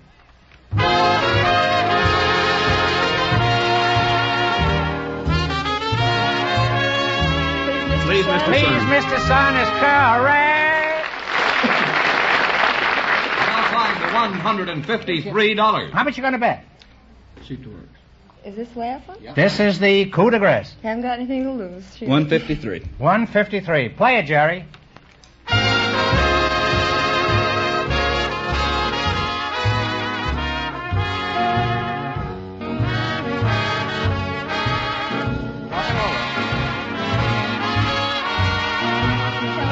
Tell me why is right. Give him a big kick. And you also wind up with $306. Good. Well, thanks and good luck from the DeSoto Plymouth dealer. Thank you.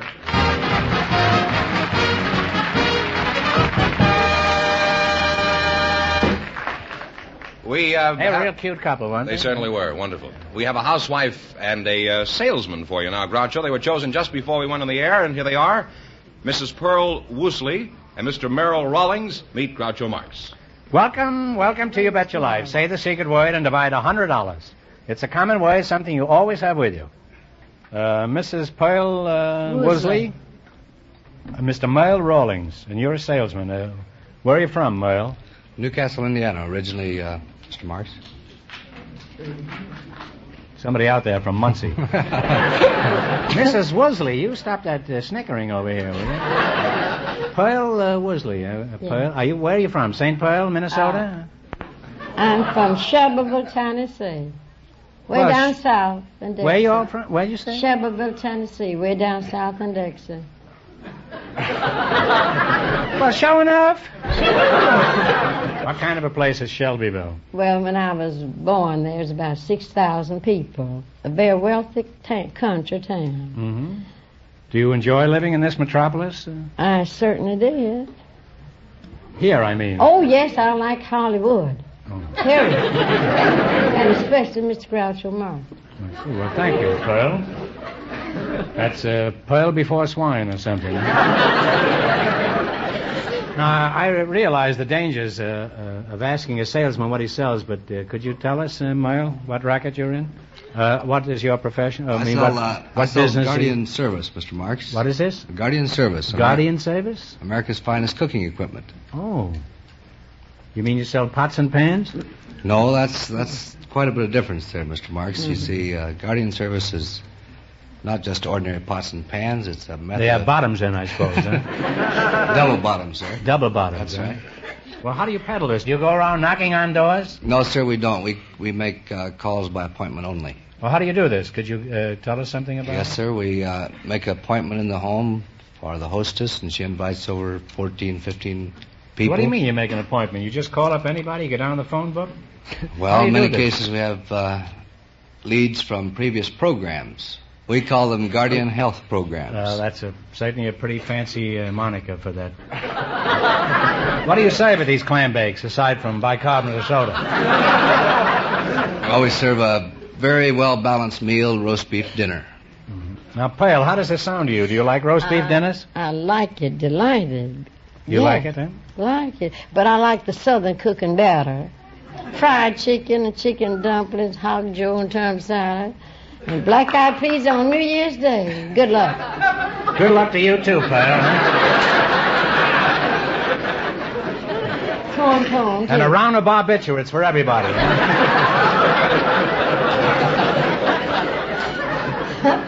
Well, it's been interesting talking to you two. And, Merle, if you ever need a topic of conversation for your parties, just mention the new DeSoto Fire Dome 8. It's really something to talk about. Thank you. Thank you. Now, here we go. You're going to play You Bet Your Life. You beat our other couples, you'll get a chance at the $4,000 question.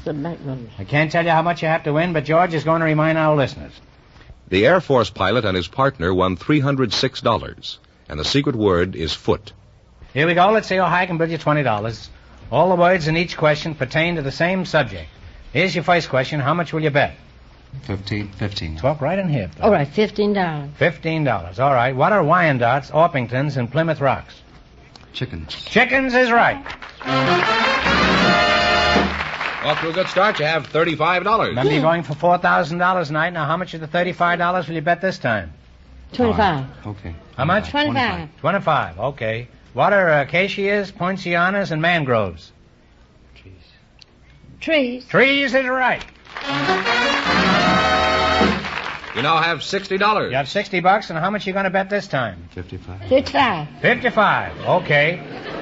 What are Manx, Siamese, and Maltese? Twins. Cats. Cats is right. You've now climbed to $115. It's your last chance to beat the other couples. How much of the 115 you going to go for? Would you say 100? What do you think? Right in here, Bob. The whole thing of what? What do you say? Up to you. We might win. What do we have, 150? You got 115. You got 115. Well, let's say 114. Want to get back to those? Is that all right? 114, okay. All right, here we go. What are azaleas, peonies, and crocuses? Oh, flowers. Flowers is right. Very smart. And you wind up with a grand total of $229. Thanks and good luck to the DeSoto Plymouth dealers. Thank you kindly. Thank you kindly.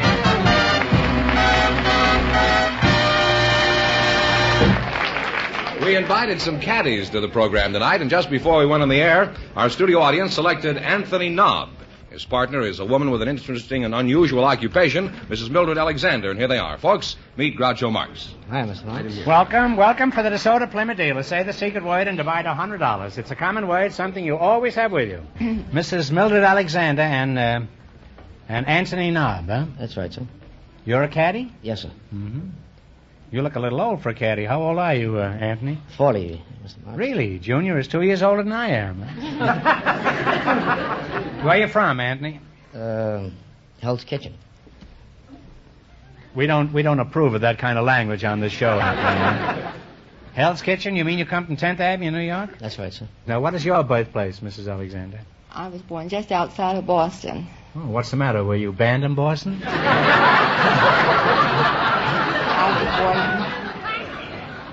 I was born in Newton. You were born in Newton? That's a lovely little town. Do you miss it very much? Not particularly. I see. In other words, you don't give a fig for Newton, eh? Mildred, you were chosen because you have an interesting occupation. Just what is it you do, Mildred? I run a motel for cats. Well, that's what I thought. When you walked up here, I said to myself, I says, there's a woman who runs a motel for cats. Now, Mildred, let's not be ridiculous. Nobody runs a motel for cats. Just what is a motel for cats? It's a very I'm nice... willing to play along with this thing as well as you. I'll play ball with you, Mildred, huh? The Motel for Cats is a very nice place on Ventura Boulevard where people leave their cats when they go out of town. What do you call the place? Catalina? Motel for Cats. Oh. How much is really a hotel for cats? Huh? A motel for cats. A motel, yeah. Is there much difference between a motel for cats and a hotel for cats? Yes. I used to know Sam Katz. He lived at a hotel. How much does a cat have to pay for his lodging? Well, it depends on whether he's on the American plan or the European plan.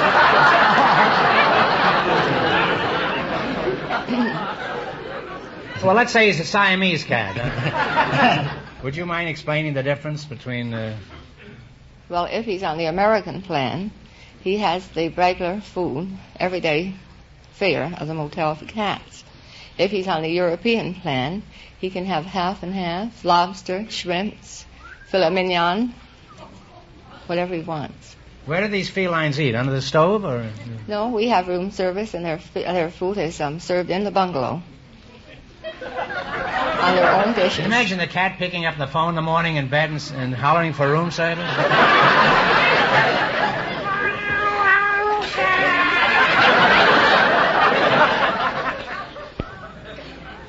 How does this sound to you, Andy? Does this sound pretty interesting to you?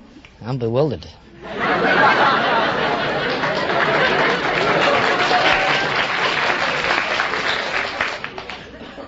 You're bewildered, eh? I certainly am, Mr. Marx. Well, if you should need a nice motel to sleep in sometime, just tell Millie you're a caddy. Yeah, Tom Caddy.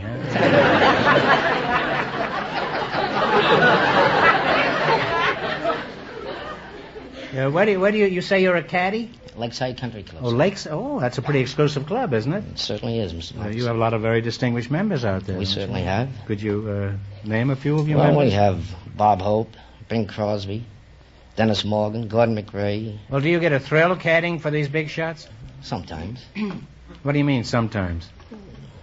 Depends on the tips. I'll give you a big tip. Don't have a caddy for me if you want a big tip. What are the qualifications for a good caddy aside from flat feet? Flat feet. Well, you have to know the local knowledge. You mean the topography of the That's right, sir. links? And I had them with the brakes in the green. Huh? The brakes in the green. You have brakes on the green? Yes, sir. They're not as good as the DeSoto brakes, I bet. What do you like best about caddying? Big tips. This fellow's got a one-track mind. Well, let's face it. You know, years ago, Jesse Lasky was playing at Hillcrest.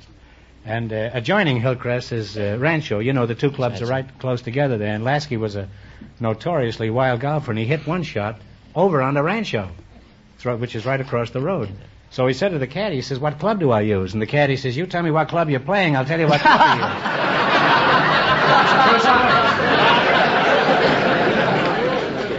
women play out there, too, don't they? Which do you prefer caddying for, men or women? Oh, men. Why is that? Well, women, they talk a little too much. And they stop on a turn in the powder room, and they might not come out for another 15 minutes. And the main thing is, men are better tippers.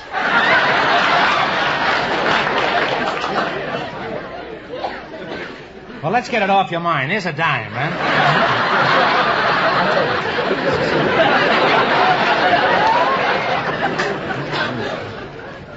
Now, Mildred, would you board my cat? It happens to come from Poland. I'd like to. It's a fine, exclusive hotel. She'll even take a polecat. But he's good for the money. He'll pay you a cent at a time.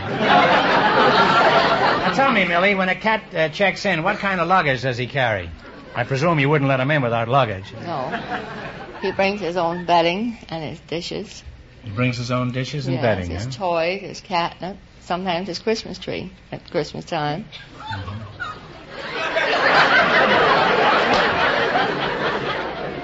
Say, could I get a room there sometime? Well, it's been a novel experience talking to you two. And, Mildred, when you tuck your guests away for the night, don't forget the cat's pajamas. All right, let's play You Bet Your Life for a chance at the $4,000. You run your $20 into more than our other couples. I can't tell you how much you have to win, but Mr. Fenneman's going to remind our listeners. The Air Force pilot and his partner still lead with $306. Here we go. Let's see how high I can build you $20. You selected outstanding American athletes. Here's your first question. How much will you bet? 19. Talk up, kids. $19. $19. In what sport is Maureen Connolly famous? I think it's in tennis. Yeah, you're absolutely right. It's absolutely right. You're on your way. You have $39. Remember, you're going for $4,000 tonight. How much of the 39 you're going to try this time? 38. 38. 38. In what sport is Dick Button famous? Skater. Skater is right. You now have $77. Now, here's your third question. You have $77? How much you going to bet? Your 7 looks like a 9. That's right. 76. I hope you did- 76. 76? All right. In what sport is Luke Easter famous? Baseball. Baseball is right. You now have $153. Here's your last chance to beat the other couples. How much of the 153 you're going to try? 150. 150. In what sport is Patty Berg famous? Golf. Golf is right. Put it in, kid. All right. You wound up with $303. That's not bad. And give me my dime back. But that means the Air Force pilot and his partner with $306. In just 1 minute, we'll get the chance at the $4,000 DeSoto How much Plymouth did they beat us question. by? $3. Gee. We could use it. That's a good 18 holes work, isn't it? Yeah. It's a few hamburgers.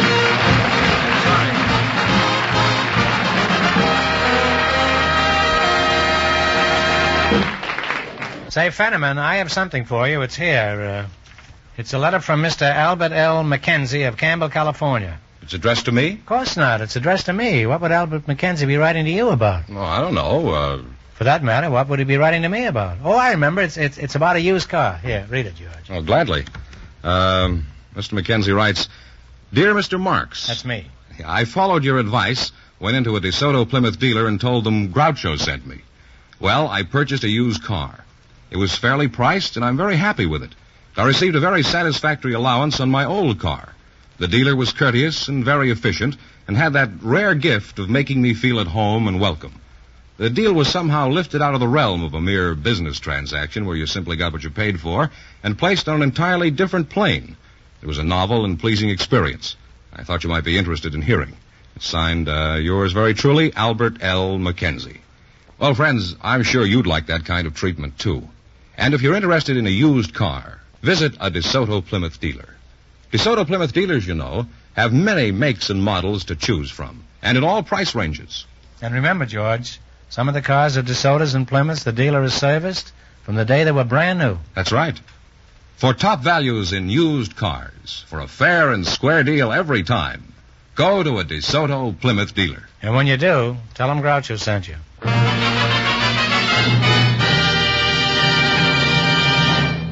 Here's the Air Force pilot and his partner, Groucho. The winning couple all set for the DeSoto Plymouth $4,000 question.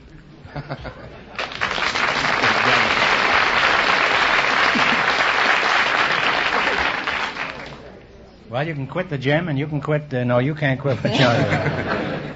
All you got to do is... All right, here we go for $4,000. I'll give you 15 seconds to decide on a single answer between you. Think carefully, and please no help in the audience. Here it is. There was a small island in the Mediterranean that has served as a penal colony since 1874. Its name was made famous by Edmond Dantes, hero of a great novel by Dumas. For $4,000, what is the name of this island? Talk it over.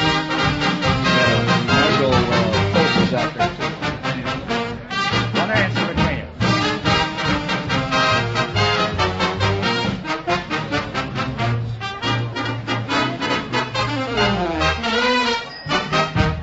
What is the answer you two have decided upon? Sicily. Oh, I'm sorry. There it is. Monte Cristo. That's the correct answer, Monte Cristo. So that means the big question next week will be worth $4,500. Well, you lost the big money, but how much did they win the quiz? $306 in the quiz. Well, it's not too bad. Congratulations, and thanks to both of you and to all of our contestants on the show tonight.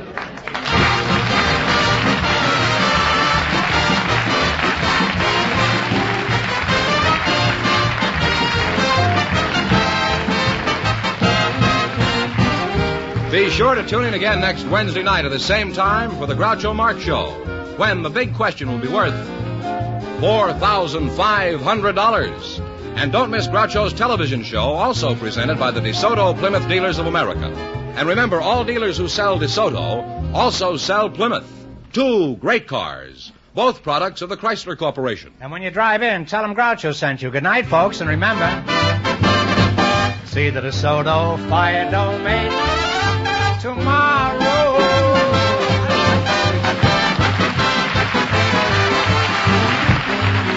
Folks, here's a reminder from the National Safety Council. Cross town or cross country, slow down for blind intersections and be prepared to stop. You Bet Your Life, transcribed from Hollywood, is produced by John Goodell, directed by Robert Dwan and Bernie Smith, music by Jerry Fielding. This is George Fenneman signing off for the more than 3,000 DeSoto Plymouth dealers from coast to coast.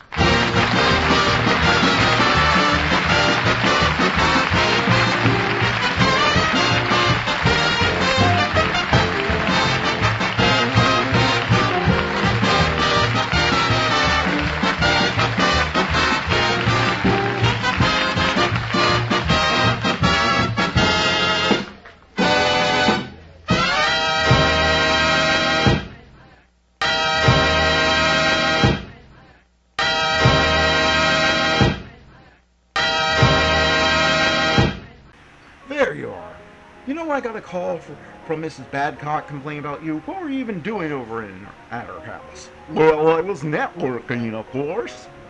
Networking?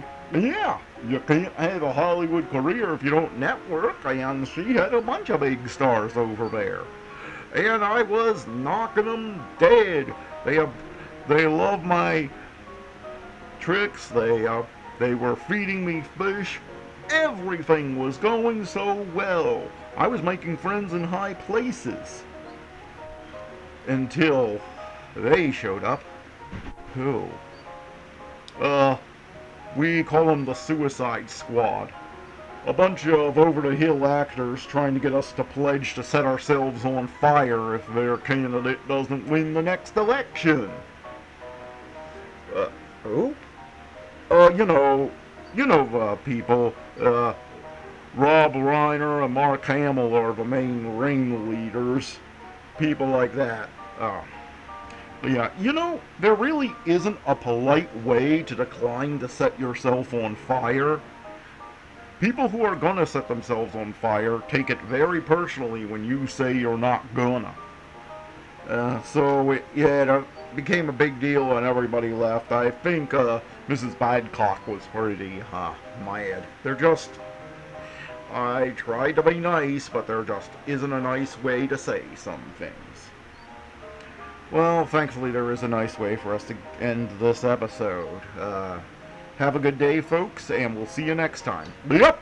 Tune in tonight at 10 for more old-time radio, and have a great day.